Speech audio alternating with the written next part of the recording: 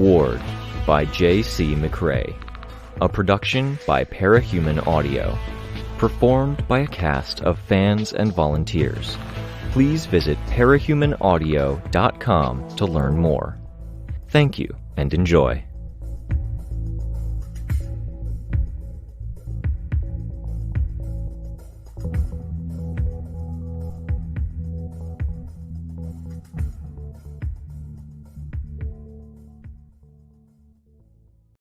Arc 9, Gleaming, Chapter 1.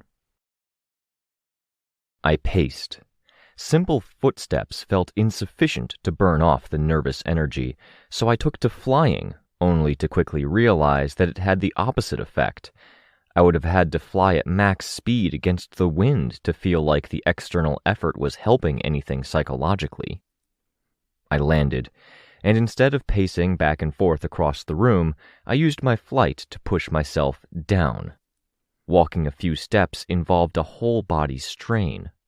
I made it 3 steps and decided to focus on just standing instead, testing myself against that tension. It took endurance to keep my knees from buckling or the trunk of my body from folding. It took concentration to not automatically snap to using my force field, which would absorb the strain with 0 effort. It helped like the pacing helped, and it was a little less conspicuous. The sound of the elevator opening was my cue to stop. I was more or less recovered and normal as Dr. Darnall emerged. Doctors left the same elevator, one pair that walked together and one alone, apparently doing their rounds.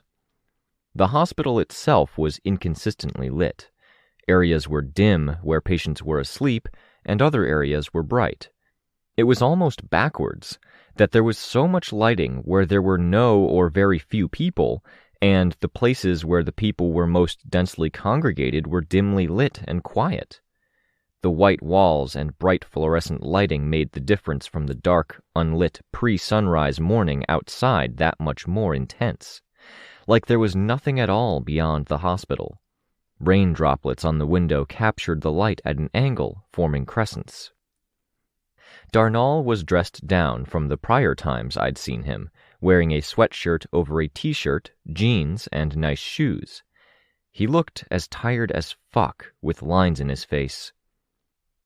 "Good morning, Victoria," he greeted me. He didn't sound tired, at least. "Thank you for coming out here. It makes things easier." "It's not a problem," I said. "Thank you for seeing me with no notice."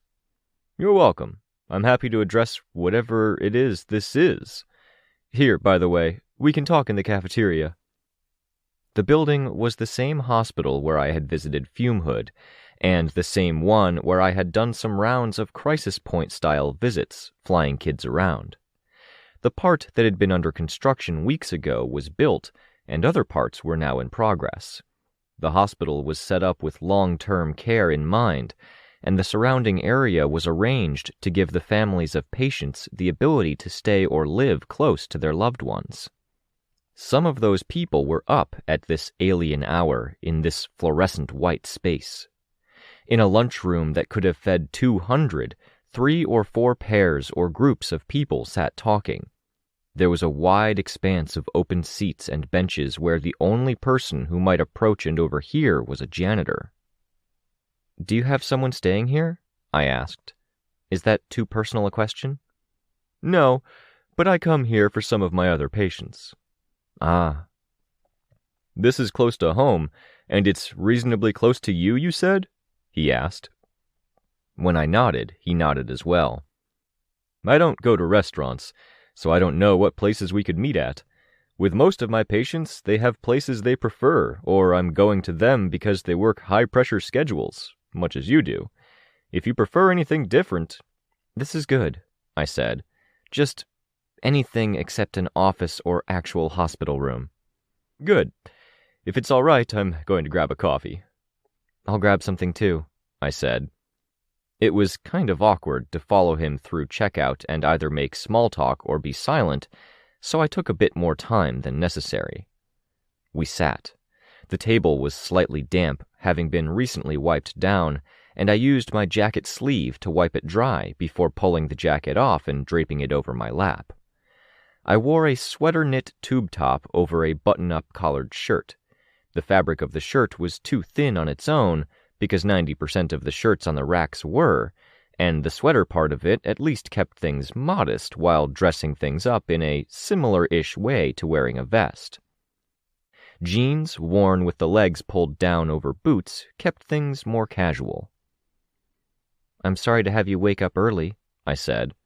"It's not too bad today. It being this dark out makes it feel later than it is. I had a year where I had 3 patients I saw at 5 in the morning because it was the only way to fit around their shifts. 6:45 is nothing compared to that. Is this an emergency or something between an emergency and a regular appointment?" I had to think on that for a second before deciding. "The second one." "I had that feeling. Is it okay if we structure this like an ordinary session?" I shrugged. "Sure." "Okay. We've met for 2 sessions now, laying groundwork," his polite way of saying we hadn't made much progress. "And as a part of that groundwork, we set out goals and tasks for the week. It hasn't been a full week, but I'm interested to hear how this is going." 2 components to the homework, tracking my mood over the course of the past few days and tracking my outbursts." "Let's start with the first. Mood?" "It's nervous right now. Over this week, I wrote it down as a morning, noon, night thing. There were days I was busy and I didn't get to it until the evening, and it was really, really hard to remember how I felt earlier that day." "Even when you thought about the events of the day?"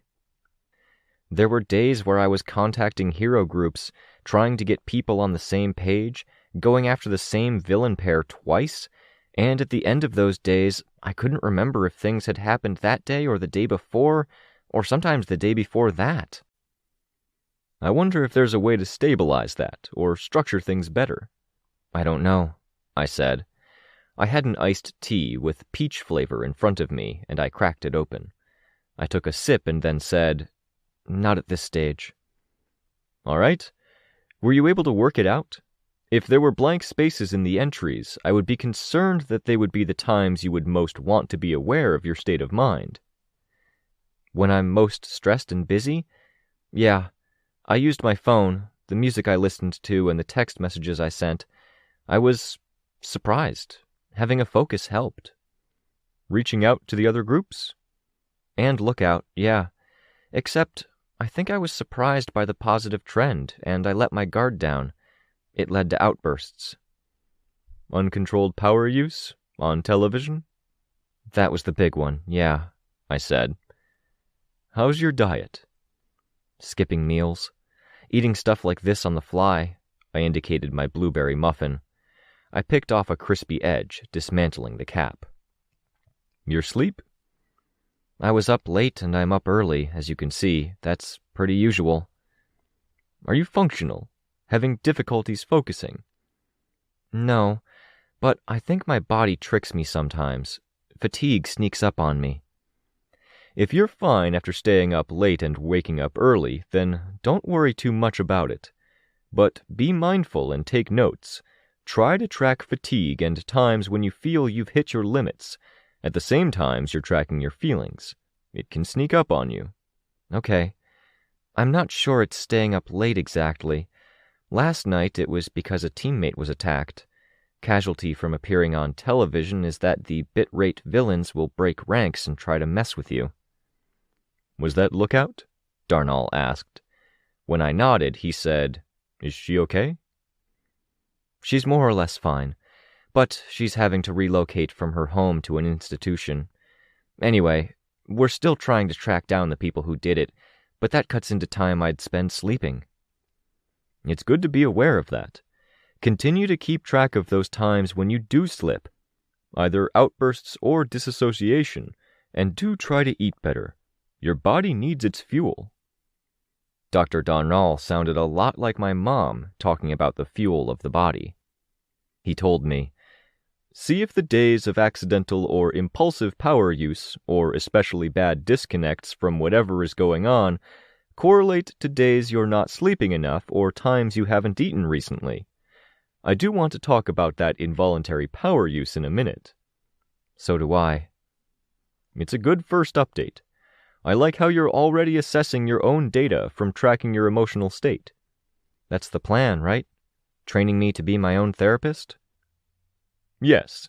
That's a good quick assessment of the homework. If you're up for it, I'd like to keep our appointment for the 1-week mark. You can keep taking notes and keeping track, and we'll focus on it more then, with some deeper discussion. Sure, no complaints. Any other questions before we move on? Thoughts from your last session? No questions, no thoughts. Okay. Then let's talk about today. Why did you call? Well, I said. I removed my jacket from my lap, moving it onto the bench beside me, just so I could shift position to something more comfortable. One of the most powerful and dangerous people on Earth wants to meet to talk. She was a villain and tyrant who took over a whole Earth. You said you were nervous. She's why? She has apparently recruited my sister, I answered him. Even just saying it, it was taking the respect I'd accumulated for this very powerful, very scary woman and tainting it. It took a big feeling and made it also one of the most negative feelings possible. Someone toxic who was gone from your life is now back. Somewhere nearby. We may end up talking, but the timing is god-awful.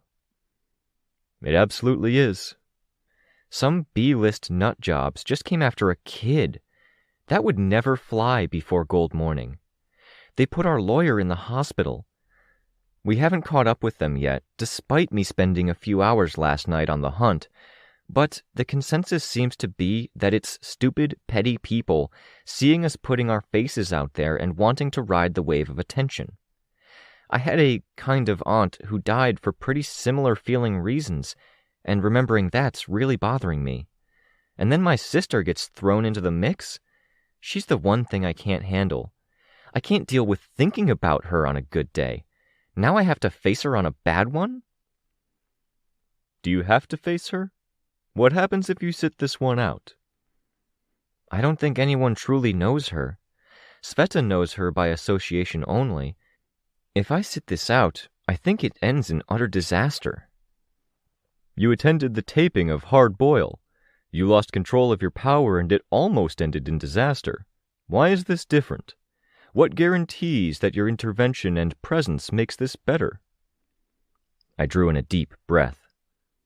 You look like you disagree. I don't blame you for taking that stance when it comes to the show.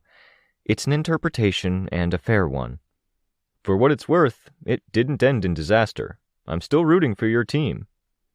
Thank you, I said. That means a lot.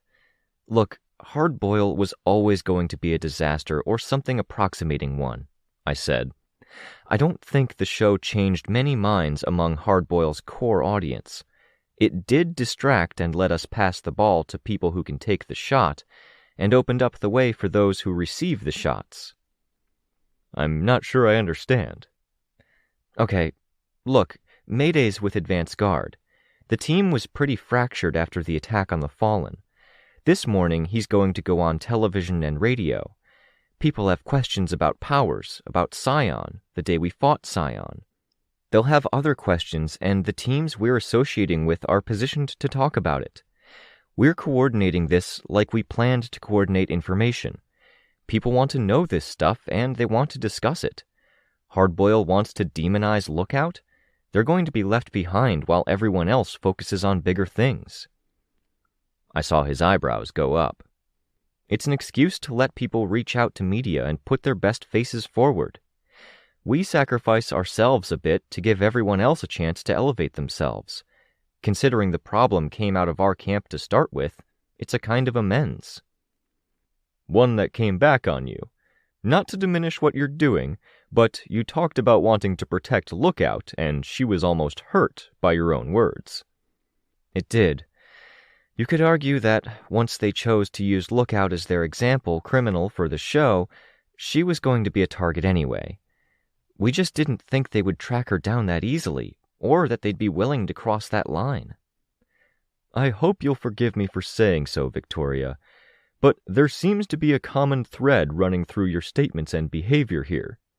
You seem to be fighting with all of your might to get control over the situations you find yourself in. You talked about wanting to get a handle on the situation with the people who attacked your teammate in her home. You're sacrificing sleep to hunt people down, and you stood up on stage and took an aggressive stance to regain the control you'd lost. Then you left to keep it. Well, I mean, obviously. Explain this to me. The Fallen, chaos and ignorance. The community center attack, short-sightedness, more chaos with civilians caught in the fray. Hollow Point, chaos and greed. The invading soldiers from Chite, secrecy and ignorance. We combat the chaos with order and the ignorance with the sharing of information. We combat greed by being selfless. No mention of your sister and this goddess? I don't really think of my sister if I can help it. Sorry, but you did ask me here to discuss her, didn't you? I hesitated, then nodded, finding it momentarily too difficult to talk. I drank some of my peach iced tea. I tried to think of my sister as an agent of chaos. Maybe way back then. Goddess? She would cause chaos as soon as she decided to make a move, but was she an embodiment of it? If I'd thought she was one, I wouldn't have been willing to consider the meeting. Dr. Wayne Darnall wasn't talking, waiting for me to finish sipping at my iced tea and round out my thought. I don't know how to deal with her, and I worry I'm not strong enough to deal with Goddess. I want help. I need whatever armor you can give me psychologically. I need tools or weapons, coping strategies, any mental tricks you have for not snapping. It doesn't work that way, Victoria. My goal and my role is to equip you with tools that you learn to use over the long term. The operative word is learn. Nothing is instantaneous. I'd known that. A part of me had hoped he could give me some tricks. Even for the placebo effect, just to give me a sense that I wasn't completely defenseless while facing down giants like my sister and her new queen. Sorry, I said, for wasting your time. It's not a waste. I don't think there are any 100% answers, but I do think we can take some baby steps in the right direction. We can talk coping strategies, coping mechanisms, but only if you understand these aren't fixes, and I'm not giving you the all clear. Please, I said. For the record, I don't think you should attend this meeting if your sister might be present. There's too little to gain and too much to lose. I'm the reason she wants the meeting. Amy's the reason that's the case. If I don't facilitate this and attend, then there is no meeting, there is no communication, and there's only chaos. I don't think the good guys come out ahead in that scenario. All for the sake of getting a handle on this? 100%, I answered him, with only a sick feeling in my gut. Then let's change the subject for a moment. I may have been misreading things as I watched the episode. Correct me if I'm wrong, but your team looked surprised when the subject was raised. My instincts were that it wasn't because of how low the hosts stooped in trying to get to you. It wasn't. You're right. Have you told them since? I shook my head. Only one of them. I can't armor you, Victoria, but I can point out a weak point you've been ignoring. Let's talk this through.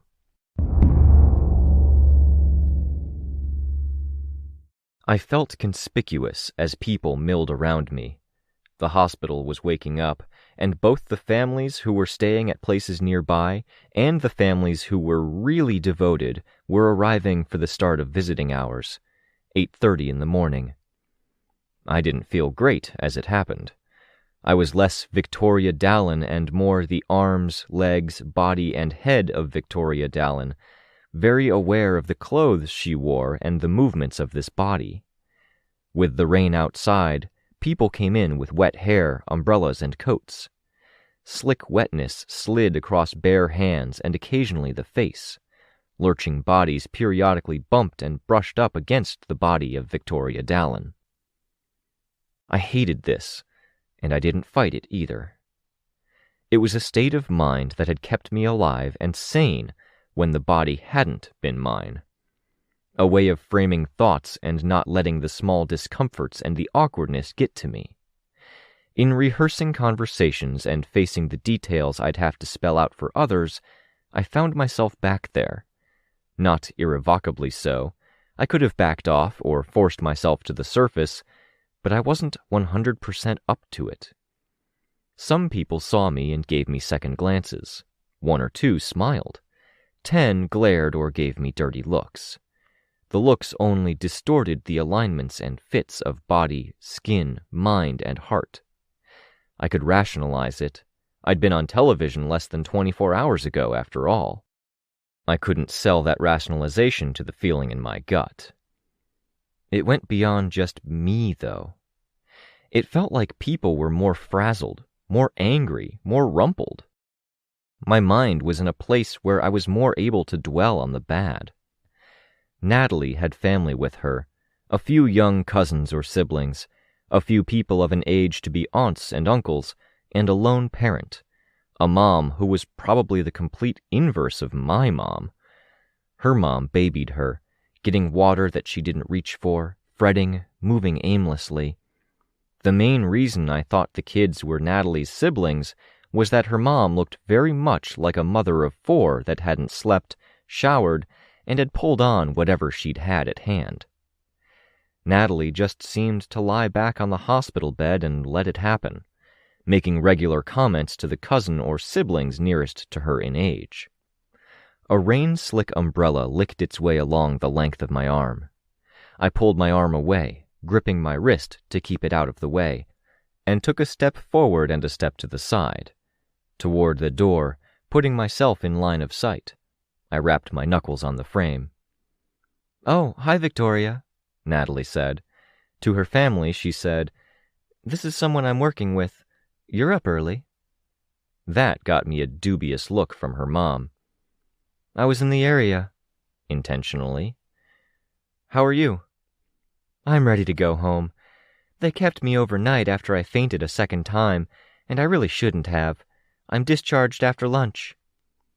"I'm still worried," her mom fretted. "I'm just really, really lame." Natalie's head lolled back to her pillow as she said it, as if she was exasperated. "You're not lame," I said. "You went above and beyond last night." "That night feels like a dream now," she said. "The pain drugs are contributing to that feeling." "I'm sorry we put you in the line of fire," I said. "That kind of thing with going after people at home, that shouldn't happen. It's unprecedented." "Don't say that," Natalie said, mock stern. "As the closest thing you have to legal counsel, you saying that is tantamount to admitting culpability. If I wanted to sue you, you'd be digging your own grave with that." "Right," I said. "This wasn't what I wanted for you," her mom cut in. "You would have been safer going into medical school." "If I worked in a hospital, I'd have belligerent, drug-seeking patients to deal with or something, and I'd be miserable. I'm working under some excellent lawyers, and my prospects are good. I'm only 3/4 miserable doing what I'm doing. If I put up with the 3/4 I don't like for a little while longer, I'll be able to move to doing things I like. And I get to do this stuff with the hero team, too. Scary moments aside, it's really neat." "The hero team is too dangerous for what you're getting." "You don't even know how much I'm getting." "I know it's too dangerous." "Thank you for coming, Victoria. You don't have to feel obligated to stay for the family squabbling. Can you keep me updated? I may drop by at 4 or 5. "You should rest," her mom protested. "I can do that," I said. "I'm glad you're on the mend." "They warned me I'd have a scar, but they said I'll probably have no permanent damage." There was no sentence the mom didn't react to, whether it was dramatic expressions, eyes widening, or posture shifts. "Can I see?" She had to adjust the hospital gown collar, pulling it down enough to show me the slash. From sternum to shoulder, and some of the arm. Only the arm had bandage taped over it. By the location, it might have nicked an artery. The rest had the stitches alone. It was even on both sides, stitches neat, skin not puckered or even that inflamed for this stage in the healing process. Looks tidy. If you want, I brought a pack of different shades of camouflage concealer over from the old Earth, and I think I have one that would match your skin tone. You're a shade lighter than me. You don't have to do that. It's only enough in each tin for 2 or 3 applications, but maybe you'd want it for an event. Minimize or downplay the scar while wearing something strapless. Thank you, she said. I don't think I'll wear anything strapless in my life, but it would be really nice to have the option. Also brought this, I said. I held up a knit blanket, still in its packaging.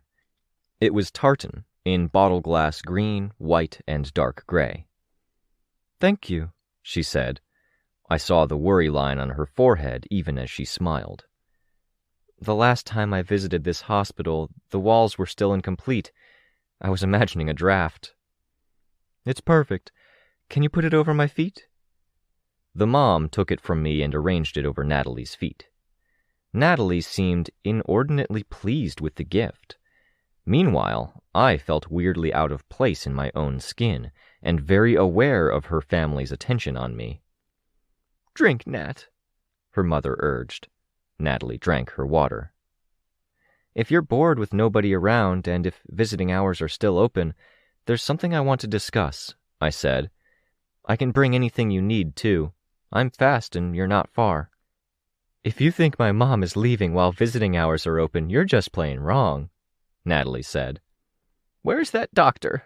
Her mom asked. Don't bother the doctor, Mom. Everything's fine. The more attention you get, the better. I'll get worse care if I'm obnoxious. I'll be the obnoxious one then if it means getting you the care you need.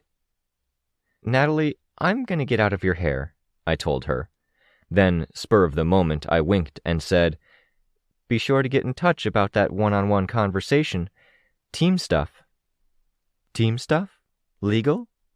Yeah, I said, but it can wait until this afternoon, I think. That was excuse enough for Natalie to shoo her mom and the mini Natalies out of the room. They weren't even paying attention to us, mostly sitting in a row of the 3 chairs in the corner talking. They went with the aunts and uncles, cousins. The mom went in a separate direction. Needed a moment to breathe? I asked. Yes, thank you. Believe me, I get it. My mom is embarrassing. I love her, but you can't tell her anything. Your mom, I know for a fact, is awesome. I drew in a breath and held back the big sigh I wanted to give. Are you okay? Natalie asked. You didn't stay up all night hunting down those losers from Kenzie's house, did you? No. We got the mooks and handed them off to the authorities, tipped off other teams. We're collapsing on them like we did with Trial and Error. If we pin them down, I might fly over and help. Are you okay, though? I did want to talk with you about something one-on-one, I told her. If you're up for it. Something legal? I shook my head. Not really, but it came up last night, and it's been pointed out to me that this stuff being kept private is kind of a weak point. Maybe if the others had known, they would have known what to say when it came up on the show. Extra heads. Extra arms, I finished. My voice was quieter with each word. That was a real thing? Natalie asked, equally quiet. I was a puddle of body parts for 2 years, and the one person who could change me back sent herself to the one place nobody was supposed to get out from. She threatened bioplagues if they didn't send her there. Bioplagues? So I heard. She said if they put her in a jail cell, she'd make bacteria that ate through whatever materials they made it out of, and disperse the bioweapons through the holes. It was stupid and short-sighted to send her to the birdcage, but she forced their hands, and now she's working with Goddess. Lips, a tongue, and a throat that didn't feel quite like my own carried on with their explanations for our unofficial 8th member of Breakthrough.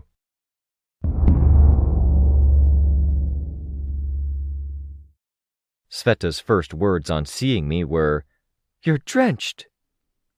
"Saw Natalie," I said, stepping inside. Most of the team was assembled in the headquarters. No, it looked like it was everyone. Chris was just napping under a table, waking up as Byron kicked the table leg. "She seems all right, all things considered." "That's so good to hear," Sveta said. Without moving from the center of the room, she snapped up a towel from a table and thrust it into my chest. I grunted at the impact. "I'm glad," Ashley said. Her projection was beside Kenzie.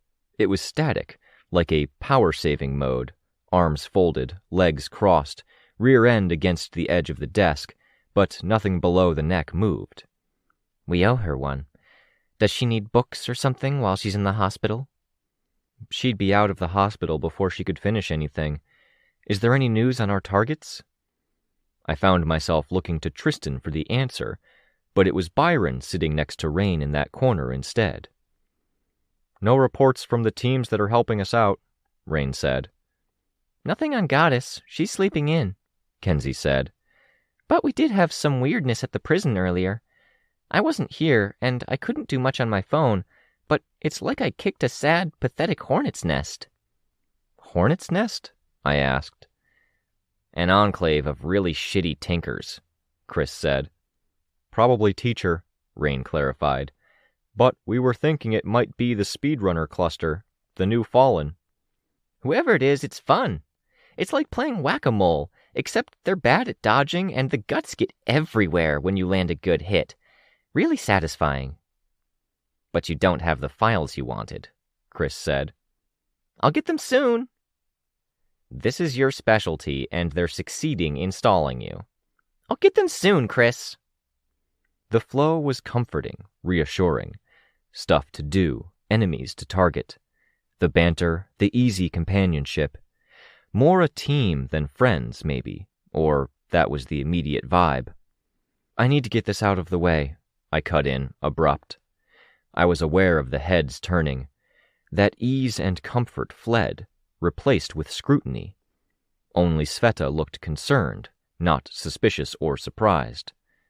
"Therapist's orders." "Is this?" Sveta asked. I nodded. "If I don't do this now, I won't get around to it. It was a problem last night. I don't want it to be a problem again. It's too glaring a weak point, and if my sister's out there, it might come up. You need to know what she's capable of." "She changed you," Chris said. So blunt, so crass. I was annoyed, and that annoyance could have made it so very easy for me to take all of the feelings that were stewing inside and lash out at him. I glanced at Sveta. "It's more than that, Chris," Sveta said. "Easier to show than tell," I said. I indicated the door. It took them time to get outside. Raincoats and umbrella. It took more time because Rain and Ashley were locked into position for whatever reason. Kenzie left last, one camera under each arm, while Byron held up one umbrella. Sveta just let the rain soak her. When they'd all found the fire escape, I was by the ground. I walked by the trash and snapped up 3 2x4s. Planks too warped for use in construction or repair, weather-worn from being left beneath the fire escape. I took to the air, holding out the 2x4s. I let the wretch out. Hands took the 2x4s from me, holding them out and ready. One creaked with the hold on it. The other twisted as 2 different hands gripped it and threatened to snap it. My hands no longer held the beams of wood while they floated near me. And as the rain came down, droplets ran down and wicked off, momentarily tracing the wretch in its entirety. The arms, the heads, the faces, the hair. A tangled flowing of nude flesh, parts repeated over and over again with me in the center of the mass. I didn't look at it, keeping my head down, my hood down where it covered most of my face. "She can do this." My voice didn't sound like me. "Change powers by changing the host's physiology. She made the Class S threat that took control of everyone, bringing them to the battlefield. That's who's going to be at the meeting today. I swiped my arm down and at an angle. The wretch threw the planks down toward the foot of the fire escape.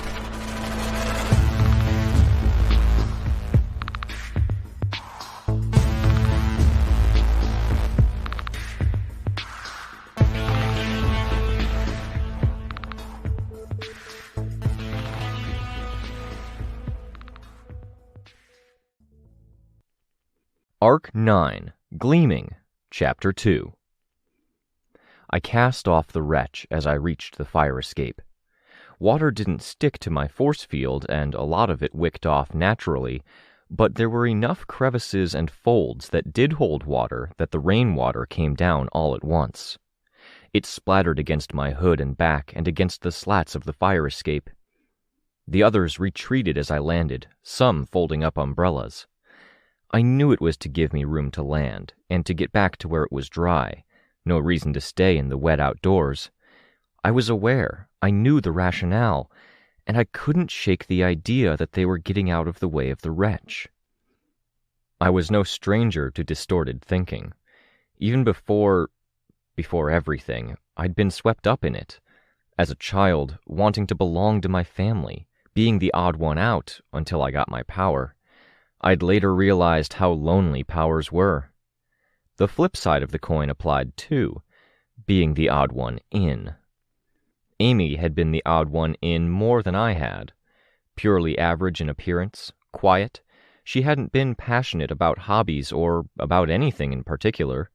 She'd liked movies from Aleph, and when she was 12, she'd break her usual reserved, quiet composure to get way too excited if she checked the change slot of a vending machine or payphone and found a quarter. And yet, when we got to high school, she was automatically included in the group of popular students. The group with Dean, who was supposed to take over his dad's company, and with the star athletes and the star athletes' boyfriends and girlfriends. I'd eventually looked beyond my bubble of thinking my sister was great because she was my sister and I fucking loved her, wondering why she was included in the group of popular students when she wasn't popular. Then I'd had to draw the eventual, inevitable conclusion and wonder if I belonged to that group. Was I just there because my parents wore costumes and had flashy powers? I'd settled in despite that. Amy had settled out, hanging out to keep me company, but not going out of her way to stick with the group.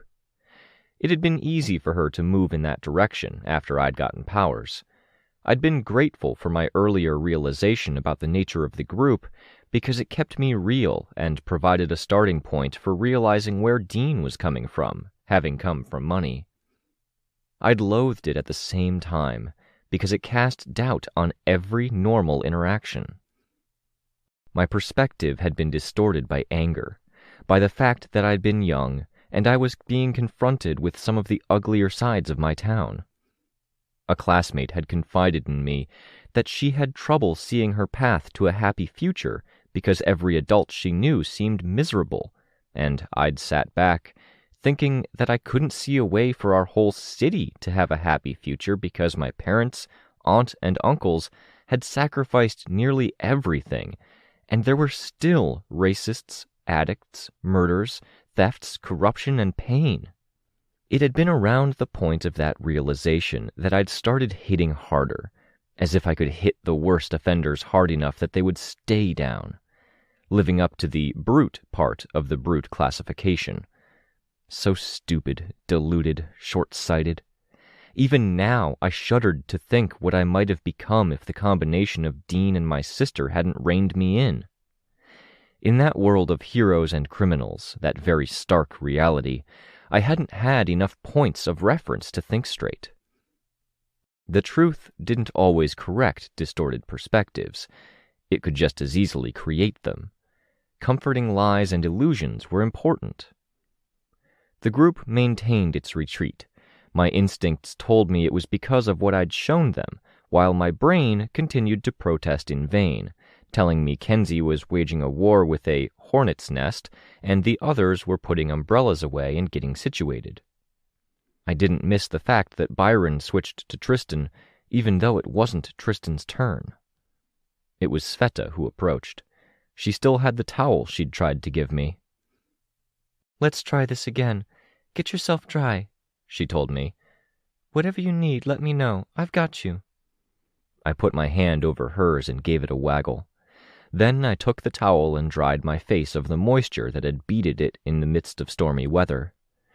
Lengths of my hair had been blown free and been soaked, and I wrapped the towel around each in turn, squeezing the fabric to leach out the moisture. I didn't look at anyone in particular, and in a way I was spared from having to, since Sveta was close. She was wet, damp, but she loved the water. I was on the third length of hair, which had wrapped around my shoulder, when I heard someone break the silence. "That shape, that's what you looked like in the hospital? Your sister changed your power?" Kenzie, wide-eyed, innocent. "How about I tell you after, Kenzie?" Sveta asked. "I know most of it, if that's okay, Victoria." "Thanks," I said. I was worried about the silence, and I decided to confront it head-on. I needed to get that out of the way. It's hard to bring up or even explain. My force field is wild. It's important that if we get into a fight, you have some sense of its reach.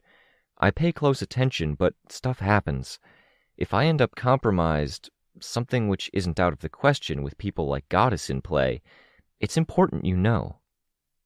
I saw some nods. Kenzie looked very serious. Tristan, too. Chris looked disinterested.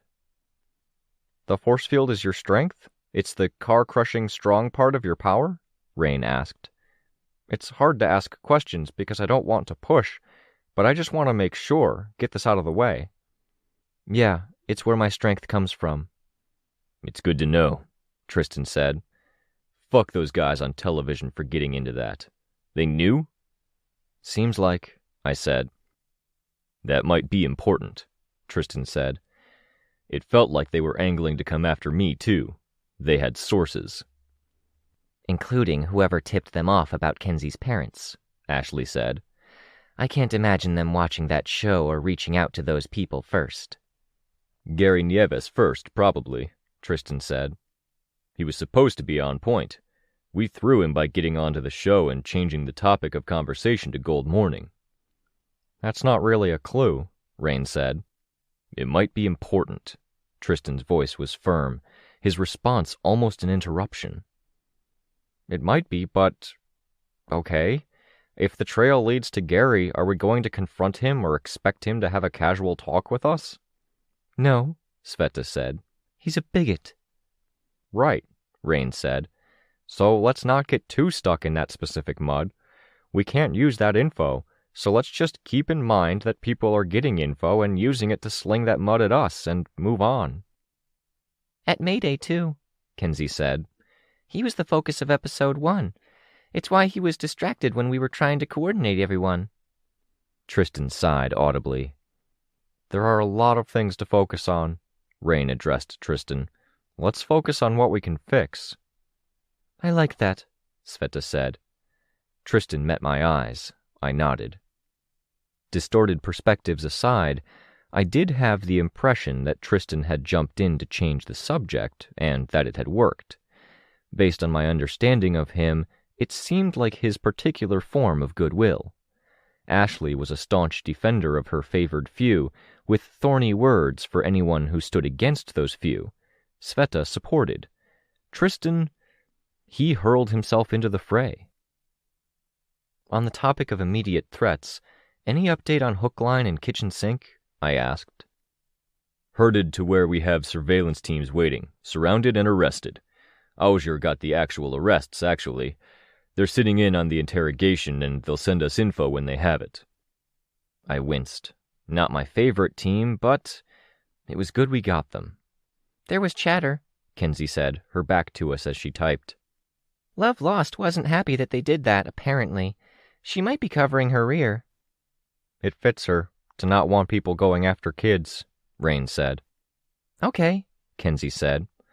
"Also, I don't know if this matters, but they noticed what we did when we went after Trial and Error, and people mentioned it in phone calls and whatever when Azure got hook and sink. Online, too, Chris added. People mentioned it in some villain subforums. They aren't doing anything about it yet. Emails are still coming in about your stunt on the show. Mostly negative. Our stunt on the show, Ashley said. Sure, Chris said. Still, randoms came after us once and they might do it again if the emails were getting her right. Tristan shook his head. Another one of those things we can't do anything about. The question is, was it worth it? The other hero teams are getting a chance to shape the discourse? I asked. Mayday put on a good show, a bit stilted, Tristan said. Some ex-wardens were also out there. Chevalier's back, Legend and Valkyrie are away doing something important. Narwhal doesn't do TV, and some of the ex-guild like Stonewall and more stern, Dark Protectorate types like Cineral aren't exactly TV types either. Weld's pretty good at it, but he's still away, Sveta said. Crystal, too. It was sobering that we had so much going on, and key figures and faces were gone, people close to us. But they're doing okay? I asked.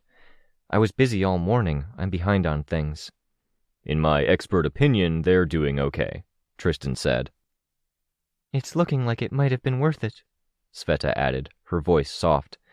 Time will tell, but for now, it looks like we're mostly on course. I really hoped that was true. About your morning, Tristan started. I caught the uncharacteristic hesitation and I heard the change in tone, more serious. Was I wrong that he was changing the topic? Were we going back to it? You decided you needed to share stuff you've been keeping in your back pocket, he said. I nodded. It's good for us to know in case it comes up in conversation. It's good if we know how we each operate on the battlefield. I'll match you. I've been stuck on something the past week. His power. My and Byron's power are in flux. What does that mean? I asked. Changing to a different creation? Nothing that extreme. Hopefully we don't go that way. It's just that right now, I'm stronger, Byron is weaker, which might be to our advantage. You're stronger? I asked. Right now, yeah. He created a swirl of orange motes.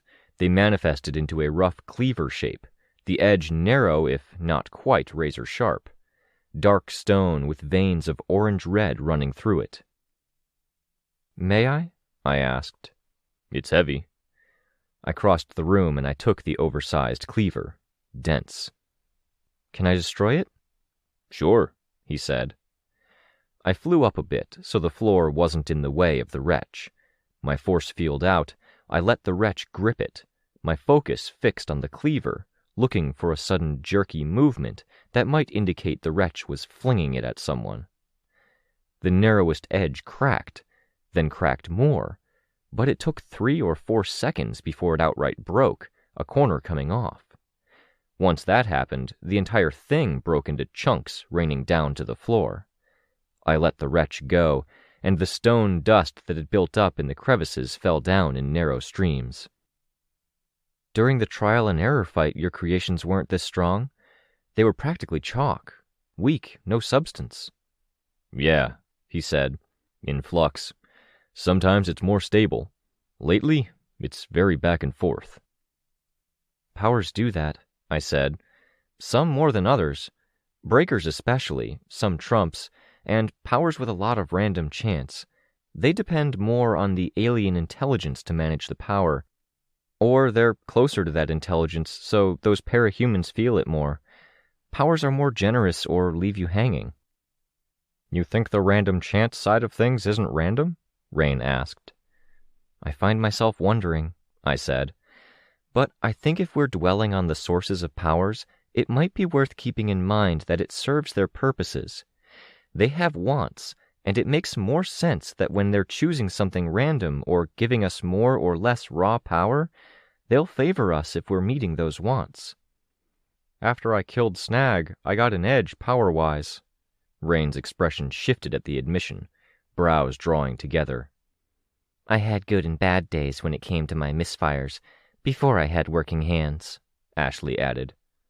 Not technically you, Chris pointed out. Me enough. Chris shrugged. Meh. I don't think this conversation is fair to some of us, for the record. Making sure everyone knows what's up with each other's powers? Tristan asked.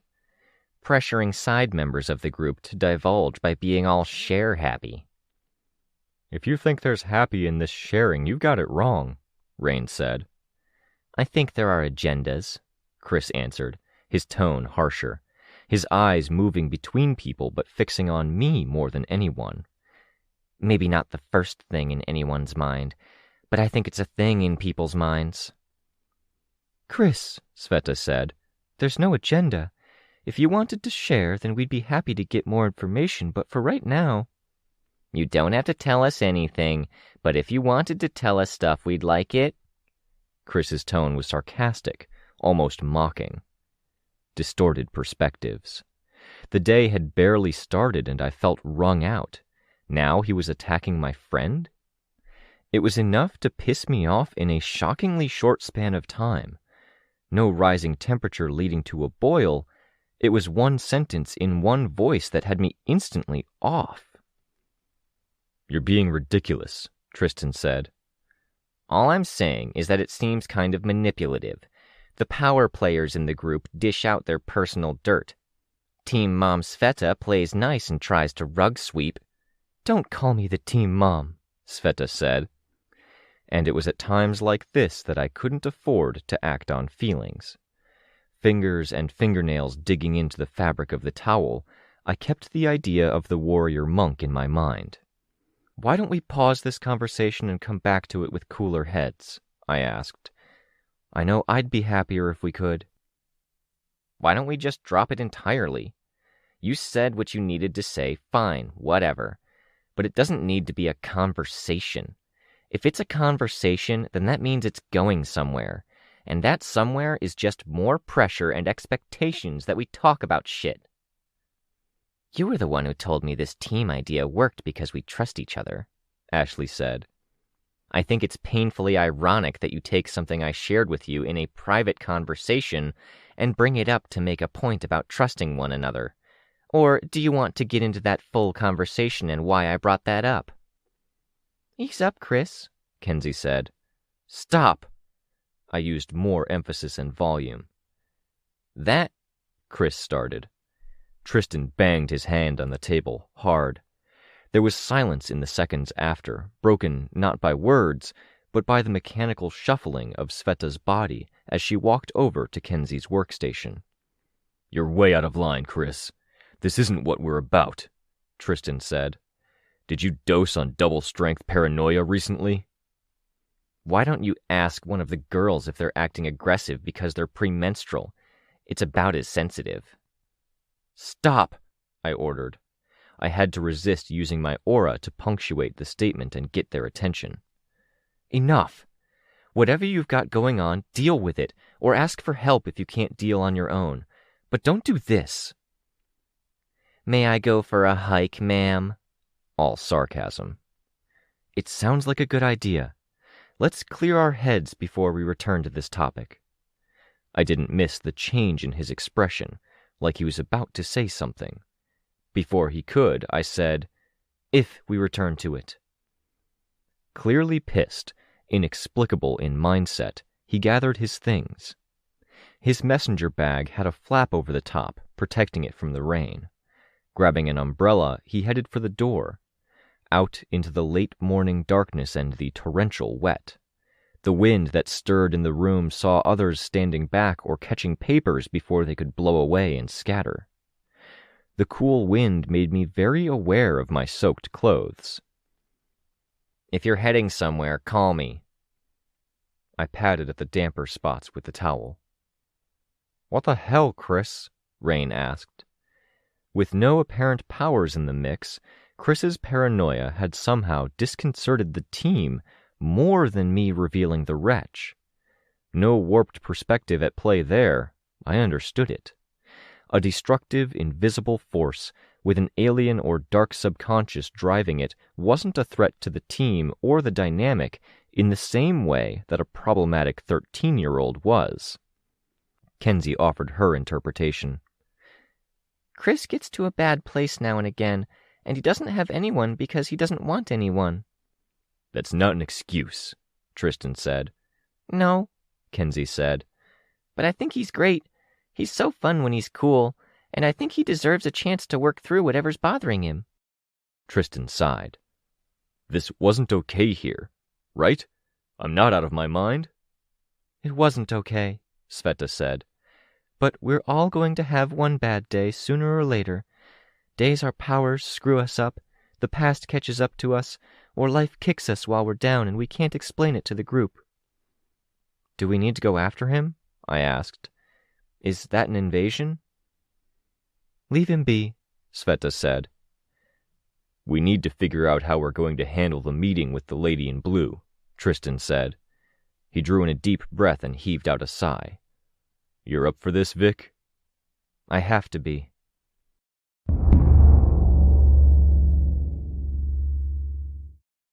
Eight out of 10 of our computers and phones were refurbished salvage. Old tech polished off with new software and new logos. The new software included an emergency alert system, each phone and computer now with a warning front and center, or a warning in the top corner, the image depicting water droplets with snowflakes embedded in them, rows of icicles in the background to fill in the white space. Because our phones and systems throughout the region were being leveraged to get the warning out there, all services were slow. The alert was obnoxiously persistent, popping up with every 1 degree change in predicted temperature. Not a good thing when we needed battle updates. The major malfunctions, Fume Hood and one other cape in their area, were responding to reports of suspicious activity near a power facility as a group. A thinker on my mom and dad's team was aware of potential riots stirring, or, more specifically, being stirred up, and the active members of that team were responding to that, ready to stave off any problems before they occurred. The patrol was out and patrolling, no training for serious events, because today was the serious event, just a bunch of painted school buses and young people in scavenged body armor trying to control the damage done. And those were just the groups and organizations I was personally managing. Tristan had his set, Sveta had hers, and Ashley had a couple of people she was emailing. It was the first truly cold weather since spring.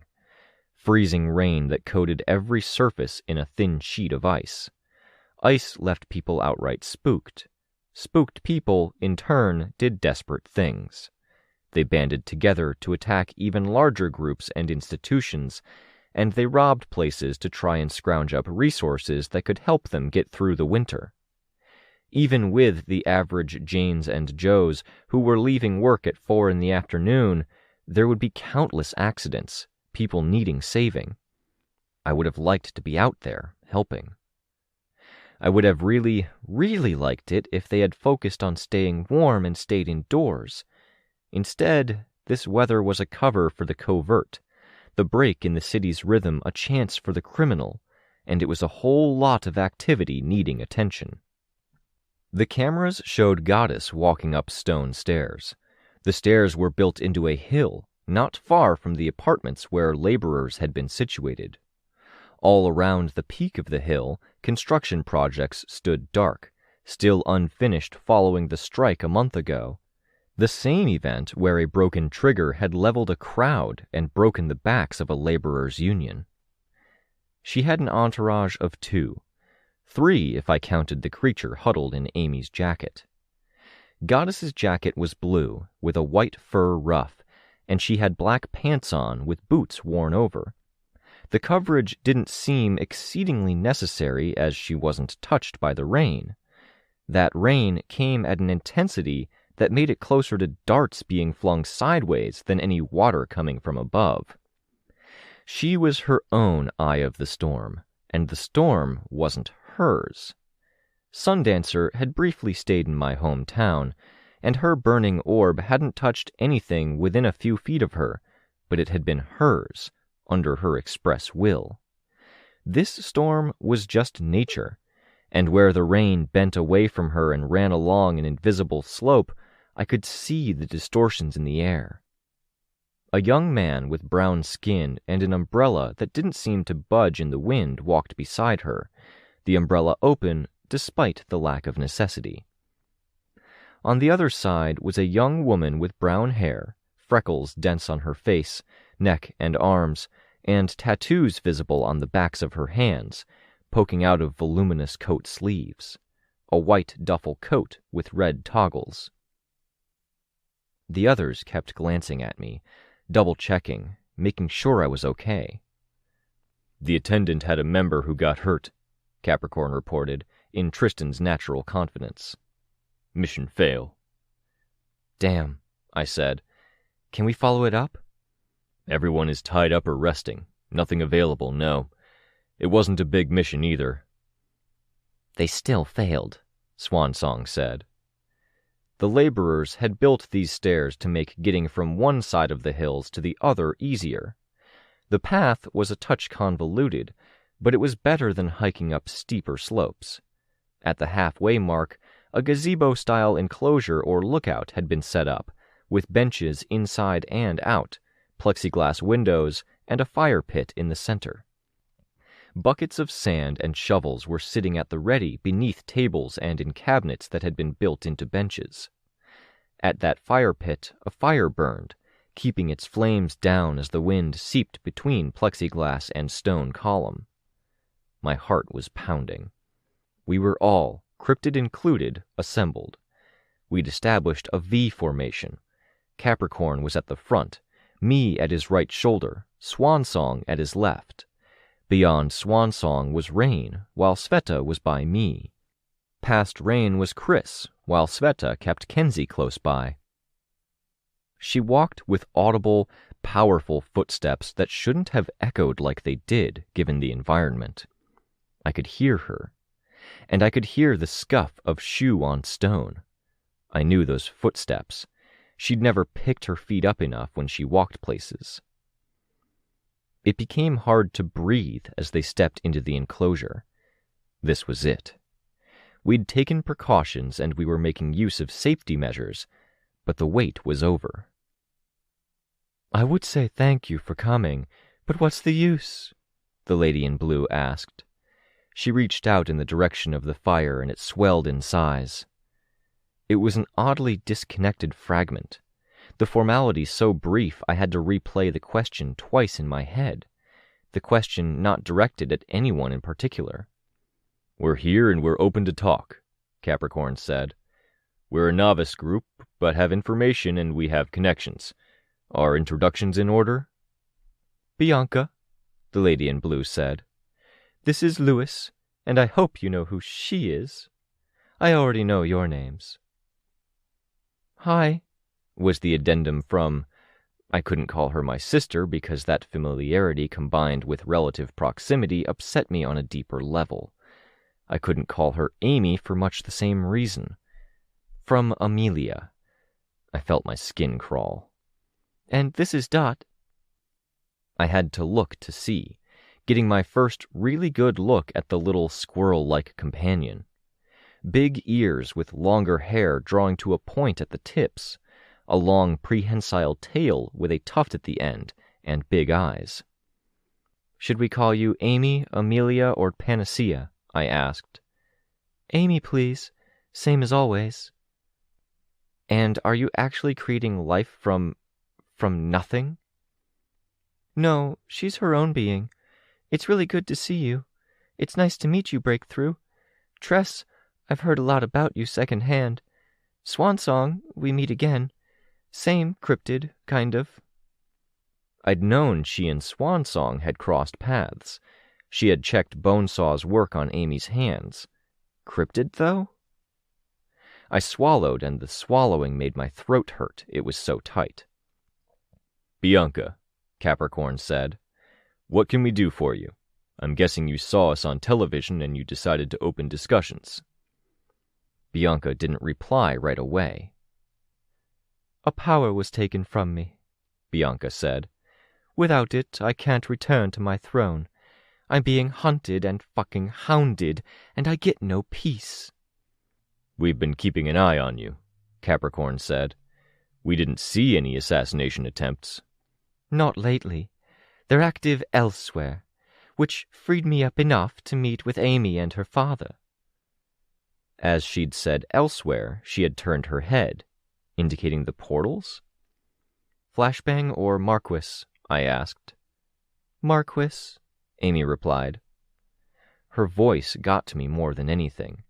Hesitant, quiet, perpetually apologetic. I don't want apologies. I just wanted to feel normal. An ally, Bianca said. I like people with their rules. Discipline. It's a good mindset to have. Including Monoceros? Swansong asked. Bianca pressed 2 fingers to her lips, kissing the knuckles halfway down. That doesn't tell me anything, Swansong said. Silence is golden, Amy translated. Gold is a loaded word. Idioms or gestures from strange earths might work better than running away with this. Gold. The tattoos on Amy's hands had traces of gold. More black, more red. If you'll help me get what I need, I'll help you with our mutual enemies, and I will reward you. Help me take power, and I have a world's worth of wealth and resources. I can make you head of a state. I can give you power and influence there. I can tell you that people in my world were very interested in deciphering powers. They helped make me what I am, unwittingly, but they were happy in the end. The, monsters who made you painted tress, that icon on your cheek. Sveta reached up, touching her cheek. I was caught between observing her and paying attention to the gestures that punctuated certain words. Monsters. Index finger curled into a hook. By that faint change in her expression, perhaps something obscene. They would deposit the monsters and the unsolvable riddles in my world. We solved most. My understanding of powers helps. Our labs help more. I could help too, Amy said. My heart sank into my ankles, plunging through and leaving cold toxicity in its wake, curling through my midsection. All our heart's desires, and we just have to bow and scrape for the rest of our lives? Swansong asked. I'll give you a heart's desire each, if you'll find this person with my power. You have the means, the knowledge, and the talent. No servitude required. I would go home and conquer it fairly again. I'd go with her, Amy said. I winced a little at the sound of her voice. I would be gone forever if you wanted, like I tried to do way back then, except I've been thinking about this a lot the last few weeks. I knew just what arguments had struck home for which people. I worried some had been tailored to specific individuals. But there was no way we could conscience handing her power or agreeing to this, when it meant potentially putting an entire Earth into servitude. We'd say no, and we'll think about it, Capricorn said. We need a bit of time to discuss. Minutes? Hours? A day? Capricorn asked. He glanced at us. At a minimum? Time is of the essence. In a day, things might be too far gone. Your Mama Mather's reign is gone. They'll find out soon. Your Veilfor is healed and gone. Warlords from your old Earth have been snatched up, and people don't yet know. Half a day, Capricorn said. Maybe. It's... Amy, Bianca said, and her voice was low. I say yes. Play fair with them. Give them their time. Agree to some of my dad's stipulation for your next term of rule. I'll come with you. Be your lieutenant. I heard a whisper. And Dot, too. It's easier and cleaner to gather my army. Let the hounds come en fucking mass. One fell stroke. I had a sense of her way of speaking now, as it belatedly clicked. Like a girl from an overly formal private school or college bucking at the confines. Spoiled and dangerous. That's not clean at all, I said, as diplomatically as I could. If we run out of time, if we let them get too much of an upper hand, It will be the opposite of clean. Ask your Amy. It's bad, Victoria. Don't, I said. Don't say my name. Don't address me. Thanks. Okay. It's bad, all right? I said. But there are options, better ones. If you attack the prison, you'll be playing right into their hands, Capricorn said. They're ready for you. It's how we ended up here in the first place. I'll recruit my assistants and I won't be attacking alone, Bianca said. Then there was a moment, and it was like she'd said a word with monumental emphasis. My heart skipped a beat. 64 miles away, we were still in the headquarters. Cameras and projectors put images of us in the gazebo-like structure, but she'd known that. She'd realized it right away and had been put off by it. 64 miles away, and she had me, without an action or a word spoken.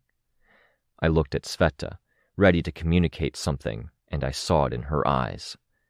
She had us. All of us. I took over a world with my power, Goddess said. Bianca, Amy said. Goddess half turned, hand raised.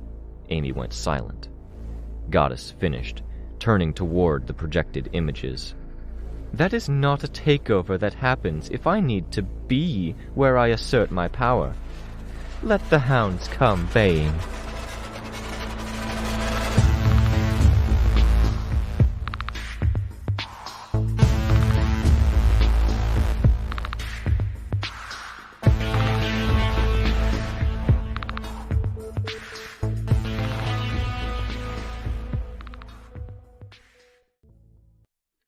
Arc 9, Gleaming, Chapter 3. Bianca, this isn't what I agreed to, Amy stated, a tightness in her voice.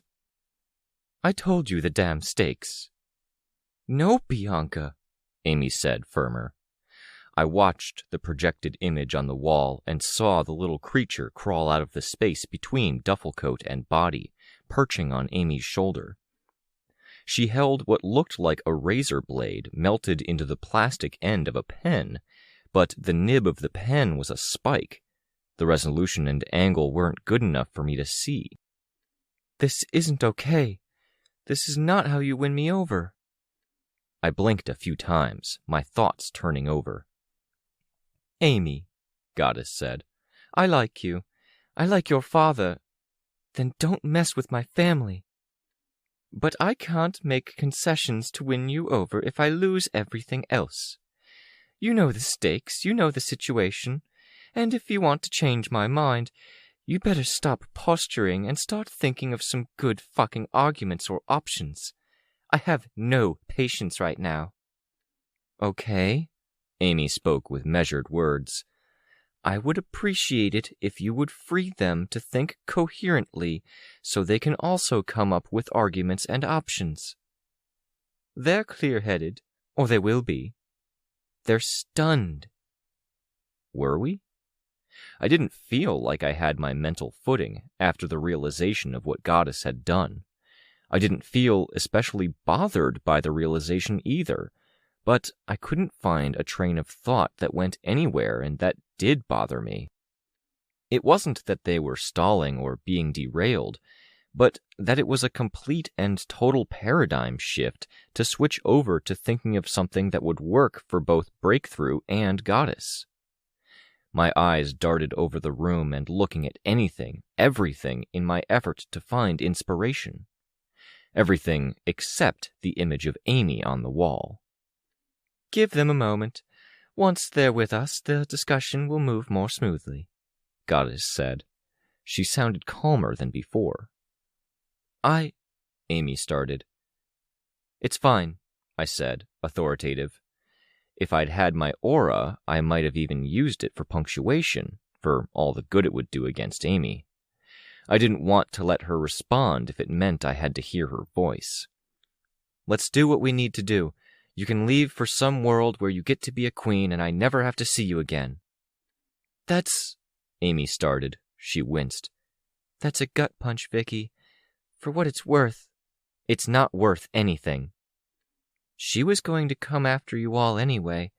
I convinced her to talk to you and your team. We talked, Goddess said. But you didn't talk enough before doing this. Please believe me, Victoria, I didn't want this. A refrain that I'd heard before that played through my nightmares. I shook my head as if that could cast off words or whatever else. Just stop, please. Stop talking. Leave. Get lost. Please. You owe me that much. I talked over her, too impatient and angry.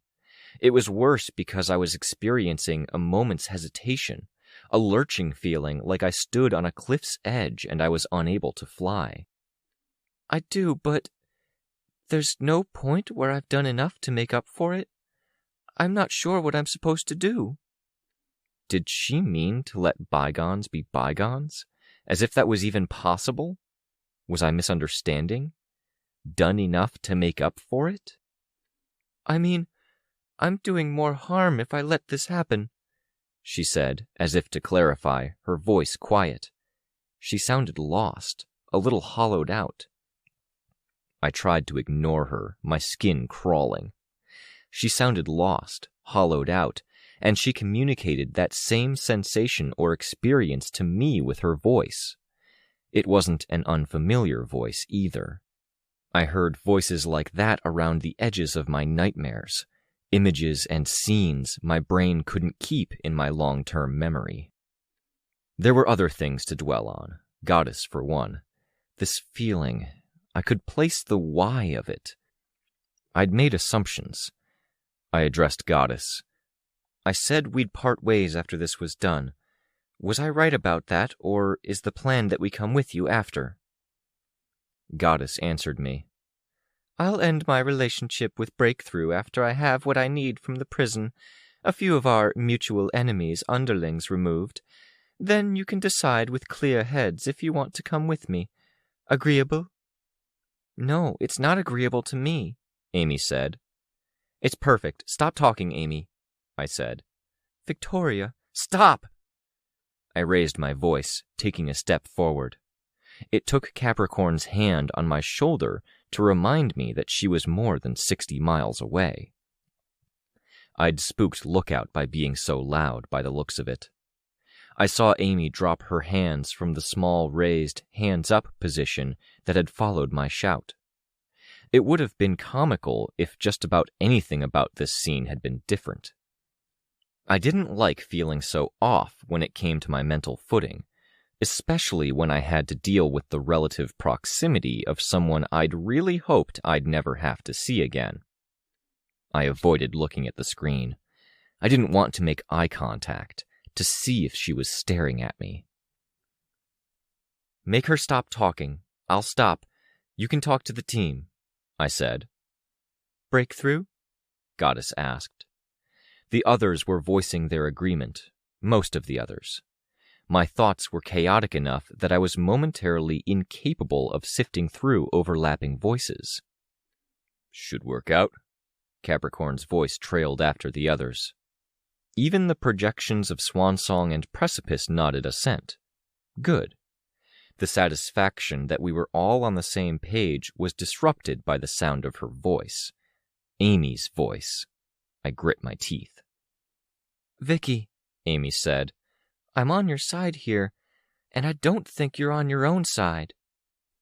Are you working against me now? Goddess asked. No, Amy said. Because I think this is a bad move. I'm helping you by saying no to this.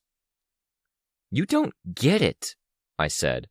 My voice went weak on get in a way that made me think it would crack. I didn't want to be weak. I wanted to be angry, so I spoke with more fervor, more harshness in my voice. The fact that you're here, that you wanted to talk to me, it shows you don't get it. You invade my thoughts every few minutes. You altered me as a person on multiple levels. Everything I do now, everything I touch, everything I eat, it's stained with you. You intruded that deeply, that thoroughly, and the very fact you think you can talk to me is screwed up. It's another intrusion, your words in my ears. Whatever you think you're doing, this isn't helping. After this is done with, I think you'd thank me. Heavy words. I was pretty sure she'd said the same thing way back then. Something in my expression seemed to communicate that. Her expression was forlorn, lost. Fuck her. She asked, "What am I supposed to do? If I let this happen, then you're never going to forgive me." I was never, ever going to forgive you in the first place, even before this meeting. I spat out the words, and the pent-up emotions found some release in those words, anger etching the sounds more and more. I was aware of my team in my peripheral vision, and my voice softened a bit. The warrior monk. What would Jessica want? I didn't have an answer, so I asked a question instead, with no anger in my voice. Only the disappointment equivalent to an entire childhood of friendship, loyalty, trust, and respect being dashed to the rocks, infusing quiet words as much as anger had infused the loud. How do you not get that? She didn't have a response to that. Her creature looked between her devastated expression and me, the projected image of me. I could ask you to, Goddess told me. Forgive her. No, Amy said as I shook my head. The standing on a ledge feeling lurched inside of me at that idea. Goddess reached out to fix a lock of brown hair that the rain had pressed down to Amy's ear. I moved my shoulders, shifting my weight on my feet. I wanted to squirm free of my skin and awareness to not be a part of this. Goddess asked, "What am I going to do with you, Amy?" I stared at Lookout's workstations, at the other monitors, the email feeds, desperate for something that would give me an excuse to not be here, a distraction or a daydream. It might be better if I handle things from here on out, Capricorn murmured in my ear. Yeah, a lot better, I murmured back. Thank you. Goddess was talking to Amy in the meantime. I didn't want to listen, but she wasn't the kind of person who was ignored. Asked you what you wanted. You said you wanted to talk to her. You wanted resolution before you left. That was part of the deal. I didn't say to force her. I winced. I heard Goddess talking to Amy, telling her, "You didn't say it, but you wanted it. Needed it even. Now you have it." There was only silence. I imagined a headshake, but I didn't want to look. A damning silence, I thought. Something about Amy's voice with an edge of desperation to it hit me to my core. Silence was better. "We'll return to that if we have time, Breakthrough," Goddess said. "Let's talk strategy." There was a moment's hesitation before Capricorn responded. "Let's. What do you need?" That hesitation was a factor, especially if the hounds were coming calling. I knew Capricorn's own thoughts were no doubt working on getting used to the new paradigm. There were wrong answers and right answers, and nothing was explicitly saying we couldn't choose the wrong answers, but why choose the wrong answer? "The last time I made a play, there was a 20-minute delay before they came. This time, my danger sense suggests something closer to 10 or 12. "Good to know," Precipice said. "What does it mean?" Capricorn asked. "When the hounds come?" "They'll come for me at first. Lesser tinkers and thinkers with guns, grenades, more tricks than sheer power. I don't get the feeling he's willing to go for outright war. Squads are led by people with enhanced coordination and special means of communication. They strike in coordination, multiple squads with perfect timing between them. I can fend them off, but not forever, not without my full complement of powers. If I use my full powers, it draws hostile attention of other sorts. Your wardens, or what's left of them, others. If I run, I have to abandon my missions. They gain ground, and they will divine who I was working on and target them." "This is Teacher?" I asked. "It is." We'd heard some of what was going on from Tattletale. To hear about Teacher having this kind of clout was a little daunting, bringing home some of Tattletale's anxieties. Forget Goddess having a small influence over us. The notion that I was both facing down Amy and sympathizing with Tattletale threatened to break my brain in half. No, this wasn't okay. The wrongness of the situation crept through my bones and belly. If I'd had to talk more or ask follow-up questions, I felt like I'd be stuck for what to say. "You had a camera person?" Goddess asked. "It came up on the television program." "Me," Lookout said. "And you've networked with other groups?" "Yes," Capricorn said. "Connect me to those groups. I want straight video feed or multiple groups gathered in one place. Internet is unreliable and phones are frequently down. What can you do in 10 minutes? "I have connections already," Lookout said, eager to please, happy to have been proactive. "Secure line, separate and distinct from what the city has. It doesn't connect directly to most of those guys, but I can leapfrog from a place very close to them. I can do it in a minute, as fast as I can dial the numbers." No hesitation curve there, I noted. "I'll come to you. Be ready." "No," Cryptid said. His voice nearly overlapped with Amy's. "Why not?" "It doesn't make sense.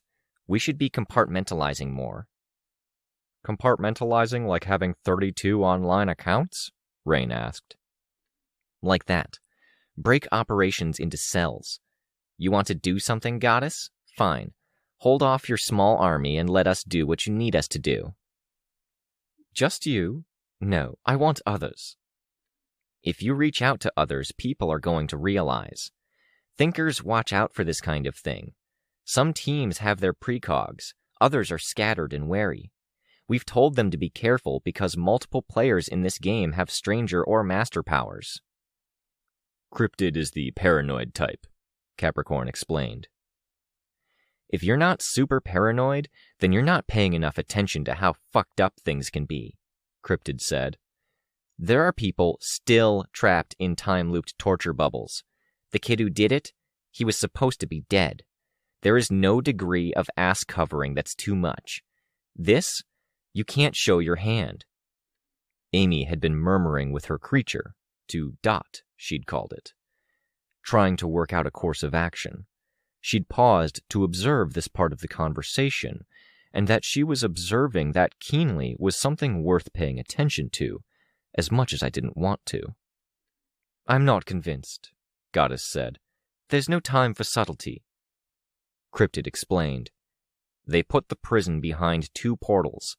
They have the means to close ways between universes. They used it to seal off Aleph entirely. That's the trap. If you go there, they abandon ship and lock you in. Or they'll just blow up the prisoners that might end up compromised." "Let's avoid that," Precipice said. "They'll try to evacuate staff. They have ways to get them out fast. But they will lock them in if they have to. If you try to take over teams and word gets out, they'll take similar measures. Blow up anyone who might be compromised. Or they'll lock off the prison, temporarily or permanently." "We could shut off communication," Lookout said. "Keep them from sending out an alert." "Sure. Except, are you sure that wouldn't set off failsafes?" "I think it might set off failsafes," Cryptid said. "Things were rushed," I said. "They can't get universities up and running. Groups are underfunded. We're just getting a working government. And you think they've built a perfect prison?" "I think the stakes are high," Cryptid replied. "Swansong probably wants to keep her legs. Precipice too, though he could probably do a prosthetic arm for a leg. And I'm betting Our Lady in Blue doesn't want the other guy to win. Screwing up would hand him that win. We can be better than that." "A good enough prison, maybe?" I asked. "Let's anticipate everything," he said. "It's hard to imagine you were being so unreasonable a few hours ago, and you're Mr. Rational now." "I was reasonable and rational all along," Cryptid retorted. To the screen, to Goddess, he said, "I'm confident I'm right here.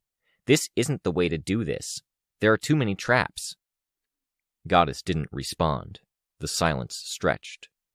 Cryptid was staring at the screen, chin up, headphones and headgear on, but masked with the projection plate that dressed up his body in weird shapes and shades. I could see his silhouette, slightly broken up, but I couldn't see much of him. Between Rain and Capricorn, Swansong was staring off into space. Was it a consequence of being on the other side of a computer screen, 2 steps removed? No, because Precipice was more or less normal. She was fighting this, treading water, the inverse of Lookout. Amy approached Goddess, and she spoke in a very low voice, inaudible. Lookout glanced over her shoulder at us, then typed something out. The audio distorted, then settled at a point it was audible. Nobody complained. I suspected because they all wanted to know. Even my desire to know outweighed how little I wanted to hear Amy talk. To do things better this time. You wanted people who weren't yes men. I'm trying to be that, but I'm not good at it. I'm not a debater. I'm not quick. Cryptid's team has information we don't, and he says no. "We can hear you," Cryptid said. Cryptid! Lookout hissed. "So don't go talking about anything private," he added. Is he trustworthy? Goddess asked Amy. "No," Cryptid said. "No, I'm not." He's reliable, Amy said. Cryptid, you'll come to me by the fastest means possible. Head to Bridgeport, the downtown crossroads. Wait 5 minutes, then head east from there. Stop at landmarks. I will find you, Goddess said. We'll compartmentalize, as you said. Individual cells. You'll come with me and coordinate. Breakthrough? Work on the prison problem. I will be in touch. Acceptable? If I'm understanding the way this works, you could tell me to level the entire city and I'd think it was acceptable, Capricorn said. There was something in his voice that made me think he was smiling beneath his helmet. It felt disconnected, weird. The storm still raged outside. There was virtually no light out there, and the lights inside seemed artificially bright. It was like we were in a box, and the world beyond wasn't real. This was just a story, a contained, ethereal scene. A nightmare in a box. No, Goddess said, approaching Capricorn's projection. She studied it. A head and face that perfectly matched our Capricorns in position and in every last detail. You're not capable. By asking if it was acceptable, I wanted to know if there was questions or concerns. You'll be in touch, Capricorn said. We'll ask then. Then we'll go. There's not much time before the assholes' mind slaves are after us, she told Amy, Dot, and Lewis. I'll be in touch, Breakthrough. Next time we meet in person. I glanced at the screen just in time to see Amy glancing back. Momentary eye contact I hadn't wanted. She flipped up the hood of the white coat with its red cross at the brow. I watched her go, her squirrel gremlin climbing up to her shoulder to wave its toothbrush razor in what might have been a wave or might have been menacing. She put a hand up to catch it, pulling it down to the front of her coat where she rummaged, presumably getting it settled there. I didn't know how to digest it all. I had fear in my chest, anger running through me, and a pit of something bleak in my gut. I felt like I could burst into tears, and I felt like I was too numb to move, let alone cry. I suspect that if we'd been there in person, I would have hit her hard enough to kill her. As part of that thought, I well and truly believed that had I hit her hard enough to kill her, I would have felt better. Cryptid dropped his costume projection, becoming Chris in the process, stretched on his way to the door, taking only a short detour to grab his bag and coat, flipping his hood up to brave the rain. You'll be okay? Sveta asked him. I have a form prepared. The door slammed behind him. Capricorn immediately began shucking off armor. Sveta backed away from the consoles, while Swansong and Precipice exchanged looks, Precipice losing his mask to become regular Rain. It was done. That was the meeting. That could have gone worse, Rain said. Yeah, Capricorn said. Like Victoria said, the effect from her isn't that bad. Tolerable, I said again.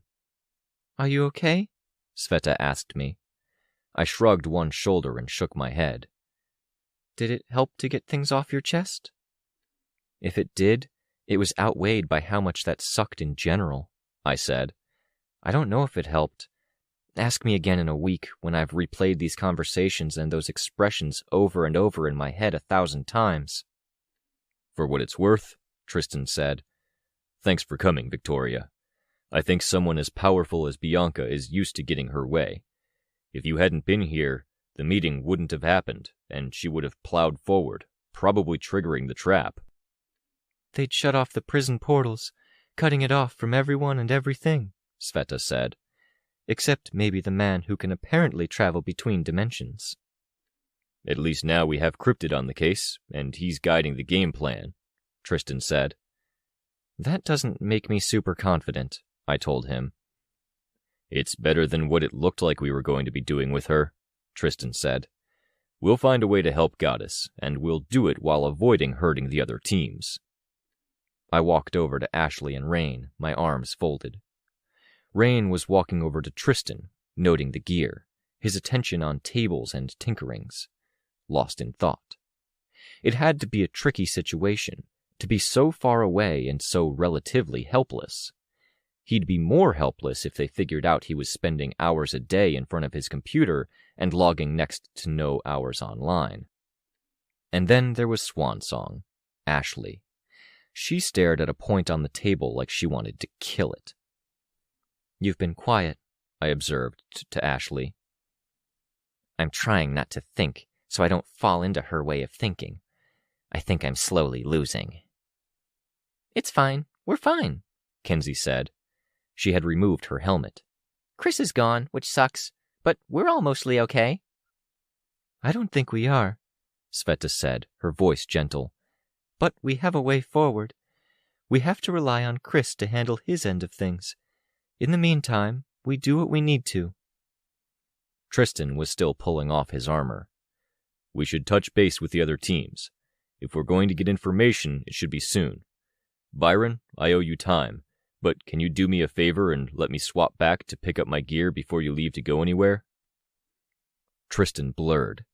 In frame and the color of the clothes he wore, he changed. The momentary blur faded. I saw Byron with his eyes wide, like the deer in the headlights.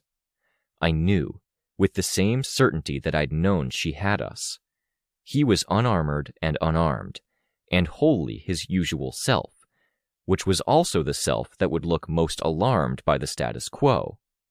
She didn't have him. Think very carefully about what you do next, I said. I've had a pretty level head when it comes to sitting in the back seat and watching someone do something awful. I'm careful, don't worry, Byron said. His movements betrayed his words. He backed up, moving toward the largest, most empty portion of the room. Byron, I said, if you make this whole thing more complicated than it is, there's a chance people get hurt. A chance Rain and Ashley get hurt, their legs blown off, or they're stuck on a prison world with no way out. There are bystanders, prison staff who could get hurt. I can sympathize with your sister in this, he said. I winced. Bad choice of words. In this, trying to deal with you when you're like this. It's not major, Sveta said. Are you telling me that in your current state of mind, you wouldn't hurt a bystander if it helped her? I paused, my thoughts working out the best possible answer, which took some doing, since it was pretty far from what I might have normally said. There's always a chance I hurt someone, Sveta said. And I lead the most selfish existence because I go through everyday life, and I do the costumed thing despite that chance. I know, Byron said, but would you willingly do it instead of your body doing it if it helped her? Sveta didn't answer. I could see her eyes move. I might, I said. Then you're not you, he said. Kenzie was in the back, staring, but she was on our side. Rain was behind Byron, but Rain was limited in what he could do. He was a ghost. Ashley too, but Ashley stepped forward, talking. That's not the way it works. When your brother said something about leveling the city, she said it wasn't something he was capable of. It has to be something you're capable of. You think you're capable? Byron asked me. I came close with Valefor, raised the stakes, and... You keep saying that. You got that from the lady in blue. You and Kenzie are the good ones, the only ones besides me who haven't killed. You can't be so casual about it. It's not being casual about that, Ashley said. It's about being serious about this. I was thinking about what we could do. She wanted the connection so she could get people, right? Lookout asked. If they see her on camera, she can take control over them. If we do that enough times, we can get an army. See that? That's terrifying, Byron said. That doesn't sound like you, Kens. It's a plan, Sveta said. The lighting in the room changed. It was Byron's motes, like fireflies that left lines drawn in the air as they traveled their lazy helixes and loops, all around Kenzie's workstations and tinkerings. No, no, no, Kenzie said. You guys broke free of Valefor. Can't you break free of this? He asked. The water-to-be floated around the computers and things like a knife held to a person's throat. Kenzie's work. I shook my head slowly. I wasn't the only one. Sveta did too, the logistics of her body obviously applying. Byron, I said, switch back with your brother. Take a backseat role while we do the high-risk stuff. I know you didn't ask for this life, and there's no reason you should be caught up in something bigger. I don't think I'm going to do that. The problem with the powers thing is that it sweeps through everything and leaves ruin and devastation, Byron told me. It does. This is a lot of really big powers in one person's hands, and she's catching you guys up in her wake. She would have caught me too if I was out and Tristan was in, like he was supposed to be. We can't let that be a thing, the devastation. I don't want that here with you guys. 2 of us aren't really here, Rain observed. Whatever we're made of, it's cracked and broken. No, Kenzie said. I don't believe that, because they're still here. They're here in the way that counts. Maybe, Byron said. But I'm not sure that's true. That woman in blue is not equipped to lead. As far as I can tell, that's a woman who was younger than I am now when she took over her planet, and nobody was strong enough to stop her. She didn't know how to lead, things work out because she keeps everyone united in fear, if they're unpowered, or united under her banner if they're powered. She's spoiled and unhinged. I can't see a good outcome from that. If I don't take a stand here, there's going to be more ruin and devastation. This whole thing needs to stop now if we're going to keep this from ruining Breakthrough, hurting the other heroes, letting Teacher or Goddess win, or letting both win while everyone else loses. There was a pause. I suspected nobody involved really wanted to pick a fight or force a move. Too messy. I'm sorry to interrupt, Kenzie said. There was nothing to interrupt, really. Your malfunction junction guys have a major update, Victoria. Please don't drench my workstation, Byron. Noted. Thank you, Kenzie, I said. My voice was empty of emotion. My expression was unflinching as I stared down Byron, one corner of my eye noting the blue motes. The stalemate continued. Ashley was stock still, watching. Sveta circled the room, flanking him. He rushed me. I held up hands to either side, telling the others not to intervene. With fear clutching my heart to alternately slow and hurry its beats, a sick weight in my stomach, and nervous energy running angry through my limbs, I caught Byron's wrist as he reached for me, pulled it down, and used flight to help step into his stride, planting one foot such that it was right behind his, the length of my leg leaning against the side of his knee, keeping him from extending his leg. It put him off balance, and he grabbed me to try and regain that balance. I didn't need to care about weight or balance. I let flight carry me off the ground, got to the point my foot could touch down, and with a push forward, drove myself into him. He tumbled to the ground, started to grab my breastplate with both hands, and ended up grabbing it by one hand because he might have stabbed himself on decorative spikes if he'd used the other hand. He tried to pull me down on top of him, and I used my flight to help arrest my fall. He was hanging off of my breastplate now. "You have to realize there's something wrong here," he grunted. Even being out of practice, after having my arm in a sling, followed by a move that saw my weights and bars packed up, and even with my injured arm not being at 100%, I was stronger than him. His build was the build of an average guy who ate and exercised an average amount, but who had also never developed his strength, because it would make him too similar to his brother, maybe. I hit his sternum with the heel of my hand. He let go and he dropped to the floor. All of the negative emotions were stronger, not better, after this exercise, and it pained me. I didn't want this to continue. I didn't want to think about the situation with Goddess and Amy. "Victoria," Sveta called out. "Above!" Water hit me perhaps half of a bathtub's worth, with no pressure beyond the fact that it dropped from 10 or so feet above me. But the weight of it and the surprise made me sag, bringing me close enough for Byron to grab. He'd had training. He was rustier than I was, but something went into him gripping my armor and the cloth of my costume, and using that leverage to hurl himself from a lying down position to a position where he was beside me, pushing me. Blue motes swirled around us. "Give me something," he said. There was desperation in his voice, like there had been desperation in Amy's. He gripped my throat, the whites of his eyes showing as he stared me in the face, and then he let go just as quickly. My skin didn't feel like my skin as his fingers slid off of it. Slick with anxiety sweat, prickled with the goosebumps of cold, even though I was hot in this outfit, in a room with too many hot lights overhead, with muggy wet weather outside. I got a grip on the shoulder of his V-neck shirt and used flight to wing around him, twisting up his shirt and putting my arm part of the way around his neck.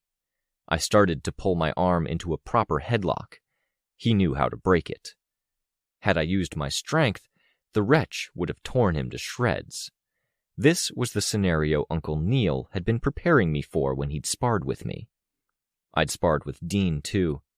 Roughhousing and real sparring both. The difference was that Byron kept trying to grab me, but Dean had been more of a striker. "What do I say to convince you?" Byron brought his leg around, hard enough to bruise my side, and tried to use the momentum of the kick to drive me closer to the ground, where he could try to grab me again. I wasn't sure what he aimed to accomplish. I knew what my goal was, though, to grab him, subdue him, and if we couldn't have him become Tristan again, we would keep him from calling the wrong people until Goddess could bring more people onto her team. Again, I tried the headlock. I let my aura burn at ember-level heat, my cold breastplate pressed against his back, the icon at the pointed top near my clavicle pressing in between his shoulder blades. As I'd used my flight to stress myself, I put weight on his shoulders, pressing him down with more than just my physical weight. His legs buckled. "Victoria," he said, his voice strangled. "You shouldn't be able to talk that easily." "Apparently, perk of water-focused power. Didn't know," he said. Each couple or trio of words heaved out with a fresh breath. I maintained the pressure. It was having some effect. I gave Sveta a look, a jerk of my head. She'd help. We'd bind him if I couldn't make him pass out. "Master Stranger," he said. "Master Stranger protocols. You have to have studied them." Master Stranger. It put me in mind of my study sessions with Dean. A second thought of Dean. It was refreshing and bright when everything else felt so dark. You've been a hero since birth. You studied this shit. You have to know this. They drilled us on it in Reach. He huffed out a laugh. You probably enjoyed it. I nodded, unable to speak, as if I was the one being choked. Follow the protocols, he said. Sveta had reached us. She had straps that had been used to bind boxes closed. Follow the protocols, he said. You're compromised. You know you just interacted with a strong master. Your team's at stake. Master Stranger protocols. It was such a subtle effect, wasn't it? I felt like I'd barely been influenced. I released him. Sveta grabbed my wrist, hard, like I was the danger all of a sudden. It's fine, I said. Trust me. I wasn't sure if it was fine. I wasn't sure I trusted this. This course of action felt wrong. It's fine, Byron said. I won't cause trouble. Sveta bit her lip. She released my wrist. I didn't feel quite as lousy as before. Less fear, less bile, less anger. A whole lot more doubt. As if Goddess and my sister both were powers so great that they had their own gravity. As Byron had said, they left chaos in their wake. Devastation if we weren't careful. The major malfunctions have something? I asked, trying to change the subject away from Byron. They moved on to another prison employee. He turned out to be shady. They're waiting for backup before they act on it. It's what we're looking for, and it's what Goddess wants. I closed my eyes for a moment. I'll go with Byron, I said. You're sure? Sveta's tone made the question a non-question, more of an accusation. I was crazy to do this. Have to be. We can't leave the kids alone with him. He is interested in helping, right? Yes, Byron said. I can manage him. Can you get the info from Ken's? I asked. She gave me a dubious look, but she went to do it. When it was the two of us again, I lowered my eyes to the ground, and with words I scarcely believed in, lit by a glow of warm feeling. That feeling emanated from a scene in the back of my mind, of me studying classifications with my boyfriend. I'd honor that memory by throwing myself into this morass of doubt, this wrong feeling, when the last thing I wanted was to feel the weight of more wrongs. You're going to have to steer me away from the wrong kinds of actions. My voice was a whisper, words in confidence to a person I didn't know well enough to have confidence in. Okay, thank you, Byron whispered back. We have to get ahead of this whole thing, fast, before Chris or the others do their things, I said.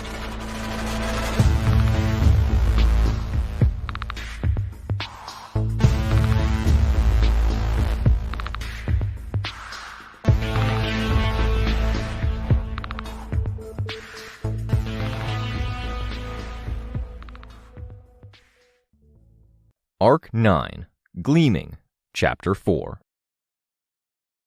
I let Byron be the one to step outside, with me following. It gave me time to think about what I was going to say to the others, and it was symbolic of my course of action here. He would lead, and I'd support. The freezing rain had already coated the fire escape. The strength of the wind this close to the breached Norwalk portal made the icicles slanted, more sideways than down. Do you want a hood or covering? We could probably cobble something up, I told Byron. I'm fine, he said, stepping down from the base of the door to the metal slats of the fire escape. The rain pelted his armor and helmet, and he didn't flinch. I saw his shoulders rise, then fall very suddenly. A deep breath. His breath fogging out from the mouth portion of his helmet. He dropped a clump of metal and chain onto the fire escape, then bent down, slipping his feet into them. Strap-on cleats? I asked. Yeah, crampons, he said. I never thought I'd have reason to use these again. It can't be because of where you lived. You were North Carolina? Reach was Maryland, Virginia, North Carolina, and South Carolina. We were Maryland originally. No, you're right, it was to work with powers. I'm surprised you didn't know what these are called, living more north. Our winters weren't too bad in Brockton Bay, and I fly, remember? Another puff of breath, like a laugh. Power-related? I asked. Yeah, he said. For a little while, I was ice. Do you know what made it change? We have ideas. If it was any of those ideas, it's not worth trying to do it again. Too costly, with a lot of bad memories. I could imagine. Murder. A team breaking up. I can relate, I suppose, I said. Maybe, yeah, he said, his head turning my way. I'd read articles about helmets and how a given shape of opening or slit for the eyes could be heroic or villainous, or evoke a certain effect. His was more open and heroic, tracing the general outline of the eye socket, just low enough at the brow to cover the eyebrows, but even though the lighting touched his armor and the rivulets of moisture that ran down it, it didn't let me see more than a faint reflection in the natural moisture of his eye. I was supposed to trust him, rather than my instincts and thought processes both. His breath fogged, very alive in contrast to the stillness of the rest of him. It's weird, having a normal conversation when there's so much screwed up stuff going on. Let's not dwell on that stuff if we don't have to. Shouldn't we? I don't think there's any good answers, and it doesn't change anything. You take point, you make the final calls. He nodded slowly. I indicated his feet. You having those is handy, but we're not exactly walking. Are you going to be okay driving in this? No idea, he said. I'm an okay driver, but I've never driven in weather like this. If you want, I can fly alongside. If there's a problem, I could do some exterior damage to the car, but maybe make it stop. You can fly in this? He asked. I winced, stepping outside, the door still open behind me. My hood was up, the icon at my forehead, and my hair was tied back. The hood was pinned to my hair at either corner of my brow. It wouldn't move naturally or flow right, but I doubted it mattered. I just wanted it to stay up when the rain was coming down. I was wearing a tight-fitting, waterproof jacket over the hooded portion of my outfit. Waterproof, and the ornamentation that helped keep my hood in place kept the one hood nestled in the other. I had better gloves, and I had tights on underneath the tight-fitting black pants. I wasn't sure I would be terrifically comfortable, even with those precautions, but we didn't have a lot of choice. Yes, we'll both do our best, I said. And I know we said we wouldn't discuss it, but, he started. He lowered his voice. I can trust you? You won't help Goddess by dealing with me? Funny, to have the idea turned back on me, when I was the one making the leap of faith. I thought about it. It seemed like I could, if he was a real threat, if I was more willing to kill. It would even make sense. You're taking about 2 seconds too long to answer that, he said. You can trust me, and I'm extending my trust to you because you're right. There are a lot of factors that could mean I'm compromised. We're both helping her because we're both dealing with the same threats. Sure, he said. I imagined he was thinking about the same thing I was. The question of what happened if I had to choose between him and Goddess in a more explicit way. Speckles of moisture were already beading on my face. My costume seemed to be keeping the worst of it off, but it made me aware of the time spent standing in the rain, making no headway. I turned toward the door, paused to think for a second, double-check my thought processes, and then leaned partway inside. Kenzie. She was at her desk, helmet off, costume on. She spun in a half-circle, putting her hands out to either side and behind her to catch the desk and stop. Yes? Don't do anything. I know. You guys already decided we shouldn't. Really, don't. Talk to us first if you're considering anything. I won't. We're good.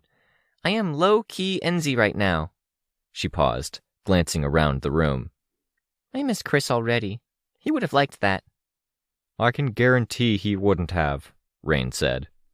He likes snarking because it makes him feel clever, so if I set him up so he can knock him down, he gets to feel good, and I don't mind because it's just me being a dork. I'm not sure about that, but okay, Rain said. Kenzie turned my way. I stared at her, and I saw a slight smile on her face, uncertainty. Don't take any actions, approach anyone, or give Goddess a line of communication to other teams until you've talked to us. We're going to be super close to the front, dealing with sensitive matters. The wrong action at the wrong time could make our enemies unpredictable or change up the dynamic. I'd been trying to think of a convincing reason for her to stay put and stay away since before holding the door for Byron to step outside. This was the best I could manage. There was a pause. Fine, Kenzie said, like she was finally conceding the point in a long argument. I'll watch her, Sveta said. I glanced at Ashley, who was still being quiet, lost in concentration. Victoria, Sveta spoke up in a sudden way that suggested she'd had to push herself to say it. Is Byron close enough to hear? I turned my head. He headed down to the car to warm it up. Byron was supposed to give Tristan control. What's going on? This was hard. Hard like convincing myself to walk into traffic blindfolded. I didn't have a ready answer. I don't like teammates fighting, she said. And I don't trust Byron like this. I normally like Byron, but I agree with Sveta, Rain said. I tried to give an answer. If we have them swapping back and forth, they're going to fight each other or Tristan's going to keep control, and we'll pay for that in spades later. So you're choosing Byron? Taking sides is also the kind of thing we pay for, Sveta said. I know, but honestly, Byron's more powerful in this situation. His power is weaker right now, Rain said. It might not have as much density or water pressure or whatever it is that's different, but it's water. It's sprays of water when it's as cold as tits outside. I can beat him in a fight, I just proved that. I don't think the water pressure that he has right now would go through my force field. Trust me on this? Earlier, he asked if you'd been willing to kill someone, Ashley said. All eyes turned to her. You said yes.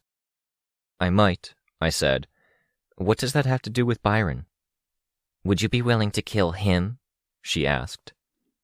I was aware of everyone's gaze. I was aware of every inch of me, of my already damp costume, and the sudden realization that, when I'd said yes, it might have been Amy that was my exception. Valefor.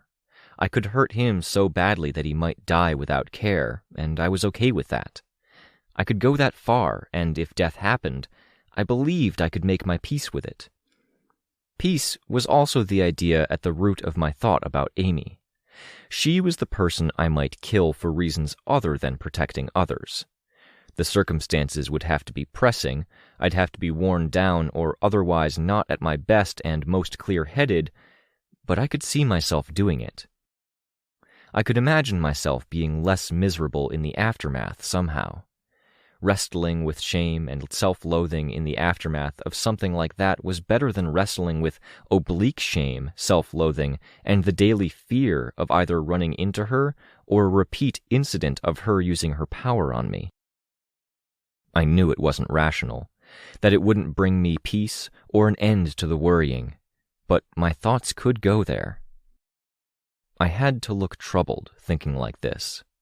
I looked at the others and I finally gave my response, a nod. If I spoke, I felt like it would sound like a lie. Good luck if it comes to that. I really hope it doesn't. Thanks, Kens. Me too. Be safe, Sveta said. I closed the door. When I turned around, Byron was still there. He wasn't down at the car. It had been important that he hear. Shit, that's scary, he said. his voice so quiet that the drum of rain on every surface nearly drowned him out. "Let's go. Try not to make too much noise on the stairs," I said. He nodded. I ended up giving him a hand, floating on the far side of the railing, my hand on his upper arm as he made his way down. Doubts crept over me. I couldn't kill him. I wasn't sure I had that in me. That had been a lie. I knew I could maim him, though, break him enough that it would take him a long time to heal, and that gave my troubled thoughts some peace, until I remembered I was supposed to be viewing my own thoughts through a lens, that this wasn't a good thing. He started up the car while I floated above, the wretch out and shielding me from the freezing rain and the wind. I knew the rain was tracing its outline, but the alternative would be intolerable. Travel advisories had been out regarding the rain. Too many cars lacked the tires for dealing with weather like this, with supply being short, and there weren't any trucks to salt the ice, no work trucks clearing the roads. If last year was any indicator, the paralysis of winter would affect most people more than the lack of food supplies. Tristan or Byron had at least looked after their tires. Once he found his course, fishtailing a bit as he turned one corner, correcting for the swerve, it seemed we were good to go. Master Stranger Protocols. PRT and the organization under its umbrella had it in handbooks, and it was one of the things people got quizzed on. Some of the largest departments had scenarios and surprise drills. Thinking about the paperwork helped. Black text on white, strict rules to be followed. With a strong master stranger of this type, we were supposed to implement eyes-on protocols. Once someone left our sight, they were to be assumed to be compromised. Didn't matter, it didn't apply here, until Byron started talking to people and tried to get them on his side against Goddess. Flying through the dark with the wretch active and the rain coming down had my heart pounding. When the streetlights illuminated the raindrops, the wretch was made briefly visible, the direction they were facing made ambiguous by the fact that only the surface was being seen, hands reaching, faces neutral. Black text on white, I thought, turning my attention away from the images in my peripheral vision and toward the car. Byron was doing fine, but the roads were clear of vehicles. What had I been thinking about? I had to remind myself. The eyes-on protocol shouldn't matter in this case. What did matter was the system for when people were compromised. Being rushed, agitated, or otherwise reckless when everything was fucked up was a good way to make mistakes, so the first step was to get to a position where decisions could be made with care and deliberation. Not so much different from my warrior-monk approach. Chain of command automatically passed down the chain as though people were dead or out of action. If discussions of the chain of command took more than a set amount of time, or if the affected individuals couldn't be trusted or detained, it meant a mission abort to a safe location with self-isolation once there. A good team with the right organization would see the leader step down the moment he might be compromised, the next person taking up the mantle. The wind was more intense as we got closer to the Norwalk portal breach.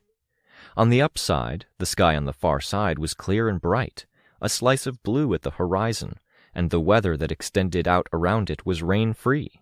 The precipitation wasn't as bad here. Light blue. It was the late afternoon, I had to remind myself. Waking up early and the sky being so overcast it was black was throwing me. I heard a rev. Byron picked up speed as he reached road that wasn't icy. "Careful," I murmured. The mere mention of the protocols and this course of action was supposed to be cause for a leader to quickly step down. If their second in command was the one to raise the issue, the third in command took over to prevent the protocol from being weaponized by the compromised. A really good team would default to the core approach for whatever the threat was.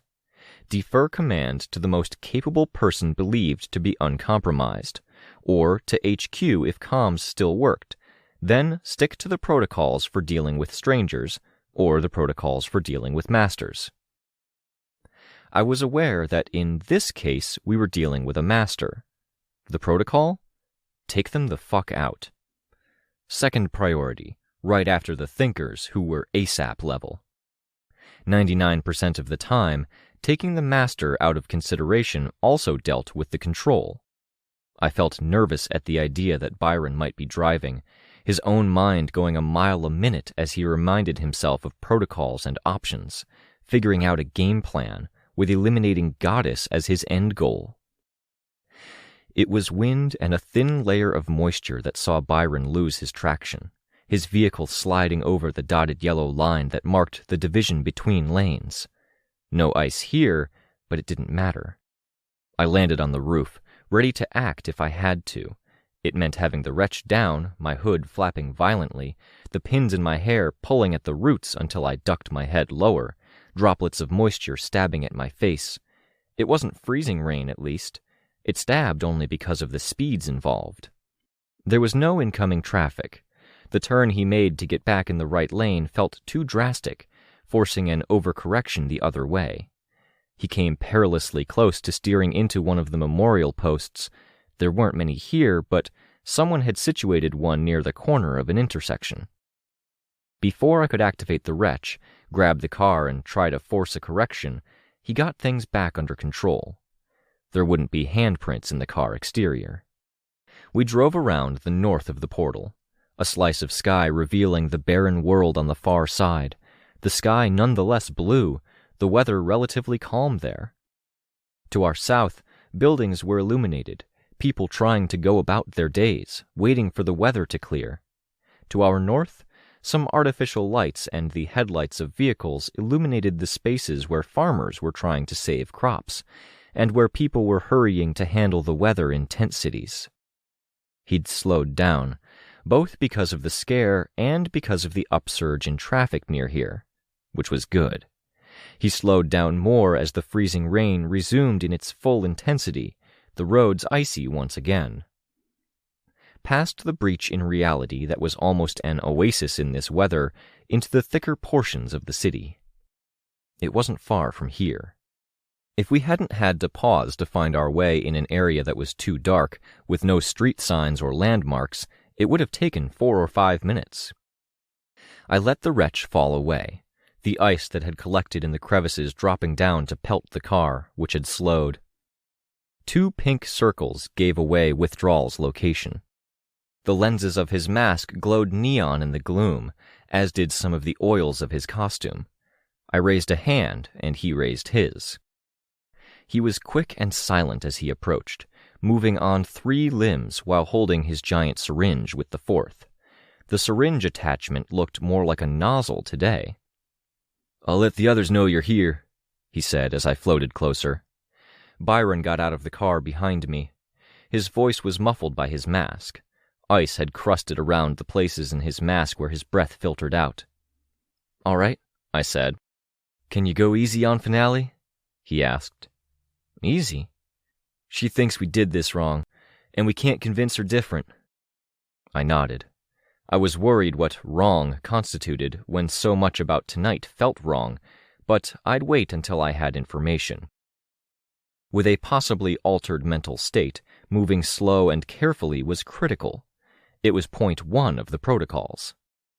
Well, point 1 would have been to not attend, but sitting out was really not my thing.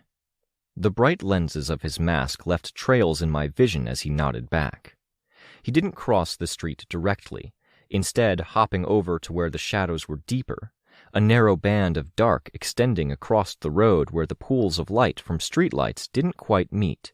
He crossed that band, barely visible. If he was being stealthier, I would be too. I dropped to the ground, stepping close to the car. "What do I need to know about these guys?" Byron asked. "I know the basics." Inexperienced but eager. That was Withdrawal, the tinker. Caryatid is their not-so-mobile breaker. Finale is a blaster that lacks confidence. Lots of potential across the team, but they never broke ground. This is one of their first outings. Too small a team to be on most people's radars. Byron nodded. "Not Goddess's radar, then?" "Shouldn't be." He nodded. Across the street, in the copse of old trees that were bounded in on four sides by the suburb-like neighborhood, a slice of nature that had been preserved as everything else was cleared away and a prefab neighborhood was dropped down, bubblegum pink lenses appeared out of the darkness. I saw the syringe appear in a similar way, the fluid going from dark to pink, bubbling visibly, until it was as neon pink as anything else. He moved it like a baton, waving us over. I took a course that used the same shadows Withdrawal had. Byron followed after me. They were gathered in the trees, out of sight of the rest of the neighborhood. Finale wore a blue poncho over her costume. Caryatid wore something similar, but it was black and more voluminous. Her arms were folded in the midst of it, so the bright yellow and orange of the sleeves were hidden. Withdrawal had gone completely dark. I saw him set his syringe down and lean against a tree. With his elongated limbs, the stilt-like legs, he looked very tall as he peered down at us, his head difficult to see in the branches of a mature tree. Caryatid was positioned where she could stand with her back to a tree, looking over one shoulder in the direction of a quaint house. It was the prefab sort of home, a little more boxy than what would have passed for usual back on Bet, too similar to other houses on the block, but it was still nice enough. "I'm sorry we didn't listen," Finale said. "Did something happen?" I asked. "No," Caryatid said. "We did stuff in the wrong order," Finale said. "We didn't. The order didn't matter," Withdrawal said. "But the names had numbers by them." "Can I explain?" "They'll tell us if it was wrong," Withdrawal said. His tone was patient, the rest of him exasperated. "Yeah, sure," Finale said, an accent creeping into her voice, a truncated yeah. She sounded defeated. "We were tracking target number 1, staff medical. He met with a coworker halfway through the workday. That coworker was also on our list, staff medical number 2. She had shopping bags in her very nice car, and she paid for the lunch." "She had nice clothes," Caryatid said. Her breaker form was stirring around her legs. Partially, but not completely entered into. Slowly it crept up her legs. She didn't have to make it slow, I knew. A way of staying warm? "Yeah," Withdrawal said. "We switched to following her, because whatever she's doing, it seemed off." "Sounds right," I said. "Something came up?" "You know when they have an officer do regular checkups, making you part of their patrol because they're all concerned like?" Withdrawal asked. "Yeah," I said. "There are people doing that for her. We don't think they're officers." "What do they look like?" Byron asked. "This is Capricorn, by the way," I said. "Hi, Capricorn. Saw you on TV the other night," Withdrawal replied. They were driving average-looking cars, but they'd slow down as they drove by, attention on the house. "What makes you sure they're not after her?" Byron asked. "One got out of their car," Withdrawal said. "They talked, guy on the sidewalk, woman standing on her front stairs, friendly-like." "What did they look like?" I asked. "Normal," Withdrawal said. "Regular clothes, jackets. Cars were mostly the same, beaters from Bet or garbage from Gimmel. They dressed normal, but normal doesn't circle the same block 5 or 6 times, driving real slow as they pass a house." "This is good," Byron said. "Exactly the kind of thing we were hoping to get with the surveillance." "Agreed," I added. "Really?" Finale asked. "Really," I said, with conviction and extra emphasis. "Finale was the one who saw the shopping bags," Withdrawal said. "Got us thinking about what was up with this woman." "Fantastic," I said, meeting Finale's eyes. Even in the gloom, everything already dark, made darker by the trees around us, I could see Finale smile. "What do we do?" Withdrawal asked. I wanted to respond. I glanced at Capricorn instead. If I was compromised, it was his voice that mattered. "We call for help," he said. "This is bigger than us." "One of the major teams?" I asked. "We're not sure what's going on with them," he said. "Protocols." But I think it's reasonable to assume that the most major team is clear. If they're available, I said. Major? Finale asked. Wardens, I stated. I saw her eyes go wider. For her benefit, I added, Dragon, Defiant, Narwhal, Chevalier. Most are away, Byron said. Give me a second. He pulled out his phone. How was your stakeout? I murmured, while Byron stepped a bit away, plugging a jack into his phone. Cold, wet, strangely exciting for there being so little happening for hours. We kept each other company, Withdrawal said. Listened to music when we weren't watching out. Withdrawal has recordings of a really funny radio musical, Finale said, suddenly effuse, just over the mention of this thing she'd enjoyed. I smiled a bit seeing it. Caryatid, meanwhile, was almost one with the trees. She looked out in the direction of the house, but her face was one of butterfly wings overlapping, unfolding, flapping. Antares, Byron said. Look. I looked. It was his phone. Red triangles cascaded down the screen, each with an old-fashioned phone in the center. Network down, no service, no tower available. I checked my own phone. Following my cue, the others checked theirs. Caryatid dropped out of her breaker form, the butterfly-winged face slipping back to reveal her normal one. I saw her expression change. They're on the phone. Who? All of them. I had to step closer to a tree to look. At the end of the driveway, a man that wore a heavy raincoat was talking on the phone. They know. They had safeguards in place. I spoke my realization aloud. They're onto us. Onto us meant that cars were already approaching. One stopped in front of the house. People got out, and they wore a hodgepodge assortment of gear over white, simple masks on their faces. Teachers' thralls. More cars were arriving. They had to have been parked in nearby driveways or a side road. They kept stopping and getting out. Their lack of parking jobs meant not solely to hold them back, but to obstruct traffic. Obstruct emergency services. There were people in one car who were working as a team to get something big from one of the trunks. When the group moved, this long case in their possession, they did it with at least 12 people protecting the case. The destination? The same house the woman from the prison clinic lived in. I'll try to help, Withdrawal said. A spray of laser shots flew through the trees. Trunks splintered, and whole sheaths of brittle mark were cast off, sent flipping through the air. I could see the alarm on the malfunction's faces. They keep adding more, Finale said. I can't do anything if they just endlessly add more. We're okay, I said. Run if you need to. They should let you. They don't want the casualties it could involve. More laser shots now. More damaged trees. What a shame. Goddess had outlined a way that her enemies would pin her and defeat her. Coordinated groups, seemingly endless numbers, a sharp offense coordinated by thinkers.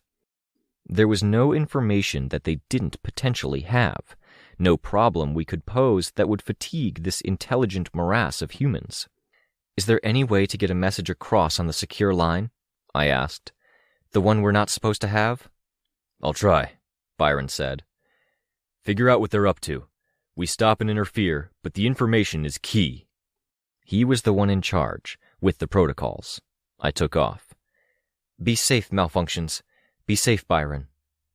The enemy numbers kept increasing. Against thinkers, take them out ASAP. Distract, stress, befuddle.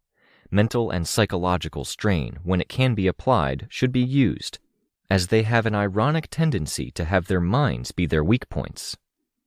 I used my aura hard, and probably disturbed some ordinary residents in the neighborhood in the process. Someone fell, losing their bag, and I grabbed it. I hurled the bag at the largest cluster of thralls. There had to be 30 of them. 3 to 5 to a car, 6 cars. What had been an orderly suburb was chaos, drowned in freezing rain, a thin film of ice crusting anything that was getting rained on. They turned guns on me, and I flew up and away, trusting the darkness and the rain that fell in people's eyes to give me cover. The bright shots stabbed randomly up into the sky. There were some that didn't need eyes, instead having powers that Teacher had granted, but they were wretched, less people with added enhancements, and more slaves who had lost more than they'd gained in ability. It was easier like this. No doubts, a clear enemy, no having to juggle my allegiances and compromise my thoughts to fit someone else's goals. I could put Amy out of my mind, let the dust settle, mend and care for myself. I hit the large group with the case they'd withdrawn from the trunk of the car, bowling into people with the wretch only momentarily active. The incoming fire stopped. Any miss would hit a friend of theirs, but they had other methods, including makeshift melee weapons. I leveraged my fear aura, turned to outright shoves, flying knees to vital areas with no wind-up, and backhand strikes with my hand enclosed in a metal-braced glove. I fought through the tide of thralls, and if they might have found their footing and hit me back, those opportunities diminished to almost nothing as the fear aura slowed them down and gave them second thoughts. They were Thinker 1, Tinker 1. Each gave up a lot to get access to that power. They were enemies of the city and enemies of Goddess. Were they here for us? Had Goddess been right about them tracing the echoes or traces of her power to those affected? I hit a man hard enough he might have lost teeth. He might have been innocent, a regular man who'd been promised power and paid too high a debt, losing all independence. I reached the box they had been carrying. The wretch emerged to strike at it, shattering wood. The contents, as far as I could tell, were a long, flat rectangle broken up into fragments, a sheet of exposed metal mesh. There were engines or generators, wires with exposed metal, and reams of extension cords, enough electrical stuff overall that the box had required 4 people to carry. I checked nobody was close enough and brought out the wretch, and I smashed it. Whatever it was Teacher wanted to do here, I didn't want to let him. Smashing done, I turned away, flying to the nearest clearing so I could survey the situation. The wretch was still active, and as I moved, it dragged things in the dirt behind me. It had taken up weapons, spears and twists of metal. It held them high, ready to stab and twist, bend and snap.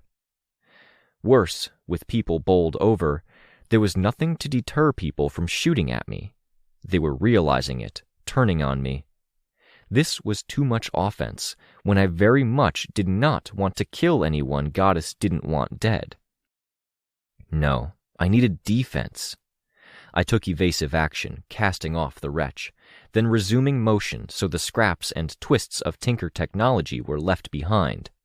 Zigzagging movements that went up, then down, then between feet that were planted far enough apart. I dropped low, breastplate touching knee, and flew along the road. I'd done my part, and Byron was doing his. Water came in broad sprays, showering people, catching them at angles that hit faces, went under hoods, or caught bare legs and tights beneath shorts or skirts. His water was normally cold, and in this weather it was unforgiving. I'd destroyed one device, and Byron was apparently working to destroy another, repeatedly hitting a fallen box with torrents of water. But the enemy, we'd bowled them over, bruised, abused, battered them. They kept coming. Goddess hit the point where she was frustrated with these guys. In the broad abstract, she needed our help if she was going to break up Teacher's growing hold on things. In the more micro-abstract, we were struggling with this dynamic. They've got teleporters. That's how they're getting people. The door you destroyed, I heard Withdrawal's voice, his accent. It's not the only one. Door. It had been a door. I had to fly up to get a proper view of the scene. Up 20 feet, pausing, with only a few momentary movements in case someone was trying to draw a bead on me. I could see other boxes. He could drop a teleportation gate into things, bring in an army, and win whatever fight he wanted. Some of those boxes didn't look like teleporters. We needed a path to retreat, and that was harder for Byron than it was for me. We needed to get the malfunctions out of here. The malfunctions seemed to hear my thoughts because I saw Withdrawal enter the fray. He moved at high speeds, skidding on wet and icy road, and hefted his syringe that wasn't a syringe anymore. The contents of the syringe sprayed over a wall. He skated to it, then skated up the slick of spray. He bounded off of it, then landed smack dab in the middle of a large group. Bam! Bam! Bam! Bam! Zap! Finale. She used her blaster power to less effect than even the Tinker 1 ray guns and rifles. The air distorted in front of her hands every time she fired, with more distortion each time. The zap was characterized by a distant sound of a whip crack or thunder. Her mouth moved as she made sounds as she used her abilities, even though there should have been zero need. It put me in mind of people who could read, but who moved their lips as they did. Caryatid was protecting Finale and Byron. She was a walking statue in black and amber, hands outstretched and pulled back, ready for a strike or grab if anyone got in range. Few did. Finale dropped as she took a shot. "I'm okay," she shouted as she got back to her feet. She swung her arm like she was throwing a fastball, then threw a sphere of distorted air. I hit the other guys a little harder, my intent on getting to and into the house before they could unpack one of those boxes and get her away. I hit a door, knocking it off its hinges, and strode inside. The walls were the same as the exterior, in that they were prefabricated, too neat and tidy. The woman who lived here had painted them crimson. In the large room I entered, I saw the woman who had to be the lady friend of the head of the prison's medical. She was sweeping prescription pill bottles and bags of orange-yellow powder into a black trash bag. Multiple thralls jumped up from their seats to face my direction. Drugs and some kind of ploy, prescription medications and something foreign. I took it in, trying to commit details to memory, who had been where. I did that at the same time I advanced on the woman. She was their prize, their target, that they were willing to lose 10 to 20 thralls for. Injuries or separation would cost Teacher. My mother had always told me to take away their prizes. If we couldn't take them out and arrest them, we could leave them with no wins of their own. The woman ran from me, and I flew after her, hands gripping corners to help me navigate the narrow spaces while airborne. She reached the front door, facing off to the side of our impromptu battlefield, and found the statue form Caryatid standing on the other side. Purple flames erupted in the woman's hands. She hurled them at the elegant statue cape, and the statue burned. Caryatid's voice rose in alarm, then a prolonged cry of pain. "No!" I shouted.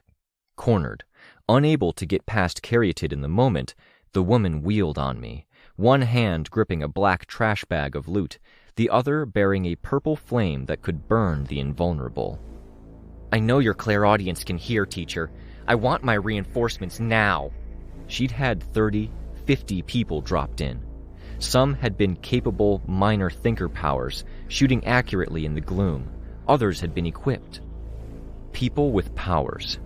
They had the communication advantage, and they were about to up the ante.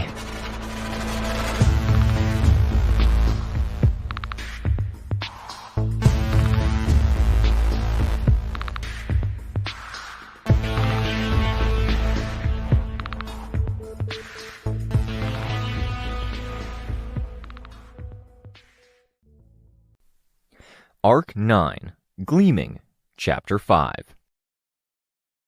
Instinct. Throw up my defenses to protect myself against this purple fire. Charge in and remove the threat. Wrong move, putting myself in harm's way. If Caryatid could be hurt, then so could I, theoretically. I had to hold myself back. Plan? Taking a second to think things through, remind myself of key points and moves, account for things. They took time. It was time that she had to throw out some purple flame, setting the middle of the house's living room on fire. It bought her space as she moved in the direction of the window. I'd come in through the side door, carieted through the front. The woman, pale and thin with thick frame rectangular glasses, the sides of her head shaved and her hair tied into a messy bun at the back, had her trash bag of drugs in one hand and fire in the other. Jeans, sneakers, and a purple t-shirt with some new metal band advertised on the front, their logo surrounded by flame. Her head turned from the flames, where a motion of her hand made the swiftly dwindling fire grow, to the window. She'd need hands free to haul it open. In the heat of the moment, trying to consider my options, I turned to process, to follow the laws, and if that wasn't possible, to do what was right. I looked over in Caryatid's direction. She'd crumpled over, and she looked like she was alternately trying to stop, drop, and roll, and be very still while the flames licked her costume and skin. The skin I could see at her hand looked angry and red, her other hand gripping her arm at the elbow. "Talk to me, Caryatid." "I can't put it out!" My heart broke at the composed, stylish young woman sounding so unlike she'd sounded. I could circle the flame in the center of the room. It was swiftly dwindling. Edging around, I could keep relatively the same distance from the woman with the purple flame.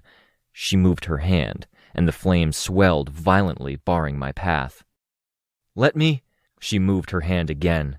The flame billowed out in a slow-moving explosion, though an explosion was the wrong word. It was though a balloon was swiftly expanding in the center of the flame's mass, and the existing flame was forced to ride the surface, moving out as a wall with nothing beneath it. "Help her!" I was left to retreat, and I flew in the direction of an armchair. I hit it, wretch strength, and sent the chunks careening toward the woman. But it wasn't really possible to aim it, and I didn't score any direct hits. One chunk hit her bag, another rolled through the flame. A dismissive move of her hand extinguished it. My heart pounding, breath coming hard, frustration welling up inside me, I had to force my thoughts back on track. Not instinct, plan, logic, law. My train of thought from before. My impulses still shaped my thought process. The first place my thoughts went to was Goddess. She was a ruler, she had a system of laws, and she had some idea of what she was doing, because one didn't rule a universe without knowing something. She studied powers, too. No use, though, because I didn't have her on speed dial, and I didn't know what she would say or do. The second place my thoughts kept getting caught on was the Master-Stranger protocols, because I'd been thinking about them so recently. What was the law, the rule, the textbook way to do this? Other protocols, other rules, or by-the-books procedures? This, for all intents and purposes, was a trump power, because it affected or involved other powers. Penetrating supposed invulnerability? SOP for trumps was to get the hell out of Dodge, reassess, and step carefully. I heard a pained noise from Caryatid. The flames were reigniting at her sleeve and shoulder, perilously close to her face. "Put out the flames! I'll let you go!" I called out. Bag still in hand, back to the window, she tried to lift it, ignoring me. "Listen to me!" I screamed the words. Then, in anger, lashing out in much the same way I might have struck her across the face with the back of my hand, I used my aura. This time the fire exploded. Purple flames became purple-white and blindingly bright, filling my vision in the course of filling the room. I threw up my force field on reflex alone, and my thoughts followed a moment later, with a stark awareness of why that was a bad idea. The light that had washed over me became heat. As the glare faded, the heat remained. Even after being active for only a moment, I could see the vague profile of the wretch, coming to pieces in dribbles akin to burning oil and scraps like flaming paper. The woman across the room was busy extinguishing flames that had ignited curtains near her, not looking nearly as bothered by it as she should have been. "Caryatid, are you okay?" "What happened?" Still a voice without confidence, tremulous, small, and afraid, like it belonged to someone years younger. Hearing it was almost enough to make me forget what I'd needed to say.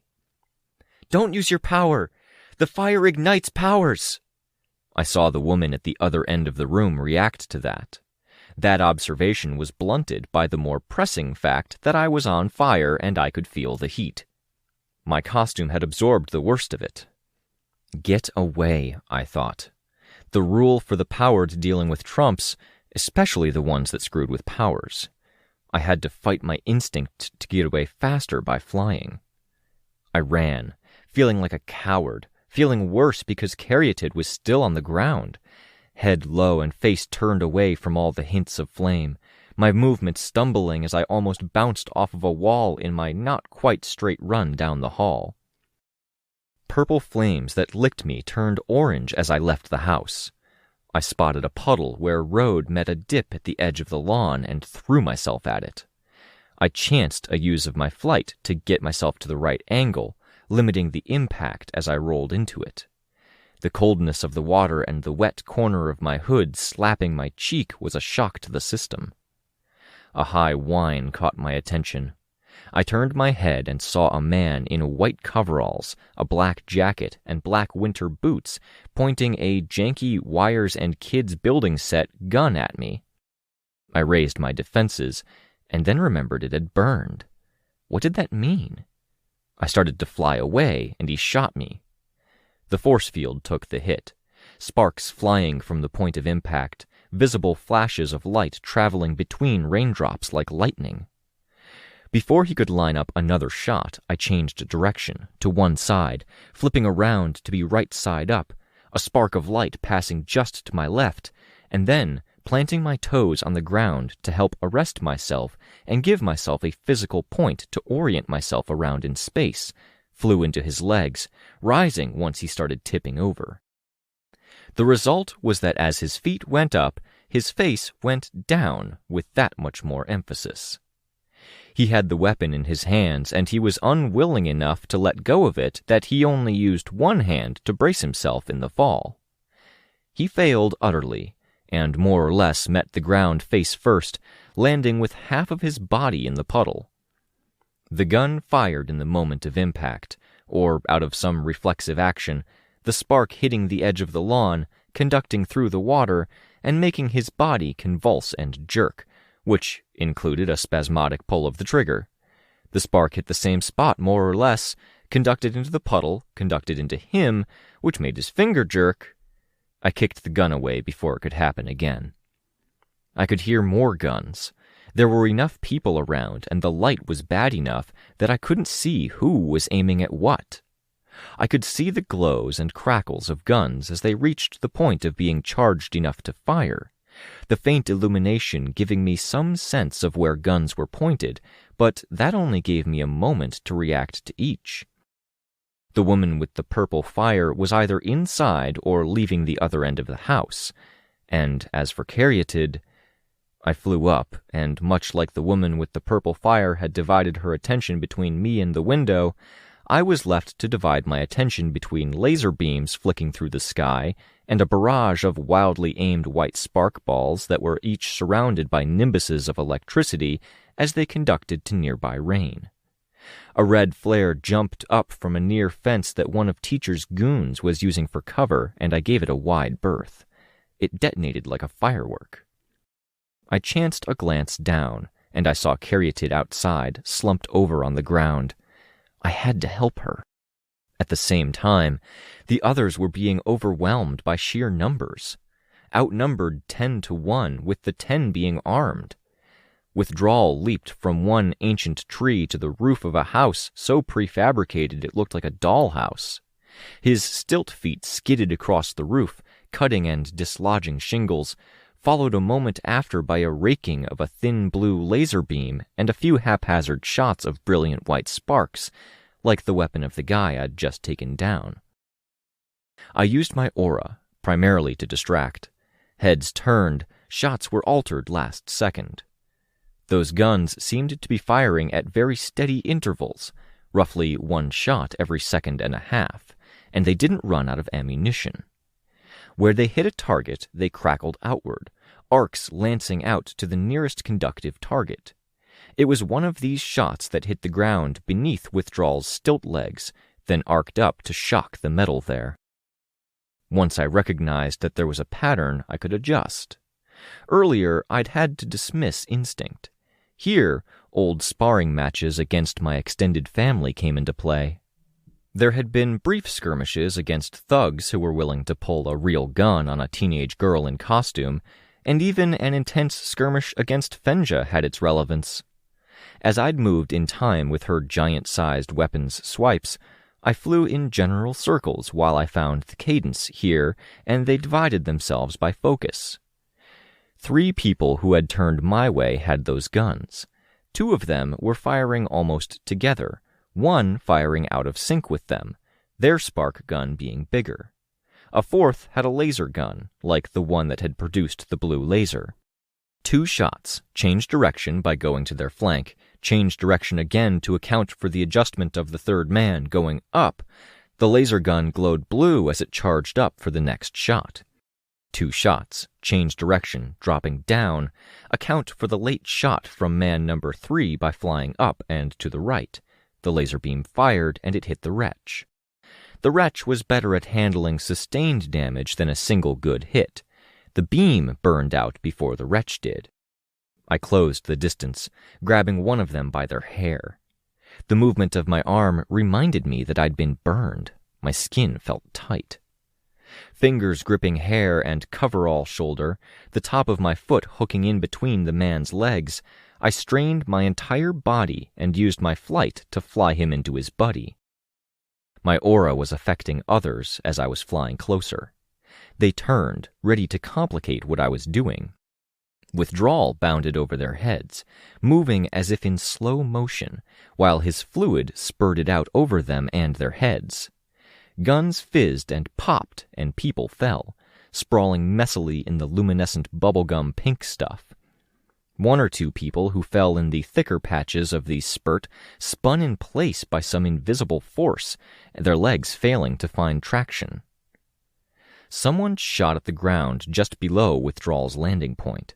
Arcs jumped up to his legs and out to nearby puddles. His suit failed to make the final movements that would secure his landing, and he landed hard, tumbling. Bam, blast, zap, bam, bam, and fuck you! I could hear Finale. The peppering of shots saw the one who'd knocked Withdrawal out get knocked onto his own ass. A brief appearance of blue motes and a splash of water that covered face and weapon saw the man convulse as his weapon's energy discharged into his body. "I have to get to Caryatid," I called out as I spotted Byron. "You good?" "Go!" "Don't try to put out any purple flames with your power," I called out. He responded, but I was already too high up and far away to hear. Moving across was dangerous. Adding a healthy dose of up to my plane of movement let me see more of what was going on, kind of, and it let me complicate things for those wanting to shoot me. People were not generally that good at hitting human-sized targets 100 or 200 feet away from them in the heat of the moment. I had one bullet wound that told me that there were exceptions to that rule, but I also had years of experience telling me that being airborne, mobile, and far away made me pretty darn safe in a firefight. I flew up, looked, and saw Caryatid still on the ground. A few houses down the way, there were people in white standing around a contraption. They were setting up a tinker device. The woman with the purple flame still glowing at one of her hands waited. As fast as I'd flown up, I flew down and at an angle, moving in more of a gentle arc than a straight line to confuse anyone trying to target me. I'd been the one that had involved these guys. If any ended up seriously hurt, permanently hurt, I swallowed hard as I dropped to Caryatid's side. "Did you get her?" she asked. Costume burned. Her right hand and arm were charred black from fingertip to shoulder, the charred bits surrounded by red flesh. No, the black was scraps of costume. I could see yellow where the voluminous inside of the sleeve had stuck behind. She reached up with her burned arm and gave me a shake. "Did you get her?" "She's out there. They're prepping a tinker thing, maybe evac." "Can you get her?" I glanced over. "I can try." "The others are okay?" "Withdrawal fell badly, but I think so. Outnumbered badly." "Then go. Get her. Or help them. Help me stand?" I got her arm over my shoulder, then straightened to a standing position. As we drew to a standing position, Caryatid was letting her breaker power creep over her. I could see the pattern by which it took over her hand and costume and made the two extensions of each other, the same pattern that the burn had traced. Residual heat had led to the more polyester-like fabrics clinging to skin. Her body and arm remained utterly still, but her eyes urged me in the moment before her face dissolved into a morass of butterfly wing movements. Then even those movements went still, finer details becoming harder-ridged structures, collapsing into a telescope-shaped structure. I turned toward the yard where the woman and the squad had been. Caryatid's head oriented, the telescope narrowing to a cone, the point facing them, before almost immediately breaking apart. "They're making a door." Their exit. There were others arriving, crackles of electricity, rectangular apertures framing silhouettes, and those silhouettes became people. More in coveralls, moving in 4s and 5s. Different guns this time. These ones had bands of teal encircling them. I took flight, using the same evasive maneuvers as before. Around me, I could see the beams of the teal cannons, if they could be called beams. They stabbed out, glowing and becoming rigid, transparent and luminescent, not unlike the hard light force fields my family could create. Each had spokes or spurs, like thorns on vines or spikes on barbed wire. Where the beams were close enough to one another, spokes extended, moving around to connect to nearby beams or spokes with a force and suddenness that I could feel in the air, with sound like whip cracks.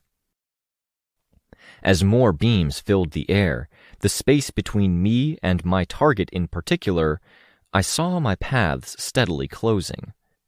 There were gaps I could have dropped an 18-wheeler through broadside out, but it was a huge unknown, made worse by the suspicion that this had been deployed as an anti-flyer method. He's a tinker, I thought. The principles are the same. The toolbox that evolves to answer problems, the need for resources. The only thing that holds him back, like any tinker, are time and resources. He's had 2 years of time, and Goddess had enlightened us about his resource acquisition. Valefor, Mama Mathers, others. Like most tinkers, he has them make resources that help them acquire or refine their resources. And because one key factor in this network or engine of his are people, he gets the hypnotist to help him get more people. I flew in a course that put me over the side of the growing webwork of glowing teal beams and bars that seemed to stab off into the stratosphere. I had to get to that door before they slipped away. More beams appeared high above, beside, and below me. The crossbars that connected them slammed out, connecting them all into a solid mass.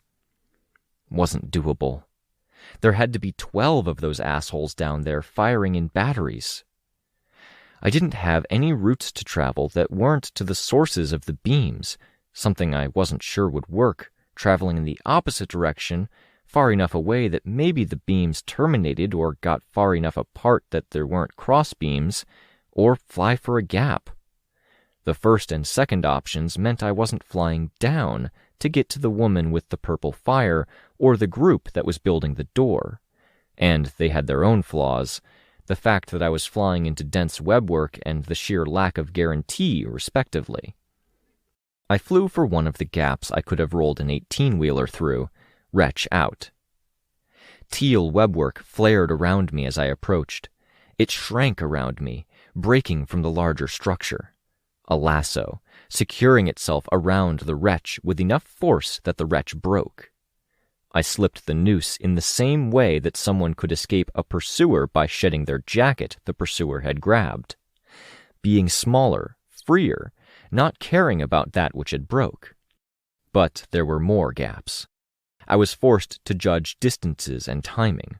The wretch took time to reappear, but it wasn't too long. So long as I timed it so I was moving through a gap as it came back up. I disconnected my mask from my belt, and I hurled it ahead of me and down, toward the center mass of the device and the people clustered around it. My hopes that the mask's passage would activate the lasso closures and clear my way were dashed.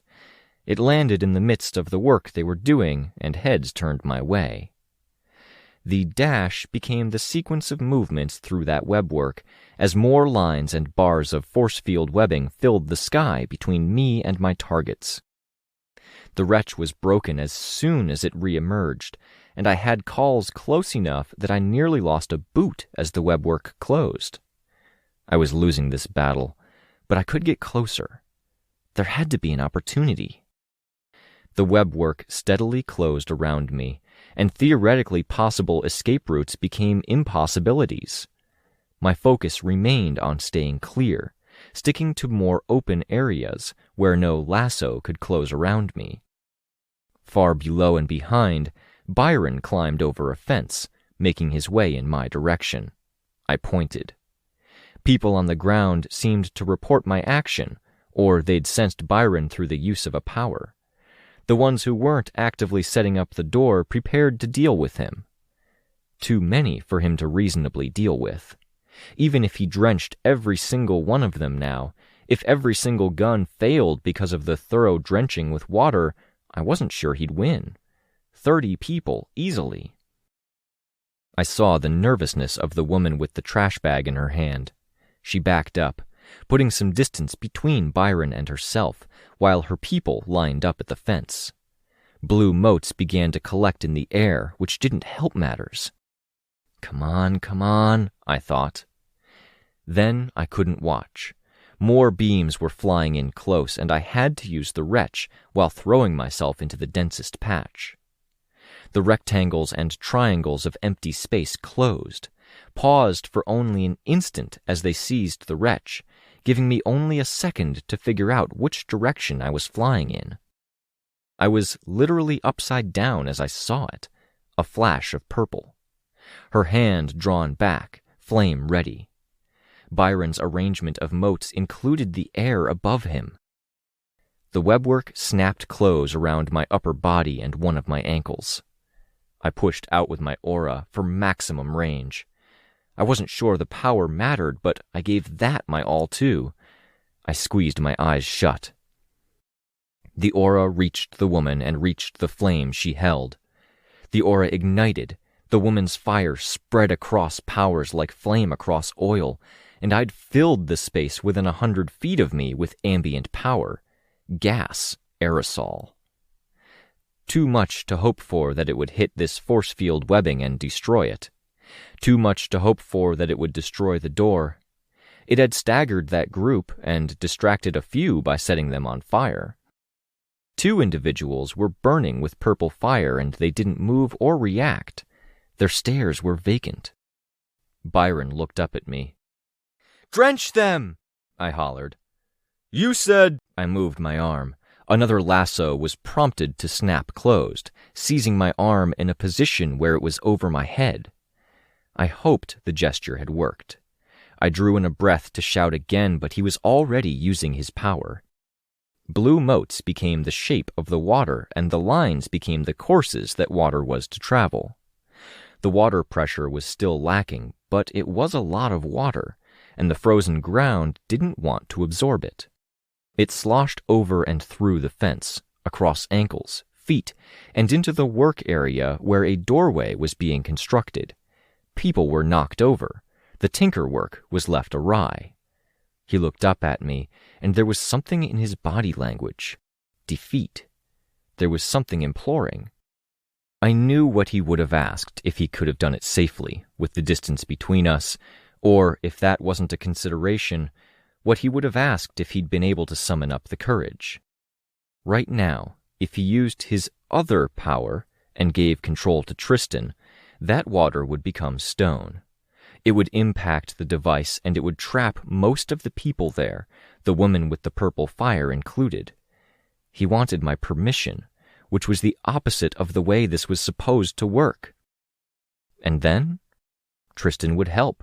We'd have the evidence, go back to Goddess, and work out a game plan that worked for both Gimel and Shin. We'd screw over Teacher and we would organize against him. Yes, it would be a win. Yes, it was workable long term. Yes, in service of the law, fighting the lawless, in what felt right, and in turning to someone else for help if we were struggling as we were, yes. In service to that kernel of warmth in my heart when I thought about Dean and the classifications, when I thought about the black text printed on white paper that detailed the rules to be followed, the chain of command in times of crisis. I shook my head, dramatically enough he could see. No. I was reeled in, ice sloughing off where it had formed on the beams. In the course of my forced trip back, as I used flight to try to resist or change my course, more of the webbing snapped closed around me. Byron peeked over fence at the collection of people around the door, then reversed direction, heading for the sound of the beams that had me. I had nothing besides the vantage point that let me see the Tinkers return to the door-shaped aperture they'd constructed, with its generators, engines, and other tech built up around the base and the sides. There were shouts from the woman as she looked over her shoulder. Switches were thrown. Electricity crackled and a shimmer appeared in the doorway before promptly bleeding out to the surrounding area, through and into one of the generator-like machines at the base, causing it to detonate. The electric portal energy bled out like watercolor, crackling loudly enough that I couldn't hear the people on the ground. I pushed out with my aura. Nothing. I couldn't even summon the wretch without it being cancelled as my bindings continued to entrap me. More of me was covered than not. Only my head and neck were left clear. There was a pause. Then the woman ran, nearly slipping on wet ice that covered the backyard of the house as she leaped for the center of the blurry mass, disappearing within. A moment later, the energy of the electric portal ignited violently.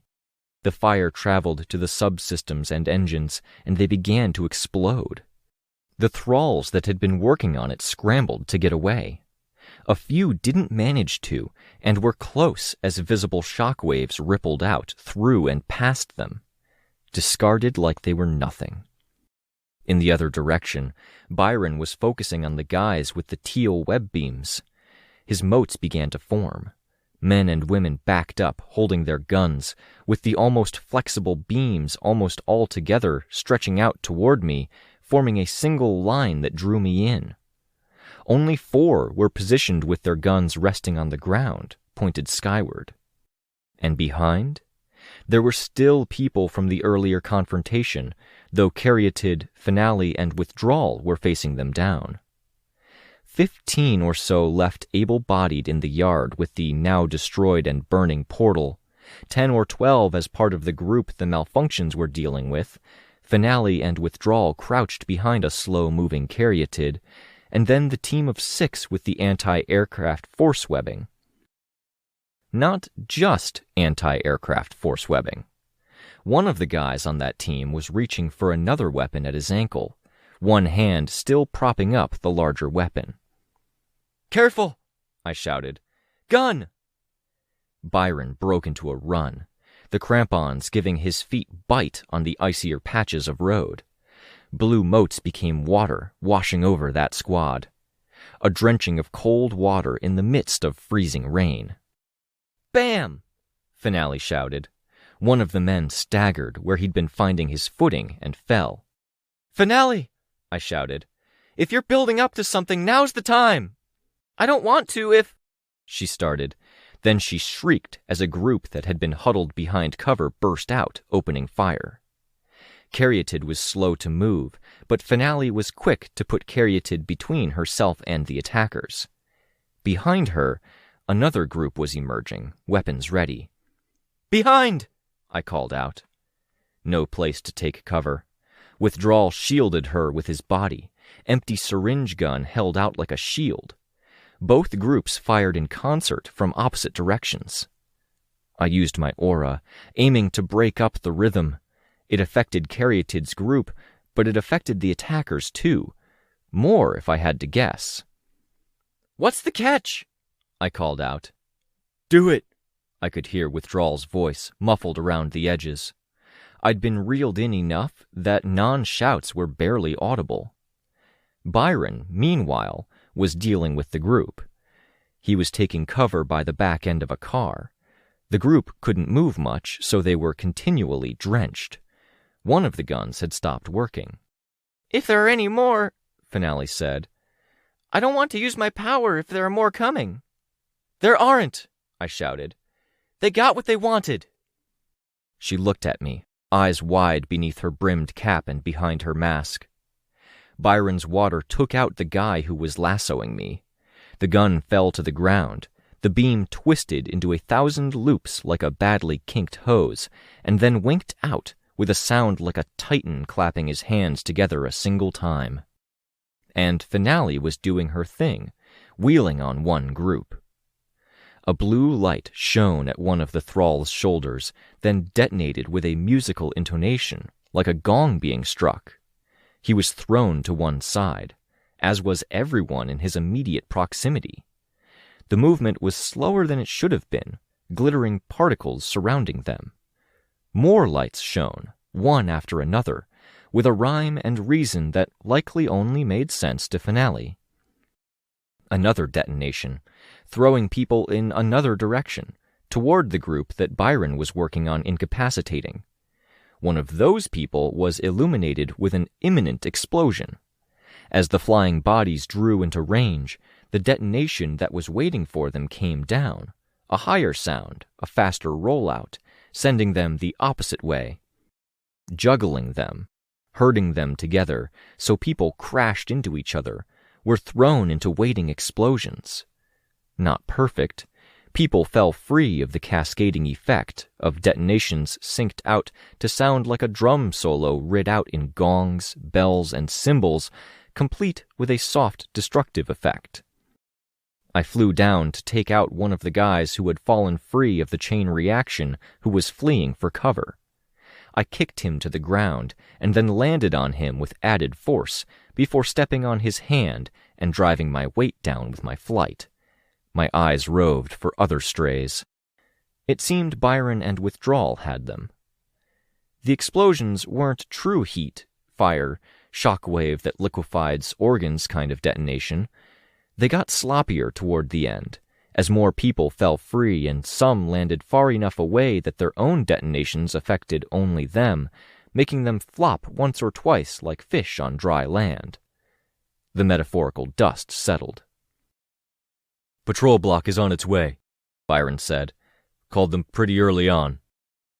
"Thanks, Capricorn," I said. That would complicate things with Goddess, but I kept my mouth shut. "I didn't do that right," Finale said. "I took too long to set up and I didn't finish it right." "You did good," I said. "I practiced on balls and sandbags, but humans fall in weird ways." "They absolutely do," I said. "You did good." She didn't respond, to either agree or deny. Her teeth simply chattered. That would be adrenaline as much as the cold. "They got away?" Byron asked. I nodded. The one did. "Shit," Withdrawal said. On the ground, one of the people in white smiled. I bent down over them, my eyes searching for anyone who was up to more fighting or attempted running. There were too many here. "Care to share with the class?" I asked him. The thrall shook his head. "Not worth it," Byron told me. "I know," I said, brainwashed. "These guys are scary," Withdrawal said. He was more unsteady on his stilt-like limbs than before. One of his shoulders was venting a thin, steady stream of smoke. Teachers, he's a major player. The fact we made it through this unscathed it's going to have to be good enough. I'm going to call the team, Byron said. Is there anything I need to tell them? We'll have to figure out where the woman with the pills went. Maybe if we get the destroyed tech to look out? The woman from the house? Our target? Caryatid asked. She was still gripping her arm with one hand. Her skin looked red, even in the meager light. That's what she had in the bag? Yeah, I said. Can you remember who she was? We gave you a list, and she was number 2, Caryatid said. My brain was so tired. I shook my head a bit. Can you remember her job? The prison pharmacist, Caryatid said. High risk because of her access and criminal history. The serious look that Byron and I shared communicated a hell of a lot, but for the benefit of our novice malfunctions, it needed to be said. What if she wasn't taking those drugs out of the prison? I asked. It's their overwhelming focus. I'll call, Byron said, all seriousness. Poisoned supply? Something more sinister or obscure? Whatever it was serious enough that Teacher had been willing to sacrifice... I looked around the neighborhood, still drenched in continuous freezing rain. People were looking out of windows and standing in open doors now that it had all gone quiet, all rounded off with an explosive musical solo. Easily 40 thralls that hadn't slipped away or escaped by some other means. The prison. After this, whatever she was up to, whatever Teacher was up to, the pharmacist would be putting it into motion now.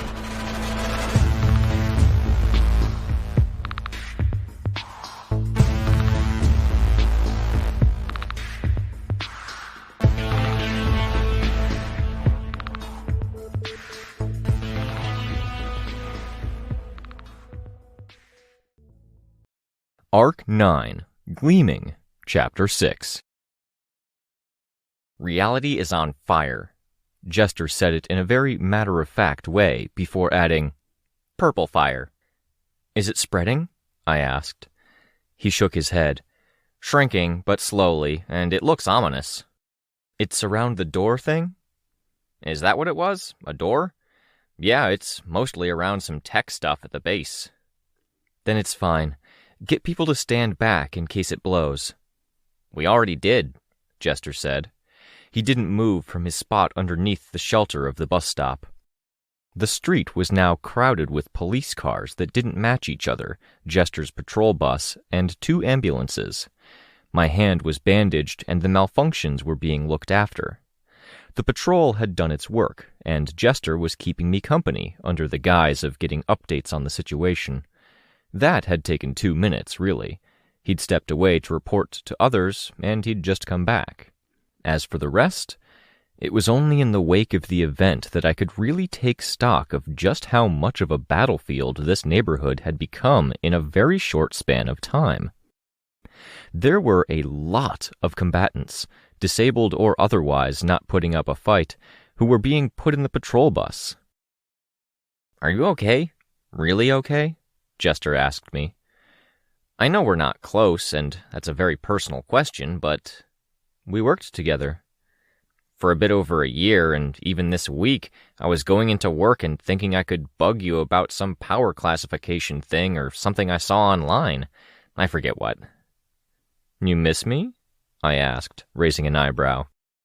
He shrugged, shoulders straining against the straps of his vest, the stripped-down PRT armor with the identifying marks scraped off.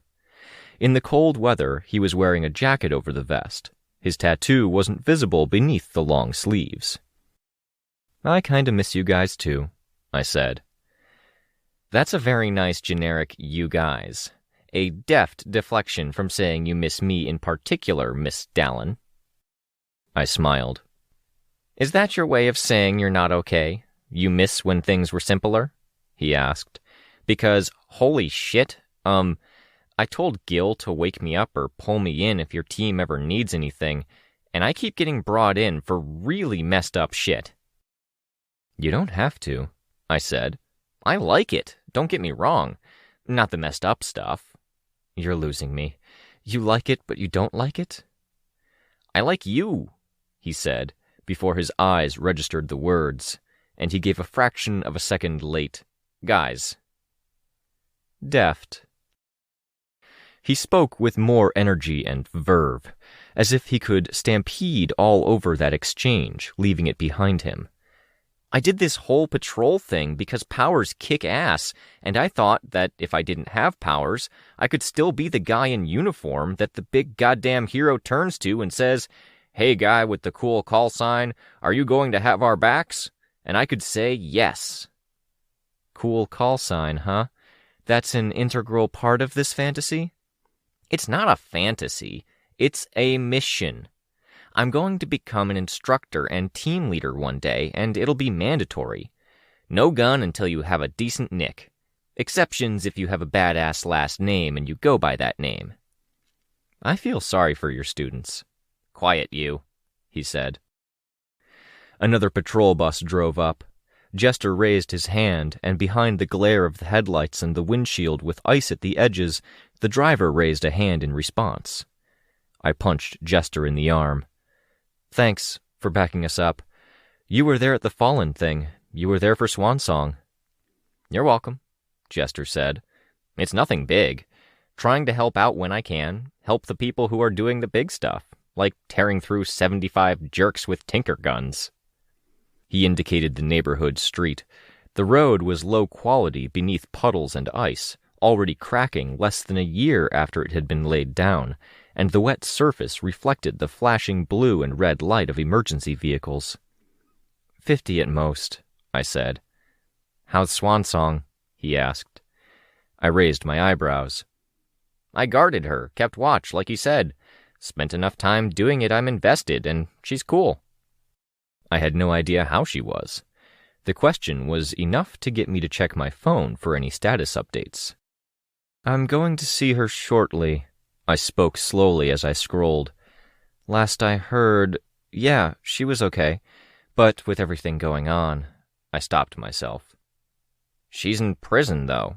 How would she be involved?" "Damn it, Chester, why did you catch on to that?" "Nah, she feels her hands are tied," I covered. "And that's hard." Jester nodded. Byron was at the periphery. A cop had stopped him, but a moment later was calling out to someone else. Getting backup, since it was no doubt intimidating to have a guy in armor show up at the edge of the battlefield. "I should go," I said. "Good luck with dealing with that patch of reality being on fire." "It's really cool if you haven't seen.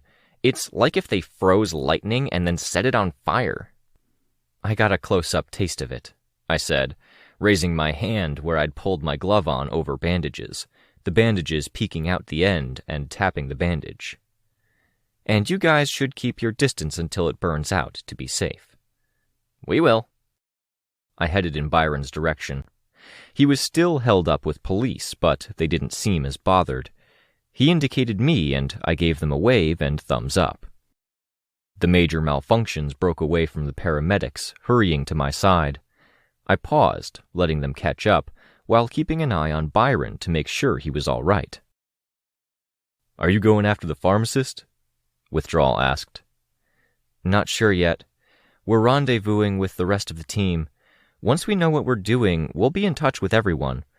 You guys should rest, resupply. If you feel like you're done, that's perfectly okay.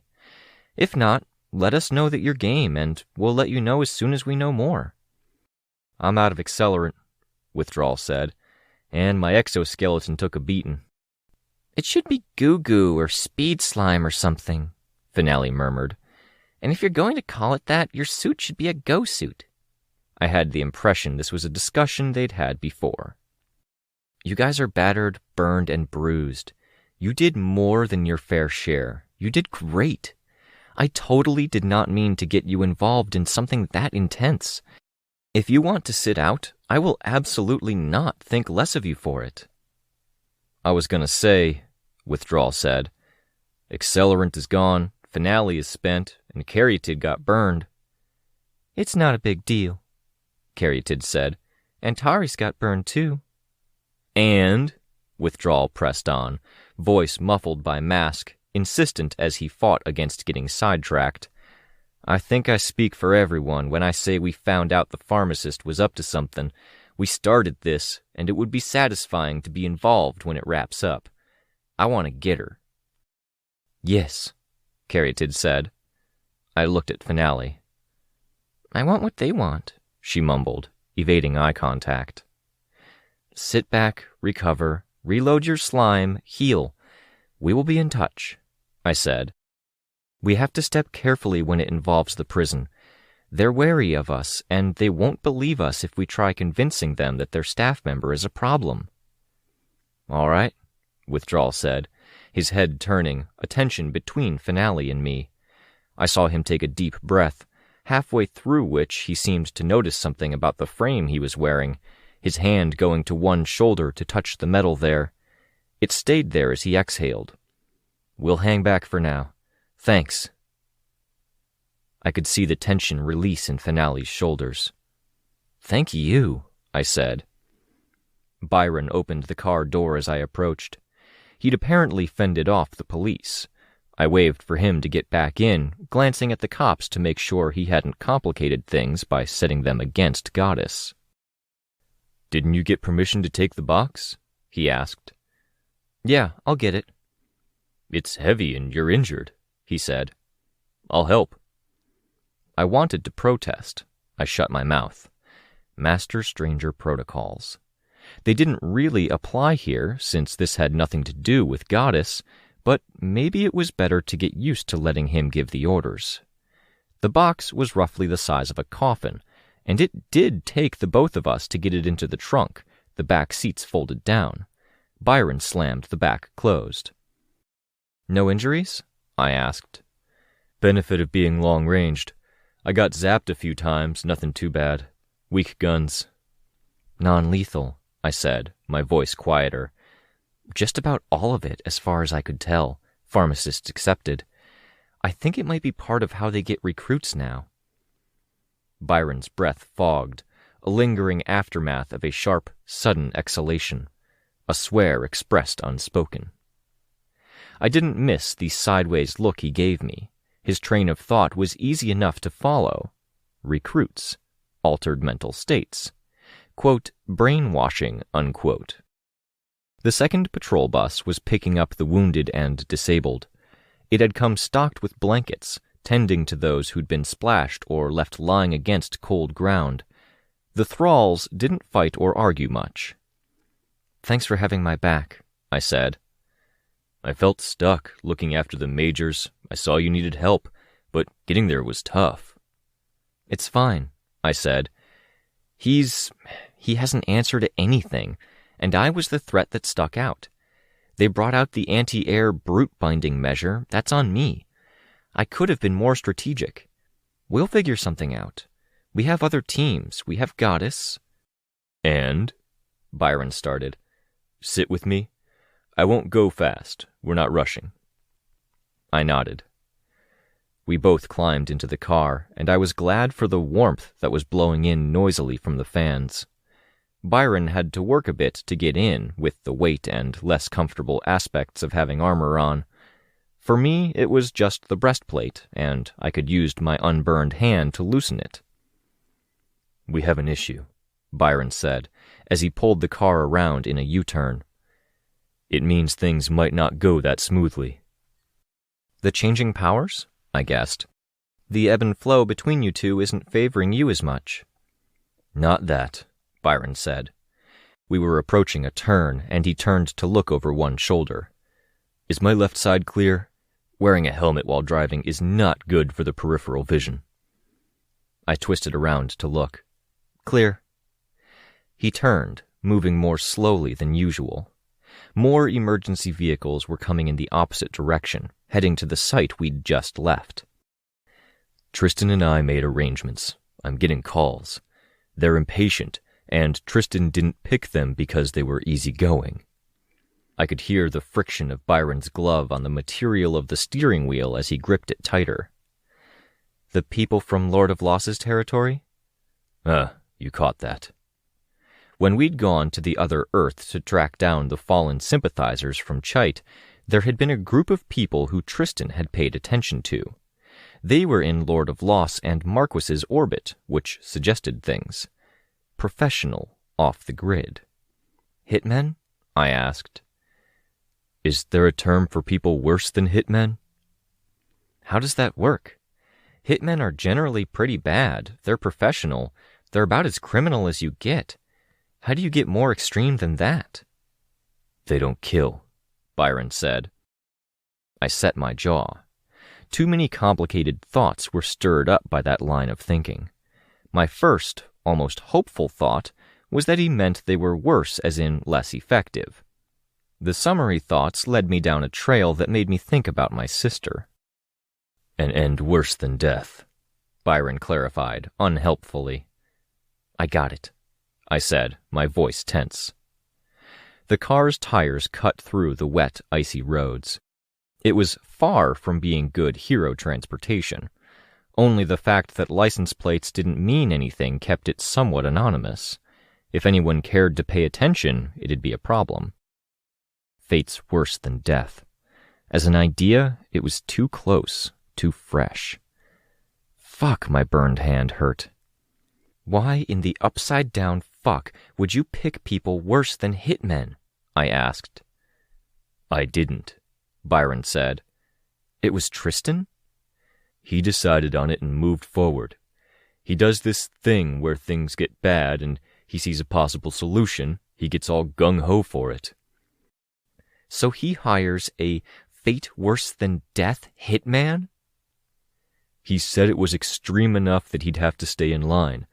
I was witness to it, as I am to all things, Tristan. Then it was done with. And you're okay with that?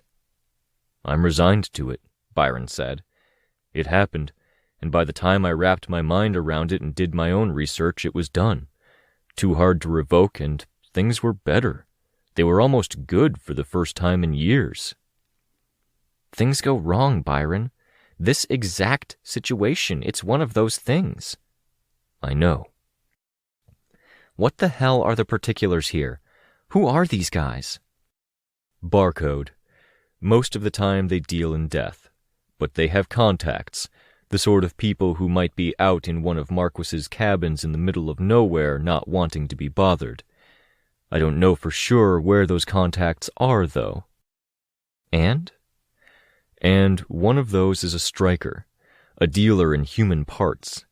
They take people apart with physical blows as if they're dolls. Takes an arm and a leg, literally.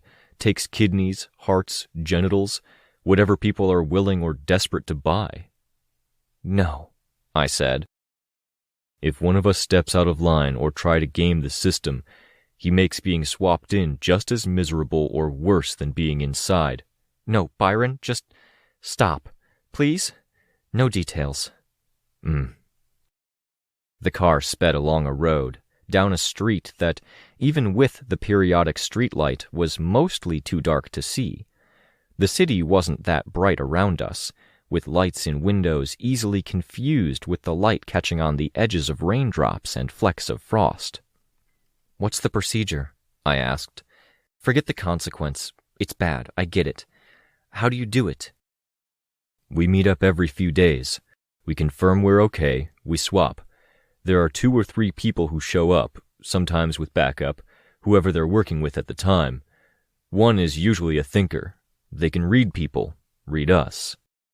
My phone lit up, brighter in my lap than any light outside or on the dash. It was Lookout. They were close to our destination.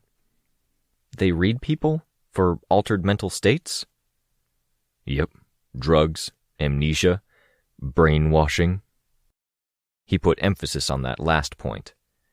So you would go, you'd swap over to Tristan. And whether he cooperates or not, he's under her influence. They come after me. I closed my eyes. What if the thinker doesn't show? And Tristan doesn't sound the alarm? There's no guarantee he switches back to me, for one thing. And the deadline? Last night. Byron spoke in the kind of monotone reserved for those trying very hard to keep their voices level. At my look of surprise, he elaborated, "We had the TV show. They were willing to delay." "Okay," I said. "Tight time limit," Byron said, and his voice was tense. "I can maybe fend them off for tonight. We did say we were busy. I've been thinking about other options since after you and I had our skirmish." It was hard to think of the skirmish and not find the doubts welling, my mind immediately going to the perspective of how Byron was a problem first. The protocols didn't jump immediately to mind. How did he even find these guys? "Huh." Byron said the word, humorless. The car swerved a bit on what looked like normal, not icy ground, and he corrected. "I saw it happen, and I don't even know. I smile, and it's an expression. He smiles, and people like him. He gets online and finds people we used to fight, people we threw in jail, asks how they're doing, finds common ground in the world ending, fishes. A couple weeks later, somehow he has these guys, with a clandestine system for getting in touch. I didn't even think it would happen, so I just let him do his thing, focused on my own things, and surprise, it all came together. Am I willing to shell out some of my own cash so it's not one party paying the scary mercenaries? I should know not to underestimate him when he sets his mind to something." "Okay," I said. "Then we have a time limit. Goddess, prison, pharmacist. Make sure Rain and Ashley are okay. Tonight?" "Tonight, yeah. All of that tonight. Then, if we can't fix it by then, you're going to need to put me into a coma. Say I was hurt in the field." "If they have that thinker, and if I'm actually brainwashed, then they'll catch on." "A neutral third party, then," Byron said.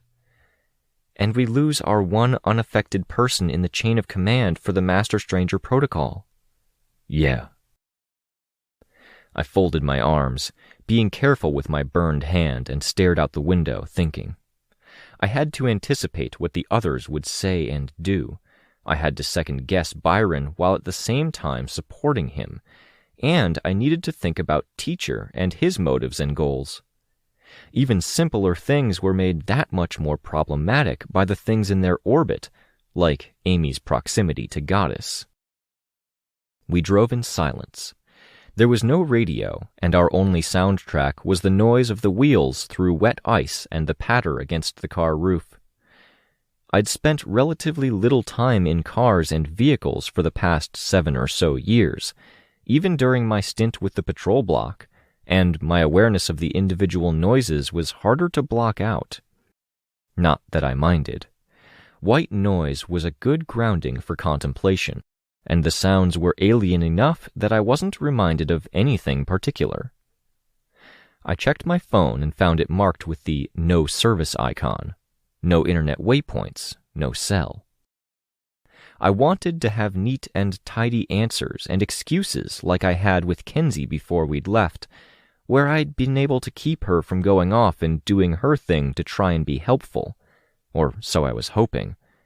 I didn't have much of anything. That left the battle plan.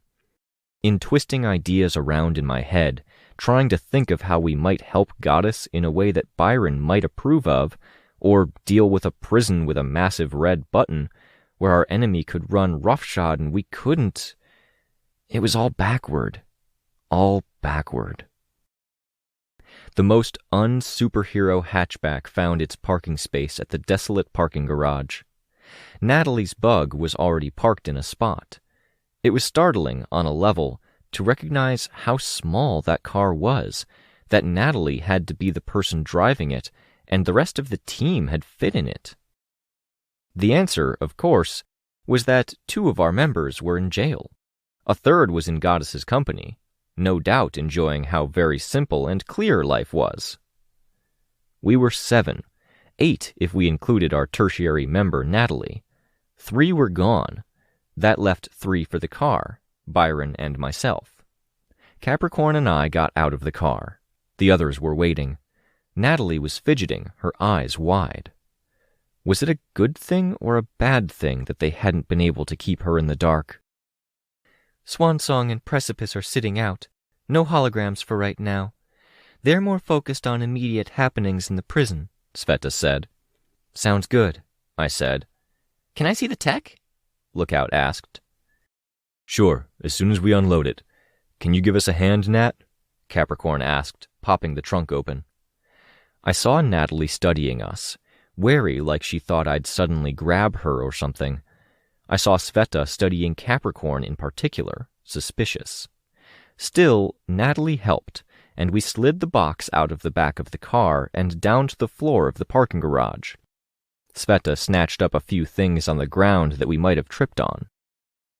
The lights of the garage were only half illuminated, and the half that were illuminated were dim, the glows orange and diffuse. There weren't many cars, and the cars looked like they had been there for a while, with rust and dust creeping over their exteriors. For a couple, it looked like people might have been living in them. So cool, Lookout said. It's not every day that I get to look at a tinker's stuff. There's a time limit, I said. If we move, we need to move tonight. I remember you guys talking about not wanting to overwork Lookout, Natalie said. Still wary, even as she protested. I'm conserving my energy for the times and nights when it really matters and my talents are needed, Lookout said, kneeling beside the now open box. And everything's intact. I smashed one box, I said. They unpacked and activated one. This was one of two others. Natalie looked downright desperate to figure out what was going on, suppressed alarm clear on her face. She couldn't ask, though, not without signifying that something was wrong. We're going forward with Chris's disconnected cells idea, Sveta said. I approached her, reaching out. She put her hand in mine, and I gave it a waggle. Tension across her face seemed to ease slightly with that. The smaller signs of anxiety, like free tendrils finding their perch or the rustle of movement inside her shell of a body, were muted in a similar way. Disconnected cells, I echoed, confirming I'd heard. She has two other groups. We'll move in coordination once we know for sure what we're doing. Natalie touched her phone, which was in her jacket pocket. The layers she wore seemed overly warm for even this shitty weather, but I could see that she'd gone easy on the top beneath the sweatshirt and jacket, no doubt choosing clothes that didn't press on her cut. She didn't draw out the phone, though, or tamper with it in a way that made me think she'd opened a call to emergency services, holding a button too long or tapping one area of the screen while the phone was still in a pocket. I let myself relax. What's the verdict? I asked. Still studying it, but... Lookout pulled out her phone, held it out, and clicked a button. A little square robot face with hearts for eyes pirouetted across the screen, providing the object of focus for a sideswipe screen transition. What was left in its wake was gibberish data. Portal to another world, obviously. You mentioned that already over the phone. I nodded. I was hyper-aware of everyone's state at this point. Natalie's anxiety was creeping up. Capricorn was quiet, lost in thought. Lookout was lost in her work, naturally. And Sveta... She didn't look like she was wholly in control of herself. More tendrils snaked out here and there, finding gaps and crevices or old damage. They weren't the long tendrils, those were managed. It was only the shortest, narrowest ones. It sucked that she could accept the hand waggle, but she gave me a look with doubt in her eyes when she didn't think I was paying attention. Lookout was humming. Okay. Can you get my laptop? Oh, and the projector disc. I'll image it. I got the computer. Kenzie tinkered, plugging projector disc and phone into the laptop, while holding the phone out near the door in a box. I can't get the teleporter working, I don't think, Lookout said. The bun encasement at the back of her head opened up, making eye contact with me while she hunched over her work. But I know space and coordinates, and these things were made with coordinates built in.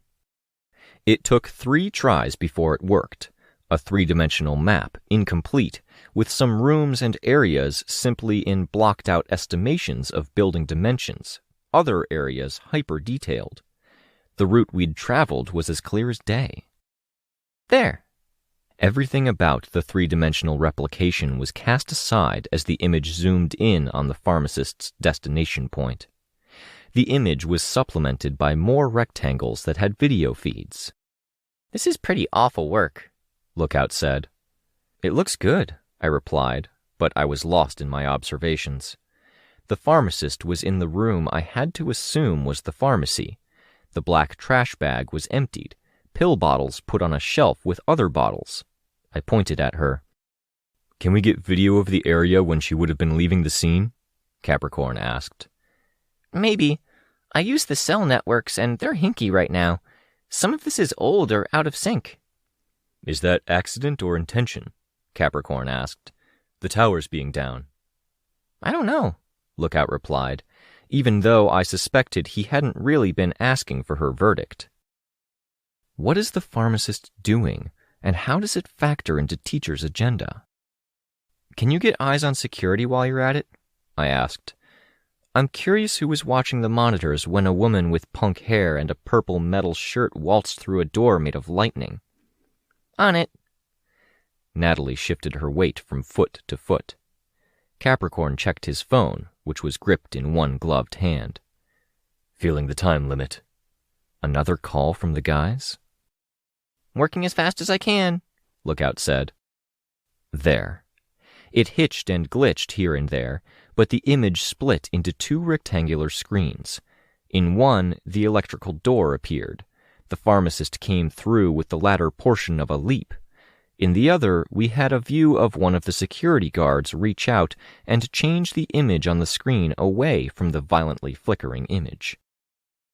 We want to know who he is, Capricorn said. Already on it.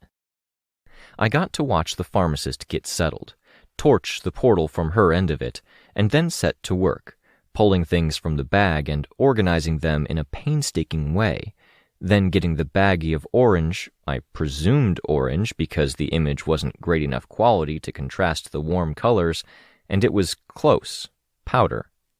That was the main attraction in our little theater here, enacted in a neutral location that put us closer to the portal. On the sidelines, Lookout's system was pulling out schedules and images.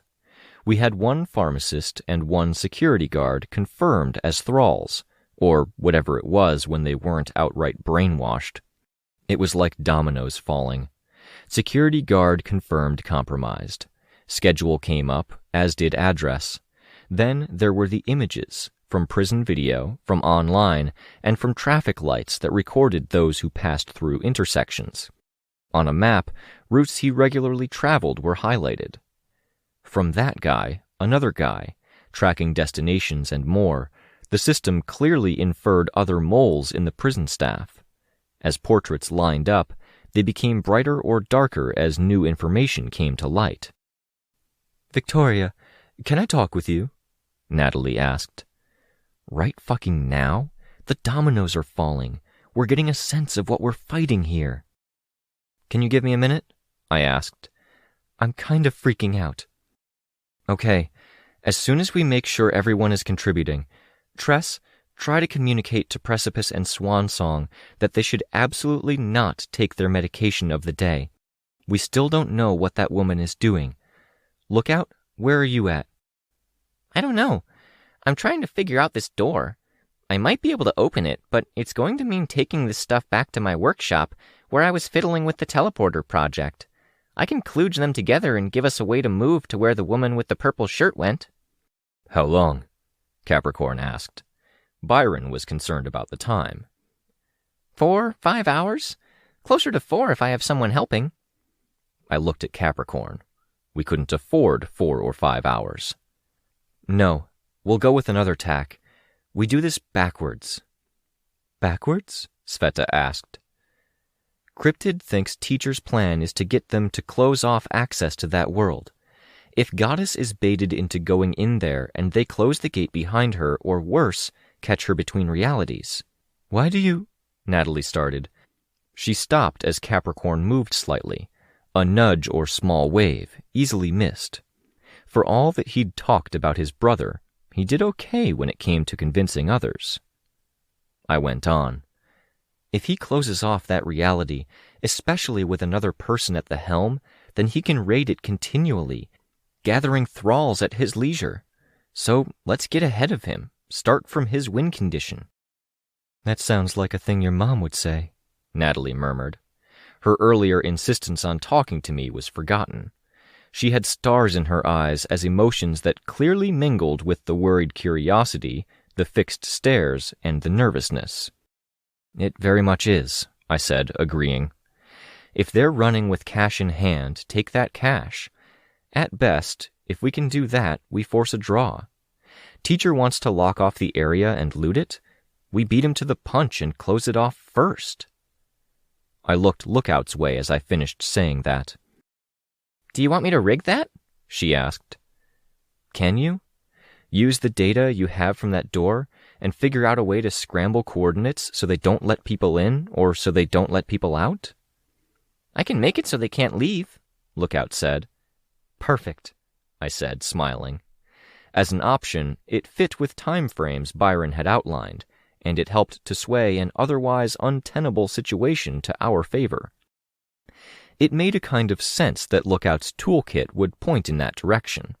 It was easier to destroy or distort than it was to create. Here, in the midst of it all, when so many other things were tainted with doubts and small betrayals, it was good to know that we could potentially be the ones with the keys.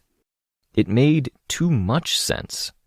I wasn't supposed to be following my instincts like this. I had to stop myself and look to Byron. Yeah, he said. Sealing him in there or sealing him away will be very good plays if timed right.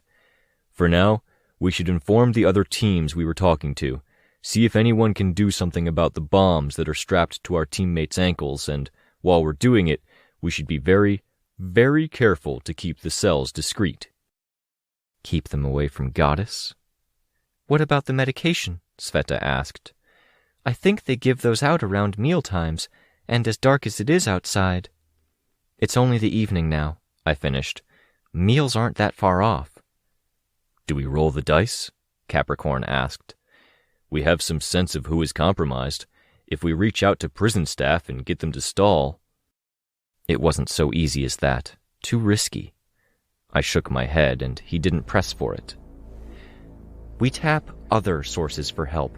We see what they have to say, and we see if they're game for this, I suggested. Bigger powers. Maybe ones that can disable the bomb threat. The wardens? Natalie asked. Goddess. Sveta and I spoke in near sync with a distracted Lookout a syllable behind.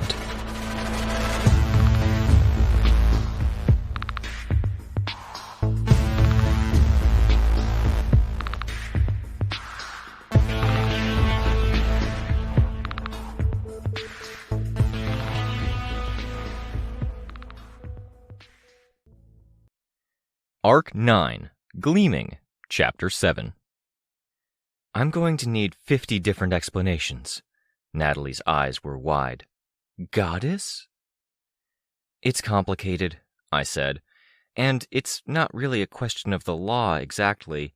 I think Natalie should be heard, Byron cut in, his voice firm. Master Stranger. If she was untainted, did she qualify as the next person in the chain, should Byron be occupied? There was a possibility that we'd have to put him in a coma or something like it if we couldn't get all of this handled by tonight.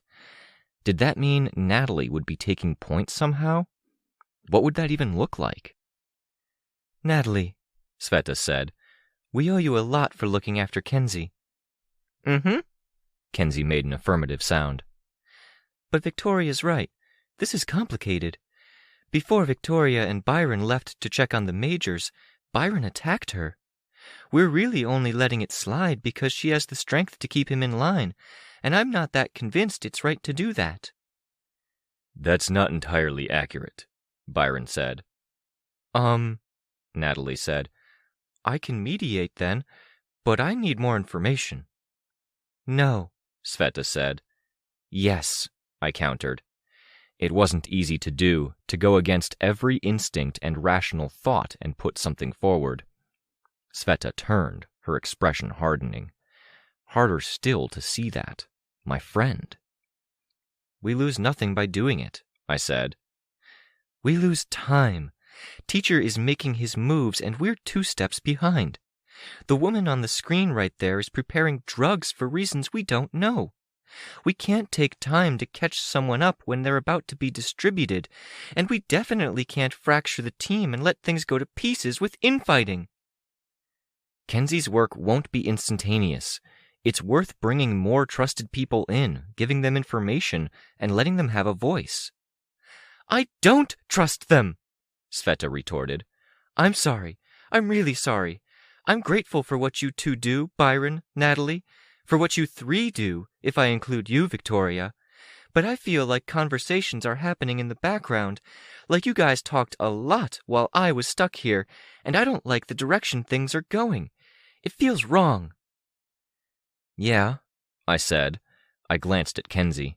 She was behind Sveta, hugging one knee against her chest, the other dangling, a small smile on her face.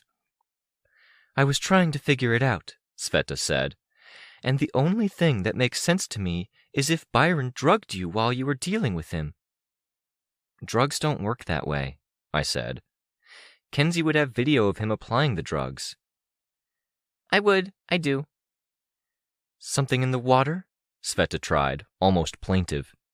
His power has changed before, and with things this warped, it's not impossible that it's not pure water now.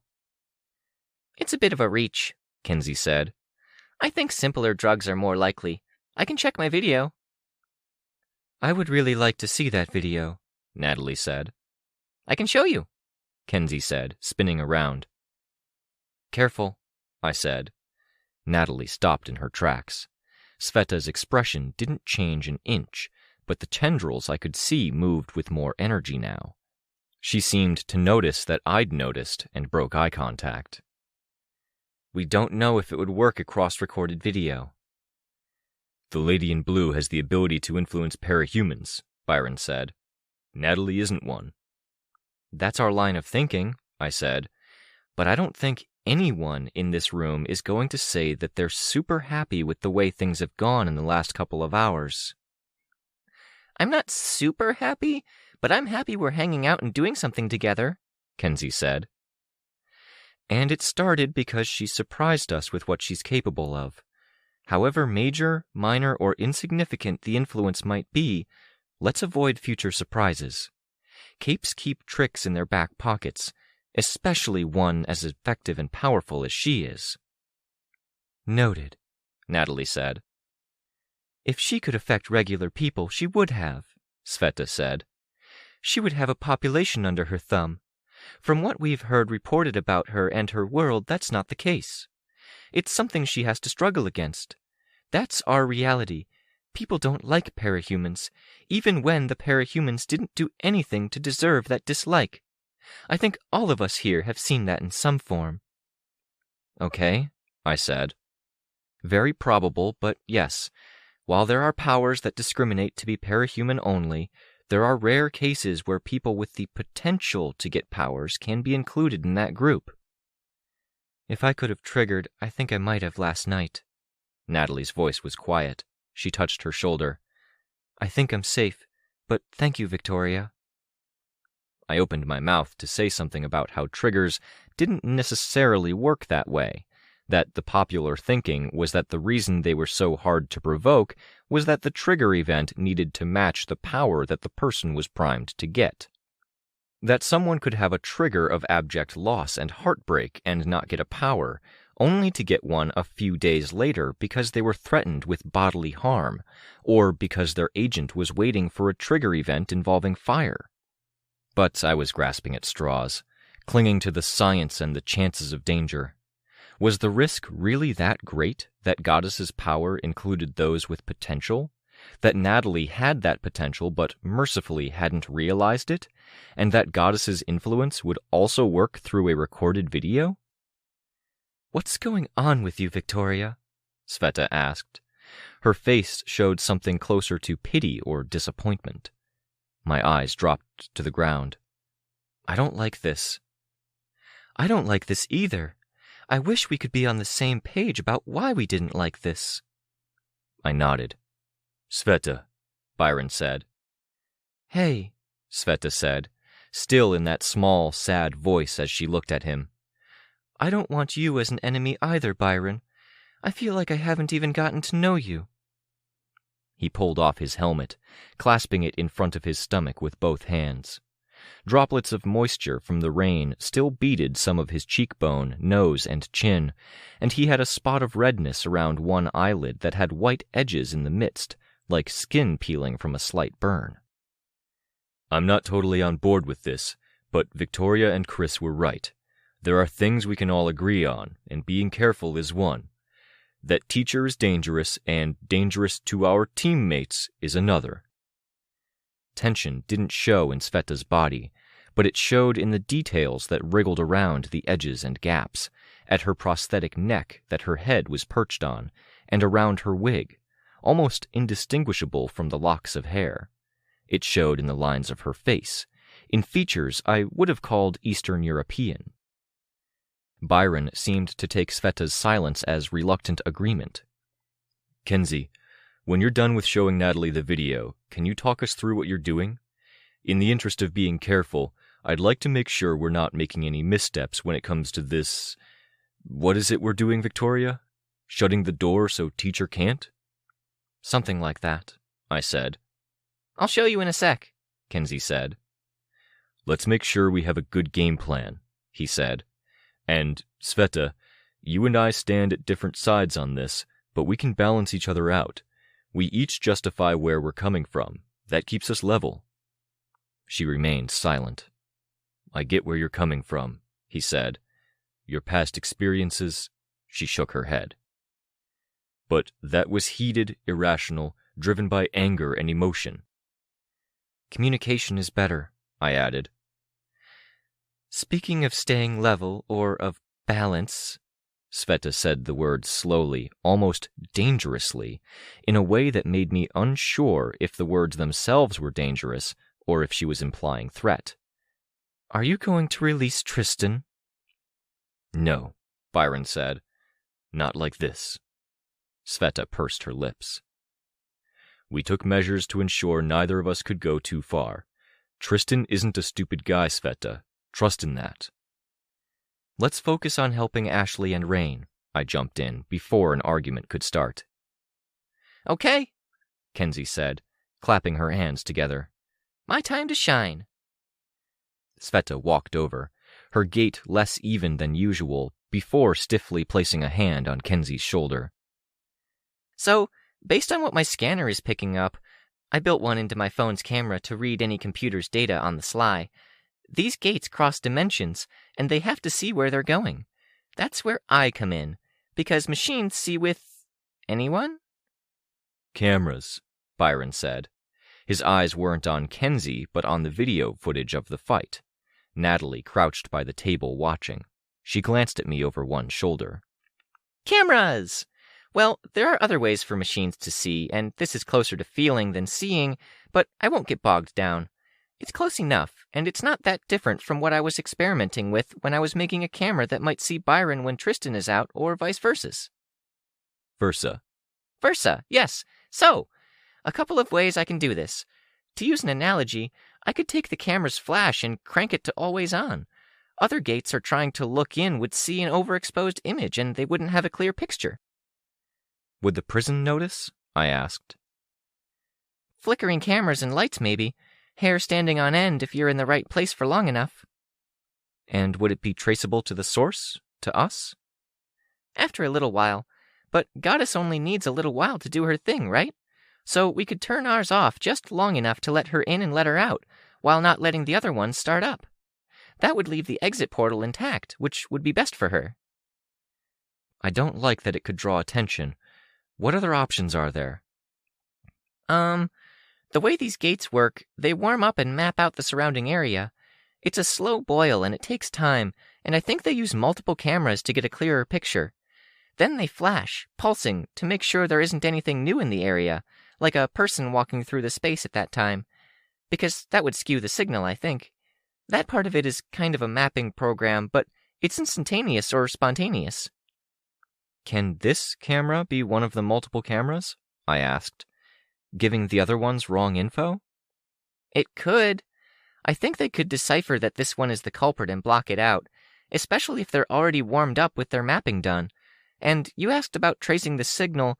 I think that would be a pretty big red alert for them, with a huge "We are here" sign above us. That's a no, then. It's good that you're thinking along those lines, though, Kenzie said, like an instructor applauding her student for trying. And I don't blame you for not thinking of what I'm thinking of, because the answer is more abstract and it's harder to make an analogy for. The best analogy I can think of is, our camera flashes white light and white light is centered.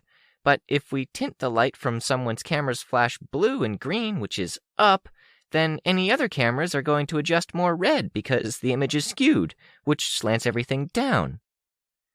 What does that mean? Sveta asked. It means everything looks right for them until they try to make their electro gate. It goes zap, and it tries to put a gate down, only it puts it into the ground. And it's subtle enough it won't make people's hair stand up or make cameras flicker. And the regular portal that lets them walk in? I asked. Well, that's sort of the thing, because it's not light, it's dimensions, so it would still skew with the signal and block it off, so that might tip people off if they try to use it. Do they? I asked. Not often. From surveillance, it's usually when work ends or when new prisoners come in, and nobody's acting like they're bringing anyone in. No prep, no prepared apartments. I think we're clear. Surprises happen, I murmured. Kenzie nodded, very enthusiastically. That's good, though.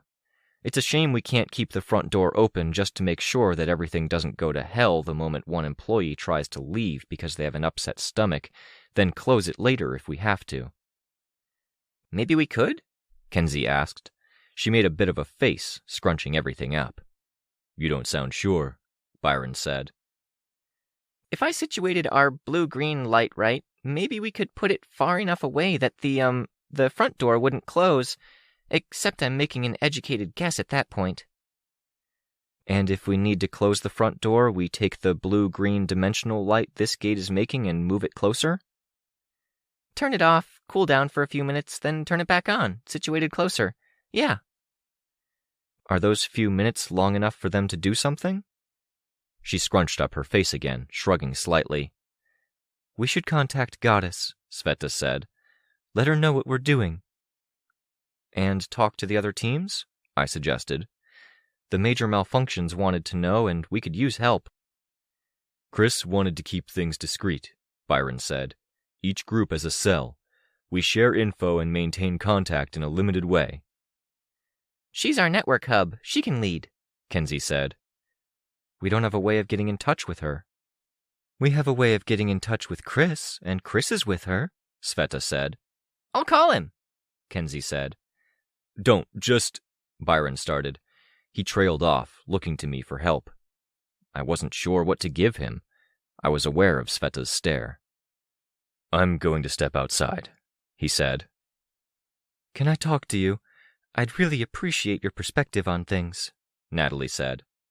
Sveta's eyes bored into me. But just as he couldn't really argue for a reason not to call Goddess, we couldn't give a reason for him not to step outside. Not without fights breaking out, one way or another. The phone rang. Natalie hurried to get her coat on, flipping up her hood before following Byron outside. Who is this? A strange voice asked, voice amplified by the speakers. It's Breakthrough, Kenzie said. Is Chris there? He is, the voice came through. It was male. He's not human right now. He gave me the phone. Show us? Kenzie asked. I'll take a video. Please. There was a pause. Then Kenzie brought up a video on the wall. It was an image taken from the ground looking up. A tall figure, feathered, looked like a vulture might look if it had been rolled over with a truck. The neck twisted around and bent backward, the head lolling back and hanging with curved beak extending down, one yellow eye staring. Along the inside of arms, black eyes that were nearly invisible in the black and gray plumage blinked. It moved its head, raising one arm with taloned fingers at the end, and gestured in the affirmative, blinking slowly. "He's scratching something on the ground. He didn't give you his number?" Kenzie snorted. "We're in the middle of something big. We wanted to talk strategy. Can you get her on the line?" "She's close. Let me get her, and I'll put you guys on speaker." There was a moment's pause, the only sounds in the room being the sound of the rain outside, a torrent of water flowing from a gutter that was ajar, and the noises on the other side. As wrong as everything felt, my little betrayals of Sveta, my complicating things when they could be so simple, the idea of having Goddess decide on a course of action was awfully tempting. I could hear the noise of Goddess arriving, with a rush of air, a rustling on the phone. "Breakthrough." "We were raided by Teacher when we checked on one of his pawns. She's the prison pharmacist, and she has laced drugs or something like it. She made it back to the prison." "Disappointing. What happened?" "It was what you described, a whole army. Not exactly marksmen, and not quite as coordinated as you described, but it was a lot, very suddenly, and we had rookies to protect. We did come away with some stuff we can use and a lot of thoughts." In the background, Natalie stepped back inside. "There weren't marksmen or coordinated strikes because his focus was and is on me. Even now, those assholes move against us. I've tapped other resources. What thoughts or things that we can use do you have?" "Antares thinks we should lock off the prison," Kenzie volunteered. "Why?" "Preemptively," I answered Goddess. "If we do it, then Teacher can't, and the people running the prison might not try to do it themselves. Why try to seal the door shut if it's already sealed?" "And we could still get you in," Kenzie said, all cheer and enthusiasm. "This is good." I glanced back at Natalie. She had a very serious look on her face. "It goes a step further," I said. "Teacher's a tricky guy because of his criminal history. He went from being a near-complete unknown to being a top-tier player to getting arrested. It means that his records and the records I had in my files went from barren to high-tier confidential." "You looked at his files?" "After he first came up in relation to Earth-Chite, there wasn't much, but," I stressed the word but, "there was some stuff on his thralls. Based on what we're seeing and what the PRT noted about them, just in case they had to worry about infiltration in their own ranks, I think we can come up with strategies." "This is good. Explain for me." "His degree of control comes from his subjects having less volition, less ability to make their own decisions, react quickly, problem solve. I was reminded when I saw some of them outside the pharmacist's house. They were practically zombies."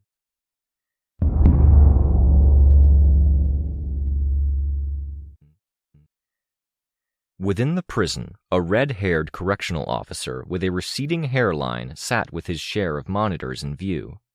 The monitors showed several camera feeds each. "Sending low-risk inmates to dinner in 15, a man at the center of the room said. "Kitchens will have meals going out in the high-risk buildings in 25, once the cafeteria doors are shut. Start shift ready?" "Lagging in change." "Tell them to get a move on. I want more bodies on the ground. Exit shift?" "They're at posts." "Meds?" "Coming out of the pharmacy. Betty and her escort. They'll make it to the caf and back with time to spare." "Red, remind us of any incidents today." "Johnny in Building C, Room 4, ate his own hands for biomaterial. He's locked up and in quarantine. Supposedly low-risk inmate Screwdriver attacked her roommate this morning. Screwdriver is off-site and staying that way for the day. Her roommate Gosling is recovering from surgery. Damsel 1 and Damsel 2 are being quiet, mostly keeping to the internet. No sign of agitation, but we're watching closely after a Damsel 3 allegedly appeared on television 24 hours ago." If only we got television here, one correctional officer said. If you did, you wouldn't watch the screens, the superior said. Stay the course, people. I want tonight to be quiet. As the superior walked around the room, checking on things, including screens with low-res images of various icons moving across a map, the officer with the receding hairline saw words on his screen. Radio silence from here on out. Avoid phones. Phones and computers are monitored. Teacher. He looked around, making sure the coast was clear. Communicate all points to others. Nod if understood. The officer looked over his shoulder at the camera. He nodded. Bomb anklets must be deactivated ASAP. Prisoner population must be preserved. He glanced back, then nodded slightly once again. The screen went clear. My heart pounded in my chest as I watched him lean over to the correctional officer next to him, whispering in her ear. Goddess had said that her danger sense wasn't flaring from this, and it was apparently nuanced enough to tell her if this was a horribly bad idea. We were good to go, at least in the initial stages of this juncture. Gotta run to the washroom, the officer said. Now? The supervisor asked. 13 minutes until we serve them their third square. I won't be long. Aaron, take the console from Nick. Someone else took over. Our officer strode from the room, using his keycard to get through the door and to the hallway. Teacher's influence turned them more and more into zombies as he asserted more control, but there was no fine mind control. They weren't puppets, and they had to be told what to do.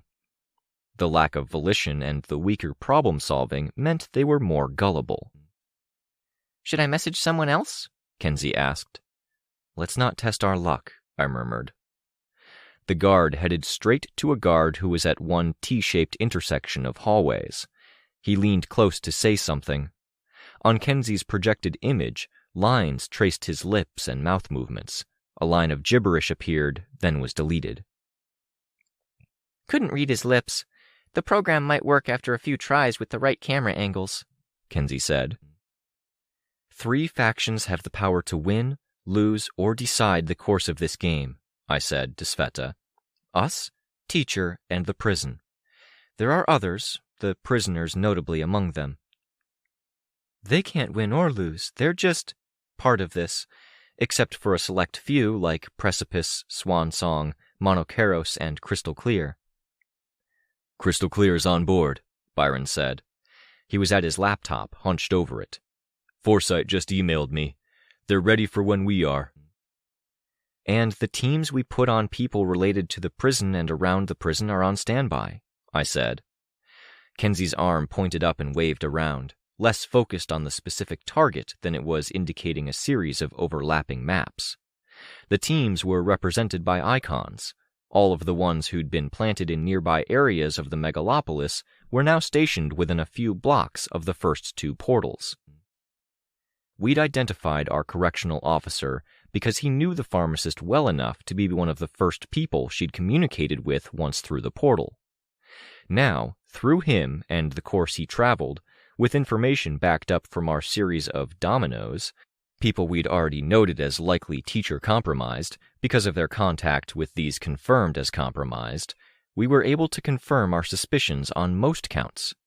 Each person was marked with a T in a silvery blue circle over their heads. Phones? I asked. Still blocked. Only a few people have noticed, but they're treating it like it's an ordinary thing, Kenzie said. None of them are our targets. Byron fidgeted. Natalie was beside him, and she looked even more nervous. I was nervous, and I couldn't even imagine how they felt. Unspoken in this equation was Goddess. We were working on the teacher issue, and we were all on the same page with it. When Goddess stepped in, I wasn't even sure. Things are going to get messy soon, Kenzie said. My head turned. On the screen, it was Ashley on one side and Rain on the other. She was telling them so they could be ready. We'll do what little we can to keep the peace, Rain said. Or, if it comes to it, We take out the people who insist on taking advantage of any lack of peace, Ashley said. The officer was walking briskly toward a stairwell, taking them 2 at a time on his way up to the top floor of the admin building. Is Forsythe ready? I think so, Byron said. The prison had administration like any business did. Though the ranks sounded like military ones, they were closer to being a business in reality. The warden was like the CEO, the deputy warden like the vice president, and in this case, the assistant warden was their equivalent to their chief financial officer, with some added responsibilities. Our red-haired correctional officer with the receding hairline and the worry lines across his forehead walked past the assistant warden's office, where the man within was doing paperwork, glancing up for only a moment. He went straight to the deputy warden's office, knocking on her open door. Stop there. Come on. Come on. He held a finger to his mouth, then indicated the office next door. Not the office of the assistant warden, but of the warden himself. My heart sank a bit at that. It couldn't be easy. The heavy-set deputy and our officer both headed into the warden's office. The officer said something we couldn't make out, his face not at an angle where the camera could see his lips. That makes no sense at all, the warden said. You left your post for this? I'm doing as instructed. Are you sure you saw this? Your eyes or imagination weren't playing tricks on you? No. I'm letting Forsythe know now, Byron whispered, so as not to hamper our eavesdropping too much. I gave him a nod of confirmation. What did it say explicitly? To not trust phones, to make sure the bombs were disabled. We could abort, the deputy murmured the words to the warden. The camera did catch her lips, providing sharp text to clarify the muddy could and abort, which the crummy microphone on the security camera didn't pick up. The anklets? Hold off, the warden said. Okay, not the biggest surprise in the world. Both warden and deputy warden were teachers. Being teachers, they were invested in what he was invested in, and teacher, as far as we could figure, had every interest in using Chite, his thralls, and his manipulation of the prison to capture Goddess and turn the entire prison into a barrel of fish he could then repeatedly shoot. A large number of high-priority targets with powers, with nobody able to interrupt or gainsay him. There were situations where the ankle bombs factored in, ones where they eliminated target individuals or tried to get control of a failing situation with threats, but it made next to no sense for them to simply wipe prisoners out en masse, even now that things were sliding into chaos. I'd observed that there were 3 critical teams here. 2 of them didn't want to see prisoners blow up, teachers and ours. As for the third, on another camera, the assistant warden was picking up his phone. Forsythe was on the other end, and they would be explaining their situation. They had 2 people in the prison. If our alliance with them counted, they had 4 total. Hopefully they would be convincing, because as the third person in the hierarchy of the prison, the assistant warden was number 3, a man with a nice suit and tie, tousled hair, and eyelashes and eyebrows so thin that it looked like he had none at all. Forsythe would be outlining the situation and explaining priorities to him. And Breakthrough would be dealing with the leaders of the thralls. This isn't right, the head warden said. He turned to his computer, circling the desk to get to it. Kenzie hit a key. Nothing happened. She smashed the keyboard with her fist. Again, nothing happened. The lights went out in the building. After a moment's delay, red lights in the ceiling came on. Time delay, Kenzie said. He didn't make it past the login screen. We're clear. In his office, the assistant warden was on the phone. Going by the script, Forsythe should be telling him to pretend like the phone wasn't working. In the tension of the moment, he took it a step too far, banging the phone against his desk. Everyone in the room winced. On the cameras, a world of prison administration under stark red emergency lighting, We could see the deputy, head warden, and the correctional officer all leaving. The officer broke from the group to check on the assistant warden, who was in his office, phone on his desk. A shake of the head and of the phone confirmed suspicions. "Stay, Toby," the head warden instructed, leaning past the officer. "Watch the office and be ready if we get power again." Toby, the assistant warden, hesitated. Was he weighing his trust for Foresight against his trust for coworkers? He stayed. The moment his two seniors were gone with the officer, he had the phone to his ear, listening. "If they get near a computer, black them out," I said. Needlessly, we'd already established the plan. It made me feel better to spell it out. On it. It was a situation defined by chaos, and we had some modicum of control. Teacher had an army at his disposal, it seemed, but that army had been paid for with his power, and that power had its price. He would make his play, but we had our own. It was a question of keeping an eye out and timing everything right. I'd thought of Teacher like a tinker, his human resources simply parts of a broader system he'd designed. Tinkers were most dangerous when they could anticipate their threats, and they were least dangerous when surprised. We would strive to surprise. "Assistant Warden's cleared by Foresight. We can tell him everything?" Byron asked. I nodded. "So far so good," Sveta whispered. I didn't want to jinx it by agreeing, but the two of us were on shaky ground. "Yeah," I responded. Except, Byron asked. Goddess. She hadn't made her move. There was a point she was supposed to enter the prison and take her prisoners. It was a big reason for why Byron, Natalie, and I were so tense.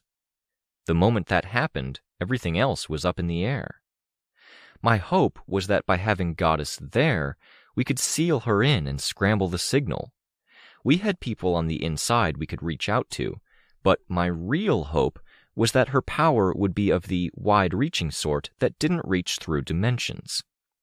If we could cut off the flow and close the doors, maybe this alleged influence would slip away. Breakthrough would be free. Dinner was being canceled relatively quickly. Relatively because the prisoners were complaining, balking. They wanted their grub.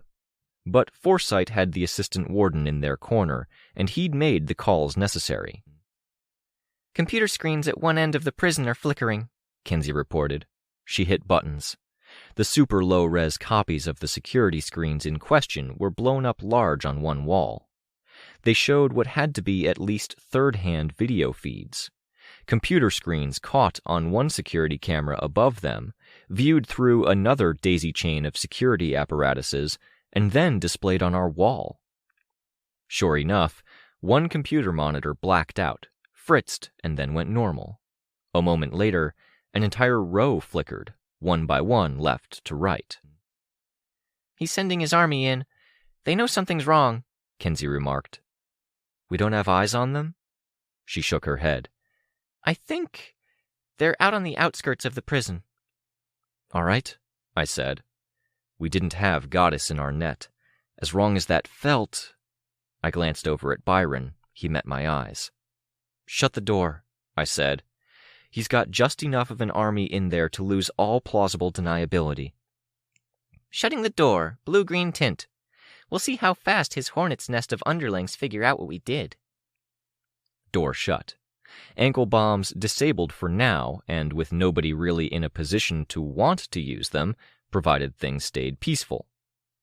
Teacher's forces were caught with their pants down, and no communication or way back to their leadership. Hero teams were on the periphery, with eyes on the suspicious, primed to join in if they needed to quell riots. This didn't feel over. The door opened, and my first thought was Cryptid, our messenger. It wasn't him. Everyone in the room stood up a little straighter. Natalie backed up a step. Goddess was as dry as a bone as she stepped into our headquarters. Amy was a step behind her, looking less confident than I'd seen her yet, before or after everything. "I've been told it's done. Everything's ready for my arrival?" Yeah, Byron said. I guess it is. You'll all come to the prison then, she said. You have no powers? No, Natalie stuttered. You'll come as well. Witness. But it's not a fucking request. Don't try my patience. Okay, Natalie said, not sounding happy about it. Why are we going? I asked. I met Amy's eyes. She looked away. Because I was told most of you were there to talk to me, and most isn't good enough. You'll all stay with me until I'm sure I don't need to be concerned about any of you. I don't think you need to worry anymore, Byron said. He sighed. He switched to Tristan without a second thought. I could see Tristan's expression change as he realized he was free. It started somewhere in the neighborhood of anger, and it became something closer to fury. It froze and became momentary confusion as Goddess set her hand on his shoulder, coming back to reality. Save that anger for our enemies, she said. We have plenty of them waiting for us. There was no argument.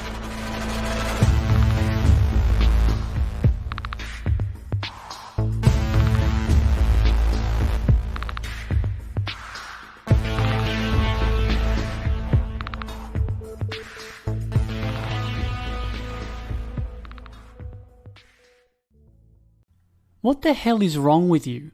Tristan asked. What the hell? Byron stared his brother in the eyes, incredulous. What's wrong with me? Did you take drugs or something? You're all aggro, not making any sense. You're not fucking listening. Tristan made a face, shaking his head a little. Then I guess we're not gonna get anywhere, huh? I've got stuff to do that isn't being yelled at for random shit. He headed for the door. Byron stepped into his way, grabbing for his brother's shirt collar.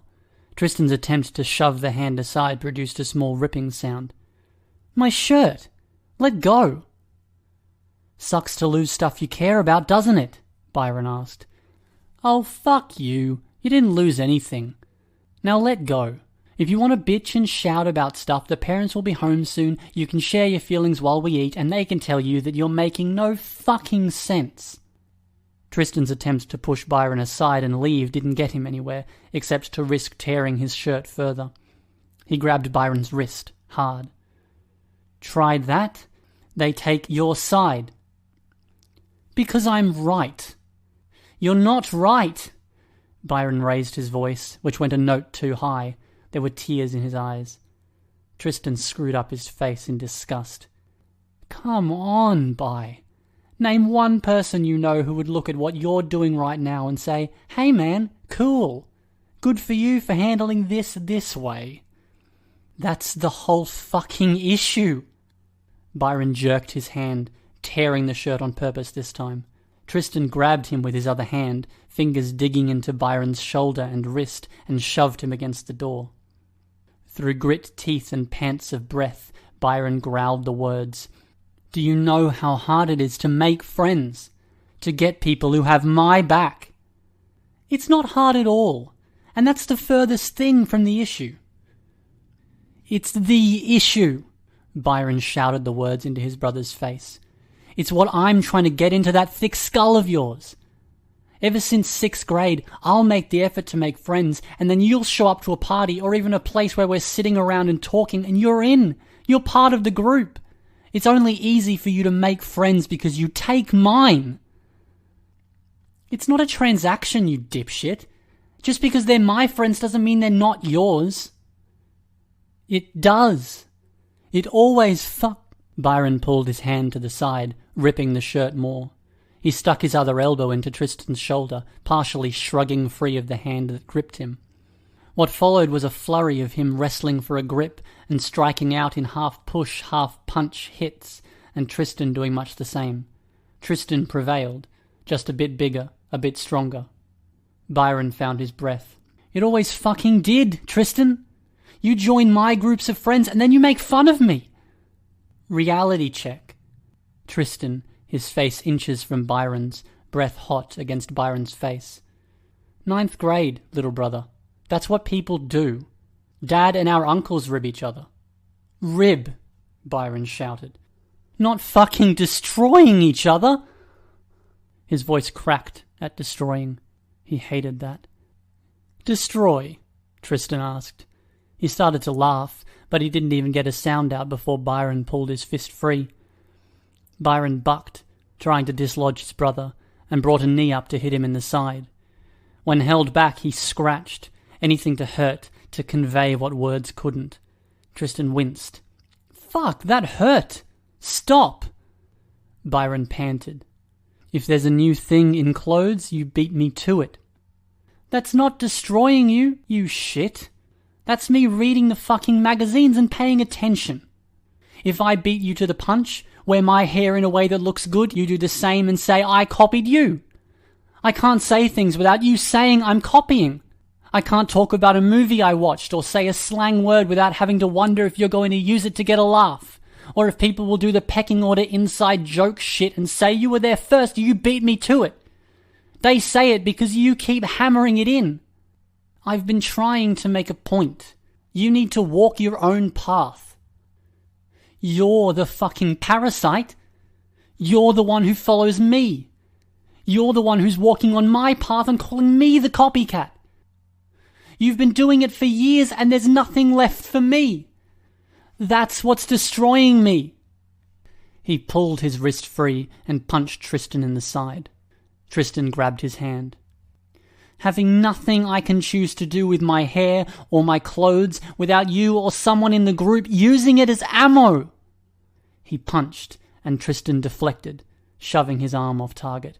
Every time I say something, you have to edge your way in, say something better or louder or cut me down every time.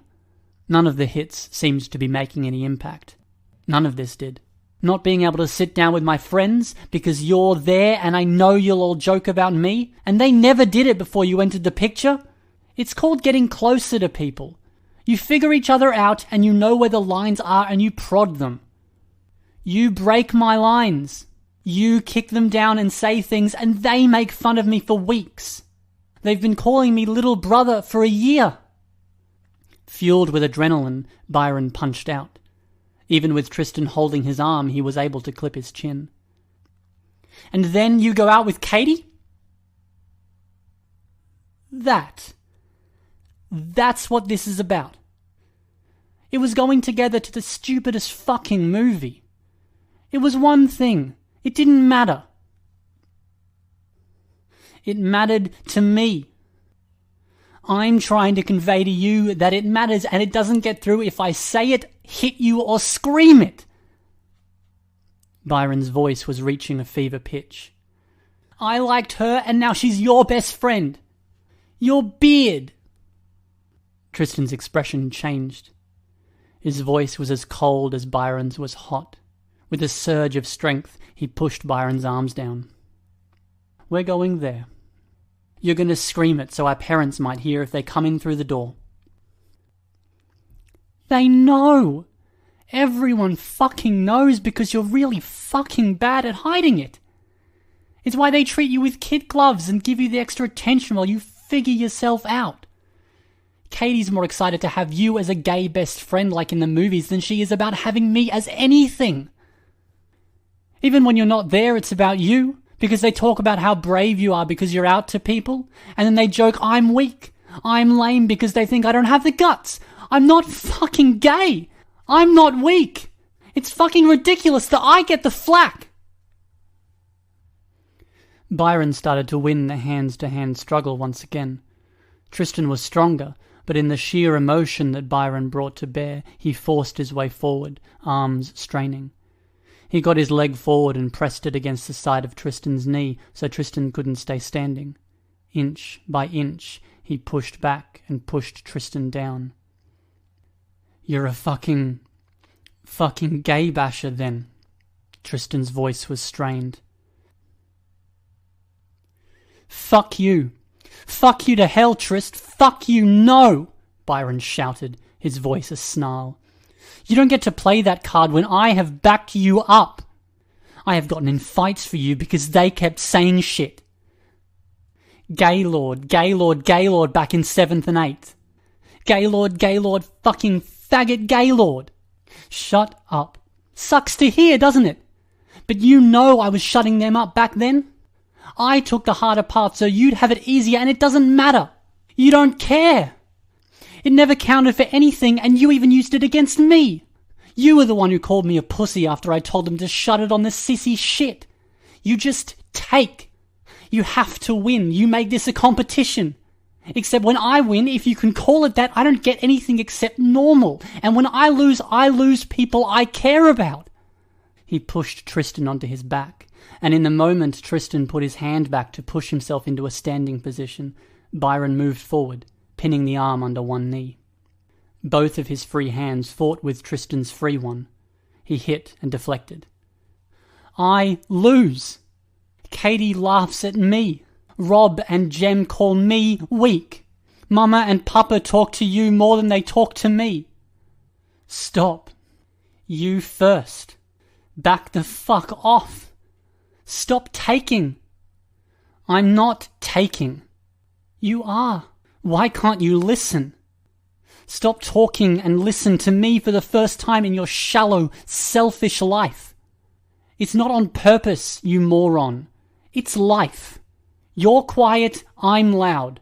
You're lazy, I'm actually out there talking to people, so they listen to me more. Nature and school, fucking politics and fucking logic favor those who do and say stuff. Now stop fucking hitting me or I'm gonna hit you back. I'm saying give me a chance, Byron said, the volume going out of his voice as the emotion shifted to something else. You don't have to speak up. You don't have to butt in. Give yourself a chance. Shut up and listen. Byron couldn't get anywhere with the arm, but Tristan was lifting up his head. With a shove, Tristan's head cracked against the floor in the basement. Seizing the opportunity, Byron gripped his brother around the throat, still kneeling on one of his arms. Tristan's reply was choked, a non-word. His one free hand groped, while Byron hunched over, denying him anything he could get much of a grip on. Shut up for 1 fucking minute, Byron said, calmer than he'd been, though his voice was warped by the effort. Tristan made a longer, strained sound, trying to get a word out and failing. You're not even capable of shutting up. Learn to step down. Learn to give some ground, any ground, okay? Please. Fumbling to break Byron's grip, Tristan was scratching now, groping for weak points. He wasn't putting up half the fight he had been. He hadn't even been choked for that long. All I want is my own space. Give me room to figure shit out, Byron said. I'm not asking for the world here. Tristan's hand fell to his side. Just nod, okay? Nod, agree. Or tap out. Show me you can tap out. Tristan moved his arm. Byron felt a piercing pain. He'd been stabbed. What followed was non-verbal, almost animal. His grip tightened because there was no other way this would end in his favour, because he was worried that Tristan would keep stabbing with whatever he'd just stabbed him with. An impulse or thought ran through the background of it. He knew it was unrealistic on a fundamental level, but he couldn't afford to lose this one last time. He'd already been beaten down so much. People he'd once liked had turned ugly, turned on him, ribbing him. If he lost here, he wasn't sure he wouldn't break. Tristan's stabs, more aimless, caught on the underside of his arm. A worse cut than before, but it didn't seem that much worse. The blood, though. What followed was a ridiculous, outright scary amount for the size and depth of the cut. In desperation, he maintained his grip as best he could, fingers digging into flesh. Tristan flailed, a flash of gold and black, a sharp point dragging against and puncturing skin. He felt his own consciousness slip.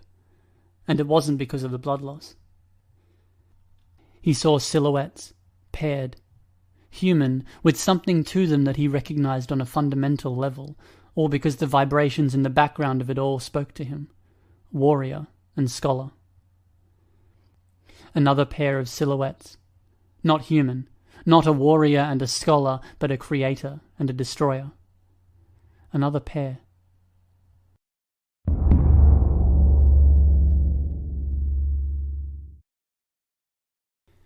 He opened his eyes. They widened a bit further as he saw the amount of blood soaked into the carpet. Mama and Papa were going to be pissed. He coughed, and in that small action everything felt wrong. He coughed again, and when his hand came to his mouth, it wasn't because he wanted it to. His lips moved and pronounced a single hoarse word. Fucker! His vision swayed, his limbs moved. He found a standing position before coughing again. He hadn't bid any of these actions to happen. He was an inside observer, viewing through eyes, feeling sensations, hearing the hum of the fan upstairs. He could smell the blood. He felt cold horror of an almost alien sort as he began to absorb what this might be. The horror didn't extend to gut, to the dilation of eyes, to breathing. The coldness of the emotion was at stark odds with the heated, breathless fucker that passed through his lips. Through Tristan's lips. The horror welled. Byron watched as the eyes, not his, moved across the room, looking for him, searching for some sign. They moved to the blood puddle, then scanned the surroundings, tracing a line up the stairs, zigzagging in a search for a trail of blood. Every movement of the eye felt like someone was taking his eyes, resting them to one point of focus, then to another. Muscles fired into action, felt alien around the edges because the configuration was right, but the scale and pattern was that 1% to 10% different. The muscles forced the body into movement, into balancing to stay upright. There were more coughs as Tristan rubbed his throat. He made his way up the stairs, into the kitchen, then wandered through the house, hands running through hair, around the neck, fidgeting. Byron wanted to struggle, to push out, to find a way free. There was nothing. He could feel, he could think, and he could sense what Tristan sensed. There was nothing beyond that. Having finished searching the house, checking the small bedroom for Byron, Tristan made his way back to the kitchen. He took a seat at the kitchen table and buried his face in his hands, coughing once or twice. His throat hurt, and Byron felt the hurt. With every second that passed, not even able to control the focus of his vision or sharpen his awareness on any point within the eye's field of vision, Byron felt his thoughts growing more confused. There was nothing here, only void, and everything in thought and emotion bled out aimlessly into that void, with no perspective, no grounding, no action he could take. Please, no, he thought. Whatever this is, please. Emotions welled, but without a heartbeat, a stomach, muscles and breathing to give substance. They were like blots of watercolour, bleeding out and into one another. "Tristan?" Papa asked. He put down his bike helmet, stepping into the kitchen. He was sweaty from his ride back from work. The biking was because he was trying to lose weight, but he was only part of the way there. Everything about him from moustache to build were heavy and thick. Heavy eyebrows furrowed in concern. What happened? Tristan stared off into space. "Tristan?" Papa asked. He seemed to see something that alarmed because he turned toward the front hall. "Anita, come fast." Mama came into the kitchen, still wearing her own biking outfit, her long hair damp near the scalp. It was Tristan's eyes, not Byron's, that searched out the little details that made her her. The shock of white hair by one temple, the twin moles that Tristan had called vampire bites as a child. Byron had felt bad about that, even being the observer to his brother as Tristan unwittingly evoked a look of faint hurt on their mama's face. "Help," Byron thought, as they turned their attention to his brother. "Please help me. This is hell. It's already hell." "Byron flipped out on me," Tristan said. He coughed, forced the cough, then touched his throat. "He was upset because I took Katie to the movies." "That wasn't it." "I told you not to," Mama said, her voice soft. "He strangled me, scratched me, punched me." Tristan searched his arm, pulled back his t-shirt sleeve with one hand to see where Byron had hit his shoulder. "That's too far. That's too far and then some," Papa replied. "We'll talk with him. Where is he?" "Please help. Please notice that something's wrong." Tristan said, sounding very disconnected. He wasn't looking anywhere in particular. To an outside observer it might have looked like a 1,000-yard stare. "He stormed out, I think. I looked through the house." "Look at me, Tristan," Papa said. Tristan did. "See me in here. Isn't that how it works in the movies?" Tristan's eyes watered. "Something's fucked up. A lot of things are fucked up. I've been sitting here trying to process, but my thoughts are sparks and I can't think straight. When I can think straight, I'm worried I have brain damage because it's really intense." Tristan stumbled through, not stopping. "And I'm worried he's going to the cops or something." "Cops?" "Because I got scared when he was strangling me and I couldn't even hear anything except a ringing in my ears. I stabbed him with the pen I had in my pocket to try and make him let go, and he was so angry. So angry." Tristan dropped his eyes. The 1,000-yard stare again. "Tristan." Papa took Tristan by the shoulders. Tristan made eye contact again. "He wasn't making any sense," Tristan said. "I made sense. You weren't hearing it." Their mama rubbed Tristan's shoulders. Their papa gave him a kiss on the top of the head. Byron felt it all, and he didn't feel better in the slightest. "We'll get this figured out, mijo," Papa said. "Please help." "I don't know," Tristan said. "I feel like something broke inside of me. I can't think straight. I think in..." The orange-red light flared between him and Papa.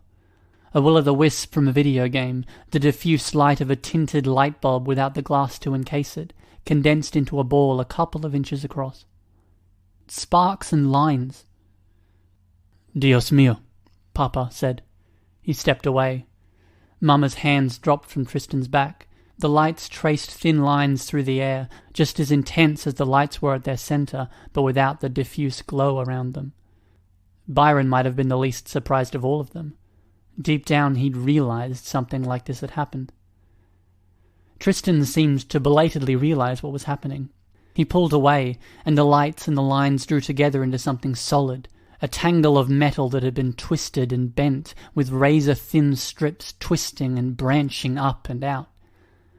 It crashed into the kitchen floor, and Tristan nearly fell from the stool in his haste to move away. In the retreat, Tristan receded. Byron felt the void he was in fill up, pushing him out. Byron emerged, and the metal growth exploded into a spray of steam with no heat to it, only a sharp chemical smell.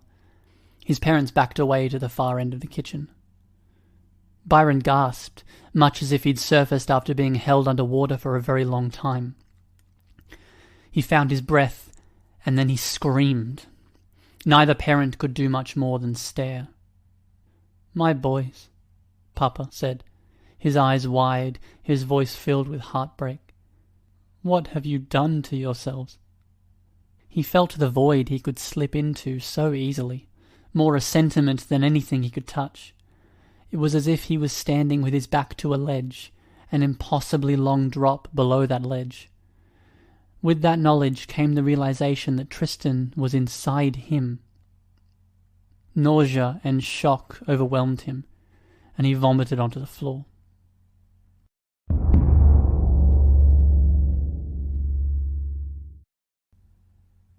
Danger. How much risk do we face? Is there a chance we get hurt? What's medical care like? Does it involve fighting endbringers? Organization. How many people in the group? How are arguments resolved? Is there a human resources department? Manager? Team leader? How is that stuff handled? Secret identity. How many people will see our faces? Know our names? School. What do we do about school? For that matter, what happens schedule-wise with the holidays? Church? Ask, damn it! Ask or swap so I can ask. You've only talked about money and costumes. Any more questions? Mr. Vaughan asked. The man had a shaved head, light brown skin, and both a moustache and beard that were trimmed down to a series of lines, the beard being little more than a narrow arrow that pointed down. His jacket hung on his chair, and the sleeves of his button-up silk shirt were rolled up, showing only hints of the tattoos at the upper edges of his forearms. Byron knew because Tristan kept glancing at the guy's arms. Nah, no more questions, Tristan said. Some, Papa said. He hesitated. But this is a lot to take in. I need a moment to get my thoughts in order. Mr. Vaughan smiled. Instead of that, why don't you hold on to any questions you might have, go home, sleep on things, and you can email our department any time. We will answer any questions. If you want to send us 100, it won't be a problem. No. There's a big difference between what they say to our faces and what they say if they have time to compose an email and word things carefully. I think we covered most of it, Tristan said. Yes, Papa conceded. No! Great, Mr. Vaughan pronounced with a smile. Byron had to bite back his annoyance. Danger, management, secret identity, school, schedule, holidays. It was a mantra he mentally recited, so he could fire off the questions when he had the opportunity. Mr. Vaughan leaned back. Tell me, what do you think? I'm very interested. There was no hesitation in Tristan's reply. I'm not sure, their papa said, sounding hesitant. To be honest, our number one priority is getting this whole situation fixed. The PRT has resources. The PRT absolutely has resources, Mr. Vaughan said. I would say they're above average in what they can offer. All right, their papa said. He looked at Tristan. What's the pitch? If you look into it, however, you'll find they're strictly above average. They're exceptional and consistent at holding things to that level. You won't get the exceptional wages, service, or attention from them. The people at the top have been in the PRT since before Tristan was born. There's something called upward mobility, how many promotions you can get or how high you can rise in the hierarchy. I know what upward mobility is, Papa said. Then it should please you to know that when it comes to Tristan and his brother, we can give them mobility, and we can give them something the PRT won't. We can give them exceptional. With more risk, I'm guessing, Tristan asked. Yes, Mr. Vaughan said. Being on a corporate team is like being in sales, except you're selling your own brand. We'll pay you handsomely, and you stand to gain much more if you hit our reward points. You'll get extra for media events, a stipend for holding higher rankings on the right sites on the internet, and any CAPE ranking lists in magazines. You'll get $1,000 for every headline you net, $5,000 if you get a positive headline in a major paper. But it's more work, and not everyone's cut out for it. If you don't think you can sell and you can't handle the risk, then the PRT is a safer bet. I'm a risk taker, Tristan said. Byron could feel his brother's face stretch in a smile. And I think I'd be a good salesman. I'm not a risk taker. I get that impression, Mr. Vaughan said, smiling back at Tristan with something resembling a twinkle in his eye. It's why we're so willing to reach out here, if you'll excuse the pun. Costume, starting salary, branding push, you hit all the marks and then some. Marks? Papa asked. Tristan shifted, almost as if he was uncomfortable with their papa's participation in the conversation. He's the right age to match the others. He's hip, attractive, he has a background in drama, good presentation, and a visually interesting power. Byron brings a different attitude, good academics, and their interplay is an interesting twist on an established formula. Damned with faint praise. I don't want to do this. I'm excited to do this, Tristan said. "We need to consider Byron," Papa said. "Don't jump to making a decision, okay?" "Of course," Tristan said. "I think he'll be down for it." "I'm not down for this, but you saying that makes it harder to say no." "I'm still going to say no." "Let's hope," Mr. Vaughan said. "He can hear me, right?" "He can," Tristan said. "We draw big money. We pay it forward. The PRT labs are very good, but every cape under their umbrella needs power testing at one point or another. It's in their requirements." Mr. Vaughan leaned forward. "Byron, with the contacts we can provide and the money we can pay you, we can give you more help, and you won't spend years in a queue after getting your requisite everyday power testing appointment." Years. It was horrible to think about. A month had been hell. He hated to admit it, but just the fact that Mr. Vaughan had said his name, addressing him directly, it meant so much. Only his parents really did it when Tristan was out there. Yet when the tables were turned, he didn't miss that Tristan was so often addressed directly, with the odd person speaking right past Byron. But he wanted to say no. "Come, I'll show you the facilities," Mr. Vaughan said. They all stood. Mr. Vaughan walked around his glass desk, opening the door to let them out into the main offices of Reach. "We should let Byron out," their papa said. "He needs a say." "After, please," Tristan asked. "He had all yesterday. I've barely had today, and I spent a lot of it in the car. I'm so restless." Byron was left to wonder why he had such a horrible sinking feeling at that. "Okay," their papa said. "But he gets a say when we've done the tour, after you've stretched." Tristan's face stretched in a smile that didn't match Byron's feelings in the slightest. This was the hell. If there were bars to this cell, Byron might have grabbed them, shaken them, screamed. But there were no bars. To react like that and be in that state when he emerged was something that pushed others away, which made it impossible to enjoy the time spent with family. It made them fret, worry. Danger, management, identity, school, holiday schedule. He held on to his list of questions. "Would I be staying here?" Tristan asked. "Reach travels. You'd have nice accommodations if you were out of town. We'd accommodate your parents if they wish to chaperone." "Oh, man," Tristan said. "I love you, Papi, but—" "That might be a problem," their papa said. "I have work." Byron was aware of Tristan's faint exhalation of relief. He's thinking like this is a done deal. "And your wife?" "We work in the same office." "Ah, I envy you," Mr. Vaughan said. "I'm sure we could work something out if we needed to. Come, let's walk. Tristan, you should wear this mask, temporary, to protect your identity." Tristan pulled the mask back on. "And Mr. Vera?" "I might as well. I feel ridiculous."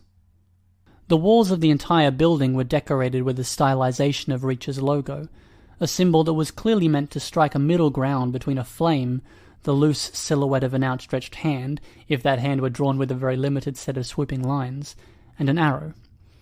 The symbol stretched diagonally across walls, separating the bold colour on the bottom half from the white on the top.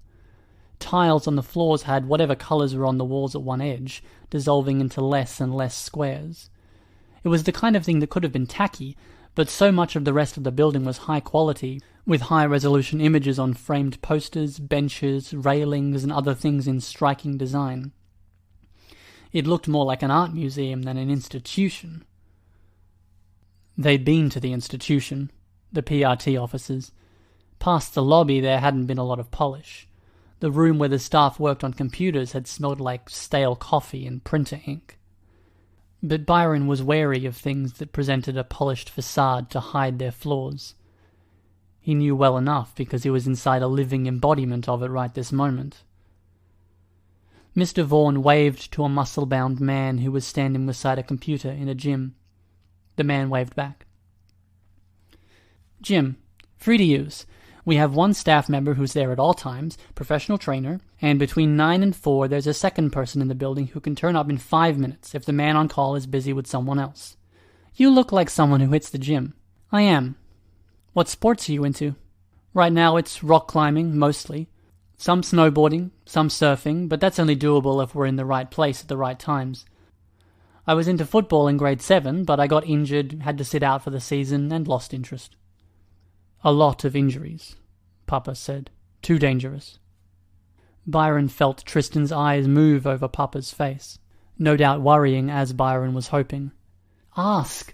Danger! What's the risk? But their Papa was silent. There's a pool as well. If you surf, you probably swim. It's a very, very nice pool. Some of the members of Reach will use it as a place to take selfies or, selfless shots. Selfless? Papa asked.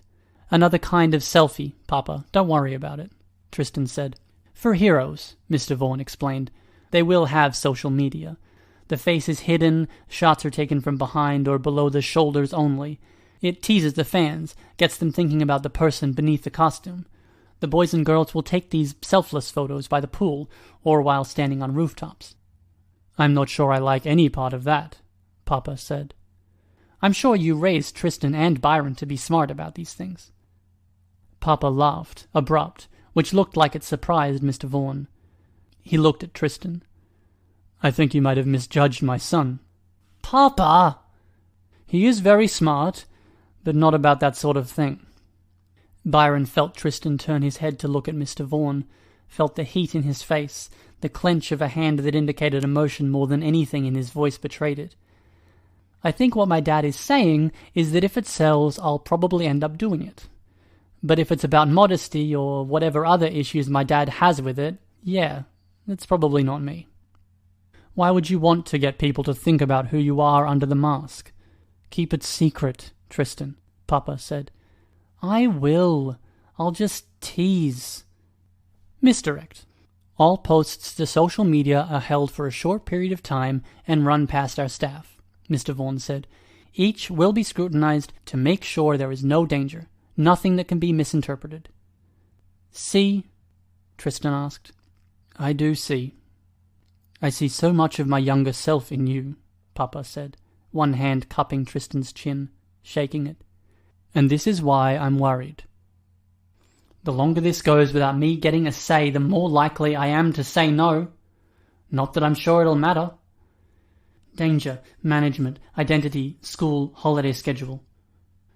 I love you too, Papa, Tristan said, reaching up, not to push the hand away, but to fix the mask. But as they rounded a corner, he pulled back a little, breaking the contact. The cafeteria, Mr. Vaughan said, and the young members of Reach. Byron was forced to look where Tristan looked. He'd seen the images in passing, enough to know the names.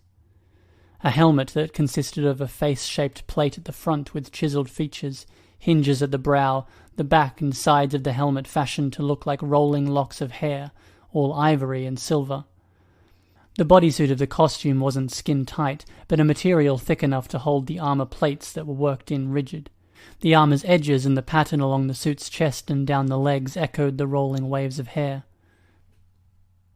The white of the costume's face was supposed to draw the eye, but Tristan's eyes touched on the face, then shoulders, arms, chest, down the side of the body as if noting silhouette, then pausing for a tenth of a second on the package between the guy's legs before moving and across to the person just behind the teenage guy.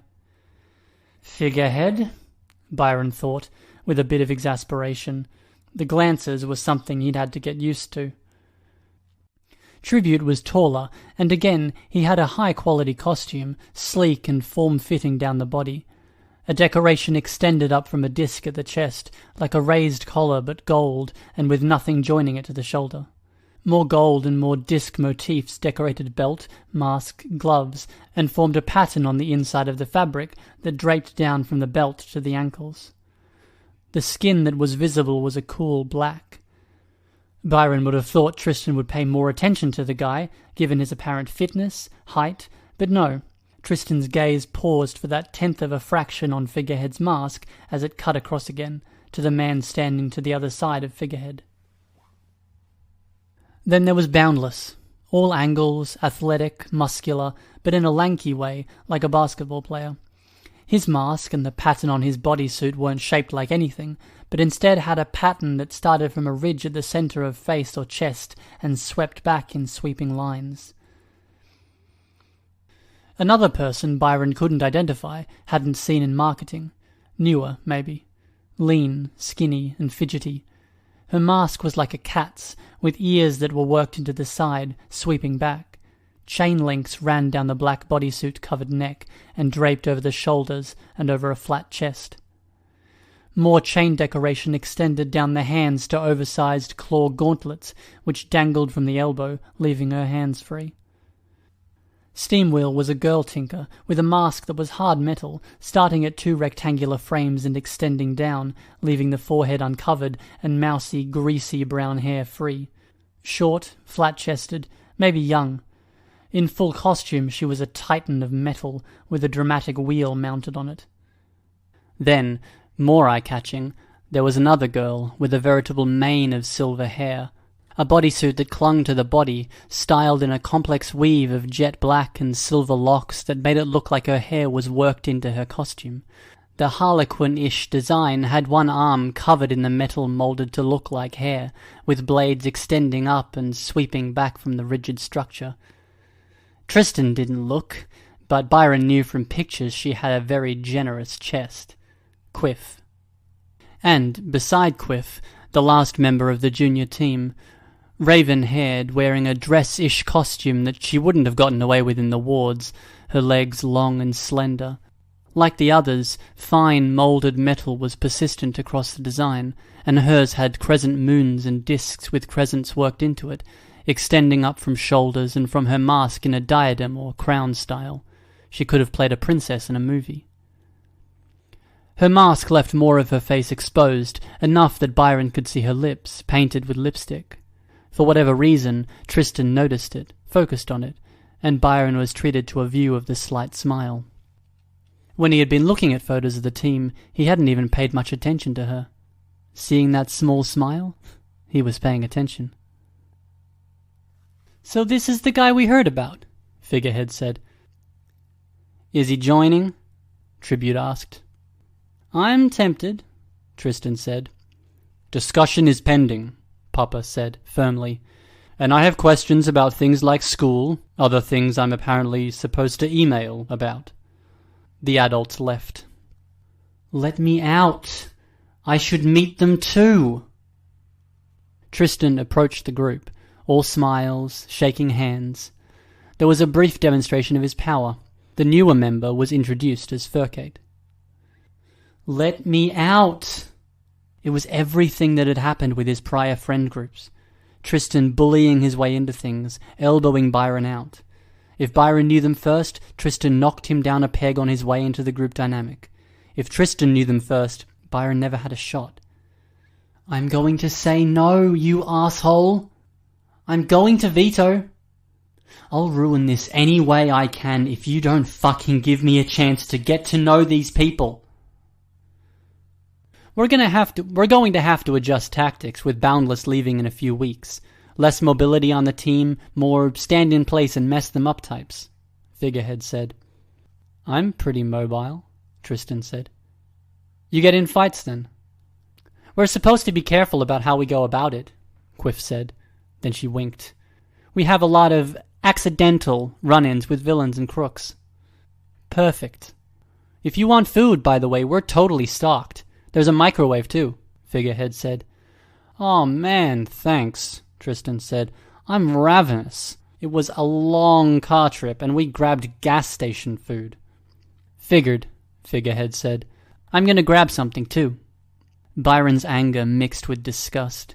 Eating was a singularly unpleasant activity when one had zero control over their body. The mastication of food, the involuntary nature of the movements, the acute awareness of how the mouth felt different, the food dissolving into slurry. Byron's tastes were slightly different from Tristan's, too. The entire team ducked into the cafeteria.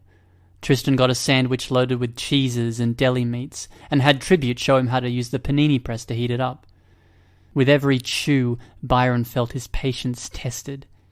He couldn't see what he wanted to look at, couldn't ask what he wanted to ask, couldn't rejoin or add an anecdote as he saw the moment, watched it pass, and left it well behind. He would get his turn, right? He'd be able to meet these guys for more than a few moments? He talked about sports. He talked about movies and shows, and the team talked about heroics. It's a bit of a head trip when you get your head around how the corporate side of it works, Figurehead explained. You hear about the ridiculous money they bring in for having us show up for a company's event or putting on a show at a convention, right? 6 figures, and we only get 6,000 each? That's what took me the longest to adjust to.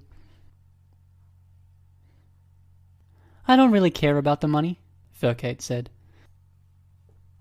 That's because you're weird, Moonsong said. Yep. We're a corporate team, hun. Reach had the best costume design, Furcate said. That was the deciding factor, huh? Quiff asked. When Furcate nodded, Quiff shrugged, before using one hand to flick her hair over one shoulder to better expose the silvery waves and halls along the shoulder. Well, it's not like you're wrong. Tristan extended a fist toward Furcate.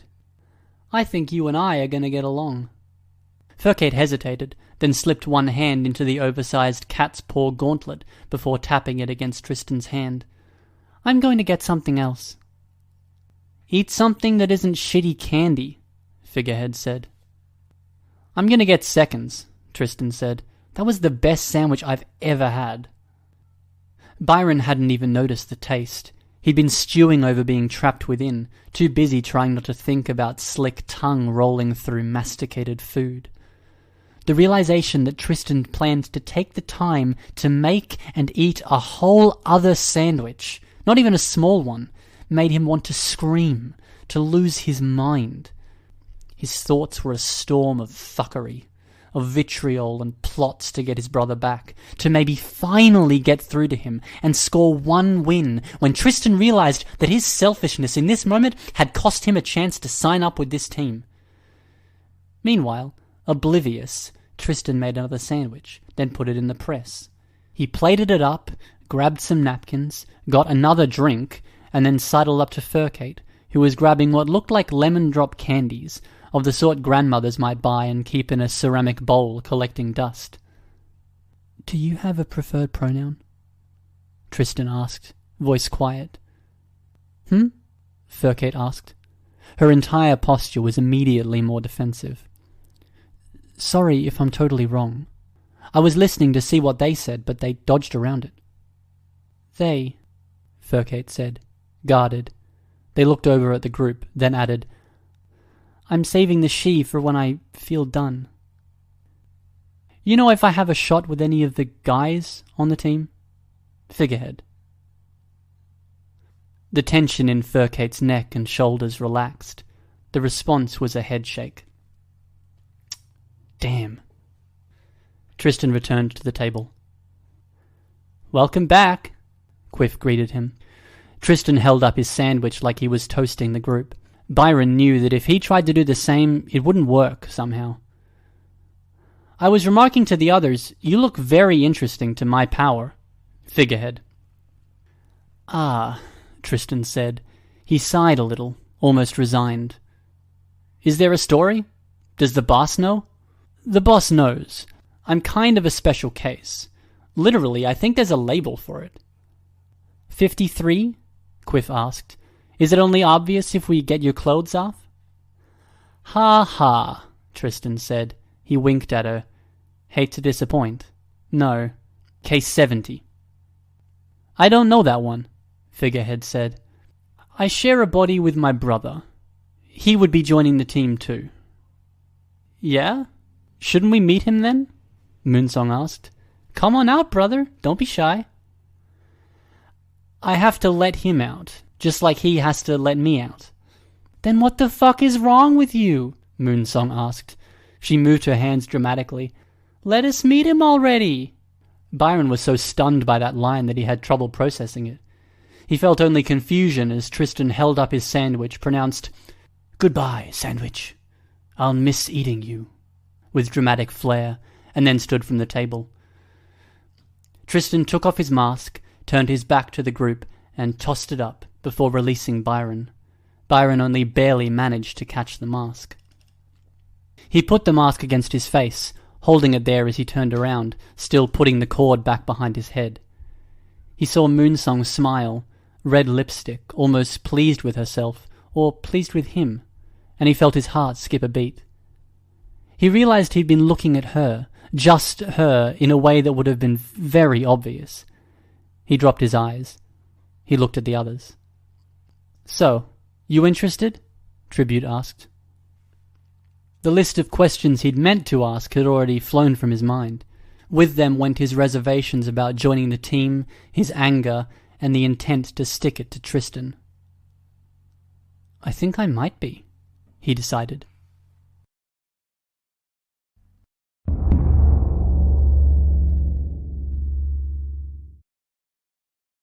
The team was dusty, battered, and bruised, with a few cuts here and there.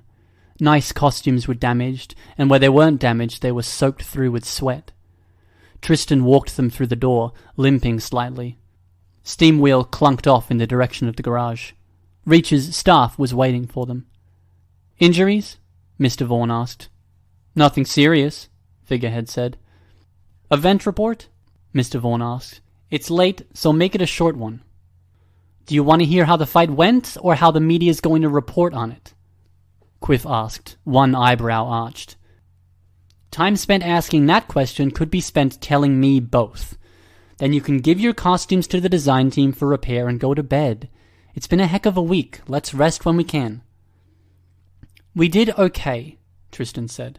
"Scritch, Scratch, Snicker, and Snack all got away. We got one of the other powered ones, Hell's Bell, and the civilians didn't get a scratch on them, despite her attempts to pull some hostage stuff. I think the cameras will be kind when they report the news in the morning. Extra kind if they get surveillance video from inside the building, because that hostage stuff was some of the best caping I've seen." He put out a hand. Furcate tapped their cat's paw to his gauntlet. He moved his hand in Quiff's direction, and she did much the same. "Anyone disagree with this assessment?" Mr. Vaughn asked. There were headshakes here and there. "Good. We'll see if you're right about the media tomorrow, Capricorn." "I always am." "You're getting cocky." "Deservedly." "So far. Not that I don't like that. Mr. Biggs loves you for it. Anything else? Questions? Any resources you need to request? If there are disputes about the team or issues you can't bring up here, you bring them to me or the appropriate staff member." With a sweep of the hand, Mr. Vaughn indicated the other staff: trainers, spin, social media, design, and accounts. "Tristan's taking over as leader," Figurehead said. "Someone's going to mention that. I'm not bothered, though." "He's the least experienced member here," Mr. Vaughn said. "He's good. Really, I don't mind." "I hate to admit it, but he's good," Moonsong said. "Why do you hate to admit it?" Tristan asked her. "Enough," Mr. Vaughn said. "Get costumes to design as soon as you're back in civvies, then rest, do your things. It's been a tough few weeks." The team began to break away. Tristan hung back to unstrap his armor, where a blade had cut through pauldron and the entire length of the arm. He handed it to the guys from design. "How's the power?" Mr. Vaughn asked. The others had left. "Metal and rock," Tristan said. "More rock than before. I want to set you up for another appointment with the lab. We should stay on top of this." "Not going to complain," Tristan said. "It's working okay for you? Things aren't harder?" "Well, they're harder," Tristan said. Haha. Mr. Vaughn smiled. "Puns don't do well in front of press, online, or anything of our other marketing battlefields. Don't you dare do that to the team." "I won't," Tristan said. He smiled behind his helmet. "It's fine. Easier to be cautious. Avoid hurting people." "And Byron?" Tristan gave his armor a once-over, then passed over control. Byron was even more ragged and battle-damaged. His costume was trashed. Funny how that worked. "Almost entirely water now," Byron said. "And putting aside the power things, how are you?" Byron had no idea how to answer the question. Things are better than they were. The schedule helps." It was only after the words had left his mouth that he realized the lie. Did Tristan sense the lie, feeling the slight change in body language? No. For Tristan to notice, Tristan would have to pay attention to him.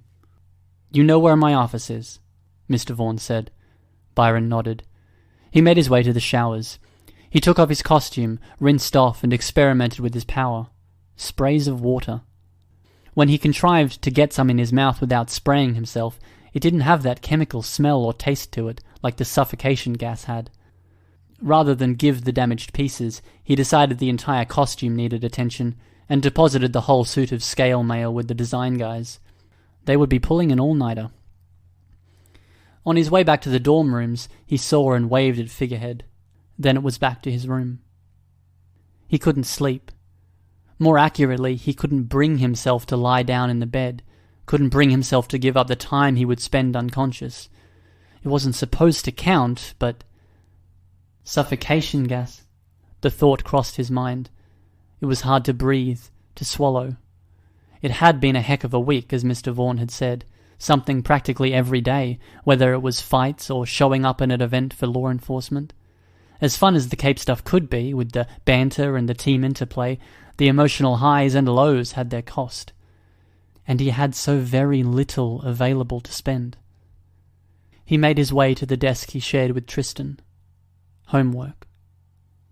He felt like if someone said one mean word to him, he could burst into tears. Homework felt just masochistic enough to punish himself for not going to bed, just enough to not break down into sobs.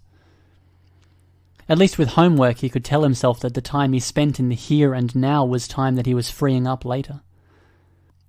While the questions were easy and mindless, it was a good distraction, but they weren't all easy. There was a paper he needed to write, and he was supposed to frame a thesis. Try as he might, he couldn't think to put the thoughts into action. Pen tapped. Frustration welled. Pen jabbed, stabbed his thigh. The pain was a shock, like a wake-up call. There's something wrong with my brother. Like the piece that can get him to compromise and understand just isn't there. And I'm stuck with him. The pen jabbed again, near the same spot. There's something wrong with me. I felt like I was going to lose my mind from all of this months ago. Things haven't gotten better. In a fit, like he wasn't in control of his own body, he brought the pen down 10 times in half that many seconds. He released his hand. The pen fell to the floor. Rather than pick it up, he kicked it. He jumped, hearing a knock at the door. He hadn't shut it. It was Kay. Furcate. They wore pajama bottoms and a t-shirt, hair tousled like they'd just woken up, rather than like they were just about to go to sleep. Byron's hand pressed over the spot where blood was seeping into his pajama shorts. Something up? Can I come in? I'm not really up to company right now, he said. Is it important? Kay nodded. Okay, Byron said. He swallowed hard, then nodded. Kay approached until they stood behind him. Open. What?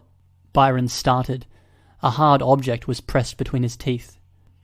One of Kay's old lady lemon candies that tasted like menthol, citrus, and ass. Kay's favorite. Just as he was coming around to the idea that this too could be masochistic, he felt Kay's arms around his shoulders. A hug from behind, Kay's face smushed against the side of his head. His fingers gripped the fabric of his shorts, tight around the oblong spot of blood. They gave him a pat on the shoulder as they broke from the hug. Good work tonight, Furcate said. Then they were gone. He didn't let go of fabric, find another pen, or even think about much as he sat there, trying to summon up the strength to... To what? Go to sleep? Byron? His feelings leapt into another paradigm, where they shuffled around in confusion. He twisted around to look. Brianna, at his bedroom door. She was wearing clothes, not nightwear. Want to get some fresh air? She asked. He nodded. I need to change. I'll be waiting by the front door then. She shut his door as she left. He released the fabric that he'd clutched in his hand for long enough that the blood had stuck to his palm. A bandage covered it, and from there he was quick to get his clothes on, fixing his hair with his fingers. Fresh air was very much what he needed, when being where he was felt so suffocating. Jacket on, boots on, and yeah. They left through the front door, and then they walked. It was late enough that there could be trouble, a good hour for muggers. Silly to think about when they were as capable as they were. Kay sent you? He asked. Kay? They stopped in for a minute. Oh. At the center of the little park was a fountain, and around the fountain were stairs in concentric circles. Brianna sat on one stair. He sat down on the step her feet rested on, his shoulder near her knees. She slipped down one step, so she sat down beside him. I want to talk to you, not the back of your head. He smiled. All right. Thank you for agreeing to come for this walk. If you're half as tired as I am, you must be dead on your feet. Too tired to sleep. Yes, she said. She smiled, red lipstick parting to show white teeth with the bar of a retainer across them. He felt that emotional jumble again. Yes, exactly. I can't promise I'll be a very good conversation partner. No, she said. Me either, probably. When I joined the team, Mr. Vaughn was on about how I was the daughter of a politician. I should be very good at the speech and the presentation. You are? Yes, but there's pressure. And even now there's pressure, you know? I invited you, and now I'm obligated to not make you regret it. We could sit here for 2 hours keeping each other company without saying a word, and I wouldn't mind, he said. Words he immediately regretted. Words he wouldn't have said if he weren't as tired, as emotionally raw. Good to know. Her shoulder touched his as she leaned a little closer. She turned to look the other direction, and her hair brushed his ear. The entirety of his focus, every inch of his being was consumed in that oval-sized point of contact, where her shoulder shared its warmth with his. His head swam with the smell of her shampoo. Something like tea, but refreshing. I'm going to suck and say something that might be really lame, she said. Then you'll think less of me. I don't think that's possible. I think you're really strong. He shook his head. Really? You're managing despite a situation that would drive anyone crazy. I'm not managing, he said. Aren't you? She asked. He shook his head. Is there anything I can do? This, he said. This is nice.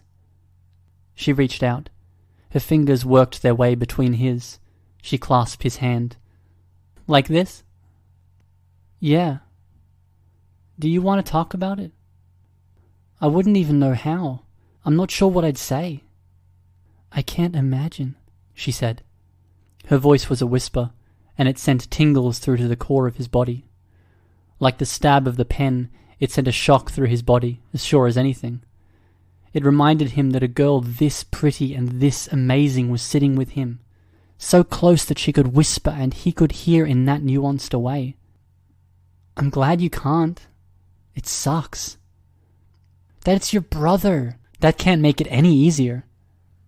He allowed himself a slight laugh. Oh man, you have no idea. I have some idea, she said. I'm pretty sure everyone has some idea. Now you've lost me, he said. He wasn't sure she had, but he didn't want to be right about his initial take on the statement. He's doing the whole gay thing because he likes to be bold and out there and... No, Brianna. It's weird. It's creepy, that's all I'm saying. He pulled his hand away. He saw the look on her face like he'd slapped her. What's wrong? She asked. No, Byron said. All of the warm, fuzzy emotions, everything that made everything feel okay was now something black and bitter. Disappointment was the predominant feeling in that stew. I have 100 issues with Tristan, but that's not one. I think I'm gonna go. He stood. Brianna grabbed him by the wrist. And he's listening.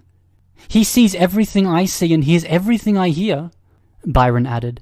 It was intended as a way to get her to let go, to break this and to go back to that room where shorts stained with blood were lying in the corner. She didn't let go. Stay, she said. Fuck him. Just stay? I can't betray him like that. I have to live with him. I worry about you, she said.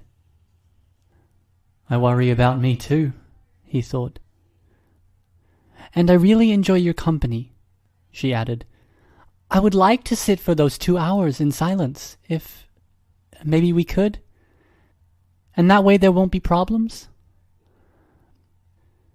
Byron turned his thoughts over in his head. He was so tired, so heartbroken.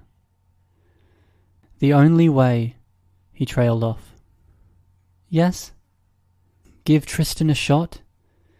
Try to be open-minded about his being gay, okay? It matters to you? I think really highly of you, Brianna. You're good at so many things. You're smart, you're stylish, you kick thorough ass. But this makes me think less of you. He could see the hurt on her expression. He was stunned, bewildered that she cared enough that she could feel hurt at all. She tugged on his arm, as if to get him to sit again. Yes? He asked.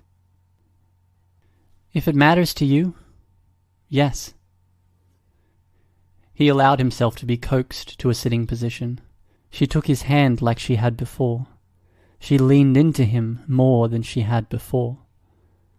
Tell me about your family, she said. Tell me everything about you. Everything is a lot. That would take a very, very long time, he said. Perfect, she whispered. They talked until the sun was rising.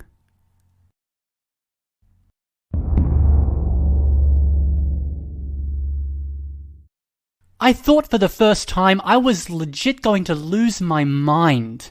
Tristan's voice was raised. He paced. Holy fuck. Holy fuck. To experience Tristan like this was to be in a plane with an erratic pilot. There was no way to wrest control, to change the course, to pull up from a nosedive. There was only remaining in the seat, helpless. Like the most boring movie in the world, Tristan said. Nothing happening for hours. You can't... No. Had Byron been possessed of blood, that would have been a moment that his blood had run cold.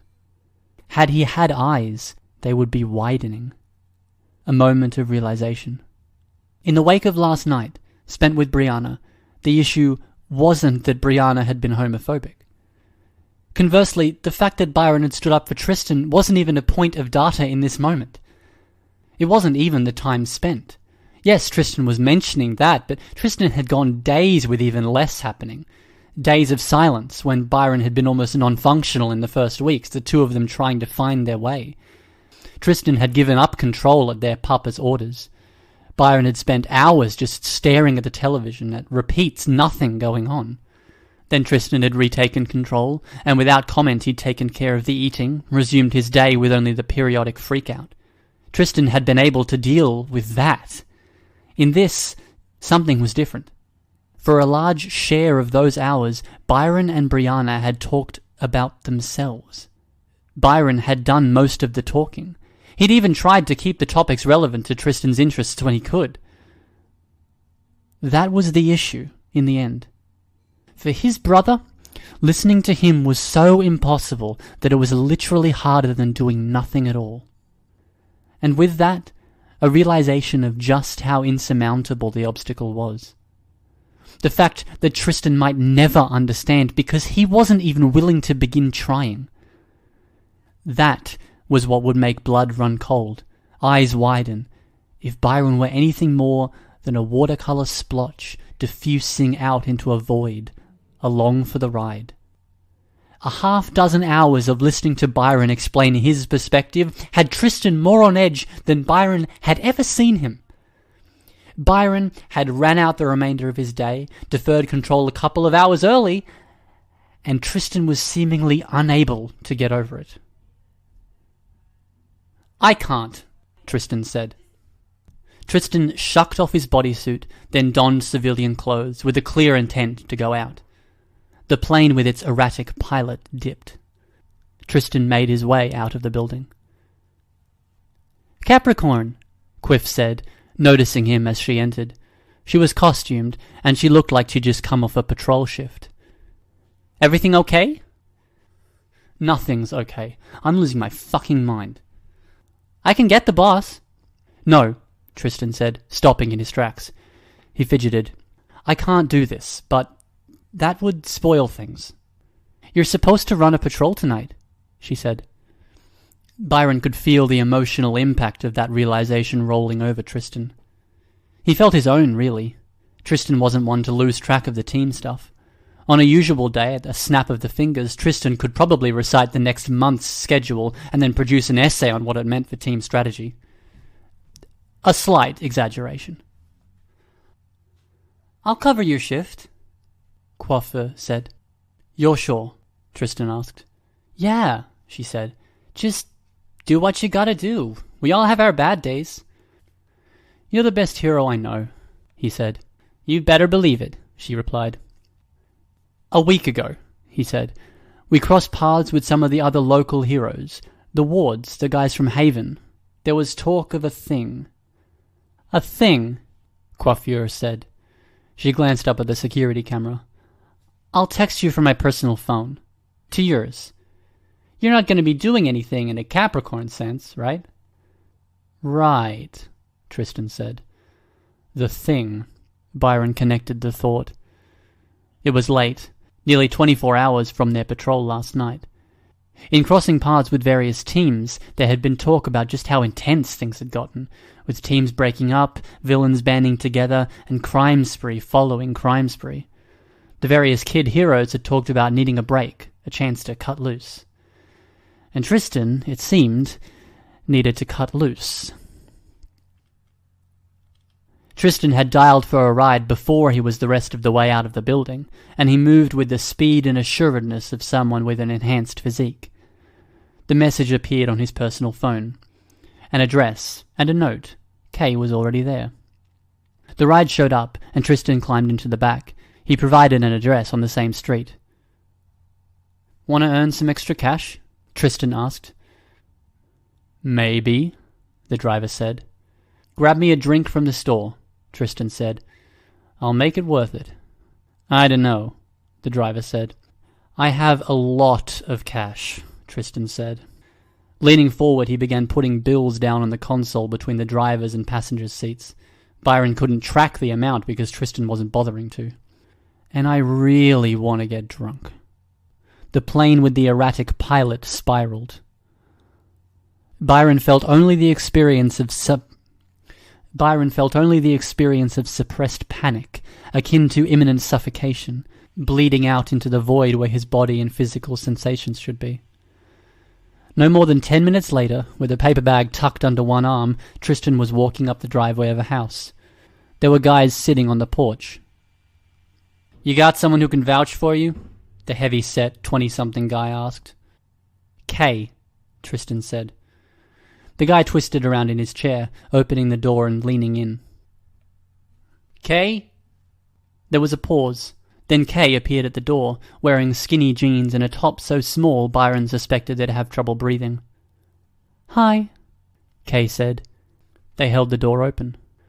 Tristan stepped through, into his medium, his world of throbbing music and crowds of teenagers. He put the paper bag onto the counter of the lake house's kitchen, then removed the 2 bottles, tequila and whiskey. People cheered, they jostled him, and his face stretched in a smile. What followed was a roller coaster ride with no stopping or option to get off, a series of scenes that was soon blurred around the edges as Tristan drank. Kay danced with abandon, with boys and girls, and when nobody else was dancing they continued on their own. There were jokes, conversations, all loud, spoken over music. Tristan watched but didn't participate in a drinking game. Byron saw faces, and many were familiar, or on the bounds of familiarity, though the haze of drink didn't help. Capes he'd met, Haven, Wards, young Protectorate members. There were times, though, when he thought he might have pegged 1 or 2, only to see what had to be a sibling or cousin. This had been planned as a chance for the young Capes to get out, to cut loose, but they brought enough others along that it was safely anonymous. Why do you look familiar? It was Tristan's voice, but Tristan's addled senses were Byron's addled senses, and it took him a moment to realize the fact. Another moment to realize the look of alarm in the face of the person Tristan was talking to.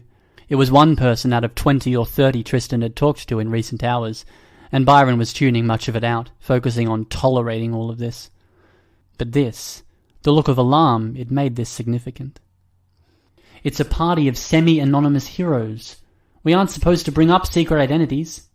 The guy Tristan had addressed was blonde, wore glasses, and had a metal stud below his lower lip. At the V of his V-neck t-shirt, the top of a cross was visible. Tattooed on, not worn. A skinny nerd type more than anything. He glanced over his shoulder. "I think we met briefly, a few months ago," Tristan said. "At the airport." "Ah," the guy said, before smiling. "All hands on deck." "All hands on deck," Tristan said. "Had a, sports injury," the guy said, leaning in close enough to speak into Tristan's ear. "Been a while since I've been out there." "Been a while since I've been out there." "Understandable," Tristan spoke in the loud, overly clear voice of someone trying to be heard in a cacophony. "I didn't figure you guys for the partying type. Feast and famine. Some of us are as pure as the driven snow. The rest of us need regular breaks from those guys and girls." "The girls too, huh?" Tristan asked. "Your girlfriend here? I don't want to keep you." "No girlfriend," the guy said. He paused. "You can keep me." The lingering eye contact made the meaning of that clear. "You saying that just made my month," Tristan said. "Subtle, brother. I can deal with this. I can deal. Fair's fair." It didn't help shake that feeling of being a passenger in an out-of-control plane. "Tristan. Nate. Want to step out?" Tristan got a refill of his drink. As a pair, he and Nate stepped outside onto the expansive back porch. A set of stairs with lockable gates led down to the beach, which was more pine needle than sand. Byron could have interpreted Tristan turning his attention away from couples who were sitting in the shadows as being polite. He felt trepidation, all the same. "You're a fan of goats, I'm guessing?" Nate asked. "Yeah, good guess. Figured I had a 1 in 2 chance. I know most of the other faces." "And you're reconciliation." "Just Nate is good," Nate said. "The names are something you sort of learn to live with, working with those guys." "Hey, not judging," Tristan said. "You're judging a little, I'm sure." "A little," Tristan agreed. "It's fine. It's a cost of doing business. We have to deal with the crummy names. You have to, I don't even know, wear tight athletic shirts on social media." "You're getting judgmental on me now." "I'm not saying I don't like it," Nate said. "I'm well acquainted with those pictures." Byron was aware of every muscle firing, of the movement of Tristan's arm, the contact, fingers running through the coarse hair on Nate's forearm. Limiting it to just seeing it seems like it would be a shame. Nate was silent. Tristan's fingers made their way down to Nate's hand, which he maneuvered to his stomach. Nate's hand ran up across muscle and skin to collarbone. Tristan kissed him. Byron felt the contact, felt lip brush against sandpapery skin where faint stubble was growing back in, find purchase on smoother lip. He hadn't wanted to see or experience this side of his brother. He'd become too intimately acquainted with Tristan, with the physiology, that was unavoidable. But this? "Where have you been for the last 4 months?" Tristan asked. "I spent a few of them in the hospital after running into Paris." "Paris," Tristan said. "He's a lunatic," Nate said, his voice a whisper. "Steer clear, you know? He's dangerous, and he came after me. He came after Long John. A little less successful then, but I think Long was spooked. He was making noise about going after Furcate toward the start of the year. They ended up benched, waiting for Paris to get bored." "Asshole," Tristan said. Acting more drunk than before, like he was drunk on Nate, he kissed Nate's neck. He's kind of the reason I'm taking my time putting the costume back on again. He could go after you, so be careful, okay? Okay, Tristan said. Thanks for the warning. I'm sorry you had to deal with that. Nate ran his hand up and down Tristan's upper body, exploring the muscles, finding the lines of the ribs. This time he kissed Tristan. Tristan returned the favor and pressed in. The kiss became a make-out session. Byron floated in the void. He tried to turn his thoughts away, to be happy for Tristan. If he just had to endure this for an hour, if he had to accept that in the future kissing Brianna might require the same tolerance from Tristan, then he would accept this. That acceptance was gone the second he felt Tristan's hands reach down, meeting at the buttons of Nate's jeans. Nate's hands clasped Tristan's, firm. No, Nate murmured, practically saying the words into Tristan's mouth. No, Tristan answered. I'm not that kind of guy. I'm not even usually this kind of guy. I'm really happy to meet you. Oh, I can tell. But I'm not going to do that. I want a husband, kids, a nice house, dogs. I want those things, and other things, and us doing this on the first night, or the third, or even in the first few months. It feels like it would put all those things further away. Tristan pressed his forehead against Nate's neck. You might not be this kind of guy, but I'm not sure I'm that kind of guy. There aren't many of us out in this neck of the woods, Tristan. If you want to take some time, figure it out, I'll probably still be here. Tristan nodded. Byron could feel the guilt, the disappointment, surging through a body that wasn't his. He had little doubt the emotions had absolutely nothing to do with him and his own part in this. With that, he felt anger.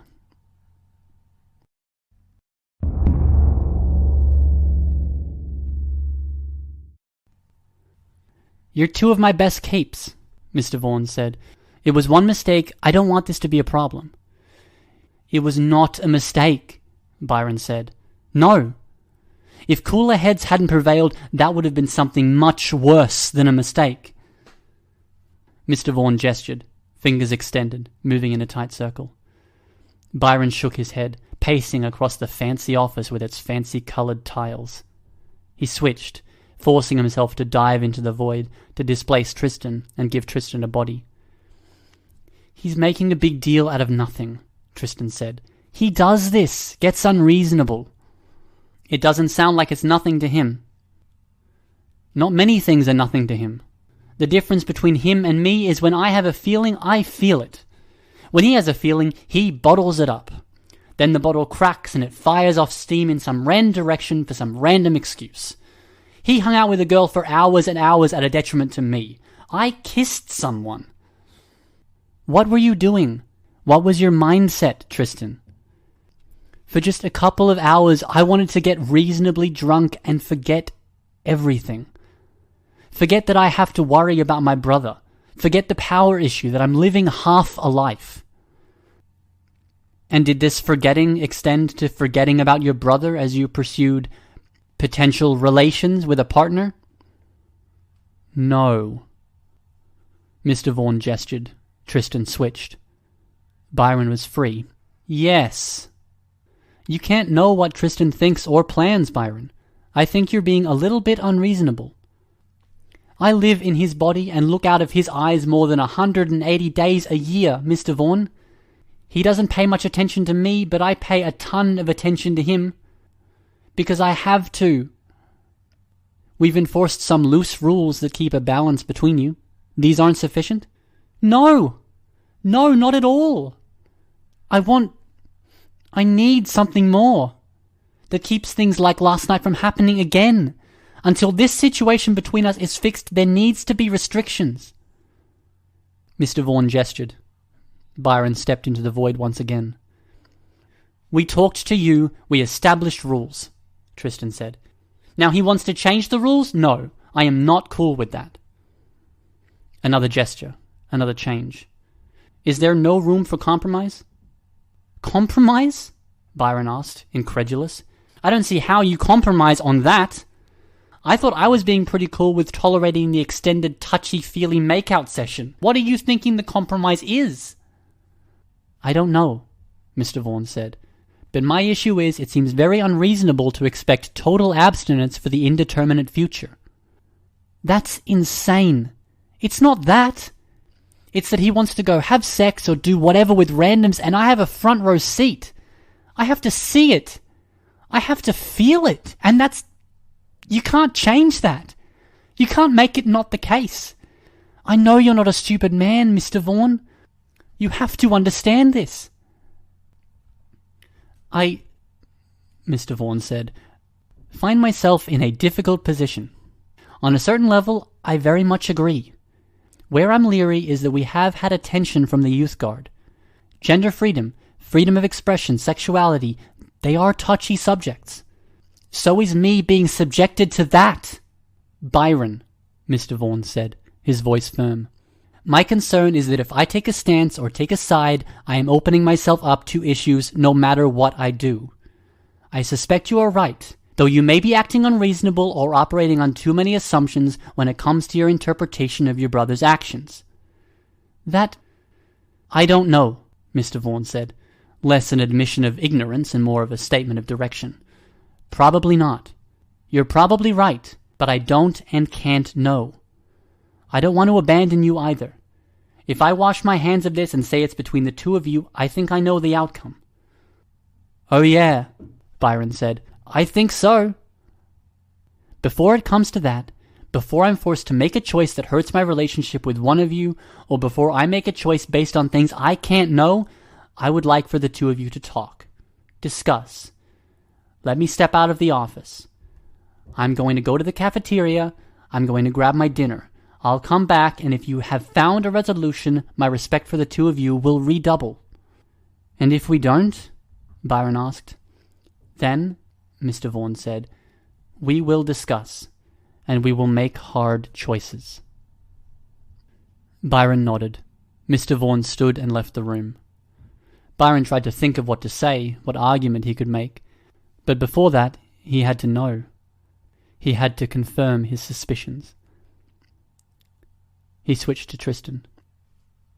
I can't believe you brought it to him, Tristan said. Switch. No choice. We needed a mediator. He's the boss, and he's not stupid. When you talk about me having a partner, he can connect the dots. You did it first. You're so demented, Bai. Seriously.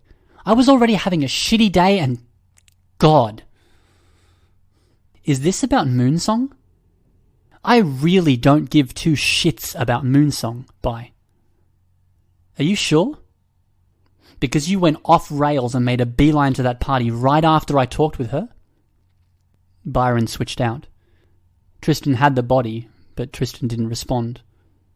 His finger traced his leg at the thigh. If she makes you happier, then whatever. She can say whatever she wants about me if she keeps you in one piece.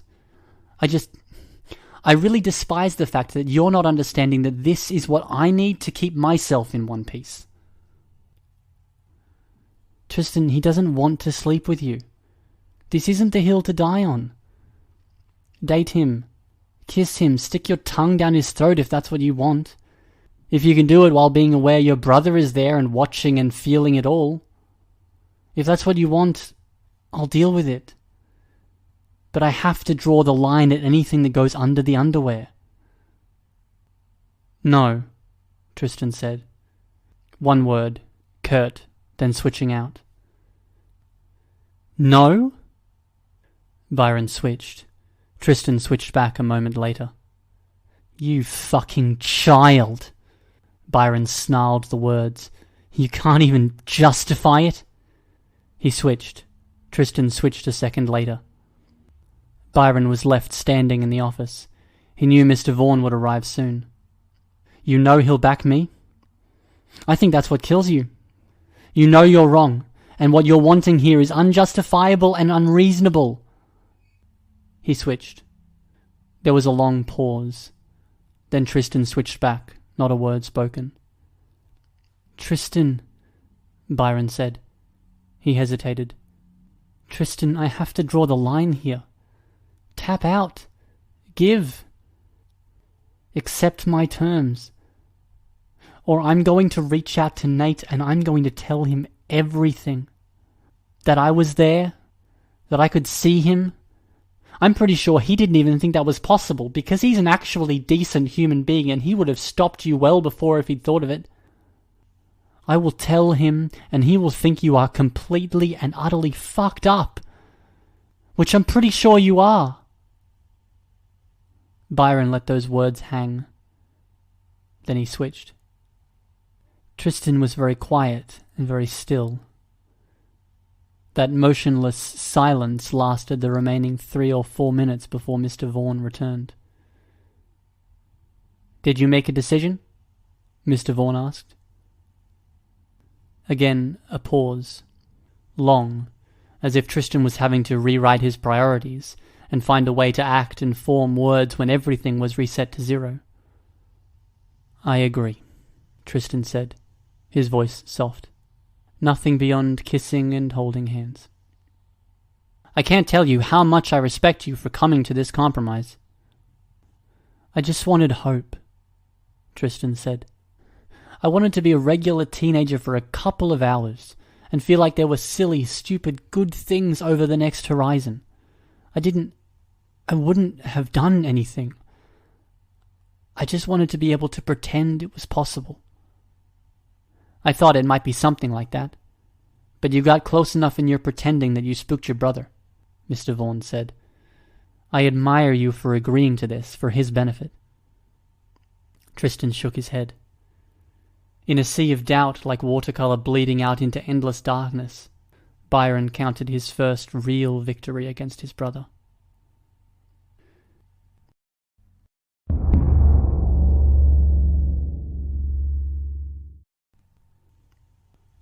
There'd been no fixes. The power labs had scratched their heads. For half of his waking hours, portioned out in 4-hour chunks now, existence still resembled a kind of hell. For the other half, however, things were good. Moonsong sat beside him, her hand finding his, giving it a squeeze. Off in the corner, Quiffur and Furcate were being silly. Furcate had been weaned off of their shitty lemon candy and had now adopted strawberry-flavoured drops, still of the grandmother's candy bowl variety, but without the lingering taste of armpit. Their arm was in a sling, but they seemed to be doing okay. Tribute and Figurehead were chatting about team rankings, and they seemed happy enough with where each stood. But mostly it was Moonsong. Mostly it was finally having an equilibrium. Rules had been set, reaffirmed. Figurehead's phone rang. The conversation was short. Figurehead paused to think after hanging up. The chatter of the team stopped. Everyone looked, sensing the gravity of the moment. "We found that asshole Paris," Figurehead said. "He went after Furcate once, after Long John twice, and he got reconciliation from Haven a second time, just a week ago. This is an all-hands-on-deck thing." There was no discussion or thought really needed. Byron reached out for Moonsong's hand, and he gave it a squeeze. This was Tristan's fight. He passed control. Immediately, he was aware that something was wrong. Aware and unable to act on the fact. "Whatever you need," Moonsong murmured to Tristan. "We're with you." Tristan was silent, not responding. When he stood, heads turned, something in his energy, in his expression. "When I get mad, I bottle it up. It releases explosively, indiscriminately if the person is a moron like my brother who can't see how things add up." But it was different for Tristan. Tristan, when he got mad, he became unreasonably mad. There was no upper limit, and the usual boundaries seemed to slip away, much in the way that led to him stabbing at Byron multiple times. When he set his mind to something, he got it. And when the two coincided, Byron had a gut feeling it was worse than a vehicle with a reckless pilot at the helm. This pilot knew what he was doing, and he was on course. He just didn't give a damn about the damage he'd end up doing.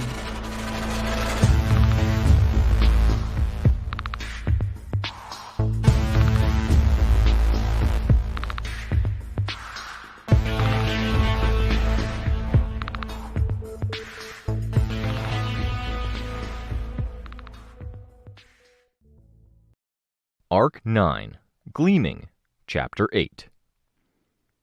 Sveta was smiling, her face more relaxed than it had been when she had been challenging Byron and I. Things were balanced out. Kenzie was content enough. Yet, somehow, with whatever effect Goddess was supposed to have, more people in the room were upset than content. Me, Natalie, Amy. I didn't want to think about or focus on Amy. I didn't want to think about the fact that she was here, invading my space yet again.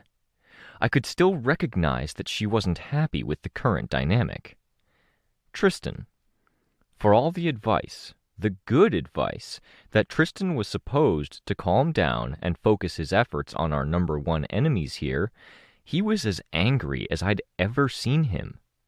He'd taken off the bulk of his armor before switching out to Byron, and I had a full view of his face and neck. I could see his eyes. He turned those eyes toward me.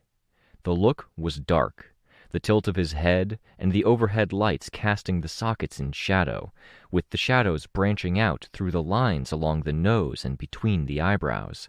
His fist was clenched. A study in contrasts. In the moment before he had disappeared, Byron had looked okay. Less tense than I'd known him to be in a long time. "Enough," Goddess told him. "I can't stand infighting." He didn't back down, and he didn't break eye contact. "I've talked to some of my contacts. They claim they're ready. Tell me what you've done." "We had a skirmish with Teacher," I said. "The team that helped us with that should sit this one out. They're depleted, and as eager as they are, they're also inexperienced. Tiredness combined with being spent is a recipe for disaster." "You have others?" "Plenty of others," I told her. "When you said the team that helped us, who was us? Everyone went?" "Capricorn and myself," I said. "Capricorn Blue, to be specific."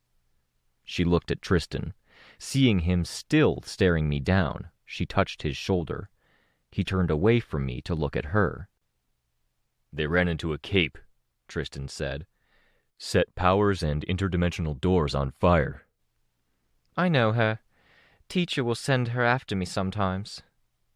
"She's the prison pharmacist. She'll be there." Goddess didn't seem too bothered by that. "Where's Cryptid?" Kenzie asked. "Assisting me. He's with the team that's looking for the girl who has my power." "Oh, cool. He'll be good at that." "Can you give us more information on that?" I asked. "I've studied powers in the past." "On the day of the final confrontation against the alien, I was pulled away from my world. Many of my lieutenants and parahuman inhabitants of my world were as well. When everything ended, several of my lieutenants slipped from my reach. I've found all but one. The craven bitch was one of the 5 others who got powers when I did." "One of your other enemies has mentioned your background and that you somehow took the powers from the group," I said. "Tattletale, yes. She's similar to the woman with the fire. She shows up at very inconvenient times. Sometimes because she's an unwitting pawn moved by Teacher. Right now she's busy keeping her area of this megacity from collapsing. A cursed place, Amy says." I flinched at the name. I'd almost been able to pretend she wasn't here. "It's probably because of the fact that she's busy that Teacher's doing what he's doing now," Amy said.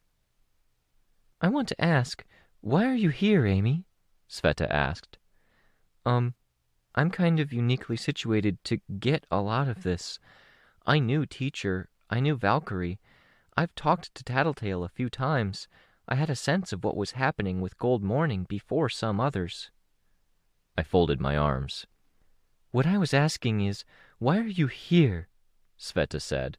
"In this headquarters." because I wanted to make sure that everyone is okay. Your being here makes things less okay, Sveta said. I'm speaking for your sister here, because I'm sure she's trying to avoid causing issues. My arms still folded, I nodded emphatically, my eyes averted to the ground. You're causing problems, Sveta said. I'm trying to take care of everyone, including the people important to me. Enough of this, Goddess spoke, her voice sharp. Sveta shut up. Amy went silent. Antares, Goddess said. My power testing labs are very good and thorough. I can't imagine you have any new information for me. Can I ask what her power is?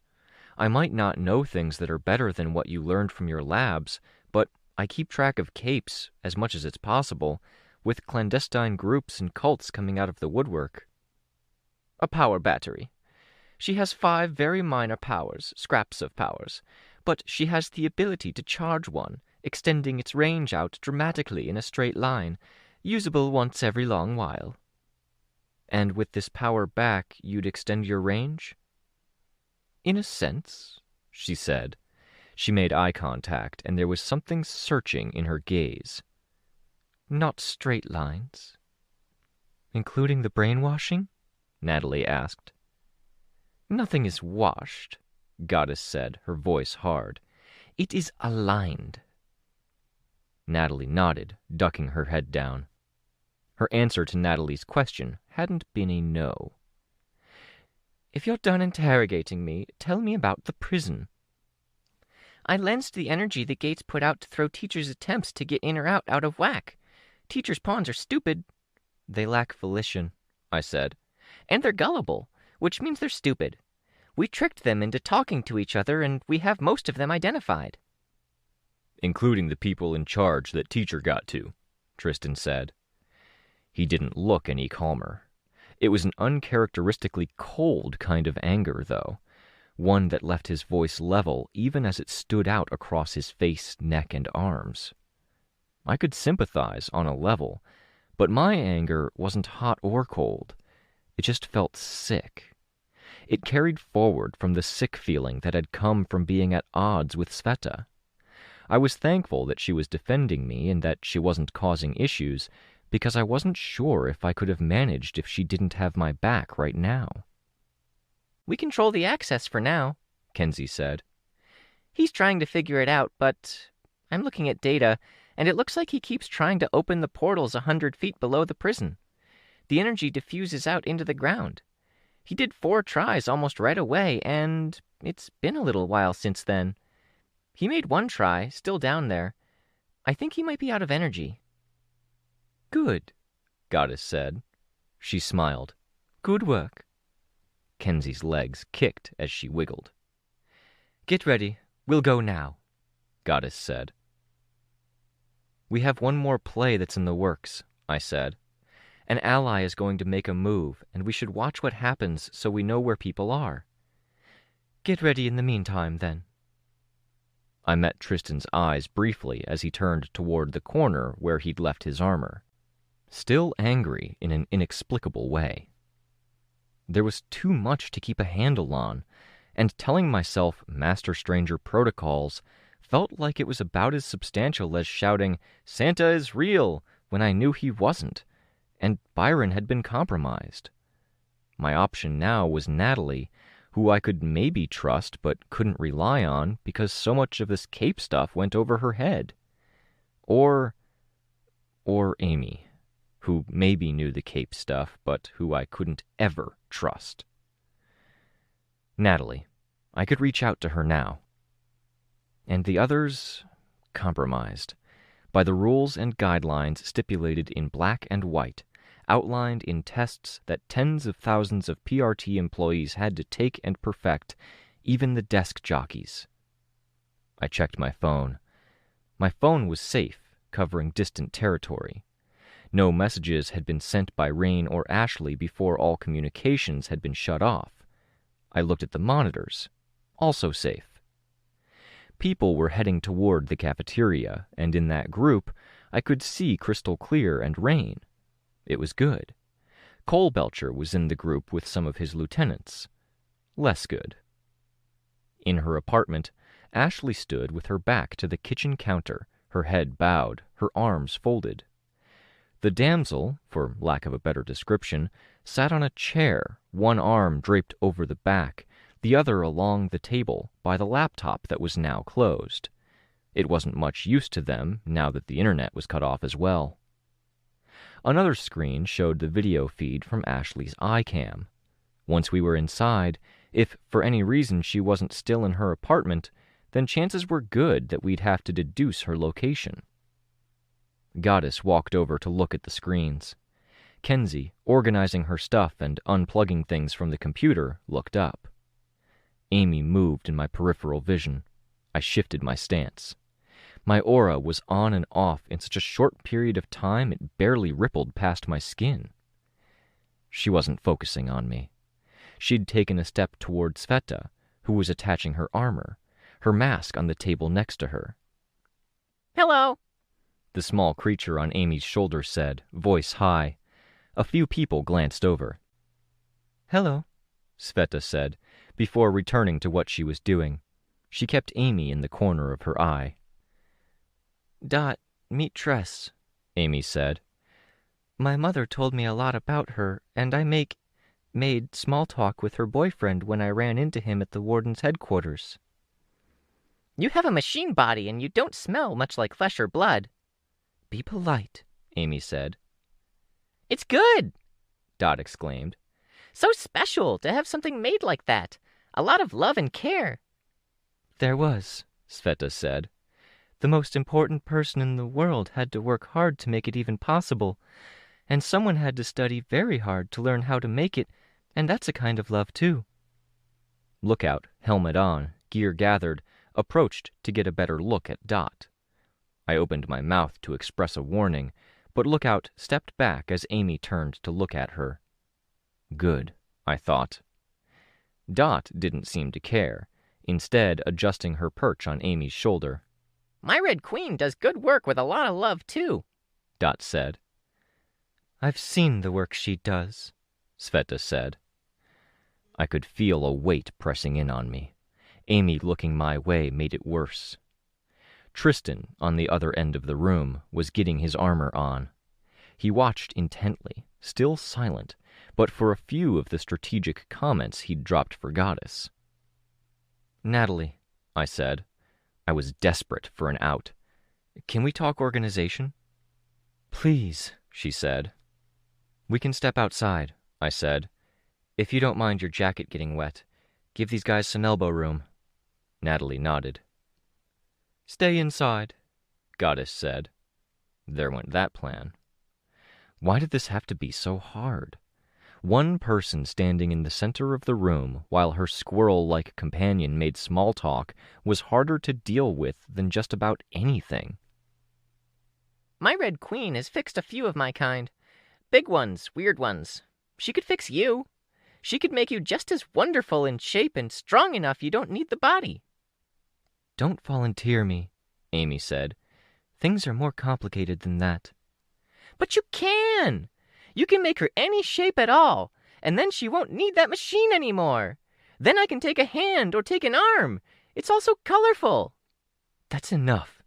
I'm sorry, Sveta."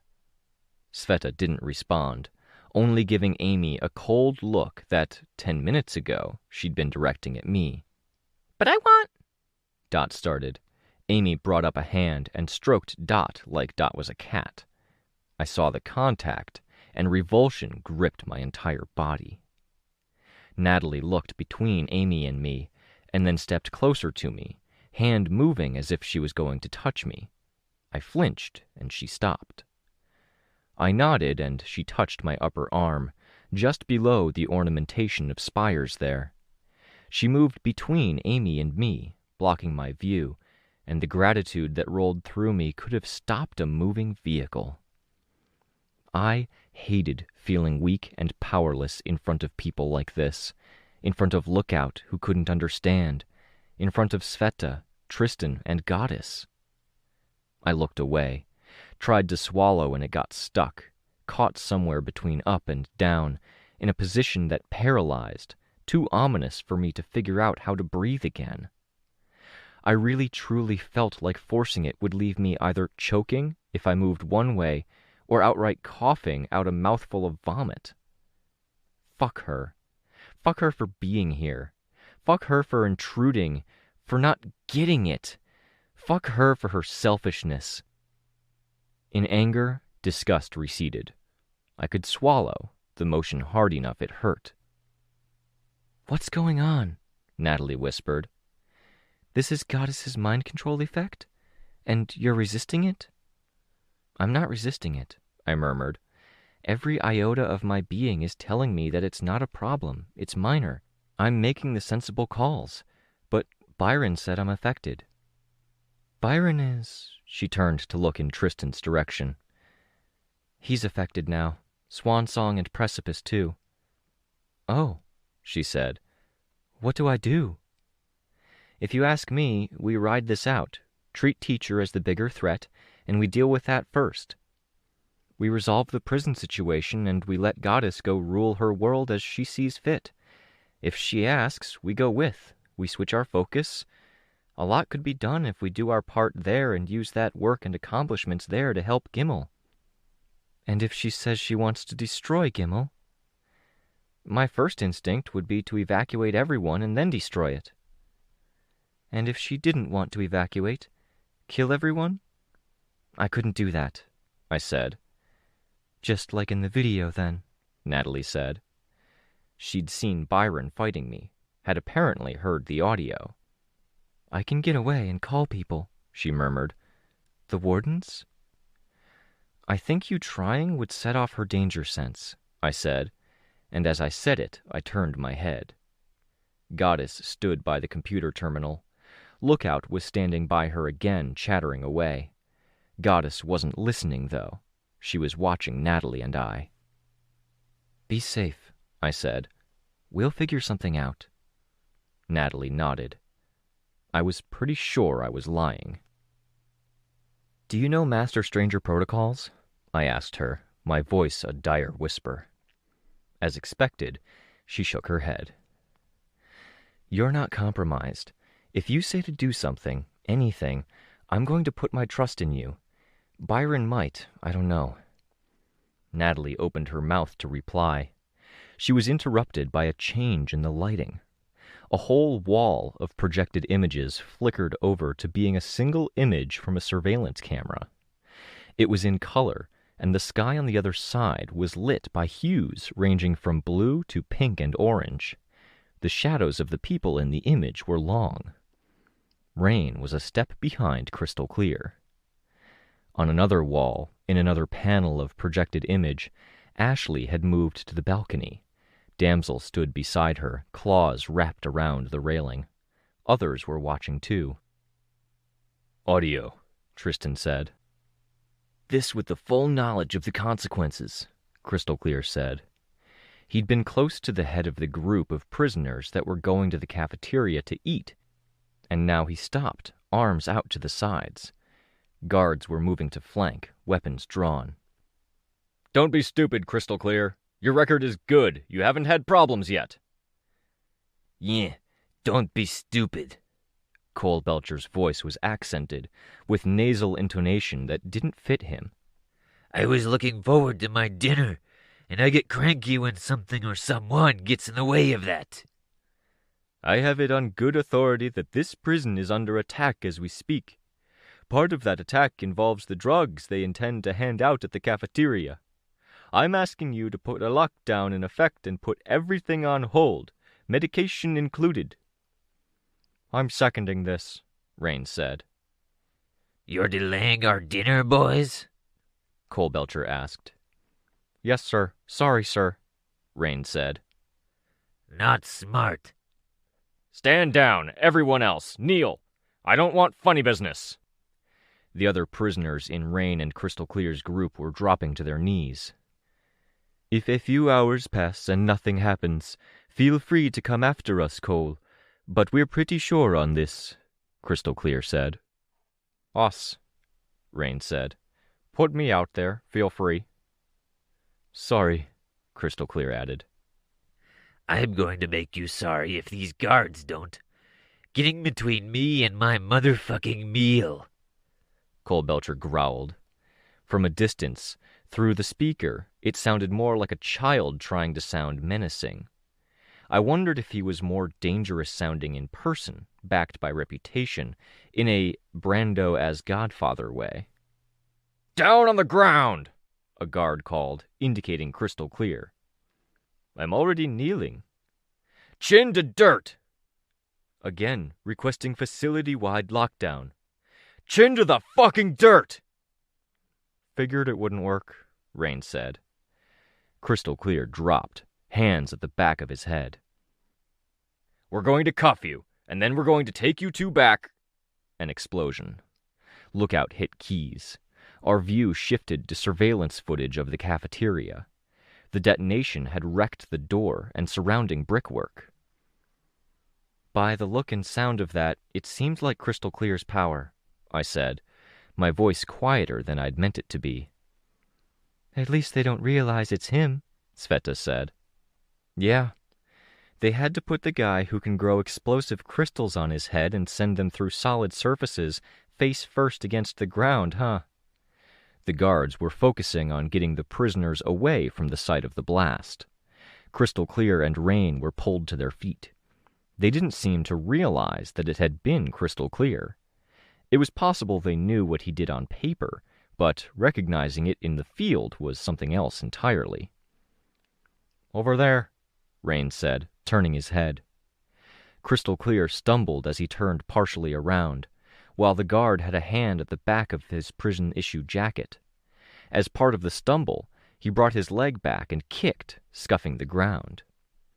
A moment's delay, and an explosion off-screen. "Can you get that for us, Lookout?"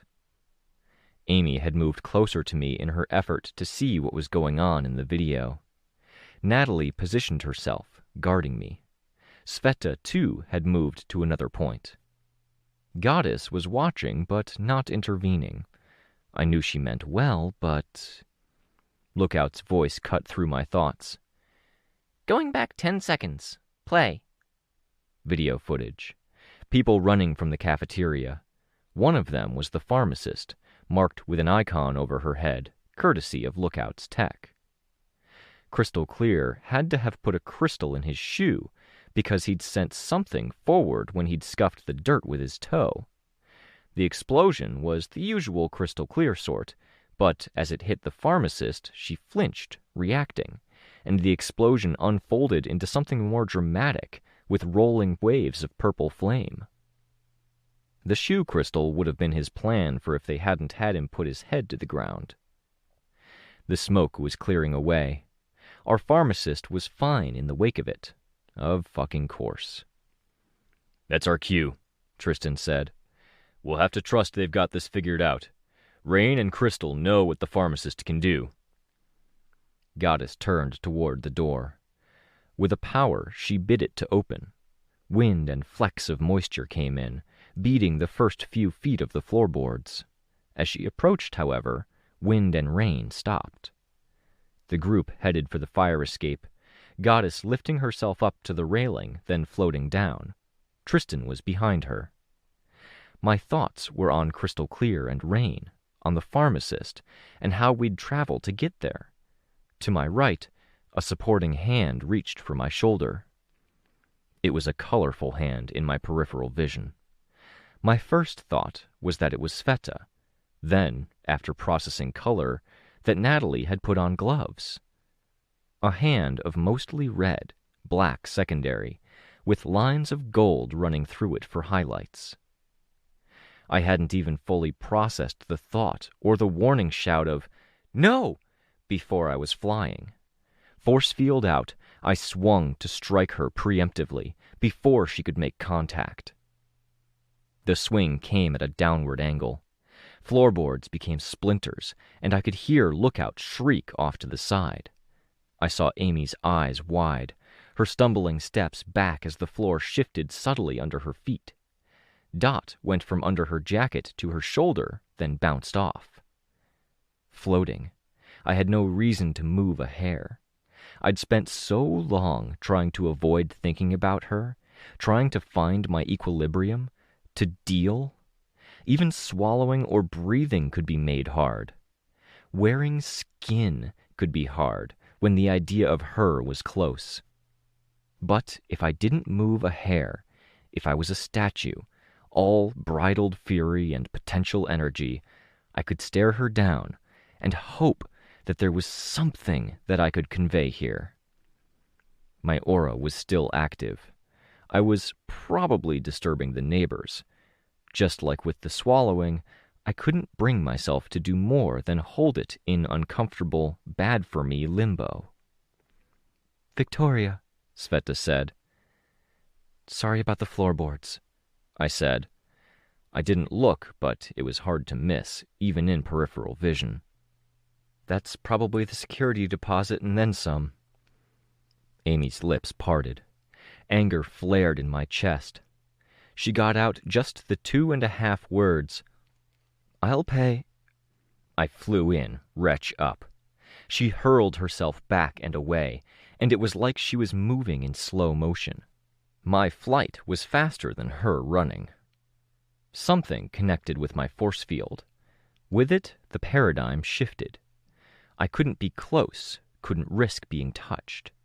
I changed the direction of my flight, placing myself near the wall. It had been Sveta.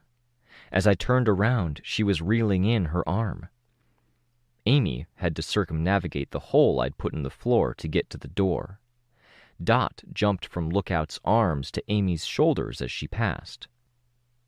"You'll be happier if you stop here," Sveta said. "We have a mission." The mission. Do what's lawful, do what's right. When neither are clear, reach out for help.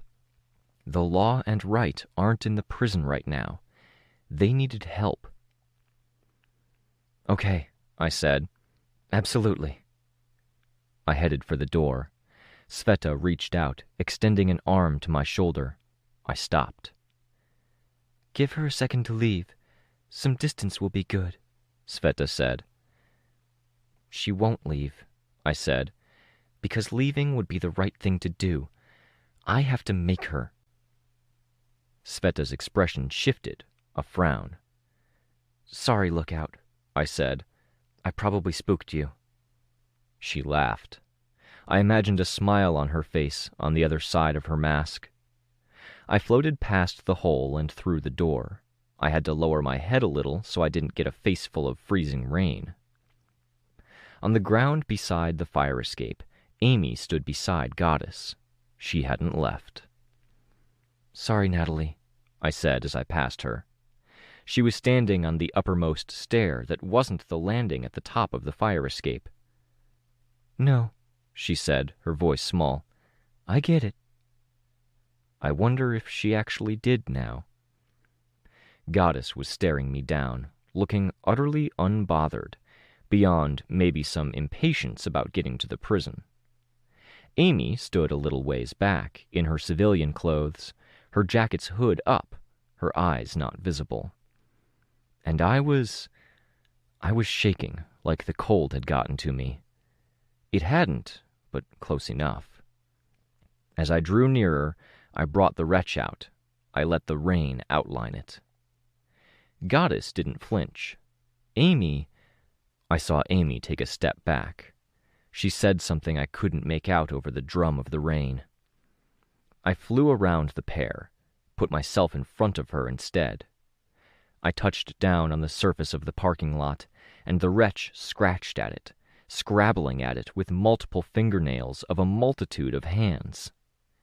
She turned away, and I put myself in her field of view again, my expression like stone, because anything else would have broken in a second. My fists were clenched, and I was acutely aware of the burn, yet I didn't feel pain. Even the old bullet wound in my upper arm didn't hurt in this moment, which made me realize it usually did just a bit. A tightness that wasn't there in this moment. Because I didn't feel pain, I felt like I could do this. I could manage this because that almost contact had shocked my system and my senses were altered in the now. That allowed me to show Amy. I could show Goddess because I trusted her. The others, they knew or they'd seen. Well, maybe they'd seen, but it might have taken the damage to the floorboards to show them.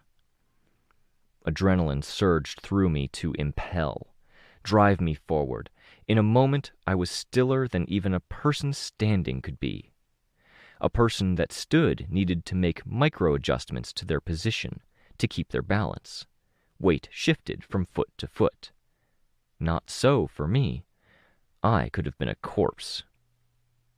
I saw moisture on her face that wasn't rain. Like the 2.5 words she'd spoken, it was almost enough to provoke me again. I felt outrage seeing that.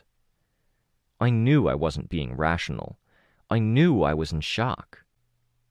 Like with the Master Stranger protocols, I had to recognize where I was and what I needed to do. Things divorced from instinct, biological impulses, and baser needs, like fight or flight. "Did you get your closure?" Goddess asked. Amy turned her head to look at the woman, and I could see her eyes. Bewildered, haunted, hurt. Amy wasn't under Goddess's influence. She was a lieutenant who had connections to key players like Tattletale, Marquis, and Teacher. I'd seen those eyes before, too, around the edges of memories that had been wiped away. "Amy," Goddess said. Amy wasn't up to speaking any more than I was. "Go decrypted. You're useless to me here." Amy nodded slowly. She backed away. I had no idea if she planned to catch a ride somehow, run, walk, or do something else. I didn't really care. She was leaving. She was gone. She'd tried to touch me. What to call it when someone I wasn't prepared to forgive did something unforgivable? I wasn't sure. But I could cuss at myself in my head for letting things get this far, for letting my guard down. A fool-me-once thing. As the rush lost its hold on me, the shaking got a bit worse. "Natalie," Tristan said, "can you lock up?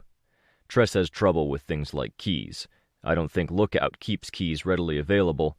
She has other things to do with her belt pouches." "Yeah," Lookout said. "It's in my satchel." The satchel was more like a fanny pack worn at the back, strap extending diagonally over the right shoulder and around the left side of her ribcage. "And I don't want to go up and down the stairs in armor," Tristan said.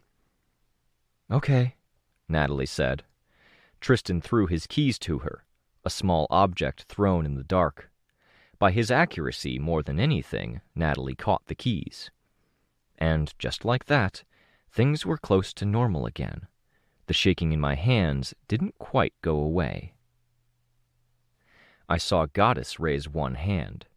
The surface of the parking lot cracked, and in the lighting, streetlights and lights from the nearby building hitting the icy ground at an angle, it made the shift in the ground and the breaks in the ground stand out that much more. She used her telekinesis to lift up a disk of ground from the parking lot, and as she did it, it was clear that the telekinesis had its own shape to it, something geometric. I'd have to keep that in mind, like I had to keep Sveta's suit or Lookout's facial expressions in mind, quirks and weaknesses. Tristan approached. I could still see glimmers of that earlier anger. I wasn't sure exactly what was coming of it, though. To be that angry and... what? No focus? Was he burning it off or eating that anger and digesting it into some other form? It was too many question marks in a row, coinciding with the shaking of my hands. I hated feeling weak. I liked being the declarative sort, the one who could list off bullet points and elaborate on them, not get caught up in wonderings and doubts. "I get it," Tristan spoke. His voice wasn't his usual. "The sibling thing. wrestling with wrongs. I nodded. I could believe it. Difference is, I was the wrongdoer, he said. The blood was on my hands. He held out a gauntleted hand where it could catch the light. Amy had tattoos. Tristan had metal that had been tinted orange-red, with a wash that let the tint collect in crevices and cracks. I'm going to need you to keep me in check, Tristan said. Check? There aren't many things that get to me, but we managed to press a few of those buttons tonight, Tristan murmured. The last few times I felt like this, I did things I wasn't proud of. Got it. Keep me from doing something stupid and I'll have your back, yeah? I nodded. Goddess lifted up her disc. With a gesture, she picked up Lookout by the satchel, then deposited her on the disc. Sveta accepted a hand of help from Tristan and I. While we waited for Natalie, Tristan stood with his eyes on the group. Quiet, he stated a simple passphrase. Master Stranger? Yes, I said, barely audible. Okay, I think I remember the rules. Who's our person? Natalie, I whispered, until replaced. Replaced? Byron was affected. I felt it, yes. Then the first untainted, trustworthy cape we can find. We should keep them unaffected where possible, I whispered. Crystal clear? Maybe. The disc was ready. Tristan stepped up onto it, and then he offered a hand to Natalie, lifting her up with no apparent difficulty at all. The disc levitated, a chunk of ground 15 feet across that rained a bit of gravel down on the ground far beneath. I flew. Goddess landed at the midway point of the disc, and she lifted it, carrying herself with the rest. Another thing to file away. She could lift herself, and she could lift a lot of weight, but in the here and now, she was using that power one at a time. The rain didn't let up, and being airborne didn't help.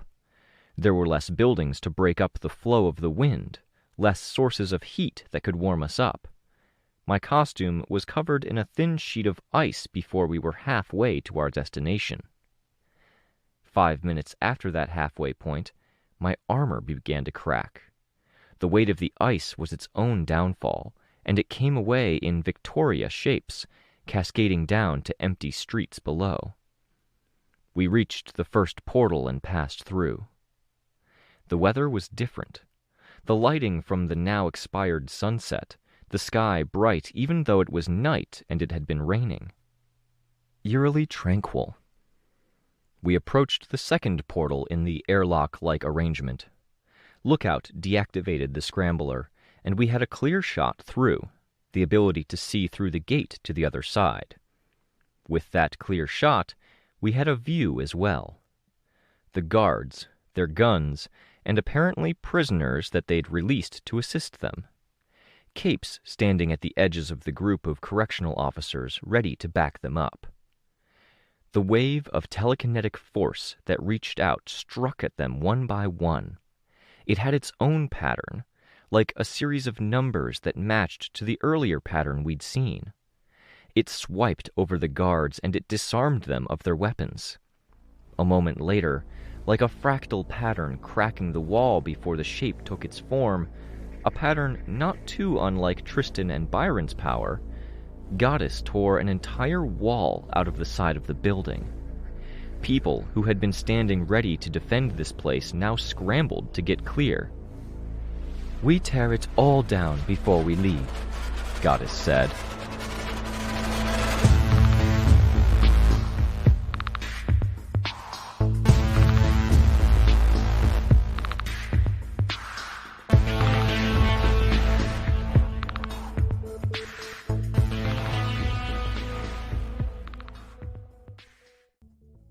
Arc 9, Gleaming, Chapter 9. When we were children and we were feeling insecure, we clung to the powerful authority figures in our lives. Mine had just torn down an interior wall of a prison. It would be so easy to stop fighting. I was walking into a headwind, swimming upstream, alienating myself from my friend, doubts welling up inside me. Somewhere in all of this, I'd almost killed someone I'd grown up with, and I had less apprehension or regret about that near murder than I did about momentarily meeting Capricorn's eyes, seeing him give me a small nod as we flew and jogged forward. We were frontliners, each of us taking cover at different sides of the same hallway. Goddess walked down the center. She indicated one direction, and without words, Capricorn acted. Orange lights appeared in a swirl, and someone that was sprinting forward nearly stumbled into them. They scrambled back, ducking out of view. Capricorn shouted a warning to them, and I barely heard it. That I didn't hear it told me a lot about how well I was processing things right now. I could tell myself that for right now, we would go after the one threat we felt unambiguous about, but thought and feeling both told me that I would feel just as wrong about betraying Goddess later on. Goddess indicated my side. I pulsed out with my aura. I saw her react, and I heard the people who'd been approaching stop what they were doing, backing off. I opened my mouth to apologize, and no words came out. "Do it again." Goddess's voice cut through the noise. Sure, I thought. I found my voice. Yes. I hit her with my aura, soft at first, like a taste of fear in the mouth or a flash of something amazing in the eyes. Her head moved, as if she was getting a sense for it. When I tapered it off, she moved her fingers in an almost absent beckoning gesture, like she wanted more. She nodded all at once, definitive. "It won't affect me now," she said. I wasn't in a good place, and I could recognize that the inexplicable gratitude that welled up in me at hearing that wasn't good. Focus, I thought. We'd been in this building before. It was shaped like a plus sign, with the intersection in the center being the place we'd been held up, a heavily reinforced desk, including the gates we had to pass through. We'd entered from the one corridor, and the corridor opposite opened into the prison itself. Opened more since Goddess had taken that wall out. Our current issue was the corridors off to the sides. They were apparently for staff, and prison employees had retreated off to either side. I looked back at Goddess, who hadn't advanced. "Deal with it," she said, without stepping forward. She'd have her reasons. On our past visit, I'd noted the shutters. The shutters were meant to be brought down from the other side, but... Capricorn was crouched in the corner by the wall that framed the metal detector and grate. Just past that short wall was the corner and the left turn into the corridor where the staff had retreated. Prison officers, security, people with guns. I got his attention, then indicated the shutters, moving my hand to emulate the shutter coming down. He gave me a nod of confirmation. I saw orange lights start to move along the ceiling. I was crouched by the same wall on my side of the hallway. Behind me, Sveta, Natalie, and Lookout were all gathered against the wall. Lookout was ignoring the situation and focusing on her phone. Her primary goal right now was in keeping the warden and his deputy from accessing any computers to start detonating ankle bombs. Her secondary goal would be to keep an eye on what was going on. She looked laser-focused on her task. I felt less like a cape than I had on my first night out in costume. "Tress," Goddess said. "At the desk, someone with a gun." I barely had time to turn my head before Tress had sent her arms forward. She grabbed the sides of the metal detector, then slingshotted herself through it, straight at the window of the desk. The scrape that followed was sharp, suggesting she'd scraped away some paint. The red light and the buzz of the metal detector was immediate, but she moved fast enough that it seemed like it followed too late. I didn't stay to watch. As off as I felt, I had to act. I flew up, hands and feet going up and back as I landed with my back to the ceiling, my extremities catching the impact and minimizing the sound. I flew while keeping as close to the ceiling as possible, cloth skimming across painted ceiling. I had a glimpse of the people in the hallway, crouched by short walls and benches like I'd been crouched by the wall. The shutter and its mechanism provided some limited cover. The fact that the fluorescent lights focused on lighting the lower half of the room more than they focused on covering the ceiling helped. If anyone saw me and reacted, they didn't shoot. The wretch struck the locking mechanism, disappearing an instant after it had appeared. A violent image, the wretch visible to me like it had been in the hospital room, except ghostly, existing only in the form of streaked rain droplets and rain breaking against an invisible surface, and beyond it, Amy. Focus! I'd worried I'd have to haul it shut. I didn't. The shutter's own weight brought it down, with my destruction of the mechanism serving much the same function as hauling down on any release lever or pressing any button would have. It was built like a garage door, but it was heavier, double or 3 times the thickness, and it was raucous, metal striking against the metal seat with a sound that would be heard next door, most likely the intent. Capricorn materialized his power, bringing down the other shutter, rock cracking as the metal moved and the individual slats bent. The impact wasn't as much of a metal-on-metal sound as it came down to its housing. He glanced at my shutter, then stood straighter for a better view. Orange lights began to move along the shutters covering each surface. Sveta. I flew to the window to check that she was fine. She was already at the window, peeking out. "It's fine," Goddess said. I extended a hand for Sveta to take.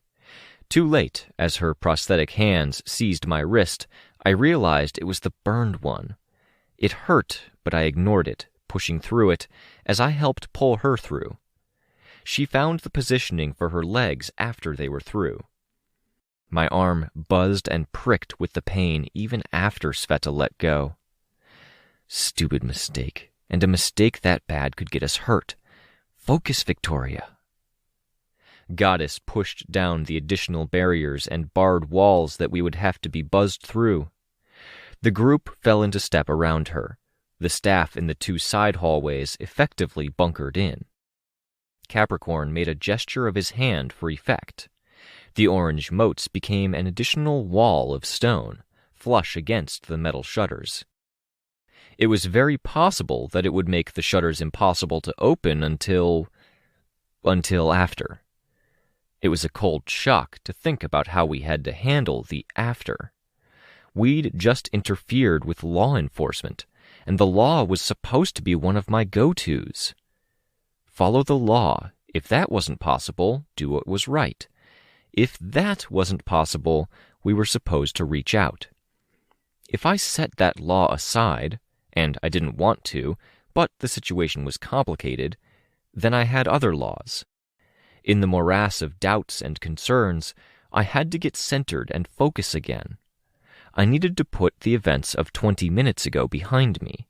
Now that we were here, I couldn't be numb and unthinking like I'd been on the flight in. Black and white text, protocols, rules to be followed. Take all of the feelings and bottle them up, except those warm feelings of Dean that give those protocols and stark letters their life. Challenging each other, being competitive and trying to get the higher score. Getting in actual arguments over it, where we were both pissy the next day. Making up.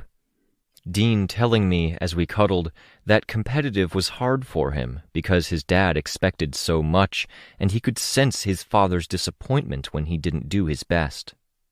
I'd had such a distinct mental picture of Dean's dad standing in the doorway because so often when I went over there with Dean, there would be that kind of distance. As if Dean and I being in one of their living rooms watching a show together meant the room was ours and his dad couldn't or wouldn't intrude. I'd been so able to imagine the disappointment and distance both. My mind jumped from that to an image of Amy standing in a doorway in the same way. My heart had already dropped. The warm memory was wiped away and replaced with a chilled, ugly feeling. I tried to reason my way through it, think around it. It hadn't been when Dean and I were cuddling, but we'd been together. Another time. Why had I connected that image to Amy? The distance? She hadn't been disappointed, or no. Maybe she had, but I hadn't known it then. The ugly feeling persisted. Had I known? Had there been some glimmer of a suspicion? It wasn't a rhetorical question or a revelation, just a very real question, where both answers were bad in their own way. The ugly feeling got worse as I dwelt on it. I couldn't cling to that for strength, so long as other memories attached themselves. Both the times she'd been there when I was with Dean and the times she hadn't been there when I'd been with him were mucked in together, muddled and muddied, shat on by her proximity to them. That he'd had to have known. That she could have saved him and she hadn't. I couldn't. The kernel of love I felt for him was too hard to reach for. Then the other direction. Reaching for that other direction meant getting close, meant walking through a corridor of memories and ignoring the person who kept on peering in through the windows and stood off to the side, punctuating so much of my early life. What wasn't hers? In the hospital room, studying like I'd studied the Master Stranger protocols. Being the powers geek with the patrol. Yes. It was an identity I could and had wrapped around myself like a security blanket. Never hers. Untainted but for a few intrusions looking in on Dean and I. I wasn't moving any faster, walking in line with the others, my jaw set, but I felt like I was. There was another identity, one from another world that had never been hers. It was a world that had its problems, but it wasn't hers. She'd defied it, as a matter of fact. Where I'd longed for it, thrown myself into that world, she'd run from it. She'd wanted love and acceptance from our family, but she hadn't been able to bring herself to join in. I reached for my mask, where it lay at my upper thigh, the curvature of the mask making for a neat fit. I slipped it on, hooking it to the metalwork where my hood met my hairline, a band of chain going around the back, securing it in place. It clicked in a satisfying way. I wore a face, my face, but it was cast in alloy, untouchable, unmoving. My breath was warm against my face as we stepped beyond the corridor, through the wholly unnecessary, if impressive, opening Goddess had made.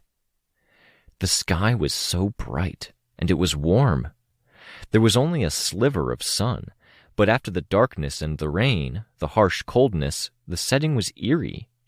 Less of a crossing over to another Earth, and more of a crossing over to another world. And there were guards.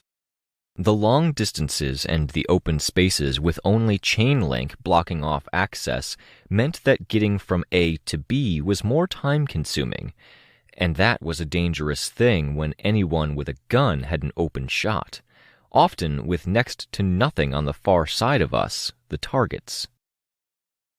Capricorn began drawing out orange-red motes, clearly intending to give us some cover. Goddess beat him to it. With a sweep of her arm, she used her telekinesis to carve a great furrow into the earth. Dust and dirt was sent flying, and there was a great opaque cloud. Again, in the moment I saw the earth react, before the dust cloud covered it, I saw the pattern by which Goddess's telekinesis touched the world, like a hand used to push would leave a handprint. A line that zigzagged out, back into itself, out. The first gunshots erupted, the sounds louder because they could skip off the flat ground like a stone could skip on water.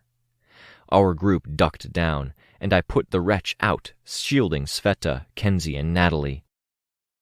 The dust was clearing, however. Goddess had pushed out the earth, and where it had piled up, it formed a loose general barrier, thick with stones. Goddess's head snapped around. She reached out, and part of her barrier exploded outward, stones and dirt flying. "Don't hurt them," I said. My voice was almost drowned out by the follow-up strike, something more localized, taking out one person who was still after her following the initial strike. "Hurt? You hurt the guards?" Sveta asked. "Maybe they were bad people," Kenzie said. "Right?" "Would you rather be shot by them?" Goddess asked, ignoring Kenzie. "We have to live with the consequences after," I said. "We can do this in a good way." "One moment," she said. She paused. I clenched my teeth, lips pressed together behind my mask. 400 feet away, at one corner of a building, brick and glass shattered, a window and balcony coming to pieces.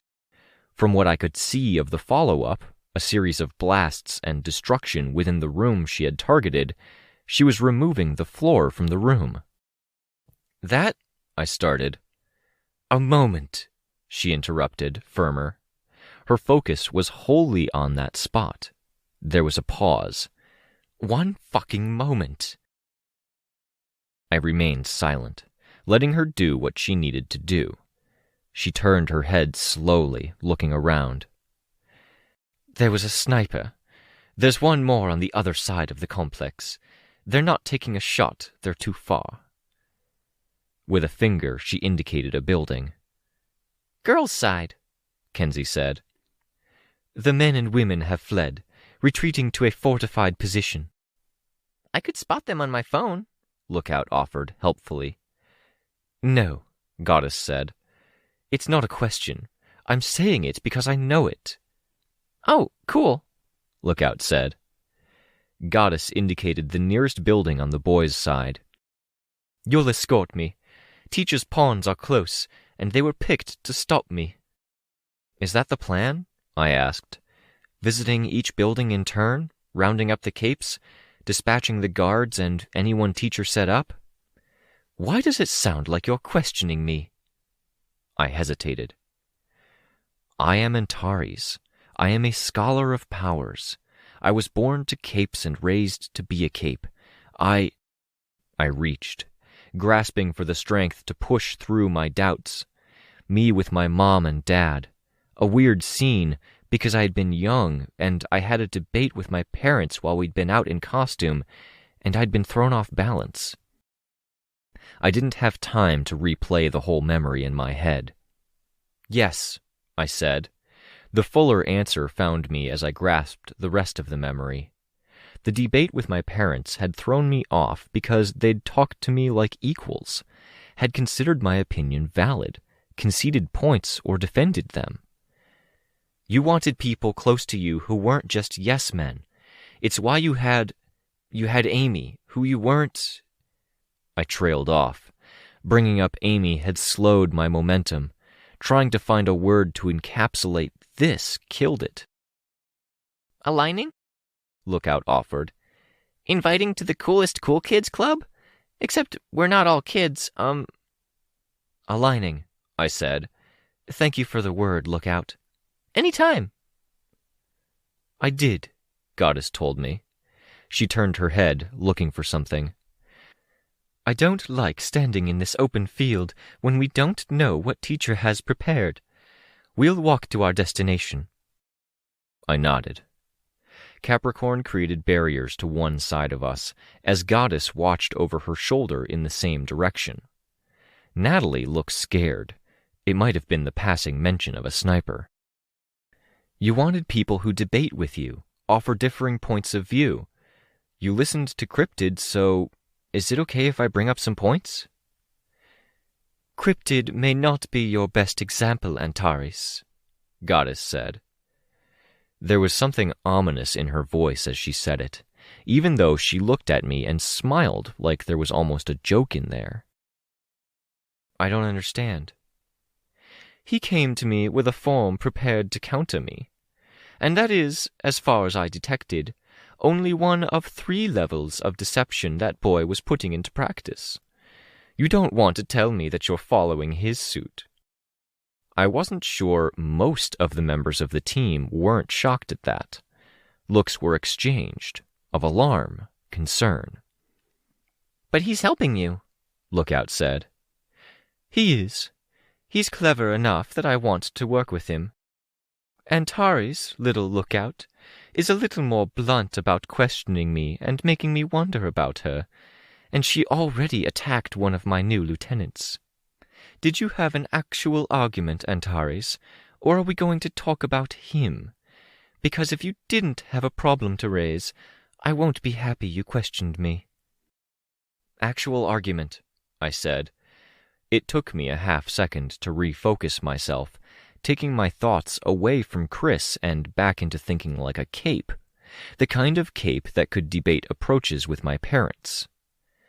The assistant warden of this prison is on our side, and he's holding off on detonating the ankle bombs because Foresight convinced him. He's presumably watching through surveillance cameras. He is, Lookout said, looking around. She sounded alarmed as she said, Nobody said I should stop him from doing it. It's good, I told her, reassuring. It's good. If you stopped him, he might start panicking and doubting Foresight. But if this group with a strange person in it starts assaulting his guards and collecting his prisoners... He's going to shit a brick, use that brick to break the glass, and hit the big red button that blows up those prisoners, Capricorn supplied. Can you block him like you're blocking the warden? Goddess asked Lookout. Don't actually do it. I had a feeling as I asked. I could, Lookout said, but it'd be hard.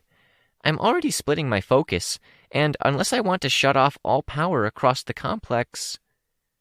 Leaving us in the dark, Sveta murmured. Her pale face turned to look in the direction of the sun. No longer a sliver, it was a glow across the sky. The slivers were now only the crimson-purple linings around some of the rare clouds at that end of the sky. We'd reached the building. It was the same one the sniper had been in. It was less like a proper apartment building and more like 6 cargo containers organized so it was 2 side by side, another 2 stacked facing a different direction, and then 2 stacked at the top with the original orientation. Staircases that led down or through were exposed. Rain and Ashley's buildings had 4 people per. This is a 6. It's almost like a threat rating, but the buildings with 6 have the easiest prisoners to manage. We weren't going inside just yet. Goddess was hesitating. I think I know why. If she does that, then we become the bad guys, I said. Foresight will find out or think something's going on. They have good thinkers. Right now, they're telling him that his staff and superiors are compromised. Something dangerous is going on. He's listening. We don't want to give him a reason to think he's being played. Then we go after him. Tress, if I tell you to go after him and keep him quiet and cooperative, can you do that? I don't know if I'm that convincing. You might not be, but a knife to the throat is, Goddess said. I saw Tress's expression shift, hesitation. Is anyone else capable? I could try, Lookout offered. You couldn't be older than 12, and I need better than try, Goddess said. She looked in the direction of the entry building. Trouble's coming. It feels like teacher. It might be, Lookout said. Let me look. She turned to her phone. I turned my focus to the immediate problem. We had to protect the leadership. If we grab everyone, they'll panic and you'll get nobody, I said. We told Foresight we'd reach out to our team members and their undercovers. They'll let the guy in admin know. Let's get our forces together. Teacher realized he can't get in, Lookout reported. He could have figured it out if he'd tried to make a portal 100 feet in the air, but I guess he's not that smart. Like, hello? He's attacking the front door, Goddess interrupted. Yes, Lookout said. I was getting around to that. Our guys? I asked. The teams we pulled together are going to be holding him off. Fume Hood, AG, Azure, Lookout said. And others. They won't succeed, Goddess said. I wouldn't be aware of the imminent danger if he was going to be scared away. Then tell them, Lookout, I said. Let's not have them commit to a fight they can't win. I'll tell them. Get your people, Goddess said. Lookout and the unpowered girl stay with me. The rest of you, gather your forces. I don't care how you do it, but do it fast. You know Teacher's key players? Yes, Capricorn said. We're doing what I did when I claimed my Earth. Start from the top. A prison warden has to be easier than a collection of world leaders. You can manage this. Remove Teacher's pawns that would give him control.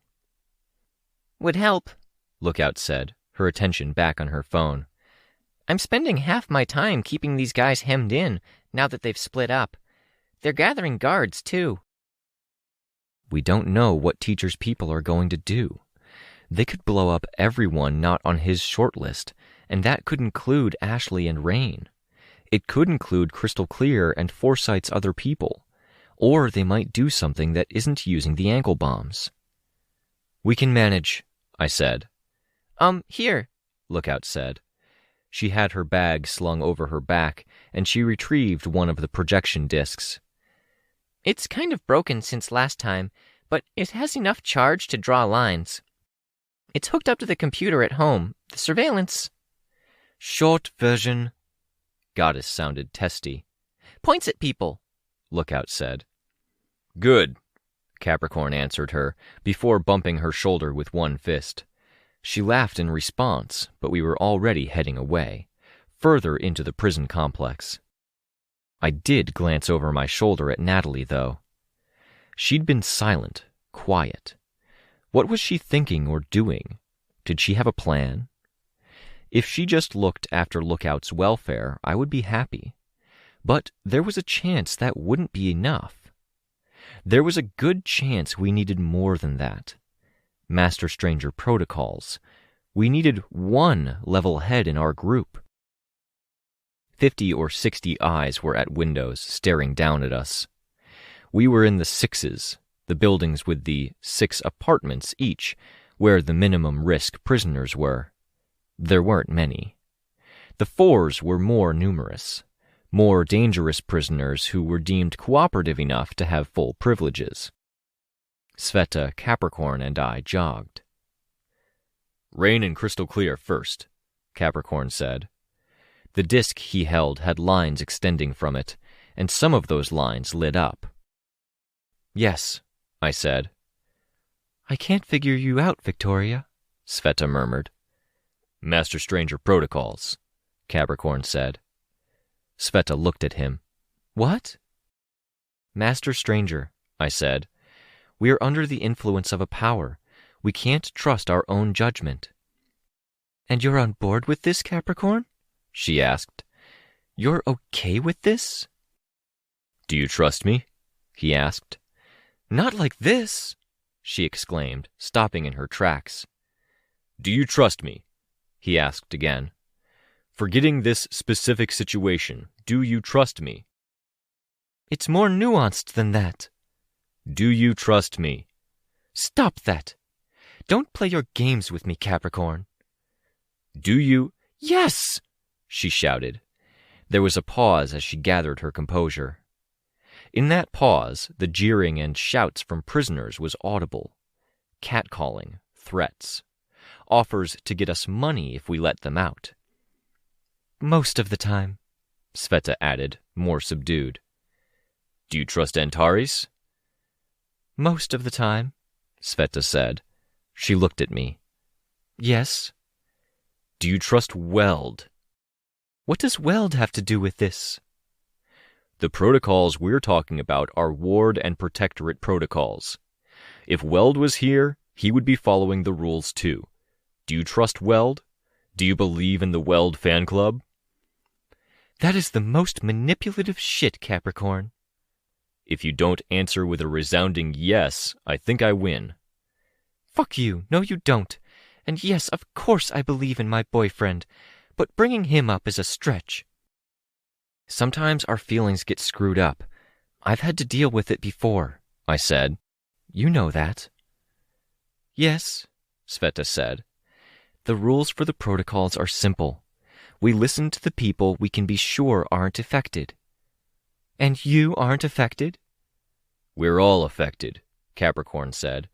Me, my brother, Antares, the kids. Only Natalie? Sveta asked. She didn't say anything. I think she thinks that if she's quiet, she could get an opportunity to make a call or reach out, Capricorn said. And I don't think Goddess is that stupid to let her. I don't know, Sveta said. Trust us. Trust in the rules Weld would have followed, because they're the guidelines of effective heroes. Do the guidelines say how we handle this situation? Sveta asked. Teacher's attacking. He's focusing his efforts on the front door. Goddess is... She wants to fight him here, and we're supposed to help her. This is going to become a battlefield, and a single mistake could mean our friends lose their lives, or dangerous prisoners get free, I finished. Or Teacher wins, Capricorn said. If he forces us into a retreat or captures us. There was a sharp whistle nearby that stood out from the lecherous ones one guy in particular seemed to be doing. I turned my head, searching for the source. A prisoner, standing at a balcony, where he had to look around the corner and along the length of a building to see us. He was a black guy, with tattoos outlined across his face and arms that looked like they had been put on his skin with whiteout. He pointed down and held up his hand. I couldn't tell if his thumb was out at that distance, but it sure looked like he had all 4 fingers up. I saluted him. We've got company. Officers, I'm guessing, I said. We run instead of fighting, Capricorn decided. I nodded my agreement. Capricorn created cover, orange motes tracing out walls, which appeared just as we reached them. I flew alongside, the wretch active. What the walls didn't cover, I hoped Capricorn's setup would. Which was fine, so long as we just had the 1 squadron of officers coming from around the back corner of the building. 1 squadron, 1 direction to watch. All good. But there were others. We approached the building that Lookout's compass was pointing us to, and I could see the broken window on the ground floor, with no less than 4 officers lined up along it, guns pointed out. I had to push hard to fly out front, my arms outstretched wide and Wretch outstretched out wider. A momentary stop, working on the assumption the bullets would be accurate, turning to face one direction while flying the opposite, in an effort to confuse. The Wretch caught a bullet. In the moment the Wretch was gone, so soon after that I imagined it would have been blocked by the Wretch had it been 1/10 of a second faster. Sveta grabbed me by the cloth at the small of my back. She was already pulling herself to a destination, and in the process she pulled me too. I went high because I could, and because I knew the people shooting at us wouldn't be aiming that high with their initial battery. For a moment, I was kind of Sveta's kite. We didn't get away unscathed. Each of those 4 officers fired off multiple shots. I saw bullets hit my teammates. I saw Capricorn fall in the wake of one shot. Metal prosthetic body, not all that durable with the lightweight metals. As Sveta collapsed into a heap, the 3 of us stopping at the base of one building. In the moment we passed through some of the light that reached down past the rectangle of a balcony, I could see the groove in Sveta's body. It looked more like someone had buried a hatchet in her side than anything.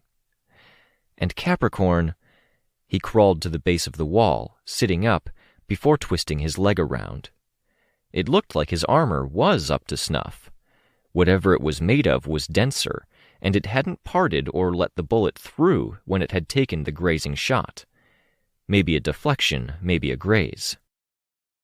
"All good?" I asked Sveta. "No damage?" "Nothing I can tell," she murmured. "Get me a patch. At my back. Actually, only a short distance from the damage done. I'll try not to grab you." I found the patch. I had to fumble with it, finding the way it attached. There was a part that went inside the armor, inside the damaged portion. Sveta grabbed it from within, pulling it flush against the armor. "I think I've got it. Thanks." I nodded.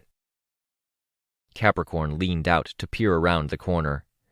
There was a gunshot, and he pulled his head back. "Night vision goggles or something," Capricorn said. He looked around. "It's too dark for them to see me normally." I glanced up at the sky. The sun had set. No light from above that wasn't from the moon, and we weren't near any cities. The only light pollution was from the prison complex. "Guys who were behind us are going to catch up with us," I said. "If I was willing to hurt these guys, I would." "Patched," Sveta said, "so long as I don't pick at the wires." Capricorn looked out. Another bullet made him pull his head in. "Stop doing that. You're making me nervous," Sveta said. "I guess our assistant warden isn't telling all his men to stand down," Capricorn said. "Antares, you've got—" Something landed on the ground near us. Trash? No, not just trash. An adult diaper. Used. I craned my head up to look, saw a wide-mouthed, wild-haired face peering down, and took flight, flying up toward them. They shrieked and then slammed their balcony door closed. I lowered myself to the ground. Capricorn had already dealt with the diaper, burying it in a pyramid of stone. "Get my phone?" Capricorn asked. "I'm wearing gauntlets." He indicated where, and I reached for it. He moved it to the edge of the building so that only the camera peeked out and looked at the screen. The night vision mode wasn't great, but even looking over Capricorn's shoulder, I could see the general shape of the building. I could also see the bright spots that were his sparks. He was using the camera to help place them. I kept an eye out for our pursuers at our rear. In a prison complex that was inconsistently lit, we were now sitting in the shadows just beside the illumination that came down from Diaper Man's balcony light. No, nothing was that easy. I could see the first hints of flashlights mounted on guns. "Hey, look out," I murmured. "Since you're messing around with power and systems, if you happened to want to throw these guys for a loop—" The lights went out around the pursuers. I said. "Coincidence," Sveta said. "Blocking the window," Capricorn whispered. "We blitz. Go in 3, 2, 1. We rounded the corner. A wall of rock blocked the window. The door near them opened. Sveta reached out, missed the knob, then threw out another hand and caught it. She shifted her stance and hauled the door shut. A gun fired from within. The door handle came away.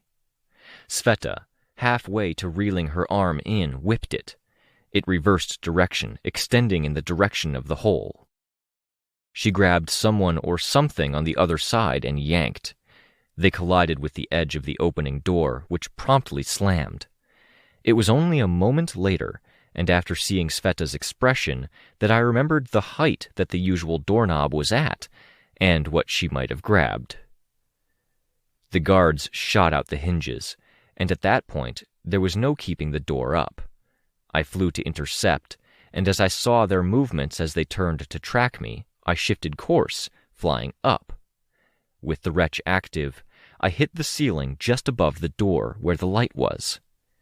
We still have pursuers from behind. "We've got 2 red lines from the compass," Capricorn called out. Red line? I flew back and away so I'd have a second to think. I was in the middle of evasive maneuvers when a bullet hit the wretch. Changing course, I put myself close to the building, so the overhang above the door would provide some cover from the shooter. They shot elsewhere. "Stop shooting my body!" Sveta called out, arms up in front of her face. I flew straight down, wretch out, flat out, all out. A full-speed descent, a downward swipe of the wretch aimed at the concrete pad that the building was seated on. The pad shattered. People all around me stumbled, shadowy silhouettes in more shadow. I swung backhanded, aiming a punch with no enhanced strength active, but with my aura going from 0 to 10. A hand deflected my swing. The woman stepped in close with an underhanded punch. The first hit my breastplate. The second, same hand, hit my side, where the breastplate didn't protect me. People were cowering, backing up, but this person didn't flinch. And the one with the gun wasn't either. They brought their weapon around, aimed at my head. I ducked right, relying on flight to keep me moving, when otherwise it would have been me landing on my side. At that same instant, Sveta had a grip on the gunman and pulled them away, hauling back on the torso, not the gun arm. And, still also in the same moment, they fired. With me moving one way and Sveta pulling the gunman the other way, the bullet still clipped the edge of my mask just by the left eye hole. My head was twisted to the left, pain singing in my neck in a way that promised I'd ache tomorrow. And the martial artist woman in the prison guard uniform was after me. Her body was a blur of grays and blacks against a black background, and I barely saw her leg come around. A kick aimed at my neck while I was still reeling.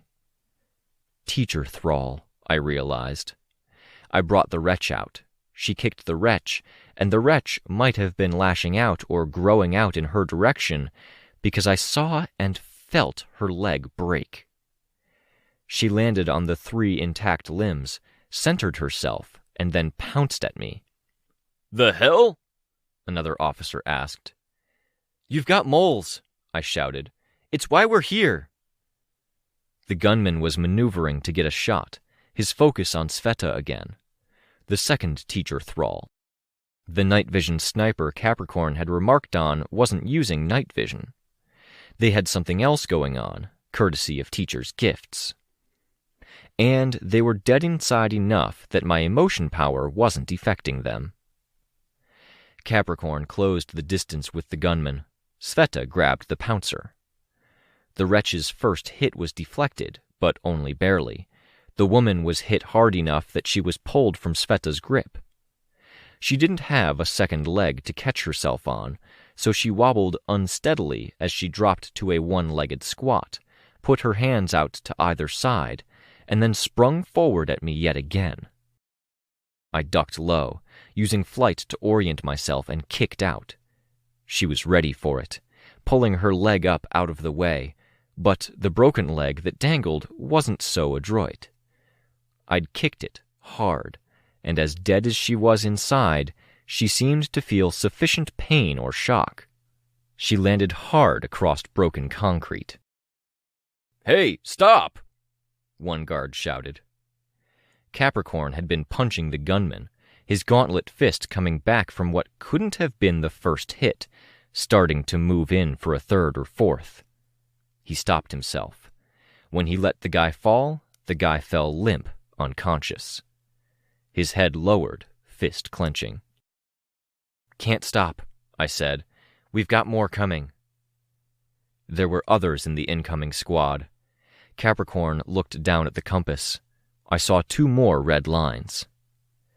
Teachered people that Lookout had noted and marked in her system. Fuck me. 2 of these guys are compromised too, Capricorn said, more for the benefit of the other guards. There was an eruption. The incoming squad was scattered, various members thrown in every theoretical direction. Rain and Crystal Clear leaped from a higher point. Rain stopped them mid-fall, then let them fall the rest of the way. We're clear? I'm not going to blow up? Rain asked. You're clear, I said, before raising my voice. The rest of you who are listening aren't, by the way. What the fuck? A guy on a balcony shouted down. What's going on? We ignored him. My phone was buzzing, and the compass that was the projector disc showing headings of various threats that surveillance had spotted was lighting up. One big magenta line, then another, and another. Red lines were converging. I'm really hoping we can close the portal if we need to, I said, because I'm going to guess that those magenta lines are bigger threats. The people at the gates, Sveta said. She was working on patching her body where she'd taken bullets. Powered people. No sweat. We've got the lady in blue, Rain said, smiling. Yeah, Crystal Clear said, sounding very unsure. Hey, how are we feeling about that? Because things are looking odd to me here. Cracks in places there shouldn't be cracks. His vision. We're feeling Master Stranger protocols? I tried, with a note of hope, watching a little at the same time. I'm not up to date on my protocols, Crystal Clear said. I sighed. Things are screwed up, Sveta said. Okay, it's not just me then, Crystal Clear said, sounding relieved. I wasn't sure he'd sound as relieved if he had the full story. I pulled my phone free. My side hurt like a bitch where I'd been punched. Hit in the organs hurt. But that hurt was almost welcome. Hurt was part and parcel of wearing the costume, being in that zone of being a cape. It was me not being Victoria for just a little while. A different headspace, one of two safe refuges. And, looking at my phone, I could see that I might need to tap the other, the Powers Scholar. Kenzie had surveillance footage, looping between a few isolated clips because the people entering the prison now were destroying the cameras as they came across them, and one of those people was making cameras twist on their mounts to look away. That would be Blindside. I was pretty sure that another one was Kingdom Come. The same guy I'd seen blow up, he must have reconstituted. And they had a leader. These squads liked to have a big bad brute in charge, and these guys had picked one I knew well. Hometown Brute, already growing in metal scales that punched through tattooed skin. Fucking Lung. Fuck him. They weren't alone. I showed Tristan and Sveta before turning the camera around for Crystal Clear and Rain to see. As the focus shifted away, my vision remained on Capricorn. He'd wrapped up cuffing the compass-marked threats. His hand was shaking, and he seemed to be trying to settle down. There was still blood on the gauntlet. Let's get moving. We've got to get Swansong and whoever Foresight sent to that side. Oh, jeez, Crystal Clear said. We can do this, Capricorn said, with a courage and conviction that I 100% did not believe rang true after seeing his hand shake like that. He looked back at the guards that had backed off after hearing about the moles, as if for validation. We've got this.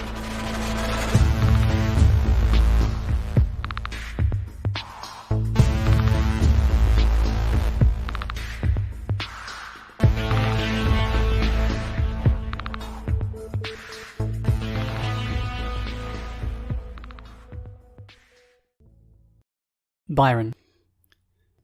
We can do this, Tristan said. But for Boundless, who was working other venues, Furcate and Steamwheel, the young members of Team Reach stood behind him, silent. Byron was silent as well, but not by dint of choice. His attention was on the details, both of Tristan and of the unfolding mission. He wasn't sure why. It wasn't as though he could burst forward to offer advice, and it wasn't as though Tristan was going to let him out to offer input. What if he doesn't show? Tribute asked. Then we wait a bit longer, and then we go back, and we can tell ourselves we tried, Coiffure said. Trying isn't good enough, Tristan said. Sometimes trying is all we can do, Moonsong said. It's not good enough, Tristan said, more intense now. Because it was Moonsong speaking? Byron had to wonder. Tristan seemed to rein himself in, and Byron could feel the intake of half of a breath, almost a snort, as that breath cut short. Appearing to be calmer to everyone but Byron, who had that inside view, Tristan added, The guy hurt Furcate. He hurt reconciliation. Be a little less obvious if you don't want to tell the whole team. And Long John and apparently whipping girl in Virginia, Coiffure said, like she was trying to pacify. I know. He's breaking the rules, I get it, Figurehead said. But we can't blame ourselves if we don't end up taking a non-opportunity. You don't get it, do you? Moonsong asked. I guess I don't, Figurehead answered. Tristan turned around to look at Moonsong, giving her a hard look. She's being clever, and that usually brings people closer together, yet Tristan thinks she's betraying him, Byron thought. The shitheel is escalating, Moonsong said. This is crime 101. Worse incidents with shorter times between each. You're talking all fancy, Moon, but I'm betting you learned that from a crime drama, Coiffure said. It's true, though, Moonsong said. She met Tristan's eyes. He looked away. She continued like it hadn't happened. He's not just a low-life scumbag who hurts good people. He's hurting good people more and more as time goes on, and he's going to escalate to the point where he kills. Yeah, Coiffure said, not disagreeing with you. If he doesn't show, he doesn't show, Figurehead said. We can agree he needs to go to jail, but it doesn't change the facts. Moonsong ventured, I think what Capricorn is saying is that if the target doesn't show, we should focus our energies on chasing him down. Maybe, Figurehead said.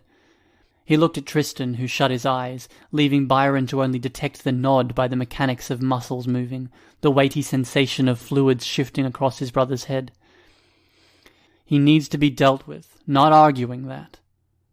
Can you at least acknowledge that Moonsong's backing you up, shoring you up when you're weak? You're lost in the focus of the mission and she's handling the team for you. Update from Furcate and Wheel? Tristan asked.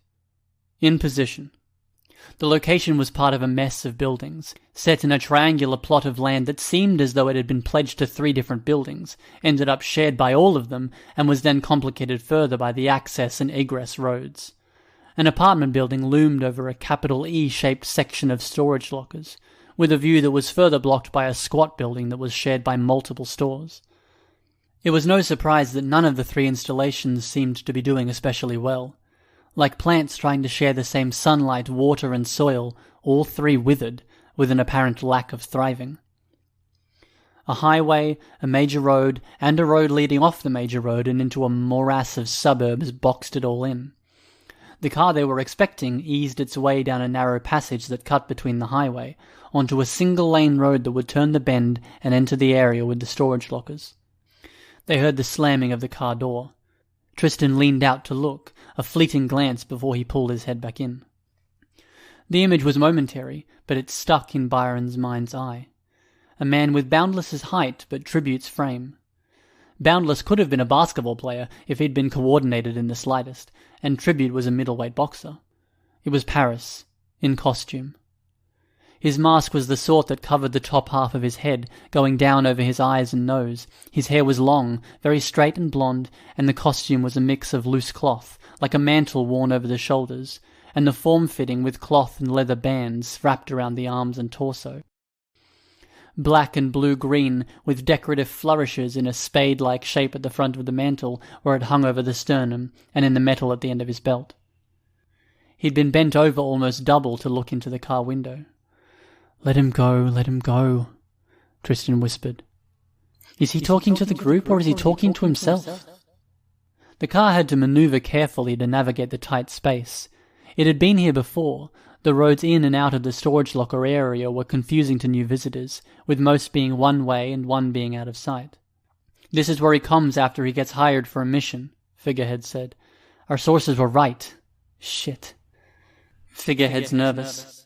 His power gives him better info with unfamiliar targets. He's run into Paris before. Good sources, Coiffure said. Would it be weird to get them thank you chocolates or something? Given the area, I think the chocolates would only work if they had heroin in them or something, Moonsong said. I don't think that would go over well with the boss, Coiffure said, smiling. Let him go inside, Tristan said, all seriousness, as if he was unaware of the light, tension-breaking conversation. Let him get changed. Are we playing it that way? Figurehead asked. Perception is going to be that we hit someone out of costume. If he wants to grab his mask on the way out, that's up to him, Tristan said. The shutter of the storage unit whisked open, banging as it reached its apex. Tristan peeked out, just in time to see the door sliding closed, Paris's legs and feet on the inside. He looked in the direction the car had gone, then stepped out of cover. Orange motes began to move around the door, forming like the flames of lighters catching, then striking out in straight lines. He spared only a glance over his shoulder for his team, who was behind him. His focus was entirely on Paris now. With a clench of his fists, he made the lines into something solid. A ramp with the sides curving around to the sides of the door, with the backing that kept it from rocking forward. Had someone sat on the ramp, and if the door had been open, they could have slid inside. What in the world are you making? Tribute asked. Tristan pressed a finger to his lips. There was a pause as he listened, and then he began drawing his next object. A pillar, singular, high above. The door opened, and Tristan passed control, letting the pillar become water. He can't even trust me to follow his logic, Byron thought, as the water came down, hitting the funnel. The stone structure bucked slightly, even with the reinforced back, but it did its job. The water was funneled to flow into the door of the storage unit, straight at Paris. Team Reach fanned out as Byron drew out more water. The direction he drew was more important than the points of light, the opposite of Tristan's handling of it. He placed the lines so they flowed down, aiming at the ramp. No movement from within, no sound, no response, no swearing. Byron hesitated in his drawing. Figurehead drew his fingers together, middle fingers and thumbs touching so there was a circle in the middle, and he aimed it at the storage area. He's moving! He's going through the far wall! Moonsong shouted, loud enough to be heard on the far side. Steam wheel! Furcate! Byron let the water down. A spray this time, not just a body of falling water with some direction to its flow. It hit the ramp and banked into the storage unit. He didn't wait for the water to finish flowing or moving away. He released that water, disconnecting himself from the lines, and then drew out others, low to the ground, pointing up at an angle. Unlike Tristan, he didn't gesture to confirm or out of some rule of cool, as Tristan had put it. It was to signal Moonsong as the water sprayed. They'd done this before. They'd practiced it with most members of the team. He ceded control. Sprayed water became ramps. His teammates ran up the ramps, leaped, and were buoyed by Moonsong's gravity. To work with her like this, to see the team working with them like this, it lifted his spirits. In everything that he did with Tristan, in eating, in sleeping, in watching stuff, listening to music, there was so little in the way of middle ground. There was nothing the two of them both enjoyed and could enjoy together. Except this, finding that teamwork, ceding control mid-run as the others bounded forward toward their quarry, knowing that Tristan could leap off of the ramp, that Moonsong was at the other ramp, he was okay with it. Tristan reached the top of the ramp, and instead of leaping into the field of reduced gravity, reached out for the lip of his funnel and hurdled it, his armor skidding on the rock with its veins of metal running through it. The water was already flowing out, calf-deep as Tristan landed in it, pushed himself to an upright position, and headed straight into the storage locker. Not sticking with the team, but taking his own route. Byron could feel the strain in Tristan's legs as he ran through the water. He could see the red lights, a row of them ahead of them.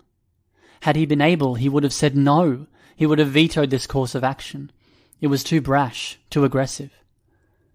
He could only watch, worried. Tristan's armoured boots stomped through water. Tristan ducked through the hole Paris had made, and he punched into the red lights in a move that Byron had seen in practice, although not with this nuance. Never before to augment his glove and arm with a mass of spikes. Tristan hurdled boxes, and he emerged from the storage locker that backed Paris's, into the fight where others were confronting Paris. Steamwheel on her knees ahead of him, Figurehead and Tribute flanking him, and Paris in the center, wearing a white undershirt, jeans, soaked sneakers, and his mask.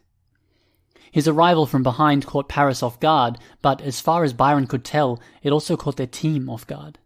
Paris took advantage of it, leaping closer to the immobilized Steamwheel while remaining out of reach, and he swung his arm. The swinging motion produced flying darts at set intervals, though dart might have been the wrong word. Lines or needles more than anything thrown toward a bullseye in a bar or a kid's basement. One sank into the decorative metal at the side of Tribute's leg, another into a shield that Coiffure fashioned of her hair, while the rest buried themselves into the road. Where each needle sank in, they became a spray, a geyser, firing the opposite direction the needle had travelled. Decorative metal and road disintegrated, the pieces sent flying back toward the point Paris had been, now the point Tristan stood. Coiffure wrapped up the damaged hair in more of her hair that flowed out like strands of wire she could manipulate, catching the geyser in a spherical bubble of hair that left her momentarily unable to use her power. Flecks of metal and road chipped at Tristan's armor, threatening to strike him in the exposed portions of his face, his eyes in particular. Tristan had to blind himself by bringing his arm up to shield his eyes. Byron could feel the pain explode as Paris used the blindness, kicked one from the side, maybe trying to sweep Tristan's legs out from under him.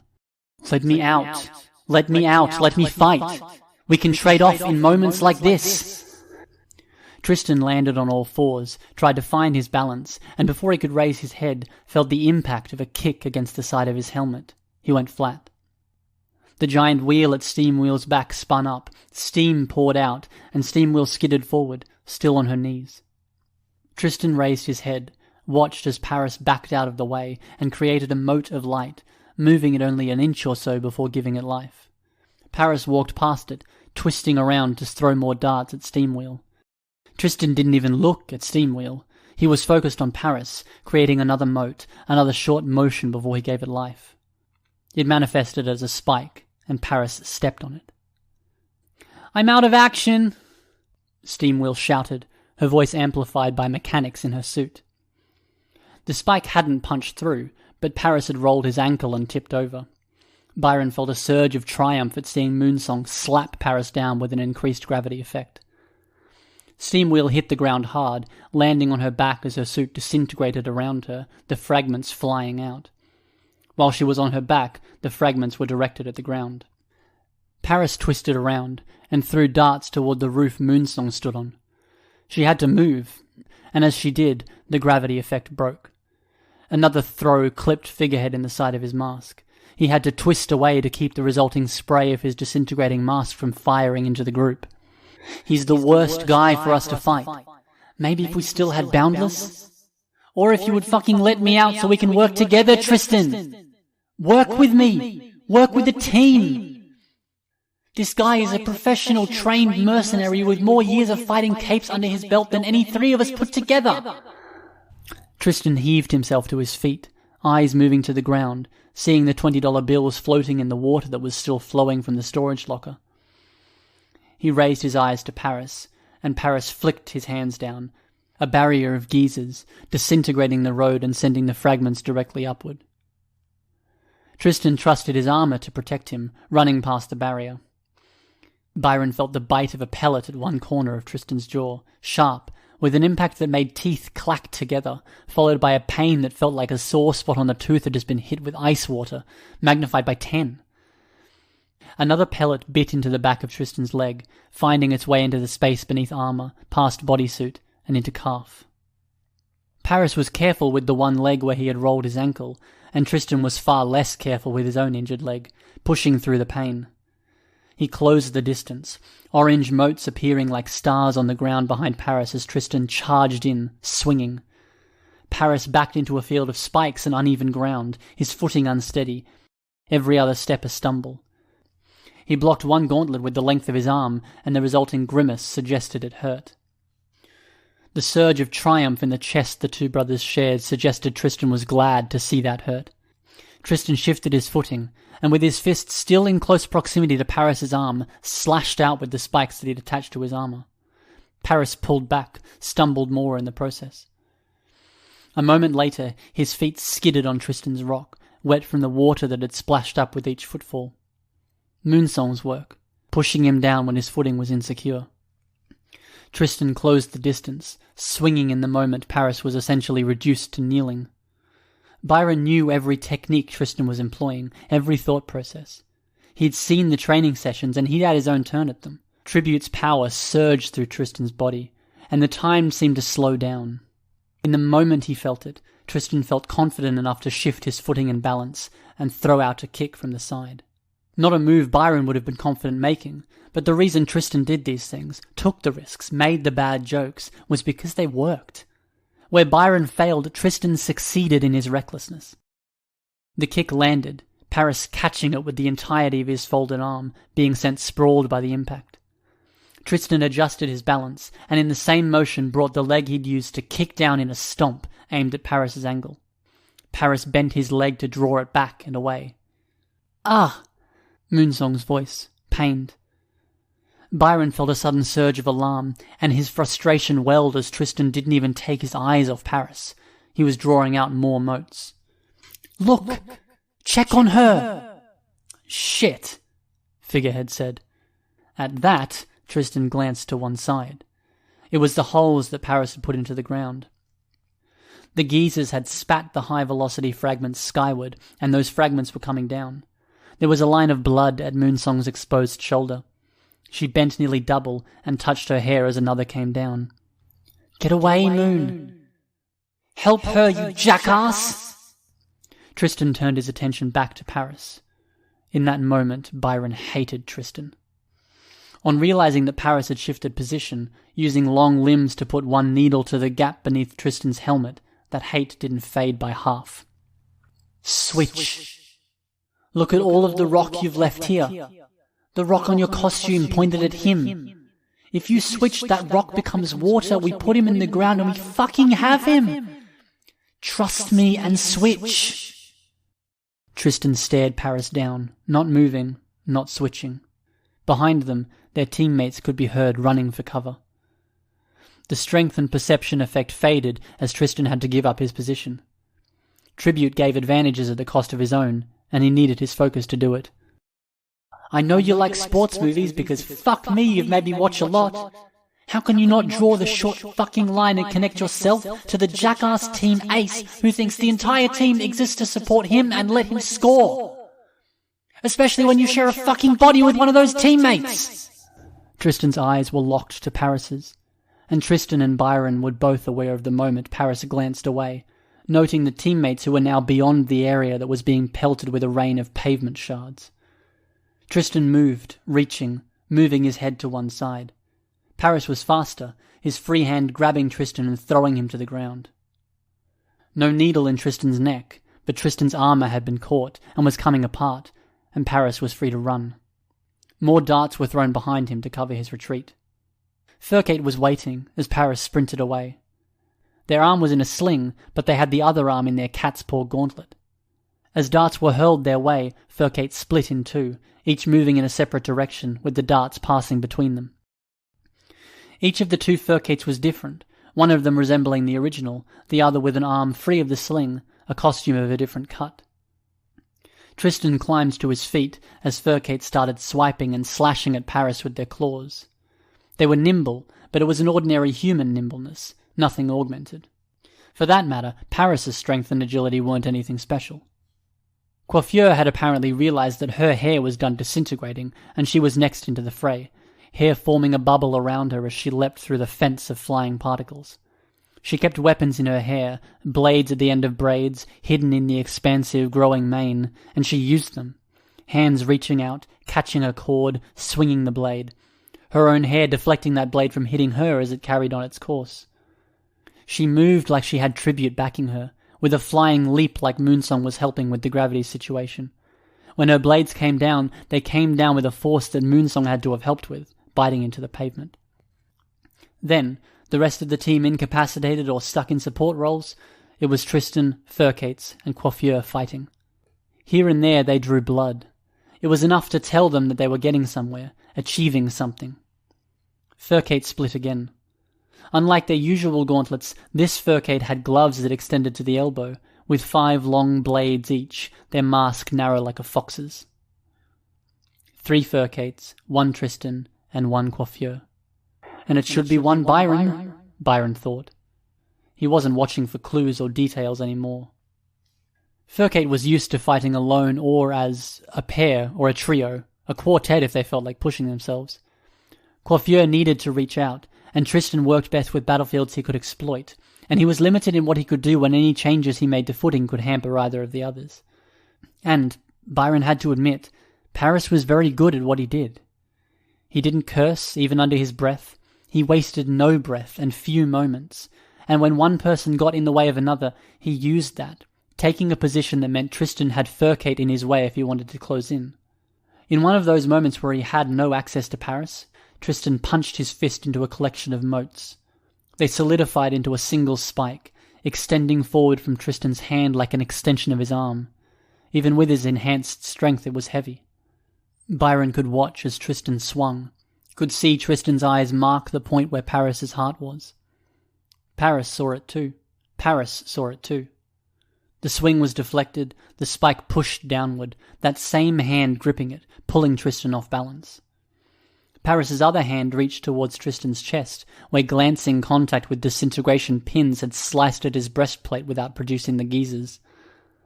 Much as the spike had been aimed for Paris's heart, Paris held a fistful of needles aimed at Tristan's. Coiffeur's silver locks caught Paris's arm, stopping him. As if he was expecting it, he slashed at the locks, freeing his arm to continue forward. Tristan, only by virtue of the 1 second of delay, was able to throw himself to the side and fall instead of being struck. Paris tossed the needles down to the ground near instead. They erupted, and the violent eruption gave Paris the opportunity to back away from the group. Moonsong hit him. He stumbled, but he continued to retreat, throwing fistful of needles after fistful of needles until visibility was nearly gone. There was no advancing into that storm. A hail fell on the group, each fragment of ground, building, or steel shutter razor-sharp and heavy. Tristan started to advance towards it, and Coiffure stopped him.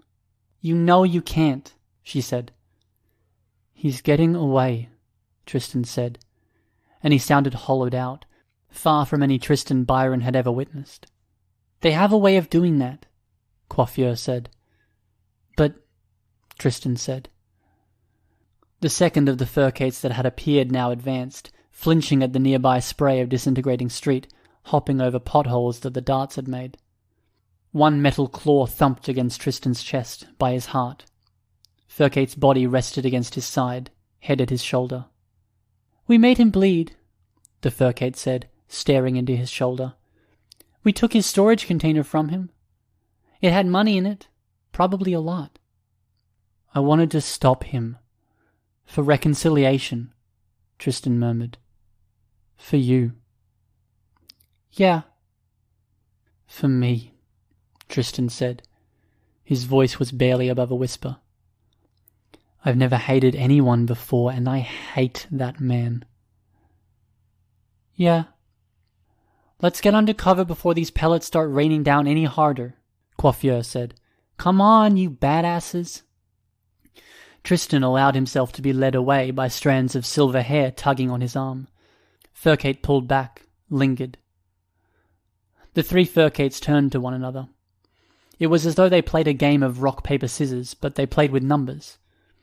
Gauntlets were shucked off where needed so fingers were free. All 3 had injured left arms or hands, but in different ways. 4-4-3, the one closest to the original signaled. 5-3-5, the second one signaled at the same time.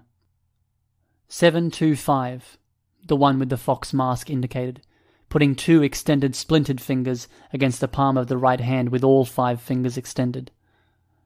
"At least it's a cool costume," the first furcate said, before dissipating into smoke. The second dissolved away as well, leaving only the fox-masked furcate. They hurried out of the rain, joining Tristan and Coiffure. Tristan clapped a hand onto Furcate's shoulder. "You good, Azuka?" Furcate nodded. Then, seemingly lost for words, or defeated on some fundamental level, Tristan allowed Byron free. "Fuck it," Byron whispered under his breath. "We did the best we could," Coiffure said. "We? I was barely there." It wasn't worth fighting. He would hash it out with Tristan later. Somehow. "You okay, Moon?" he hollered. "Yeah. Tribute got an ice cream scoop's worth taken out of his leg, though." Byron winced, and he saw a matching expression on Coiffeur's face. He had to move his head to see Furcate's mask. "Two, huh? I don't want to pry, but..." "You can pry," Furcate said. They looked back. "So long as it's you, and not you and Moonsong together." "Moonsong has your back, Furcate," Coiffure said. "She cares about you," Byron added. Furcate shrugged. "You had a 2 or close to 2 in the second position the last couple of times." "I'll deal," Furcate said. They hunkered down. Only a few more of the things were still geezering, spitting out their rain of pellets. It would be another minute or so. Coiffure got Byron's attention while Furcate was at the door, craning their head to peer at the battlefield. A questioning gesture, shrug, and then an arched eyebrow above her mask as she raised 2 fingers. "Two?" Byron tapped his head. Mental. Emotional. He'd keep an eye out for Kay, some shitty candy and a hug ready if Kay seemed low. It would be hard not to feel low after this. This didn't feel like a win, even though they'd sent the guy running scared. But Paris wasn't what bothered him. Paris getting away was more the sort of thing that would eat at Tristan. And Tristan was the thing that ate at Byron. Insisting on doing that whole thing himself? Fuck that. It was a slap in the face. Worse than that, though. Tristan had said that Paris was the first and only person he hated. "Yet I hate you every single day, Tristan."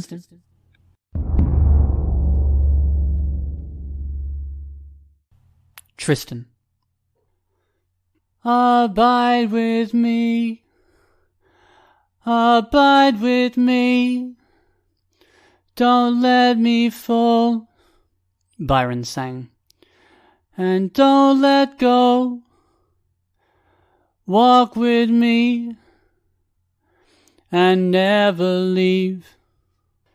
Be ever close. God abide with me. Ever close. God abide with me. Ever close, God abide with me." Tristan tried to lose himself in the greater service, ignoring the little things. The acoustics, he'd always loved that part of it, the way many voices joined into one. "Oh, love that will not ever let me go. Love that will not ever let me go. You never let me go. Love that will not ever let me go." Why did Byron have to focus on the book, glancing down as if to double-check? From the time he could read and sing at the same time, Tristan had made it a challenge to see how much he could memorize, seeing how long he could go before he had to check. Seeing Byron do it now that he was 15 pained him. It was like someone who never took the training wheels off their bike. The song had concluded. "Tonight, Mrs. Garza asks that we keep her son Luis Garza in your prayers. He struggles. Pray for him. Pascal Rep is not here, as he is finishing his most recent set of cancer treatments this week. Pray for him, for he more than embodies the strength I talked about in today's sermon." There were murmured responses. Byron put their lips to work, adding good wishes. Byron reached out for Brianna's hand. He gave it a squeeze. Then he looked at Mama like he had to check with an adult that things were okay and that he had permission. "My brother, please." People were filing out of the church, and bound in the claustrophobic darkness that was within Byron, Tristan felt an almost physical pain at Byron's hesitation at entering the group of people filing out. Mama and Papa had already found openings like the one Byron passed up because he didn't want to bump into anyone. They were out of the church before Byron was out of the aisle. It was like being stuck behind slow people on the sidewalk, every minute of every one of Byron's turns. "You don't mind this?" Byron asked Brianna. She shook her head, then squeezed their hand. "Oh, Dios mío, and fuck me, the old women hobbling towards us. Please, Byron." Byron passed up another gap in the file of people. The old ladies approached, lights practically flashing in their eyes as they saw Byron holding Brianna's hand. "We've been caught," Byron said, sounding far less anguished about it than he should have. "The woman with the hat pressed over her heart was my grandmother's best friend, Diane." "Oh, wow. It's great that you have a community that goes back like that." "It's a plus," Byron said. His hand found the small of Brianna's back as he worked his way forward. They were intercepted by the old ladies. "He's showing her off," Tristan thought. "Tristan, how lovely," Diane greeted Byron. Tristan mentally pumped a fist. "I'm the other one," Byron said. "Benson? Bennett? Byron? Byron. I thought your brother would be the one to have a girlfriend first. He's flashy like that." "Nope. Anyhow..." Byron paused. Stuck on finding the words in the latest of his awkwardish situations he should 100% have known how to deal with by now. "This is Brianna. We go to school and work together. Brianna, this is Diane, Mrs. Caudle, and Mrs. Plum." "Brianna, dear, you're a lovely young lady." "Thank you. I'm touched. Byron told me that you were close friends with his grandmother." "I was. She was lovely. Tristan always took after her, I felt. Naturally athletic, charming, go-getters, both of them. You've met Tristan, I'm sure." "I have met him, yes. You deserve this, Byron." I'm sorry. I'm so surprised he wasn't the one bringing a girl to church." Byron flexed their lips in a forced smile. No teeth showing, lips pressed together.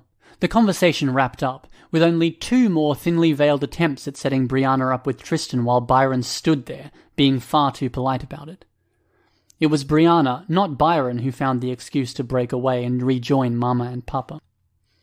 As they walked, Byron leaned in close to Brianna. "How are the injuries?" "They're okay. The scratch in my arm feels tight. I wish that had gone different." "We all do, Bi. I keep replaying it in my head, wondering what I could have done better." "Yeah."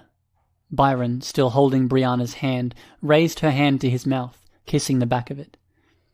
"You two look so nice together," Mama told Byron. "Thank you," Brianna said. She smiled her politician's daughter's smile, practiced. As a group, they walked to the car. Byron didn't let go of Brianna. Tristan could only think about Furcate, sitting on stairs outside, back to the windows, wiping at their face. It had been after Brianna had said something to them. He wasn't sure Byron got it, despite having seen. That, or Byron hadn't wanted to get it. Willful ignorance. "I hope you're doing okay, Tristan," Papa said, looking past Byron's eyes. Byron dropped his eyes to the ground.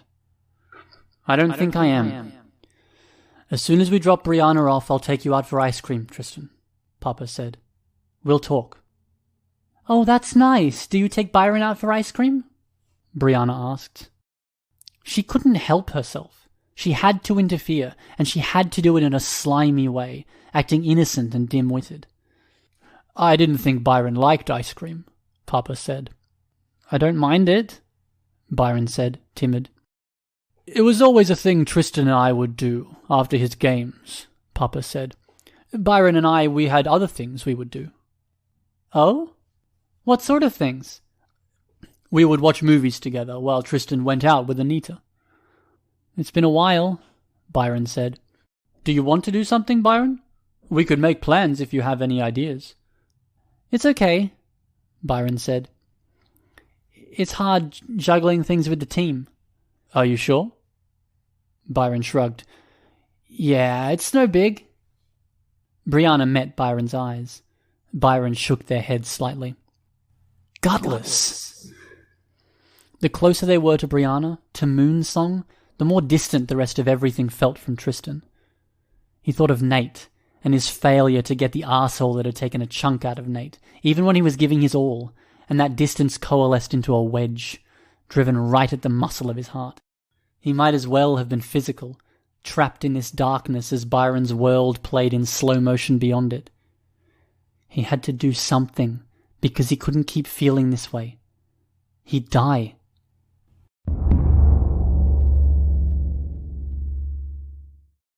Byron. Tristan was all smiles and charm. Mr. Wall was buying into it wholesale. A 2-hour session, and Tristan had taken an hour and a half of it. Does that make any sense? I don't want a relationship with him, not like he wants. We're not that compatible.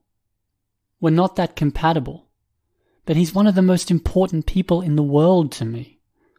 I think it does make a lot of sense. You don't have many real allies. I guess not. It stings to hear it put that bluntly. You told me you wanted blunt. Tristan's face stretched in a smile, white teeth showing, and when he put on a face like he was trying not to smile, it was forced, acted. Half of this whole thing had been. No allies? Most of the team backs you? Dad backs you? Mum backs you? People we know forget I even exist, like Aunt Diane. Fucking liar. I guess I did, Tristan admitted. Is there a way to communicate that he's important to you? If you have any suggestions on how to do that without giving him the wrong signals, I'm all ears. I guess that would be hard, huh? Oh yeah, Tristan said. He's the only other gay guy I've met, you know. I mean, there's Long John, but I don't think I could have a conversation with Long John. I don't have mentors. I don't have peers. Just one really cool, smart as shit guy who doesn't deserve to have me and my situation inflicted on him. I think we should talk about that.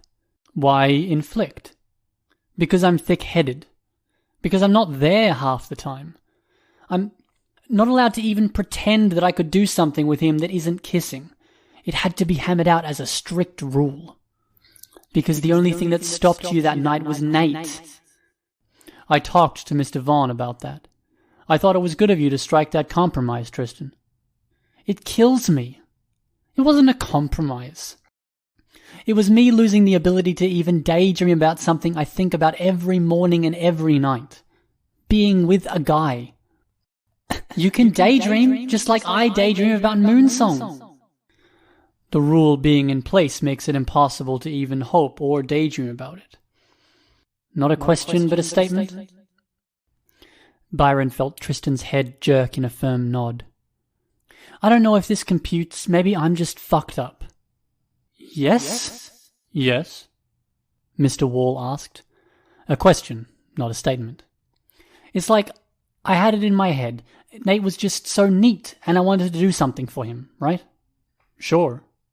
And if I couldn't put his dick in my mouth, then maybe I could show up by his hospital bed and I'm still sweaty and satisfied with myself and Nate is pleased. Except it'd be because I personally kicked that arsehole Paris's ass, caved in his face, and made sure he ended up in federal prison. Violence's facsimile for a blowjob, Tristan.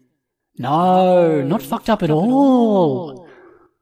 Have you seen him in the hospital? Tristan shook his head. I had it in my head that if I could kick Paris's ass, I could go and see him and be proud. Be okay. As it is, it's... Tristan clenched his fist. It sounds to me like you're dealing with a lot of pent-up frustration, Mr. Wall said, but he said it with a smile. Tristan smiled back.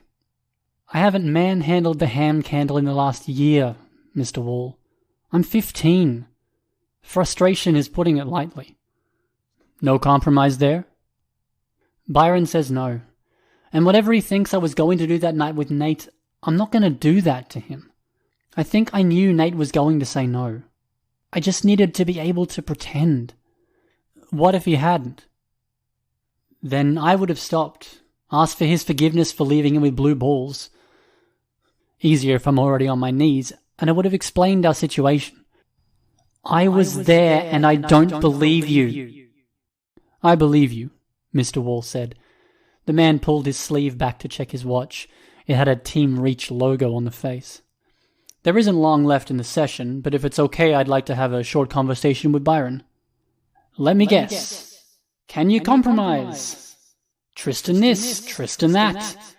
You've already been charmed by him. I don't have a shot. Tristan allowed Byron to have control. Byron shifted his position, fixed his pants where they bunched up beneath his ass.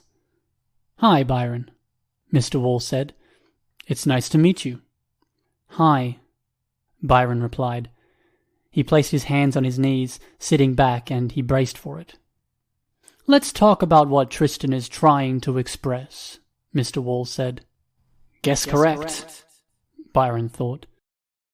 As the remaining 15 minutes of the session continued, the guess was reaffirmed, and then some.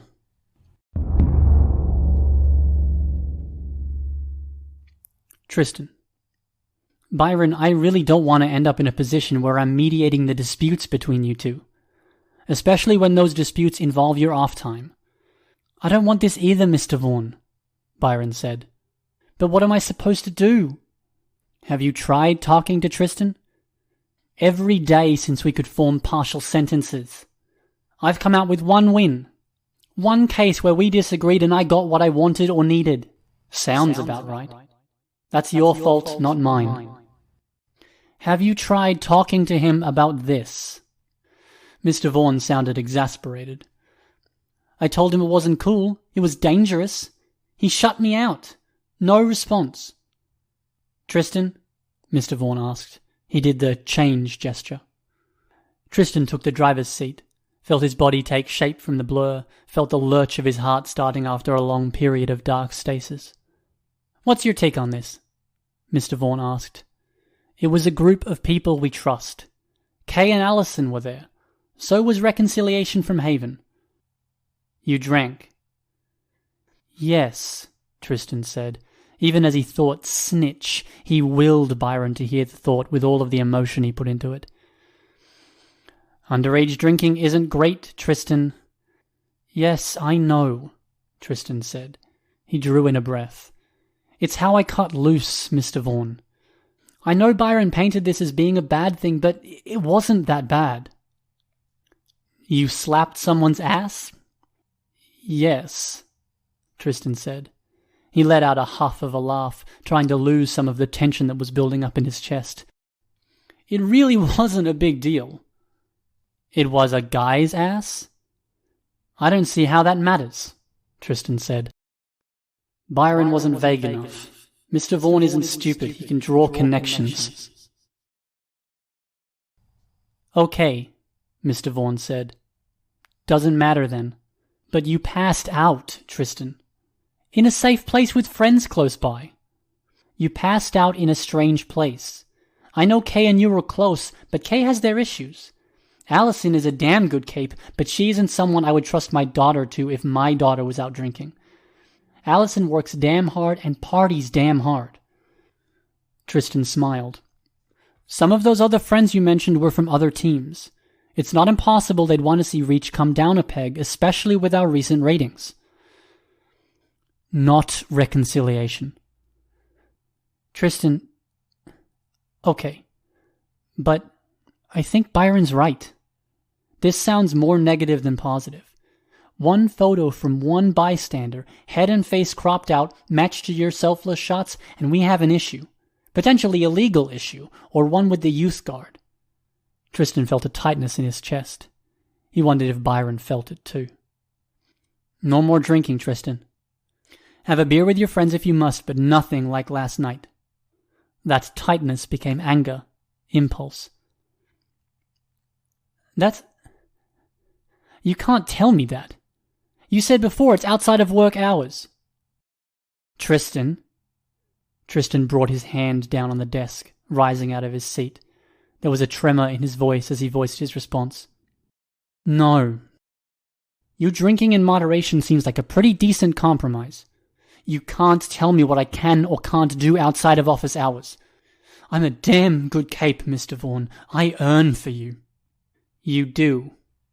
The fact that I'm letting the drinking slide should count for something. I'm just trying to deal.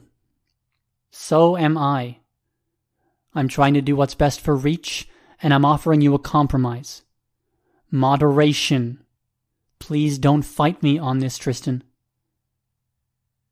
What if I do? Tristan asked. If you do, then I would have to talk to the staff about the possibility of having some random drug and alcohol testing for the team. Tristan slumped into his seat. He sat forward, elbows on his knees, head bowed. I don't have much, Tristan said. Would you consider talking to Mr. Wall about getting to a place where you have more? He's very good. I'm already talking to him, Tristan said, around a lump in his throat. That's good, Mr. Vaughn said. Tristan shook his head. Well played, little brother. I guess you win another with the tactics you learned from Moonsong. Do we have a mutual understanding, Tristan? Tristan nodded quickly. No passion, no wild abandon, no freedom, no time, and less fun. No life. What was left? He reached for an answer to that question, and a sizable part of him died when he couldn't find much of anything. When he opened his mouth to speak, it was more like a fish gulping for air than anything else. He swallowed the failed attempt at drawing in breath, getting it past the lump in his throat.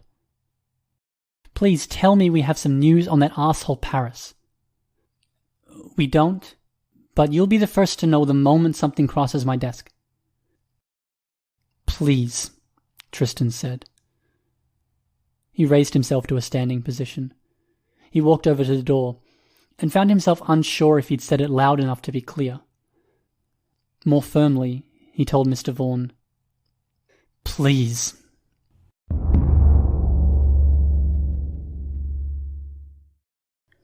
Byron. Round fucking 2, Tristan said. He sounded so normal. He sounded so normal for someone who had had so much trouble sleeping the night before. Furcate's back in fighting shape. Furcate punched one gauntlet into the other. Chains jangled. And we've talked tactics. We've learned a lot these past couple of months. Gear upgraded. My second best suit is revved up and ready to go, Steamwheel said. It's really him? Quifier asked. It's really him, Tristan said. How'd you find him? Tristan trailed off. I found him online and I tricked him.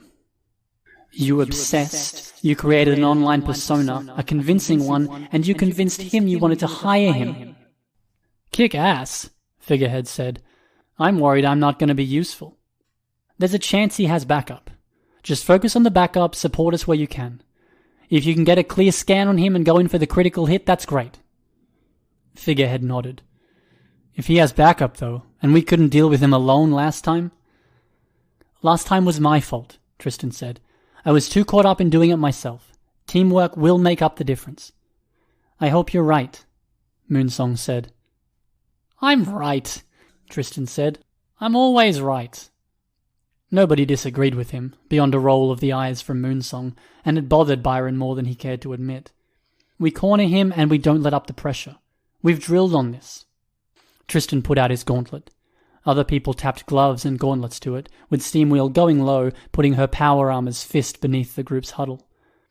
The group split up, everyone finding their positions. The decoy car was black, parked in the middle of a concrete dock. Shipping containers surrounded the dock and provided hiding spots for the rest of the team. Switch up rapidly, Tristan murmured. Like you've been talking about, like we did in drills. I want this arsehole off balance.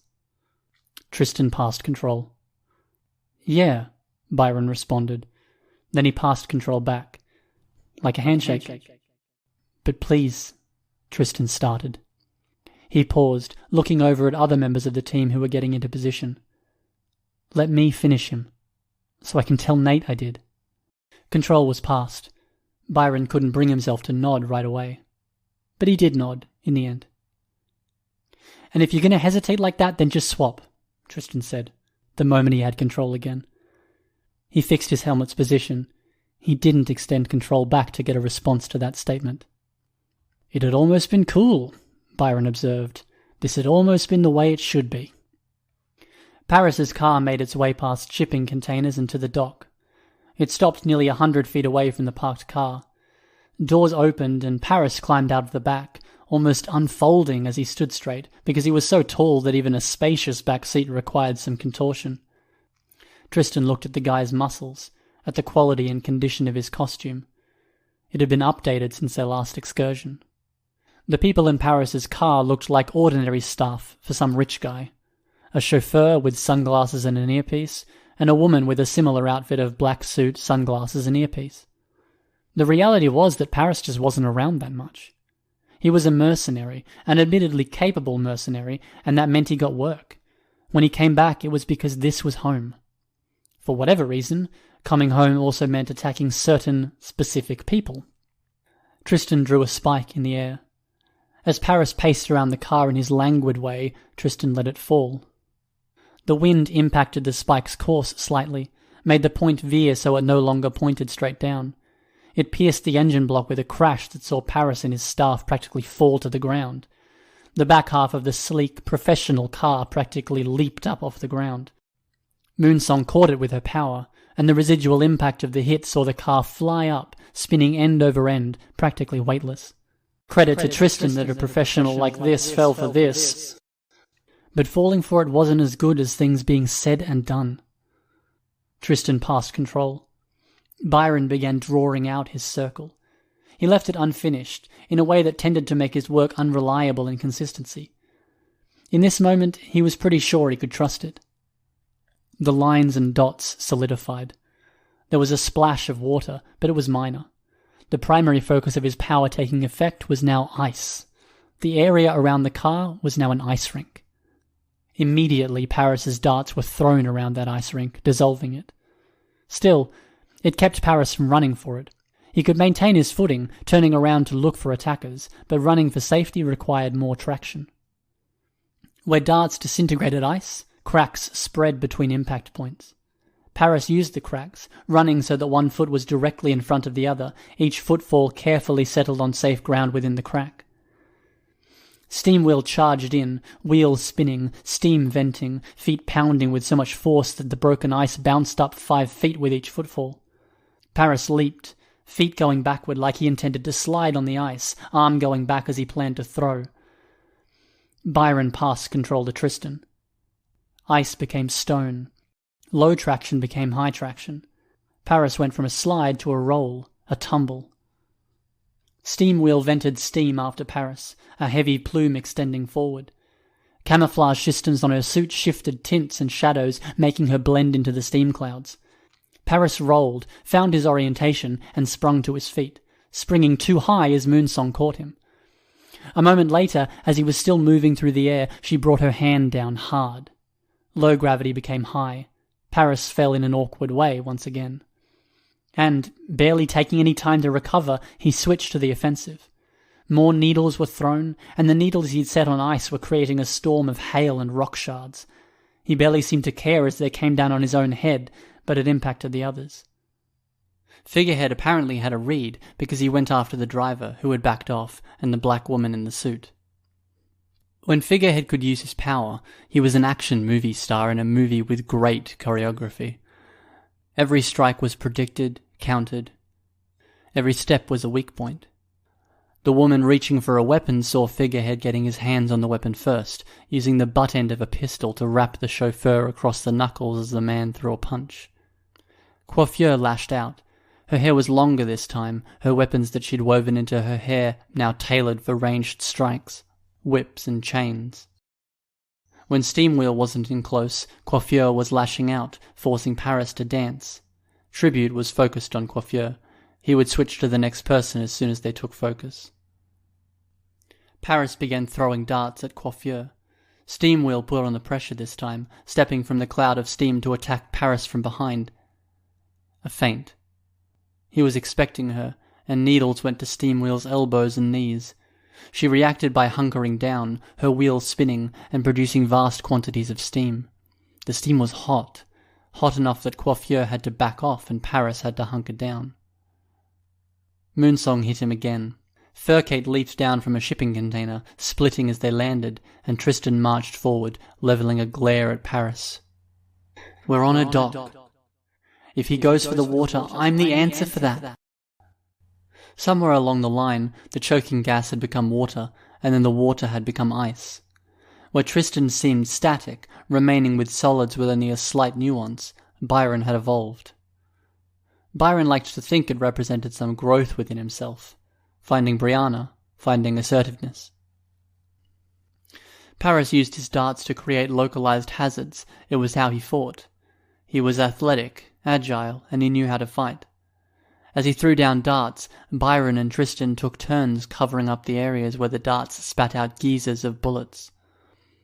As the darts started getting flung in their direction, they swapped back and forth, closing the distance, forcing Paris to retreat further. Furcate flanked, because they loved flanking. Coiffure moved out to the other side, her hair creating limbs she could move on, chains and whip noisy against the concrete of the dock. Paris stopped being quite so conservative with the darts. He threw them out in messy ways, toward Furcate, who split in two, toward Coiffure. They were lower velocity, landing in clumps, but the resulting sprays were violent and harder to work around. Once again, Tristan created the spike, a fist-encompassing growth of rock laced with metal veins. Once again, Byron felt his non-existent pulse pounding out its diffuse alarm into a darkness without bounds or perspective. Tristan broke into a run to close the distance. The sudden movement drew Paris's attention. Needles were thrown. Tristan swapped out for Byron. The spike broke apart into water and ice shards, but that didn't matter. What mattered was that momentum didn't carry over 100%. Byron could pivot, run another direction, then swap again. This is what I had in mind. Their more unpredictable movements upped the pressure on Paris. Tristan materialized, creating his spike. He had to abandon it a moment later, but he was a few steps close by the time they'd swapped and changed direction twice in 5 seconds. The next time he had a turn, on impulse, almost out of a weird gratitude to his brother, Byron set up the spike for Tristan. As Tristan materialized, punching out, the spike formed around his hand. Byron felt a smile, almost more of a grimace. Furcate was close enough to slash at Paris, who kicked them firmly in the stomach. The other 2 Furcates were on him a moment later, one with spikes on chains instead of claws. Paris backed away, then moved his hands in a new way, slow, as if drawing a blade out of his sleeve. Not a needle or dart. This looked more like a railroad spike. The spike was hurled toward the ground in the midst of the Furcates. The result was a detonation, not a geyser, scattering them. Coiffure was next. She tumbled, her hair going limp. No! Tristan was silent. Tribute fixated on Tristan. Byron could feel the strength, the increase in heart rate, the way that cognitive processing sped up until the rest of the world seemed to move slower. Tribute would be a sitting duck, dumb, slow, weak and fragile, so long as he was giving this kind of strength. One thrown attack like what Paris was pulling out of his sleeve would destroy Tribute. But Tristan was slowing, changing course. He switched out to Byron, letting the spike at one hand fall away. Byron could change direction, doing his best to add to the zigzag, placing his feet carefully. He switched back to Tristan. Tristan wasn't focused on Paris. Tristan looked at Furcate, at the Furcates, plural. When he looked back over one shoulder, he didn't look at his teammates. It was at the ice. Paris threw a railroad spike. Tristan ducked it, letting it detonate. Then, still in slow motion, still with some augmented power from Tribute, that power slipping away with every moment as Tribute went on the offense, Tristan charged. Another throw from Paris, and Tristan twisted, absorbing the hit, before tumbling to the ground. He was hurt, but he wasn't hurt so badly he couldn't get back up, press the attack. What are you doing? Tristan's body roiled with emotion as he crouched there, head bowed. He kept a wary eye on Paris, who backed away. Tristan didn't pursue. Tristan? The rest of the team was hurrying to catch up. The furcates were picking themselves up. Coiffure was still down, and Tristan began to move in her direction like he was in a daze. "Stop," Figurehead called out. He set a hand on Tristan's shoulder. "Don't move if you're hurt." Tristan stopped moving. He turned to stare at Paris, who was still retreating, not turning his back on the group. Moonsong and Tribute had caught up now. Figurehead was using his power to do diagnostics on Coiffure, which he would be bad at since she was a known quantity. He eased her to a sitting position. She looked up at him and nodded before wincing in pain. And Tristan remained where he was. He watched as Paris climbed a set of shipping containers, making his escape. "What's going on?" Moonsong asked. "What the hell happened there, Tristan? You wanted to be leader and you're letting him get away?" "He hit us," Tristan said. "Direct hit." "What are you talking about?" Moonsong asked. Her voice was tight, like she knew exactly what Tristan was talking about. "We were switching out for evasive action. Then Byron didn't switch. He kept running. Byron could feel Tristan forcing the sound, forcing his voice to break. No, Moonsong said. "No, I don't believe you. I think he wanted to throw off Paris's expectations. When he was charging, we were more him than me, and that cannon shot of Paris's hit us. No. I can't switch to Byron anymore. No, please. I think he's dead," Tristan lied, looking a now anguished Moonsong in the eyes.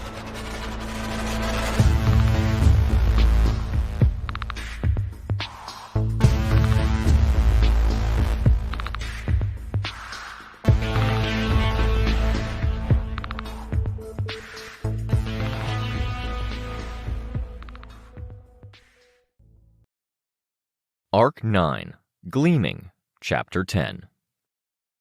A droplet of blood fell from Capricorn's gauntlet. Amid the patchwork of glare and deep shadow that illuminated the prison, this droplet fell while he jogged through the light. I was hyper-alert enough that it caught my eye, and it struck enough nerves to stay with me for far too long after the fact. I was flying, which gave me some ability to twist around and rotate in the air. I'd been glancing to one side, checking our flank, but in the aftermath of seeing that droplet, I found myself flying backward, looking back toward the group rather than out ahead of us. It took Sveta meeting my eyes and a few simultaneous glances from the others to bring me back to reality. Weird that she was talking to Rain like she was. Did I need to worry? I felt like Capricorn and I were more on the same page. Worrisome, given the blood and the flare of temper, me back at the hideout, him just now with that teachered officer.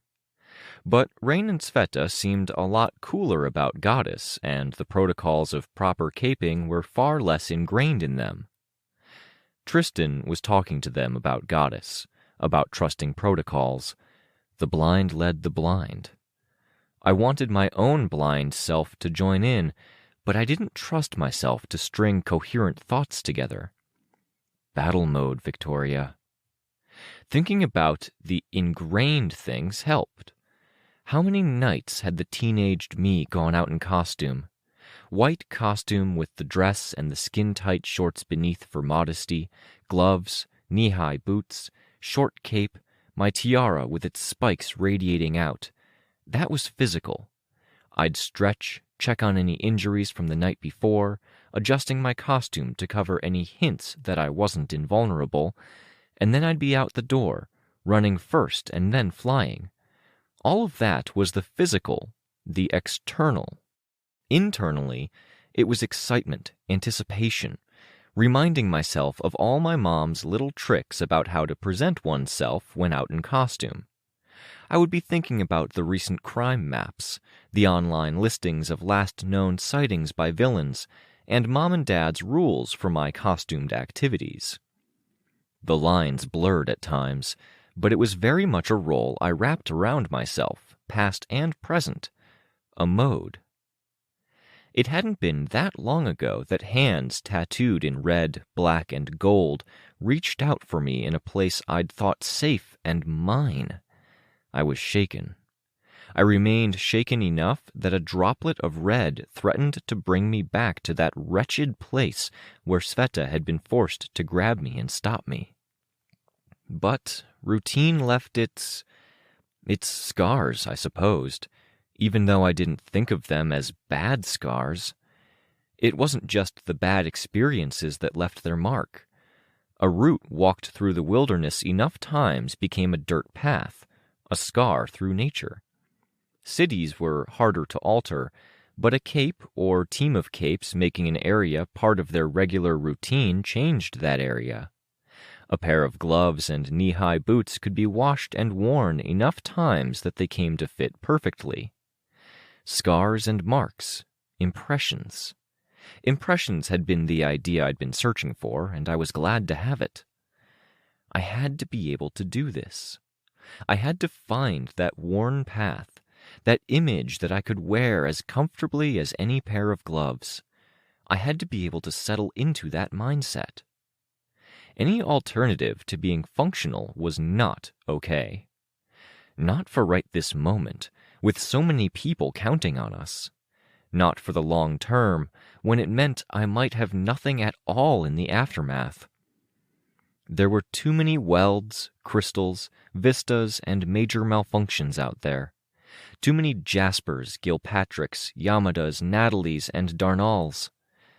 A droplet of red, blood-red fingers. I pushed the image out of my head. There was a desperate edge to my thoughts as I forced myself back on track, into that well-trodden mindset. The head office of the prison and many of the administration buildings were toward the south end of the complex, with the yard situated at the middle south, minimizing travel time from any of the cell block apartments. Those in the higher security cells to the north had to walk further, but I had to imagine they didn't get yard time, or they got less. Either way, we had two options, only one of which was a good option. The bad option was to head south, loop around the bottom, and make our way to the women's half of the prison. That route put us closer to the prison entrance, where Lung currently was. We would have to deal with that, with him, but not now. I was happy procrastinating on that particular encounter. Brain! I heard the voice. It was higher, but it was from the guy's side of the prison. Crystal clear! The voice came from one of the apartment buildings near Rains. I flew up for a better view and saw the man at the window. He was heavy, with the kind of double chin that hung over his collarbone. He had wiry stubble, and there wasn't much helping to distinguish the end of the facial hair and the start of body hair. His hair was short and uneven, and it was greasy, which made the uneven spikes that much more noticeable. Most noticeable was his mouth. He looked like he had chewed on an ink packet.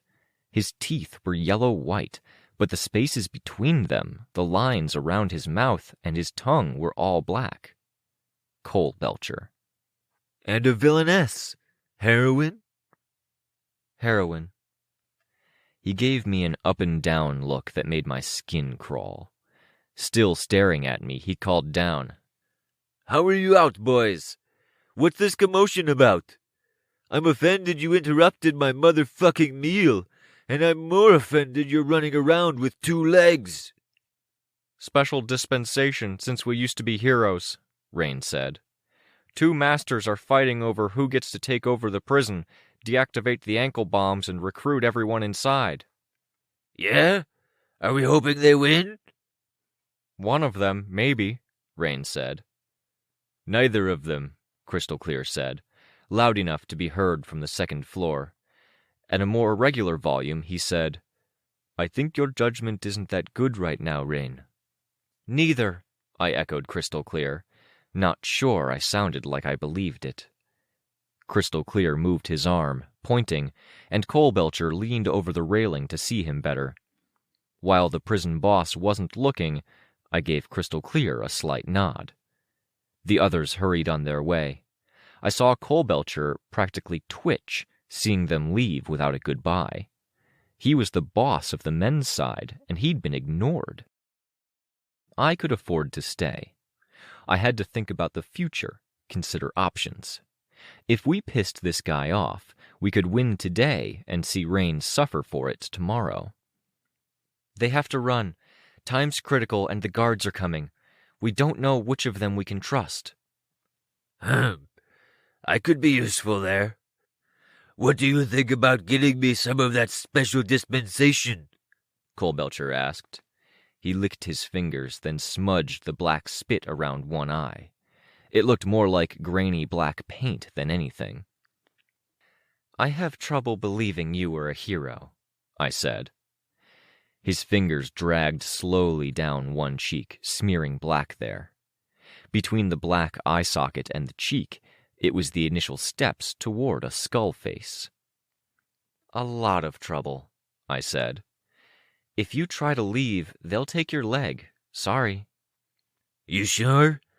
I said I can be useful, and I see fires over there, he said. He pointed in the direction of the prison entrance. There was a diffuse orange glow. I love fire. Maybe I save lives if that gets out of control. With guys like this, it was all about respect. It was hard, though, when nothing about his appearance merited it, and his vaguely lecherous approach shattered what little I was able to sum up. Still, our old teammate talked you up. He said you were the guy in charge, and we could use some of that to keep the prisoners under control if things get hairy. Would if I could, Coalbelcher. Find a way, yeah? That kind of order felt vaguely like a threat. I wasn't sure how to respond, so I simply nodded, then flew after the others. A part of me had hoped for reasonable from the guy. I wasn't sure if I'd made anything better, but I wasn't sure I'd made it any worse either. Rain and Crystal Clear running without saying goodbye had put the guy in a worse mood, but I wasn't sure anything short of being part of the action would have put him in a good mood. I'd tried. I'd left a door open. It would have to do.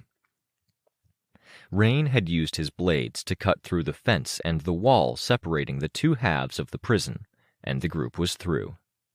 Halogen lights were on and being manually operated, and the lights roved across the prison complex. I saw one start to move in the direction of the group and the hole in the wall, and I flew in that direction to intercept. If they had rifles... The light stopped moving, then turned in the direction of the front gate, panning over the empty yard, over a group of officers who were hunkered down by a building, and then casting a light on the distant scene where, presumably, Lung was engaged in a fight. I flew closer, just to double-check it wouldn't spin around, and I saw Sveta perched on the fence by the light. I stopped short when I saw the disjointed tentacles poised around her. "It's okay," she said. My eyes were adjusting to the gloom, but the adjustment to seeing her face was helped by the fact her face was as pale as it was. I could see the black tendrils at her face and around her battle damage. "These are courtesy of Rain." It was what he'd been talking to her about on the ground. The tentacles were arm segments, repeated over and over. Black tendrils snaked through the connecting mesh, but didn't snake out, which was the important part. "Is it fragile?" I asked. "No, maybe." "Are you okay with it?" "I want to be useful. I don't have to be human-shaped." "You want to be human-shaped?" "Yeah. I guess that's something Sveta gets, but Tress will have to put it off if she wants to operate at her best," she said.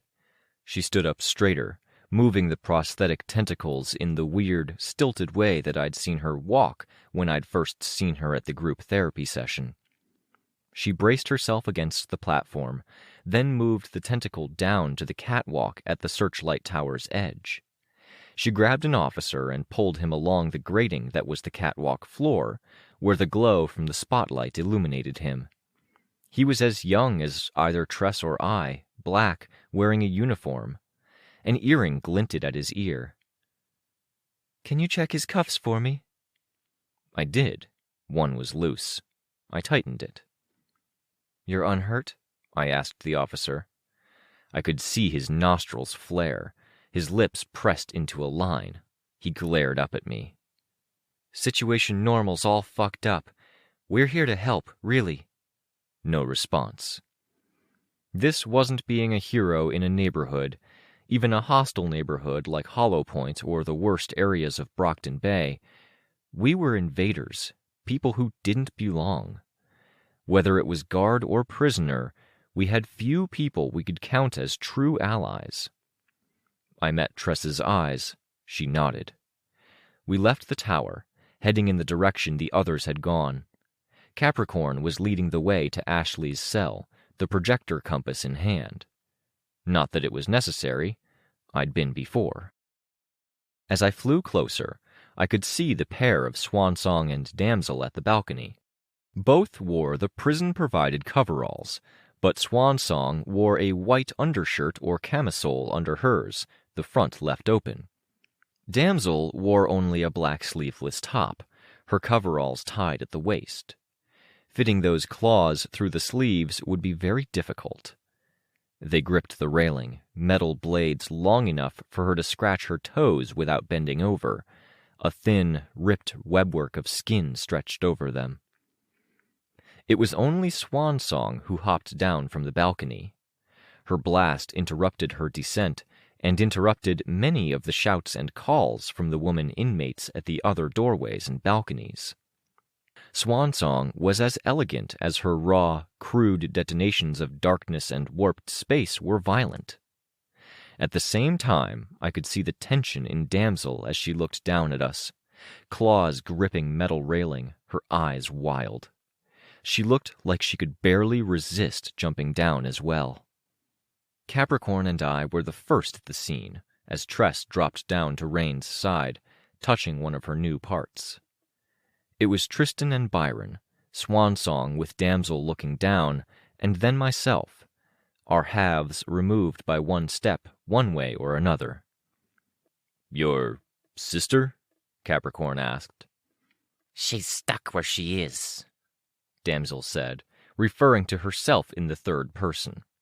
She didn't look like she could sit still, her claws moving, metal scraping metal. "I could come. We're on the same side."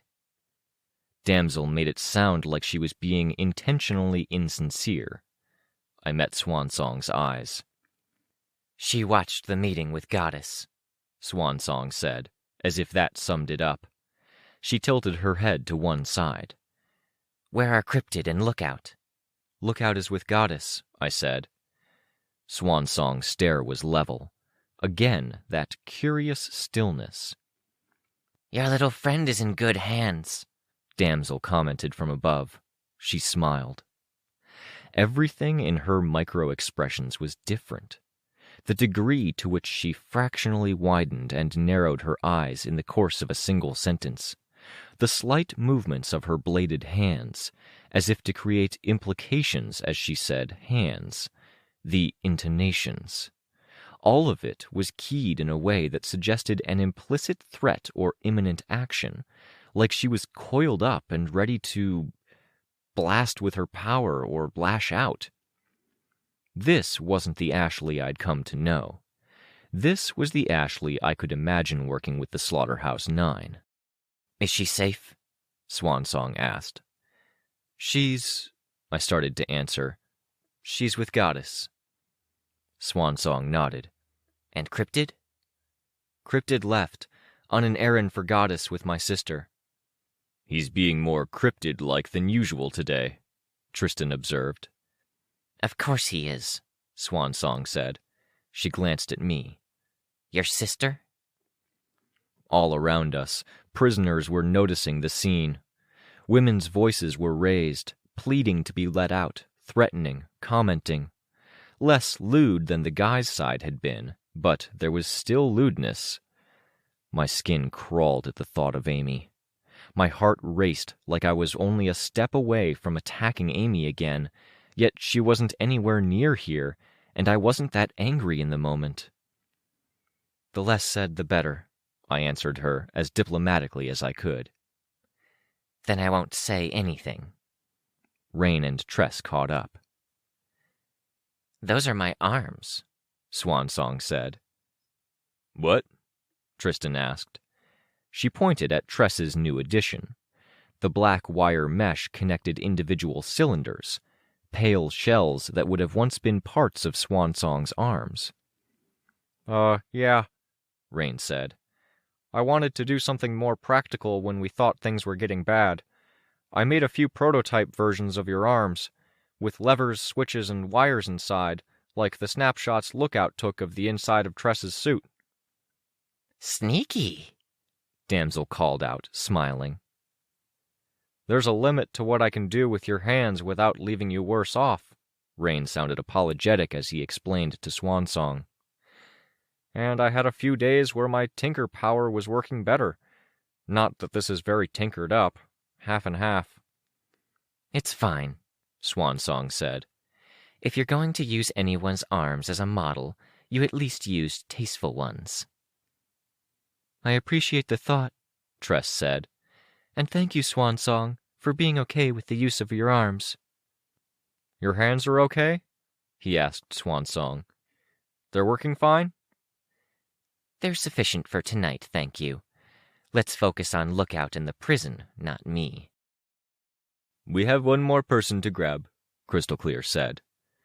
Tristan held up the compass. I'll get her, Crystal Clear said. You catch your teammate up. He wants to tell her that we're goddessed. That was fine. Capricorn clapped his gauntlets together. I didn't miss the flash of dark red across the back of one gauntlet. He spoke with authority and confidence. Then let's talk goals. Goddess, Lookout, and Natalie are after the assistant warden and the warden's teacher co-opted. Lung and teacher's soldiers are at the front and are presumably after Goddess. Prisoners are staying put, but we're in a weird place right now. Weird how? Rain asked. It's about confidence and doubt, I said. Prisoners could riot or test their ankle bombs if they get too agitated or overconfident, and that leads to either casualties or an unsalvageable situation. They could betray us if they think this situation doesn't work out for them. You never know with all the powers we have around us. Officers don't know who to trust, but they could start shooting people, or people with the power could start detonating bombs if they panic. That's without getting into teacher and goddess, Capricorn said. Or us, Tress said. Or us, he conceded. I looked away, back toward where the fighting was worst. The fires extended from the hole Goddess had put in the wall to a nearby administration building. We support Goddess first, Swansong said. Get Lookout, get Natalie, get control of the situation. All four of those things are tied into one another. I don't entirely disagree, Capricorn said. But Goddess is complicated. Do you know what Master Stranger protocols are? No, Swansong said. It sounds like the kind of thing the annoying Protectorate mooks would use. Damsel threw out her remark from a distance, as if it was an extension of Swansong's no. It is, I said, my voice firm. But let's settle for saying that the situation is complicated.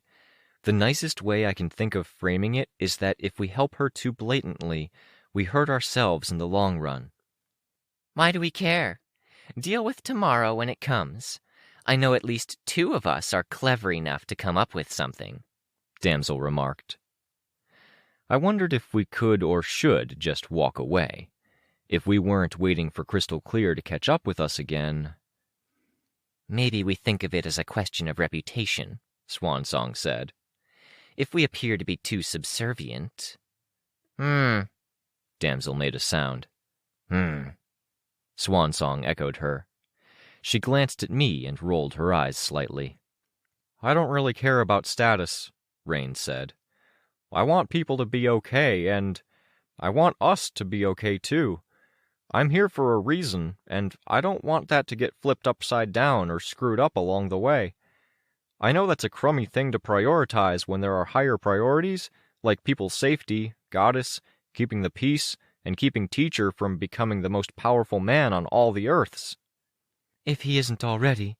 Tress's expression and tone were dark. It makes sense to go to Goddess, Swansong said. It makes sense to split up, Crystal Clear said as he rejoined us. We have other issues. He'd returned from the apartment with the other undercover member of Foresight. The girl was short, her uniform not really fitting her, and she had improvised a mask of several pieces of paper and tape, several sheets forming a cone that encapsulated her face, with holes for the eyes that had pen scribbles surrounding each hole, darkening the perimeters. Sheets of paper were connected at one corner each to form ears at the sides of her head. Ratcatcher, meet Breakthrough, Crystal Clear said. I've seen some of them around, she said. Sveta and I talked some before I came. Tell them what you told me. A little friend of mine says that Teacher is in the tunnels beneath us, she said. She pronounced teacher like T-shirt, with a silent T at the end, and a little like little. What's in the tunnels? Rain asked. Networking, she said. She raised one leg, tapping the bomb. Control and everything that goes out of the prison. He's turning to his backup plans, I said. We defanged the warden and deputy warden. The assistant warden is on our side. The person with the control of the portals and the bombs effectively has control of the prisoner population. There was a detonation near the front of the prison. I saw the flame leap high. Fuck, Crystal Clear swore. That fire is painful to look at with my senses being what they are. Yes. The fire. Purple flame. I could connect the dots, even if it was a little belated. Multiple dots, now that I thought about it. Multi-layered plans and contingencies. We were fighting a mastermind, after all. He paired Lung and the pharmacist, I voiced my thought aloud. Who and who? Ratcatcher asked. Teacher picked a mercenary tag team who want to level the prison just as much as Goddess does. If we don't want people to get hurt, then we're going to need to step in. Lung is an old enemy, since half of my life ago about. You know him? Crystal Clear asked. Yeah, more or less. You handle that then, if you're comfortable. I'll go with Ratcatcher to the access tunnels. We could use a thinker and a level head, I said. I'm kind of under orders to be the level head for Ratcatcher, and I don't want to go anywhere near that fire in case I blow a mental fuse. I don't think this is really negotiable, Crystal Clear said. Ugh, Ratcatcher said. Ugh is right. Crystal Clear is just about the only person who isn't Goddess-influenced who knows what's going on. I can't change your mind? I asked. No, Crystal Clear said. No, this is the network. It's important. It's important. I connected to what he was thinking. The others, going by their faces, might not have. The network, possibly with the means of calling for help. All right, I said. You know the way, Rat? Crystal Clear asked. I do, Ratcatcher said. We'll want more firepower. My friends reported a few powers. Then I'll come, Tress said. It has to be better than talking about Master Stranger protocols and doubting myself or my teammates. I'm still not sure I get those protocols, Rain said. But I'll do what the team needs. Do you need wall-breaking power? Get past any secure doors? No, Ratcatcher said. I can get through most locks quick, or my friends can. As if to punctuate that last statement, a mouse poked its head up from her prison uniform collar, followed by a much larger rat. You talk to rodents? Rain asked. No, not much. Only crazy people talk to rodents. But rodents talk to me. Very different. Handy, Rain said. Yes, but we don't need handy.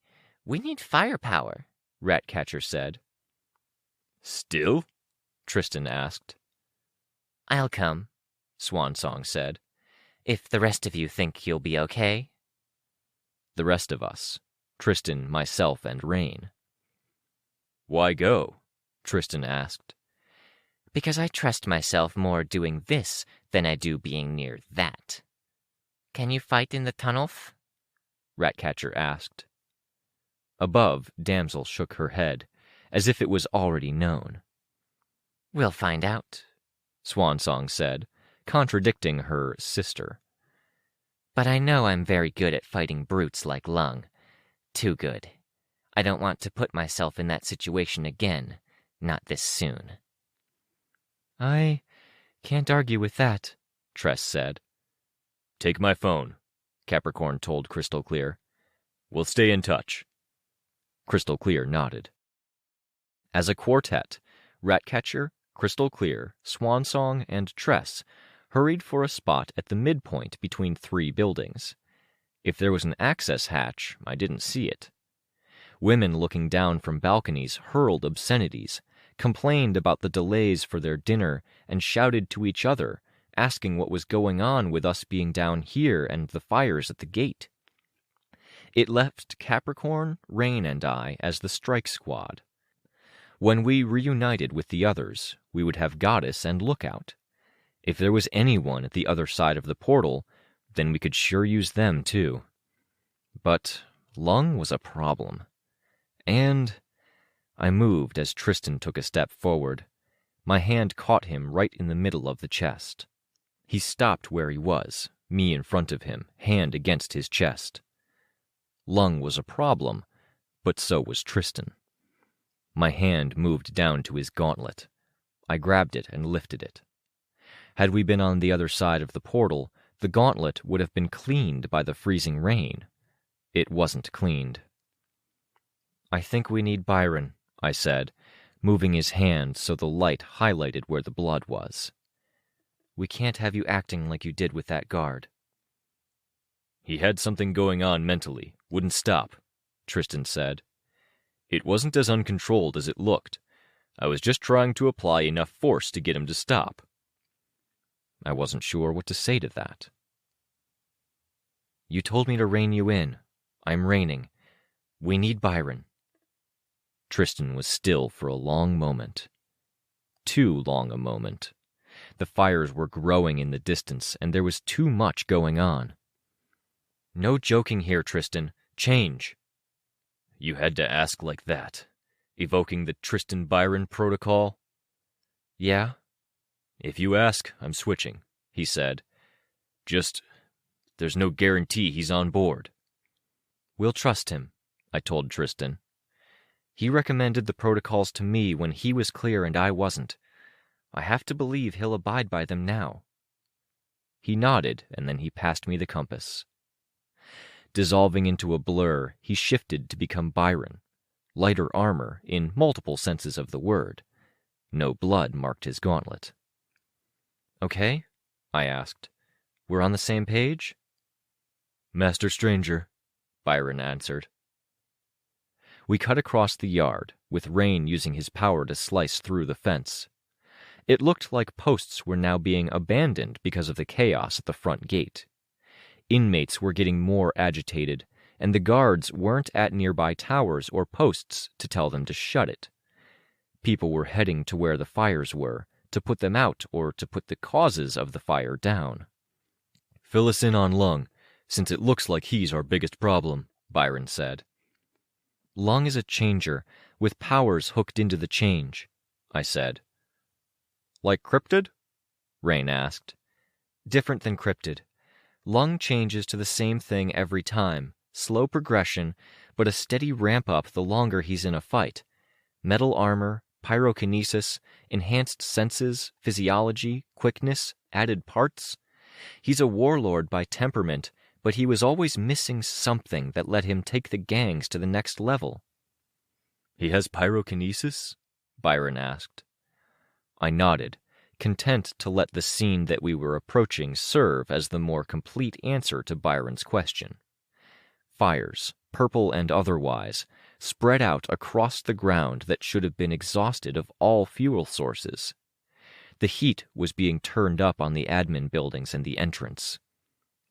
Teacher wasn't the type to sick Lung on Goddess and expect a win. He was the type to sick the combination of a fireproof monster who manipulated fire and a person who set powers on fire on Goddess and expect a win. Lung was already partially changed as we sighted him. He had enough scales that the officers who shot at him weren't getting through, and he was big enough that the bullets that did make contact seemed to lack stopping power. Each couple of gunshots was answered by Lung throwing out a rolling wave of flames. The flames would travel a ways, hit one of the lingering purple flames on the ground, and then explode in size by 3 times. Whole squadrons of officers were sent running. No pharmacist to be seen. She was nearby, but it seemed to be the peeking through a window nearby, not standing on the battlefield nearby. No blind side, no kingdom come. Plenty of armed teacher thralls. Lung used his pyrokinesis, and purple flames swelled, billowing in his direction. The flames would draw close, then the pharmacist would extinguish the flames closest to the brute of a man and his underlings. Interplay. Byron began drawing out blue motes. Rain created his silver scythes. "Careful," I murmured. "Purple fire ignites powers," Byron said. "I remember." His water splashed down on one of the worst blazes at the admin building. It had been the building where the warden, his deputy, and his assistant had all been set up. It served to get Lung's attention, pulling it away from Goddess and presumably Lookout. "Dallin." Lung growled the word, still capable of speech. "Pests. Too many of you remain." They were hard words to hear put out there so casually. Words that made me think of Crystal's family, of too many funerals in too short a span of time. He moved one hand in an almost casual way, and the flames expanded, becoming a slow-motion, rolling detonation, with a sound like the thunder of a dozen lightning strikes. A lick of purple flame caught it and ignited the pyrokinesis itself, the purple disappearing in the rolls of blinding oranges and reds. Lung's regular pyrokinesis manipulated those flames in turn, expanding them. No games, nothing held back. Only a wall of flame that could have swamped many houses and conventional buildings, produced in mere seconds. A ball passed between 2 people, growing with each toss, with us in the line of fire. I saw it coming, braced myself and activated the wretch, positioning myself between the wall and my teammates. For a moment, an eye blink, I saw the wretch outlined. Byron had bent his head down, armored arm shielding his eyes. Rain was the one who seemed to suffer the most from the ambient heat, with no shield or barrier to protect him. "Go," I told him, indicating. He bolted for the building. I saw Lung move, drawing a hand back with flame appearing in the palm. I pushed out with my aura, taking flight, with every intent of interrupting his throw. A fast-moving spark struck the wretch, leaving me without my defenses. Another hit me dead center in the breastplate, making me sag in the air as my body was momentarily paralyzed, my heart skipping a beat with the intensity of the shock. Other shots were aimed at Byron, who seemed to endure, and at Rain, who didn't. I saw Rain fall where Byron and I had withstood the hits, not making it to the door into the admin building before the momentary paralysis gripped him. "Go," Byron said. I flew in Rain's direction, while Byron stopped using his water to put out fires and started using it to get at Lung from oblique angles. Here and there, the water caught purple flames and became gouts of the stuff. Wherever she was, the fires extinguished before they reached Lung. If he was immune to it, there was no reason to continually extinguish it. It was very possible that the pharmacist's fire could ignite Lung's fire immunity. But she had eyes on the situation, and she was keeping him safe from her power, while he thrived in an environment where fire and heat were so ready at hand. Lung ignored Byron's water, ignited or no, and threw out flame, walling off my access to Rain. In the midst of it, I saw Rain using one of his lesser-used powers. I could see it only because I saw the purple sparks and the lesser purple flames in the grass swell. Reinforcements had to be on the way. Crystal Clear was working on it in the access tunnels. We had Cryptid on the far side. We had my sister, of all people.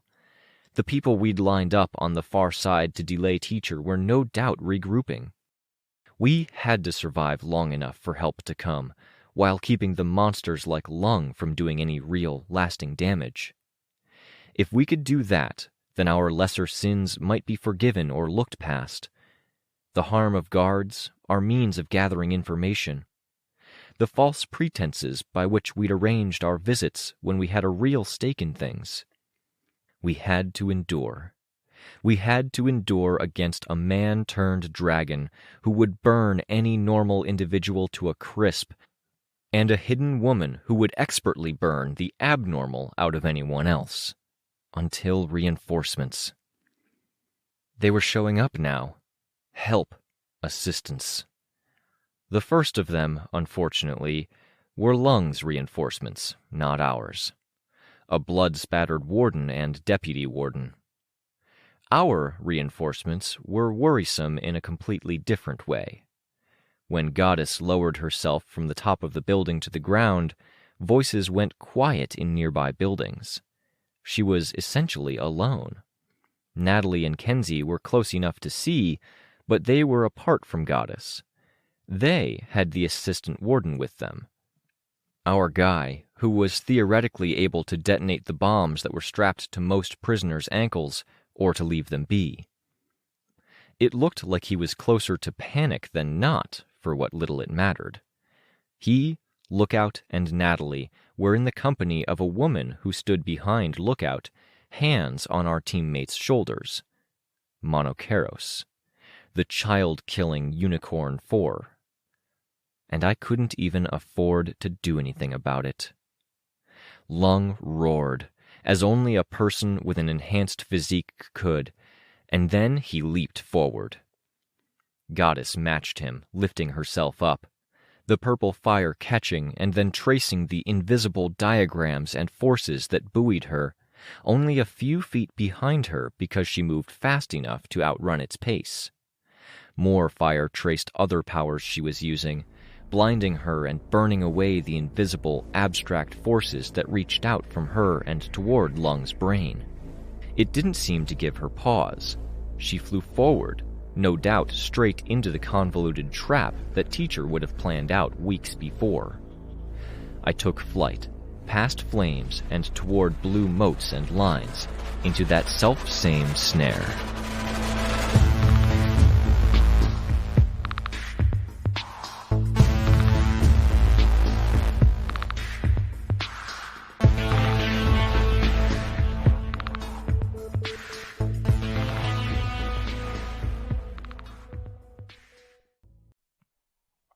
Arc 9, Gleaming, Chapter 11.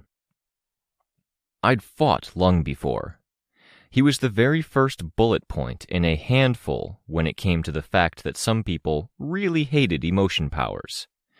Which was fair. I still felt something small twist up inside me when I even thought about Snag's feeling of loss attacks.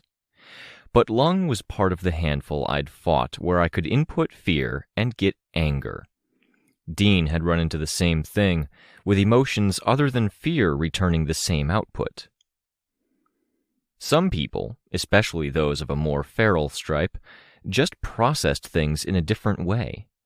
The upside was the tactical advantage in it, if I could adjust my expectations fast enough. The downside was that I had to make that adjustment. Most of my costumed fighting experience was that my enemies would hesitate, get sloppy, or back off. But Lung, like Bitch, like the cooler but still dangerous Krieg, or the seemingly unflappable Victor, who would still act differently when under the influence of my power, attacking faster and more recklessly. They were the people who were angry at the world, or those with the natural predisposition to fight rather than fly. It meant I had his attention.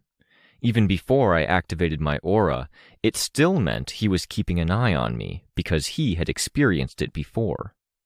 Actually using my aura helped, provoking him on an emotional level. With just a little more provocation coming from the hot purple apocalypse my aura was spreading across our shared battlefield. I flew hard, chased by a stuttering spear of purple flame and a staccato, rolling explosion of fire where my emotion aura pulsed out and caught fire. The aura pushed out, and the fires that caught traced in that direction before flowing back in and toward me, stopping when the pulse ended. That was what I assumed was responsible for the rolling part of the wall of explosions. There was a crashing sound. Goddess was dealing with the mooks, breaking the earth and then hurling that broken ground at them from one direction, while throwing other debris at them from another. They were forced to run for cover, into the same building as Monoceros and Lookout. I started to fly to pursue. "No!" Byron shouted, barely audible given the distance and the hellscape of flame below. "Only deal with Lung. I can't." I wanted to argue. Lung wasn't dealt with, not by somebody like me. Byron and Tristan were a better answer than a brute like me. I stopped myself. Byron was already making his way inside. I at least knew Lung. There was a strategy in what I'd been doing, in using my aura. There were many strategies in this. Lung wasn't used to being on the defensive, and he had to limit what he did, even stepping to one side as the purple fire swelled, and the pharmacist was slow to recognize and react to the problem. Goddess hurled a metal beam at him, and he leaped to the side, where he was struck by a volley of something else, slivers or spikes. Some impaled him, but they didn't slow him down. My eyes were open, and in the relatively dark area, Lung was bright and easy to see. Where he was covered in metal scales, the metal reflected the flames. The rest of him was more of a silhouette against the bright flames. I could see the dragon mask, different from the one he had once had, with chains cutting through short black hair tying the mask to his head. I'd hoped for a tell, that the easily provoked Lung would turn his head around and shout at the pharmacist for her failure to be careful, that he'd look to a nearby window to make sure she was still alive, and that he didn't have to worry about burning to death for... I had no idea how old he was, I realized. No idea how long it had been since he'd had to worry about burning to death.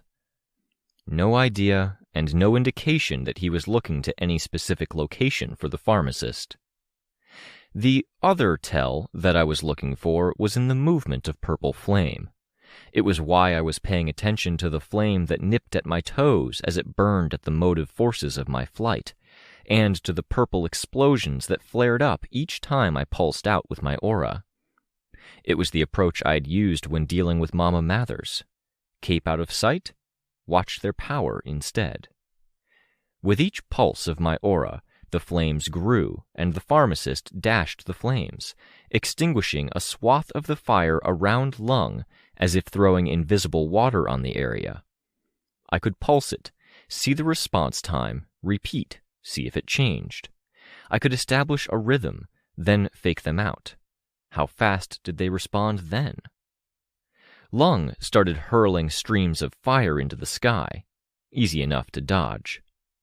Still pushing with my flight to keep ahead of the trail, tracing a wide circle around the area, I pulsed my aura again. Was there a shape to the extinguished area? It wasn't circular or neat. Did it vary? Why? I was heading for a gap between two streams of fire when they ignited with the purple flame. It was as though the streams of fire were gas, and the gas had been ignited. With momentum already in play, I could only drop my force field, stop flying, stop using my aura, and let myself sail through the area. Knees tucked to my breastplate, hands inside my hood at the back of my head, elbows shielding my face, my hood pulled down, I hurtled through the purple fire. I was in a cannonball tumble and felt the wash of heat around me. It was blinding in its brightness so close to me, and the rest of the world was pitch darkness, setting fire on fire.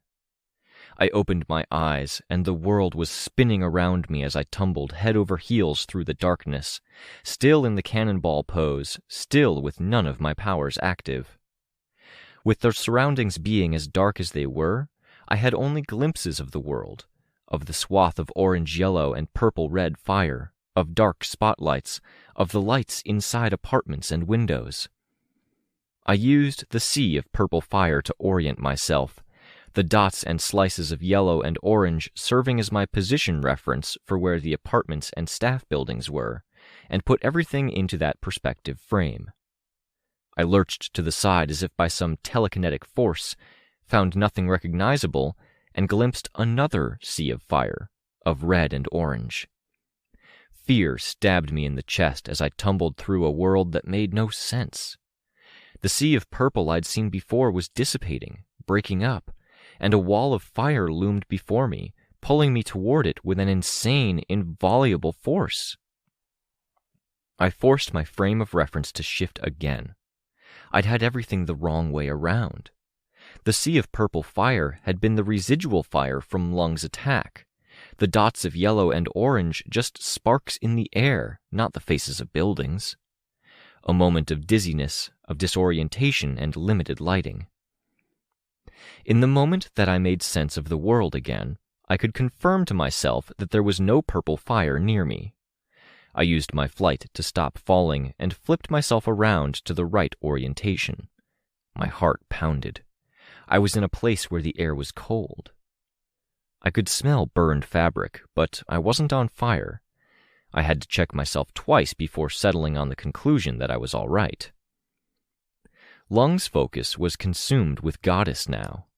She was dismantling the entrance building of the prison, using the components to mount her attack. Beams, chunks of rubble, volleys of the slivers or spikes from before. They were pulled from concrete, rebar. I saw Lung fire out the long gouts of flame that pierced through the sky, illuminating the scant clouds above and turning them orange. He placed them all in Goddess's vicinity, and she used her telekinesis to scatter the flame. The fires didn't go out, instead licking through the heavy smoke in the air like slow-motion explosions. Lung was keeping the air aflame using his pyrokinesis.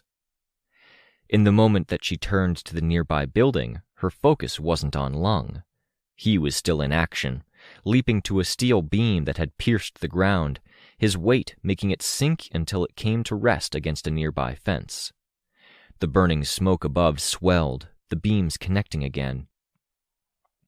"Goddess!" I shouted. "Get away!" Too far away to be heard. Rain hurled a scythe, and it sliced through the beam, tracing a silver line. Lung sprung from the beam, and the force of the movement made it sever. While airborne, he slashed with one hand, flames at his fingertips, and fire moved in a similar pattern a dozen feet below and behind him. The movement of the fire connected one of the columns of fire he'd made near Goddess to a nearby patch of purple flame. It ignited, and Lung leaped back as the purple swept up the columns of fire toward Goddess. She didn't react in time, and the 3 expanding columns of fire grew to the point there was no space between them. Lung's landing in a spot of clearing was a heavy one. With the landing, the forces that were gathering the fire of the columns together began to dissipate. The purple fire had nothing to burn, so it went out too. I saw Goddess flying away from the point the growing columns had converged, on fire and not moving in straight lines. My first impulse was that I had to help her. I thought of the Master Stranger protocols, but the only thing to cross my mind was that I still needed to stop Lung. Lung marched through knee-high fire, grabbing one of his wrists and hauling on it. His shoulder came apart almost as if he'd torn it partially off, a gap visible in the flesh over where ball met socket. Spikes and scales spilled out, stabbing through flesh and filling the gap, layering the surrounding area. Rain's silver blades curved through the air before hitting rubble, beams, and ground. By my vantage point, I could see that he was firing blind. One came within 10 feet of Lung, and I saw Lung change course, striding into flames taller than he was, disappearing into the fire where he had cover. There was something colder in him than I'd seen in any of our past encounters. The feral edge was still there, but the Lung I'd known wouldn't have ducked into the flame to... A column of flame stabbed skyward like a giant spear, forged of explosions. I flew out of the way and the spear curved, following me. I tried to fly back toward the base of the column so that the head, with the momentum behind it, would have a harder time chasing me. Saw a light pulse within it, and I put some distance between myself and the column. The column expanded, regular orange fire and not purple. He was holding back on the purple. If he didn't want it, then I would provide it. I used my aura, with an eye on where the purple flames were still burning below. The purple fire on the ground expanded, touched other flames, and spread through them. It was a domino effect, and one that Lung seemed aware of. He used his power to extinguish flames around him, a sharp intake of breath's span before the purple fire spread to that area. From her vantage point, the pharmacist did much the same, extinguishing more of the purple fire. But the purple fire traced its way up the column that I was still getting away from. It put it out of Lung's reach, because his power didn't work on purple fire so much as it just fed a given area with more fire. The pharmacist had the ability to manipulate the purple flame, but she didn't have the versatility or strength to go with it that a leveled-up Lung did. I'd knocked down the column, even spooked him. My use of my aura was a slap in his face. He was colder than he'd once been, but he still got mad. I had his attention again. Columns and tapered spikes of fire speared up without much warning or reasoning as to where they came from. Lung wasn't near all or even most of them, but he fired, and the orange light illuminated me. As Teacher's thralls had done with their anti-air guns, Lung was trying to box me in, caging me. 5 spikes in a couple of seconds, all curving in the air as I changed my direction. One ignited, turning purple, and the ignition caught on my flight trail. If I slowed enough to fly around instead of forward, that flame would catch me. I flew forward instead, full speed, with a column looming in my way. Nearer to the ground, I saw Lung connect it to the purple fire, and that augmented flame climbed faster than I could fly forward. It would balloon in size before I got past it, and each pulse of my aura made those flames lunge higher. I kept using my aura all the same. At the last moment, a change of direction, then nothing at all. As before, I tumbled through darkness. No force field, no flight. Only a general arc of travel with me as a dark shape against a night sky. Sweat drenched me just from the ambient heat, and the sweat stung my eyes as my head rotated and the droplets traveled across my face. I let myself fall, powers dark, the wind alternately freezing and skin-searingly hot as it whipped at my face, at my costume and my hair. As I fell down, fire spiked up, aimed right for me. I flew, and purple flame below me and around me billowed out, swelled, and lanced toward me, depending on its shape, chasing that flight. As I made my aerial maneuvers around flares that worked like explosions constrained within invisible cylinders, the heat in the air sucked all moisture from my mouth and eyes. Had I been running, the heat would have knocked the wind out of me, saw me crumpling to my knees. My flight didn't draw on any well of physical capacity like that. Where anyone else might have been drained, I was drained of something closer to my humanity. I was my power in action, my focus, my battle sense. I was more a glory girl than the warrior monk right now, and that was okay. If the focus of a dangerous, barbaric teenage me was going to keep me in the game in a moment like this, I would tap that focus with no regrets.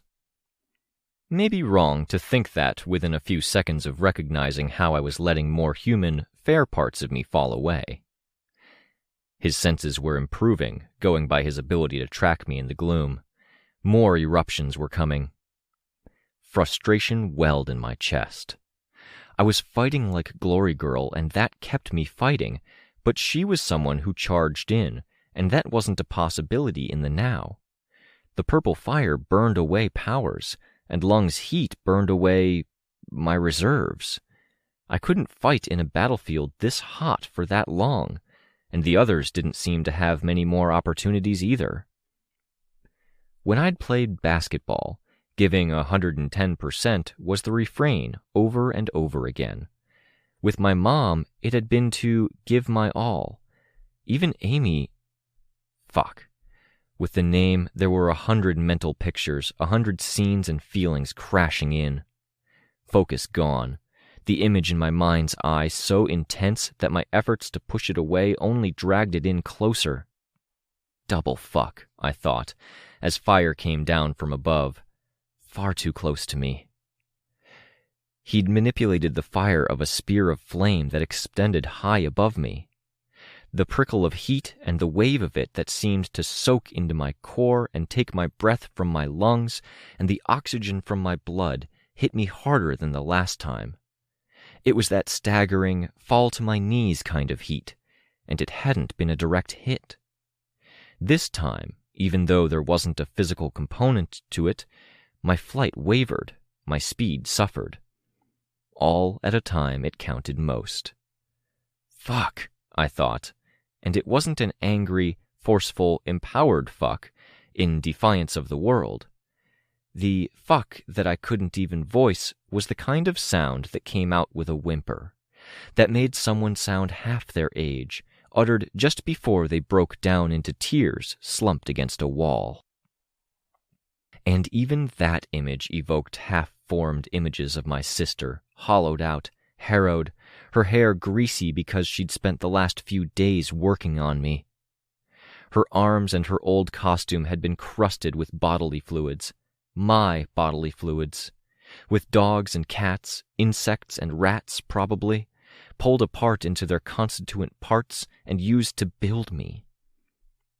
To have it driven home that my weak point was this weak, this capable of breaking my focus. There were moments my emotions choked me up, gripped my throat, tied my stomach into knots, paralyzed me or made me agitated. But to act as Glory Girl, to have Amy so easily take that all away, all over again, it made me feel like my essential being, my heart, wasn't even there anymore. That heartless emptiness inside me wasn't anything new, but it had never hit me to this degree at a moment that I felt like I was functioning. It wasn't me that I'd heard or imagined with that small, nothing left fuck, but her on the other side of a room as someone banged on a door.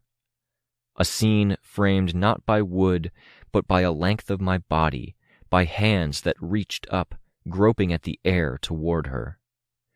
The moment after she'd let me start registering memories again. I landed, and my legs buckled beneath me. I dropped to my knees, fires burning high just 20 feet away. A steel beam gave me a modicum of cover, but it had been lying in the blaze long enough that I could feel the heat radiating off the metal, which didn't help matters. 110%. Give it your all. Do your best, Victoria. An endless refrain I'd heard for far too long. From my mom, from my dad, from my teachers, from my teams. I couldn't figure out what mode to shift to, where I had that 110% to give. I couldn't reach for the scholar or the warrior monk in this moment and have it fail me. I needed something else, something more raw. Wretch, I thought. Force field up, I reached for the beam. My hands fell short, but the wretch didn't. Glory Girl can't win this. So what does a 110% wretch look like then? I lifted up the steel beam. The wretch dug fingers in with enough force to leave indents in the warm metal's surface. I took off. Lung was preoccupied, sending flame in the opposite direction from me. I had a moment, so I looked up, flying higher to where the air was cooler. A 20-foot steel beam dangled from the wretch's hands, one end held firm enough that the metal distorted in multiple places, the other end swinging below us. In the cool air, looking up and trying to find my center, trying to tell myself I wasn't making a mistake by bringing the wretch into this, I could see the blue circles and lines. A constellation drawn against the night sky, directly above Lung in the scene. The motes weren't moving, though. It was being drawn. I exhaled slowly, and my breath shook slightly in the process. A tension I hadn't realized I'd had was released. If Byron was capable of doing this, then he'd confirmed Kenzie was okay. That situation was dealt with. In the weirdest, most twisted way, it wasn't even a good dealt with.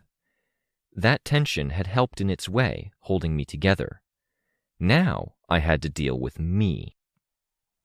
So stupid that a mere thought could take me out of the zone and lead to a critical mistake. That gout of flame could have hit me if I'd been only a half-second slower. Even when Glory Girl was at her peak, working with reactions primed and giving her supposed 110%, I had been splashed with acid and enzymes, dissolved alive. 110% wretch. But I'd pause first before going there.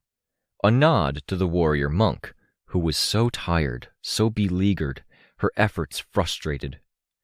I pulsed with my aura, and I watched the aftermath. Lung's slight head turn, the extinguishing and the shape of the extinguishing. Goddess was back, and she had friends. People from nearby apartments. Goddess was shielding them as they got into position. Are we there already? She's just taking the people she wants, and the people with the ability to detonate the ankle bombs are secured? Did she and Lookout get them all? The warrior monk recoiled at the idea, recognizing it as a cause for alarm, printed in black ink on white paper, all caps underlined.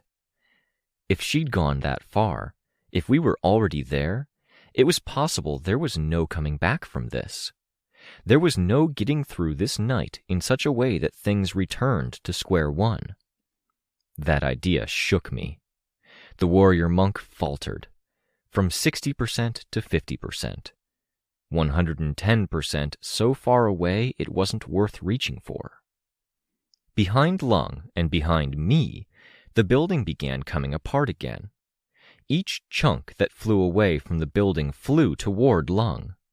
Rain hurled his silver blades, but Lung was keeping an eye out for them. He was big now, but he was nimble. A corner of the building hit the ground and rolled through the fires without breaking up. Lung leaped on top of it, then leaped to another point, the beam that Rain had sliced. It was just the tip, cut at a diagonal, and left leaning against the fence. Lung had one foot on the tip, another on the top of the chicken wire fence, barbed wire crumpled underfoot. No skin showed. His arms, legs, spine, and neck were all extended now, and the mass along the length of his body was swelling steadily. He reached up with claws of steel, seized his mask, and tore it free, casting it off. The face beneath was even less human. Lung lifted one claw, moving it through the air. Fire swelled dramatically. I could see that the point where he didn't even need the purple fire anymore wasn't that far away. And then what? Were we supposed to abandon the prison? Leave it for Teacher? He would find a way to seal the door. The prisoners would be trapped inside, and he would claim them one by one. No, I thought. With the wretch out, the memory of the hospital was all around me. The helplessness, the lack of hope, the altered mental state. That was what Teacher wanted. Goddess wanted... I closed my eyes. She was scarily close to what I wanted, and I wasn't sure how much of that was the Master Stranger effect that was supposedly in place. 110%. The study of powers. The authority, people organized and listening to her. Even now, she was sorting out the people she'd brought from the apartments. Lung was leaving the area, moving toward Goddess.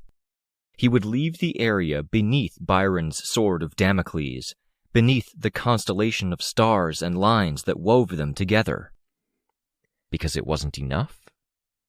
I dove for Lung, the wretch gripping the beam in a way that was not at all drawing it back for a big swing. I'd deal. 20 feet long, give or take, 1.5 feet tall. I'd picked up cars before, always an awkward affair, and even this impressive chunk of metal was only 1/3 or 1/4 the weight of those vehicles. "Hit him," I whispered the words. "Swing this at him, come on!" Lung was drawing out fire, sending it toward Goddess's crowd. She was atop one of the damaged apartments now, her people organizing into battle lines. A force field went up, as did something that looked more like an energy gate or portal than a force field or wall. Off to the side, a lopsided, top-heavy minion made of slime or mud drawing itself out of the ground. Goddess interrupted the first wave of flame. The second, laced with purple fire, spilled over. The fire ignited the force field, the minion, and the gate.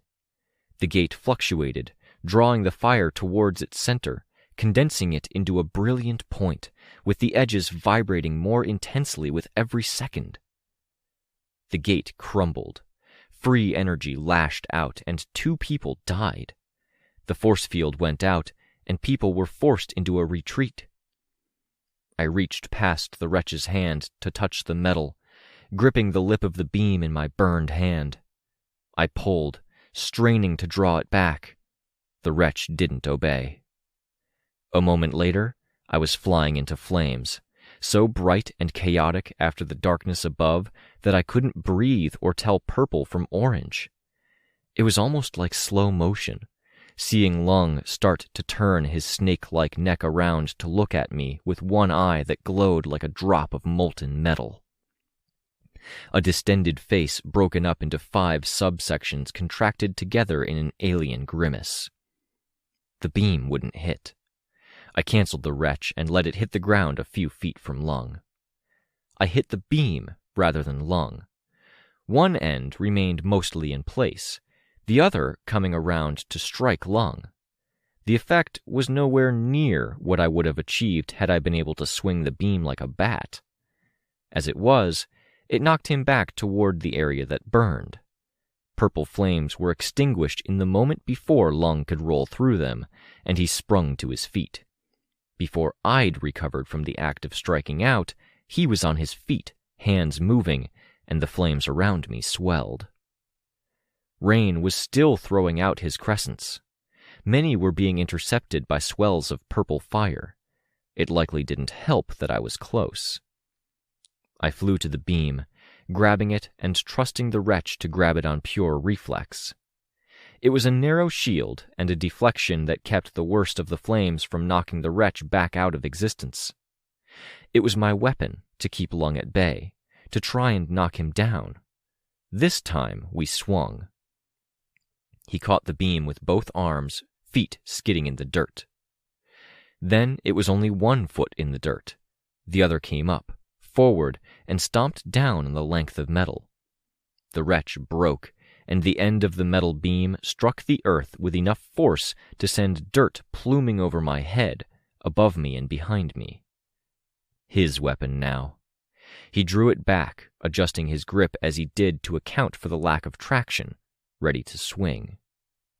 He was still adjusting when Goddess used her telekinesis on the beam. He was sent skidding back, tumbling into fire and the piles of wreckage that had been telekinetically hurled at him while he'd cultivated the flames around him and worked himself up. "Capricorn," Goddess said. Her voice wasn't pitched at a level that would be heard with the distance between herself and him. The water came down all the same. To say the water fell would have been wrong. It was directed down, faster than falling water. It was sent down like it was shot from a gun. Where the water hit earth, it became a geyser of mud, and if Lung hadn't slipped away at the last moment, then he was being driven down as mud was sent flying up to heights taller than some of the staff buildings nearby. The purple fire caught the water and ran through it, more intense, not less intense, for the water. It was loud, and then it was silent, the contrast so stark that it left my ears screaming. Where there had been water, there was now a small mountain of stone, all spikes radiating up and out from the epicenter. The licks of purple flame were going out. "Look," I told myself. "Put the desperate struggle aside for a second. Focus on the objective. I'm proud of Victoria the scholar, the person who studies powers and keeps an eye out for the solutions." Some purple fires lingered. Some faded. If I imagined that the spike of stone blocked the pharmacist's view, I could eliminate some positions. "That was good," I heard Goddess behind me. "Was?" I asked. I shook my head. "Is?" She had her good points. She had her great points. She had her amazing points, even. This wasn't one of them. I paused for a second, then decided it was endearing. Then things were good. "I wouldn't say for sure that it's over," I said. "And if it isn't over, we won't have much of an opportunity." "I'd use my danger sense, but the fires blind me," she remarked. "Understandable." "Teachers' lessers went into the building. The tinkers, the thinkers." "Capricorn got them, I think." "Good. Then—" She stopped speaking as something glowed deep within the stone. "That's Lung for you," I said. I sounded calmer than I felt. I realized I still had the wretch active. I hadn't let it go. A good thing that Goddess hadn't approached me. "He gets stronger over time. If we haven't beat him yet, we might not be able to." "I don't fucking lose or draw," Goddess said. The use of her telekinesis was wilder now. It was hasty, geometric shapes cutting through mud and dirt, carving lines into the beams and wood that she lifted into the air. Like lines in something tightly coiled that had come free, the telekinesis struck out at random around the things she was lifting. Mud splashed and rubble was demolished. One by one, she sent spikes of wood flying. She sent beams, sheet metal, and corrugated steel crushed into lances and spears. They plunged through the stone into the glowing heart. Each impact was an ear-splitting screech of metal on stone, of stone breaking, nails on a chalkboard with the volume turned up to 20 out of 10. The volley was still going when stone cracked at the very edge of Capricorn's stone fixture. Compared to the noise of the ongoing assault against the glowing center, Lung rising from the mud and cracked stone was almost quiet. The glow had been a decoy. The fires around us had been mostly quenched by the cascade of water, but his scales were shiny. Black mud settled into cracks while the scales caught the orange light. His eyes seemed brightest of all, and they narrowed in pain as purple fire crept along his arm and shoulder. The pharmacist extinguished the fire, but it seemed she was limited to extinguishing what she could see. Fire burned in crevices, crept out further with more and more speed.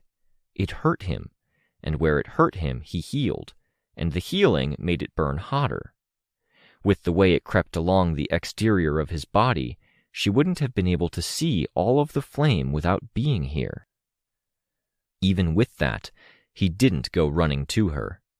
He turned toward us and he growled. The face with the multiple sections that could pull away or draw in had expanded, and the growth included his neck now, with sections that could pull back, revealing teeth within. There were spots that looked like they were scales that caught the light really well, but I was suspicious that they were eyes glowing molten. Goddess sent the remainder of the volley at him. When he moved, it wasn't as fast as before. "Careful!" I voiced my alarm, even before I could articulate what I meant. He was slow, but it was an intentional slow. As a steel beam slammed into his arm, crushing part of it, driving through flesh and scale, he didn't look surprised or bothered.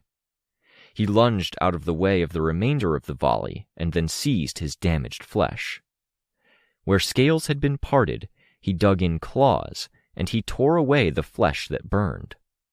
Damage that would have killed another man served for Lung to have a handhold in his own altered flesh. He tore into chest and arm, the chunks burning like crimson rags soaked in gasoline. I took flight before he could finish. I saw him tear away 15 pounds of mass with blade-like scales embedded in skin, in muscle, and in one fragment of bone.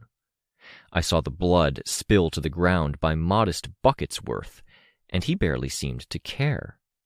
His focus was on the hand that he'd used to tear that now burned. Goddess was using the weapons she'd already used for her earlier volley.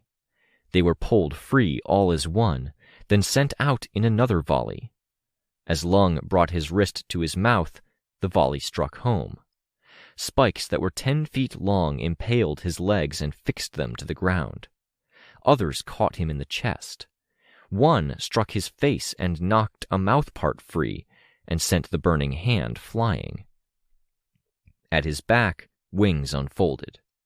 He opened the various mouthparts to drool out the last chunks of his hand. Wretch 110%. I flew at him. Fires swelled around him, faster and larger than before, and where purple flames still burned, they caught the fires and made them swell. While Lung was missing half of his right arm, shoulder to wrist, a pectoral and his left claw, I had slim opportunity. The wretch seized one spike as we passed it. My first stab was uneven, misaimed, because the wretch didn't coordinate. Lung swatted the point aside with the stump of a wrist at the end of a long limb. He exhaled and breathed a plume of fire my way. It swept over the wretch, but it didn't ignite her. As I passed over him, his snake-like neck let his head rise, point straight up, then point back with no difficulty. I landed at a point beyond him, boots skidding in mud. The wretch started with a shape like me, and it expanded to a different shape. I gripped a spear that had deflected off of a scale, aware that fires around me were growing larger. I turned the wretch on, then off, on, off. It was an inconsistent, lurching strength, one where I was handling a metal lance that had to weigh more than I did, and I was handling it with ordinary human strength. Then, a moment later, hands that weren't mine gripped it, and it might as well have been weightless. I found the orientation I wanted, as Lung brought his injured arm down and made every square foot of space around us burn. I flew through the hellscape of flame and smoke, where Lung was only a dim silhouette and a position I remembered. My grip on my weapon was a shaky one that alternated between me having the strength to hold the weapon and the ability to direct my posture while holding it. 2 seconds of flying forward, trying to keep the weapon on target. A moment caught between heartbeats where Lung was suddenly visible, looming in my view. And then another moment, as my racing heart contracted, where he gripped my weapon, catching it in one hand. Even with half of his arm missing, he managed to fight the wretch's strength.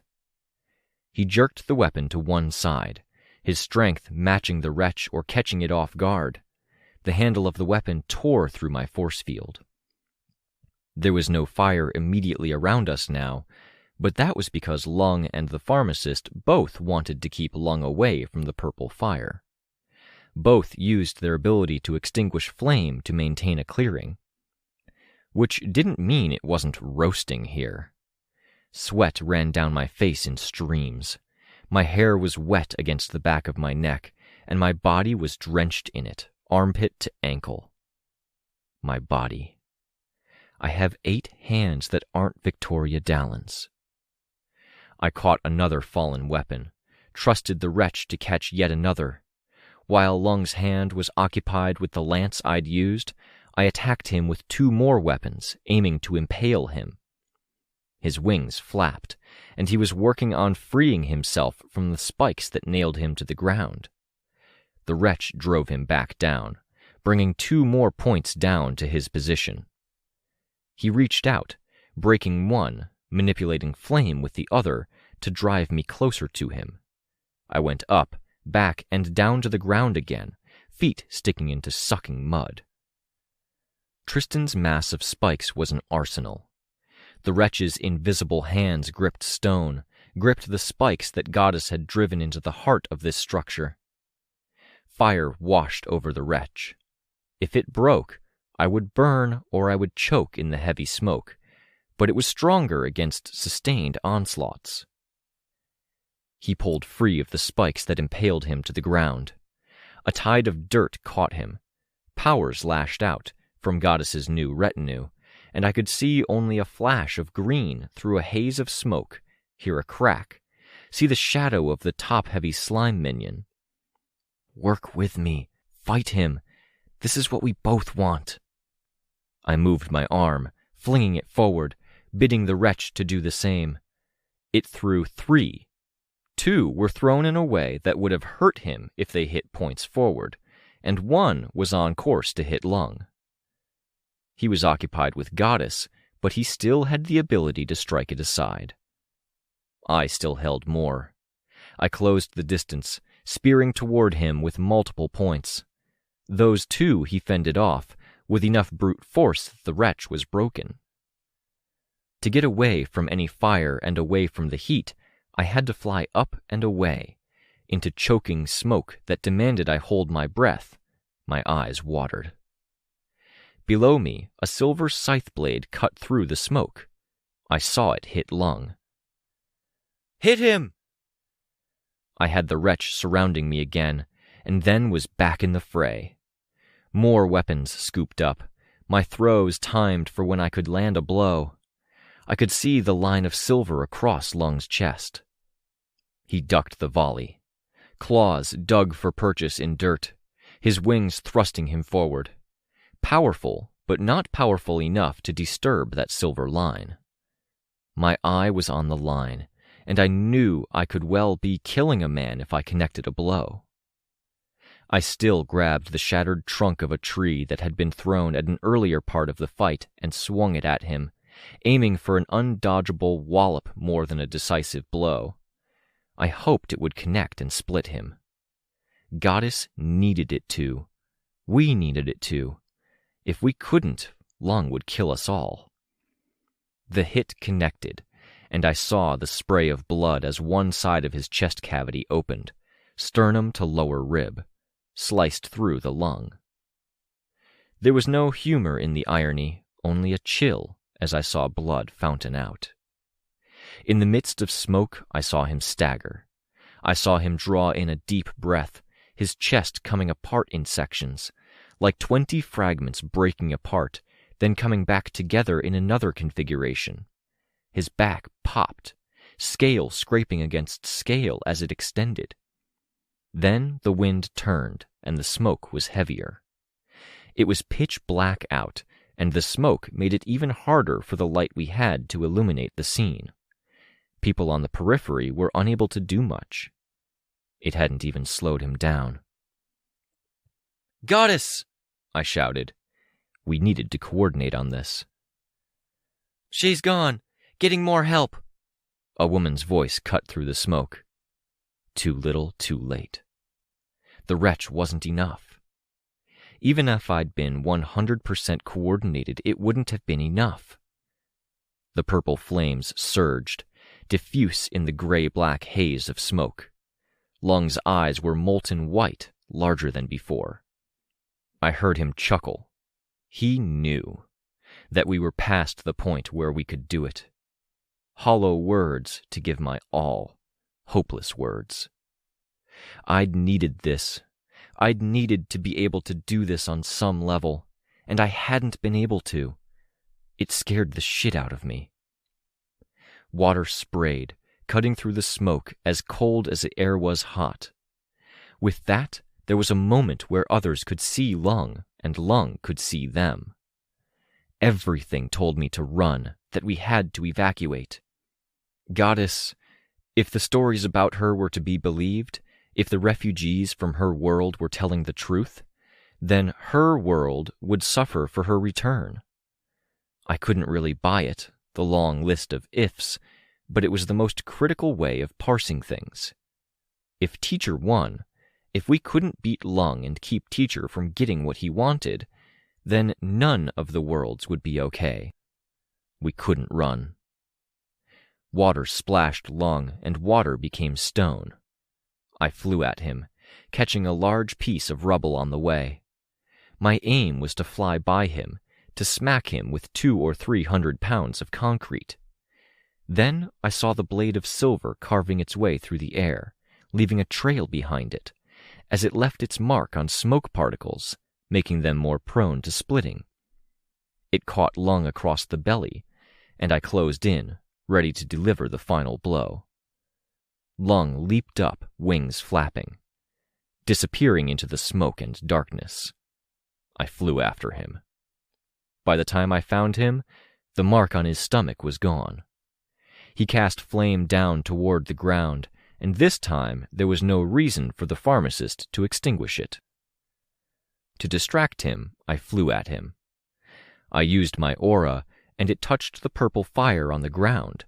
Where Lung's fire extended down, purple fire raced back up, cascading up the trails left behind each blast, climbing higher, higher, expanding as I fed it with my aura, until he had to stop for a moment to let it all dissipate. Then I had his focus.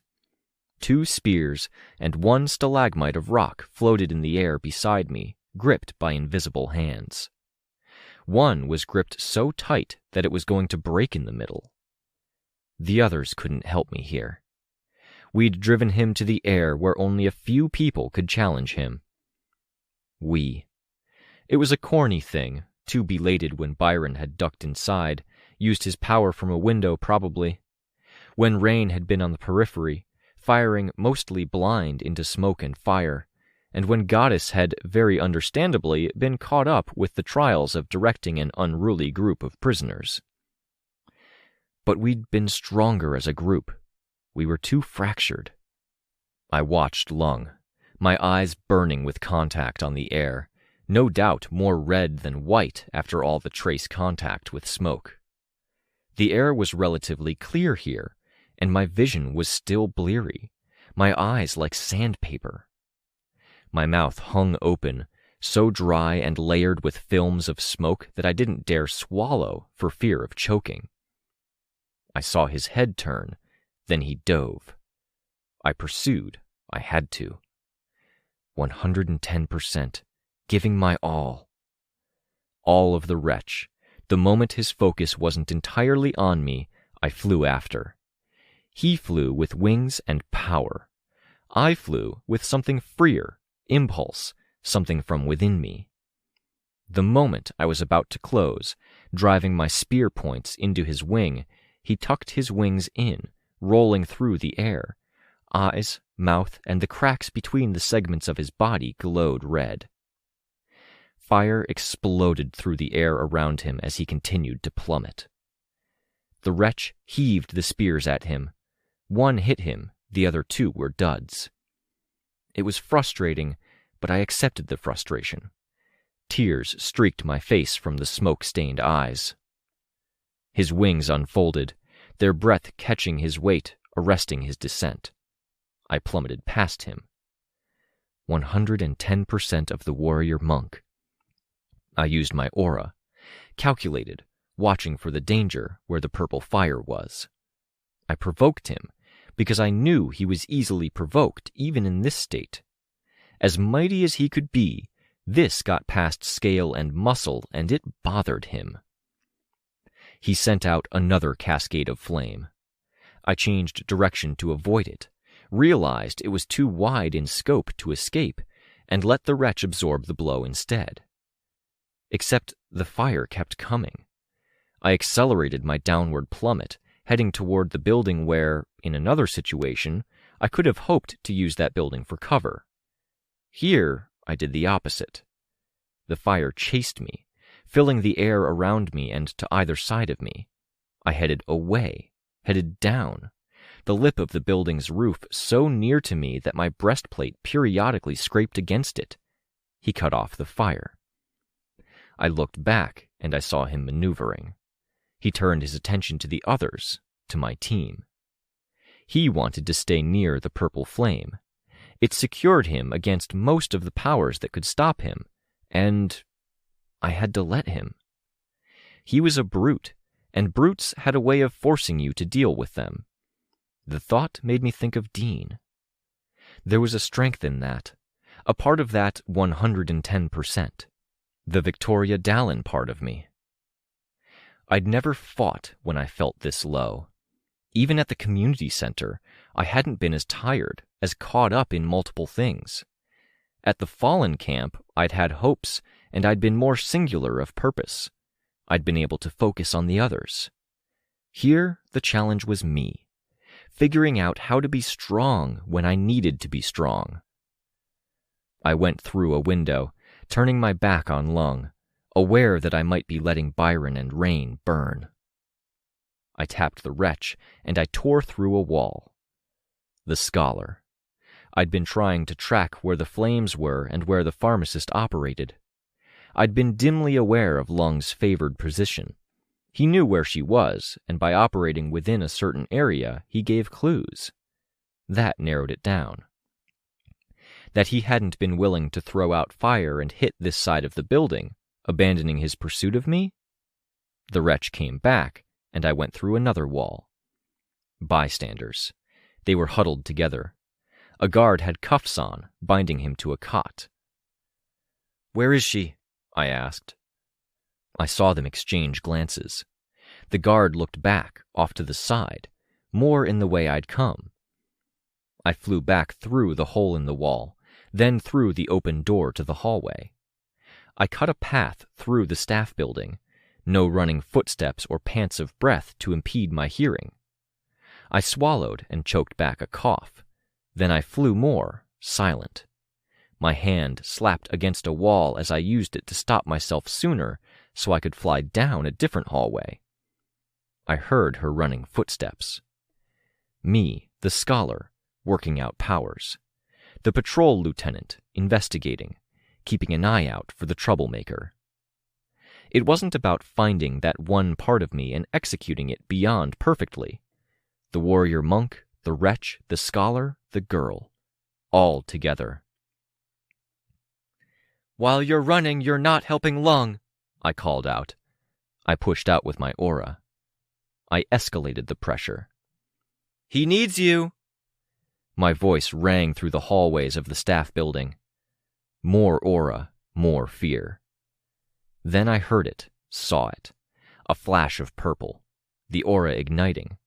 I canceled the aura, but that didn't stop the fire that had already been created. In an enclosed space, I had to duck, throwing myself around a corner, hood pulled down. My feet thudded against the ground as I stopped flying. It swept past me. "You just told me where you are," I called out. I ran. There was no fear aura, but there was more panic now. She cast fire out behind her, blocking the path. I took another route, going out the window, around the side of the building. One window was open, and I flew in through it, muddy boots skidding on tile. An electric whine caught my attention. Teachers Tinkers protecting the woman. I saw her past them, looking at me. She'd learned her lesson from previous encounters, and she kept her fire put away. There would be no blowing it up with my aura, getting her minions in the process. I flew away instead.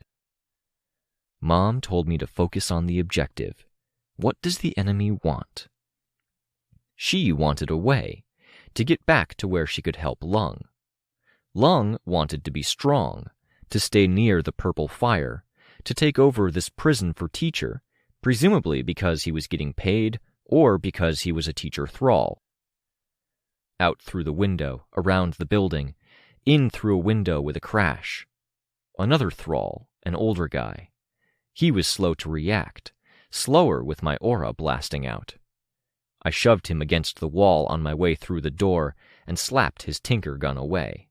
The wretch demolished it in passing. The mission. There was a dangerous feeling of triumph when it felt like I was taking the bad guys down a peg, dismantling their plans. The tag team was disrupted.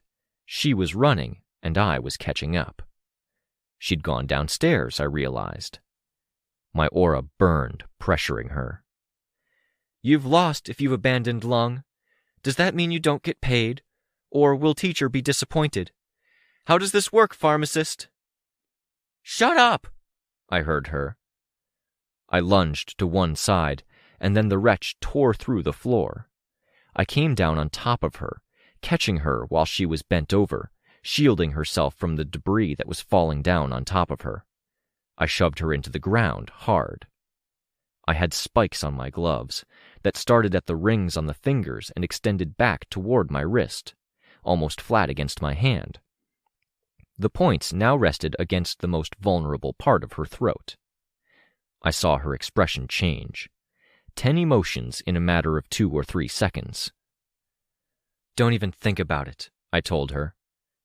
"More will come," she said. "He has an army." "And we have you," I said. I reached up to my shoulder, my finger tracing the spikes there. Nothing. I checked my breastplate, where tines radiated up from the icon just above my sternum. I found a loose one and snapped it off. The point still pressed against her throat, I led her to a standing position.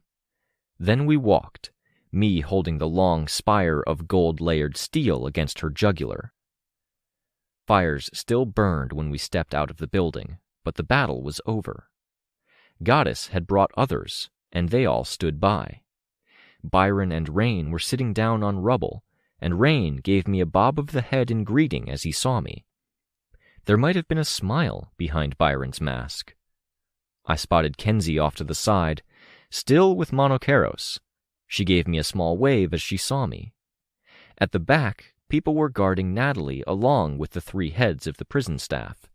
2 were Teachers, 1 was ours. Behind Goddess, it looked like she'd collected most of the prisoners. I could see Sayre and the other Fallen, Colebelcher and his second-in-command. I saw Damsel.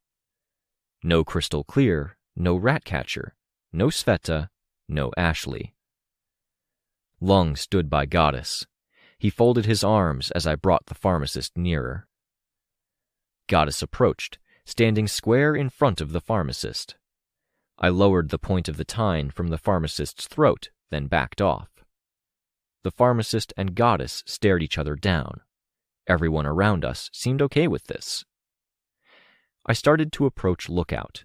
Rain got my attention, a motion of the hand, followed by a shake of the head. I went to Rain and Byron instead, my arms folded. Breathing hurt. I was pretty sure the wretch had filtered out a lot of smoke, but it hadn't filtered out all of it. Even now, the smoke was heavy in the air. You serve me now, Goddess told the pharmacist. Yeah, the pharmacist replied. You'll tell me about the drugs you brought into the prison. Taken to the cafeteria to be applied to the food, a berserker formula, turning everyone he couldn't use into ravening monsters. She's lying, a woman in the crowd said. I could see the pharmacist tense. It's a power-nullifying chemical, the same woman said. She stepped forward. Words were tattooed beneath her eyes, so they traced straight lines down to her jaw. Croc and shit. Colorful for words in black ink. More ink put scales at her arms and neck. Nullifying your influence, Goddess. And you took some, Goddess told the pharmacist. She did, and she's already got some to keep prisoners, Croc of shit said. The maximum security ones, who get meals delivered. Purple fire surrounded the pharmacist's hands. She reached for Goddess, and she made it one step before someone swung a guard's baton into her throat. She fell to the ground, fire extinguished. If she doesn't suffocate from that, let her live, Goddess said. The drugs will wear off. The crowd was pretty eager to drag the pharmacist off. Goddess turned her attention to Lung. Did you take the drug? He shook his head. Truth, Croc of shit said. He regenerates, I said. Drugs have reduced effect. Lung nodded. Weird to be on the same side as him now. The gods are dealt with, but Teacher isn't going to leave it at this, Goddess said. And we still have some loose ends to tie up. I didn't miss the fact that she made eye contact with me, with Byron and Rain. She was thinking about our teammates. Get organized, she told us. We hurried to obey.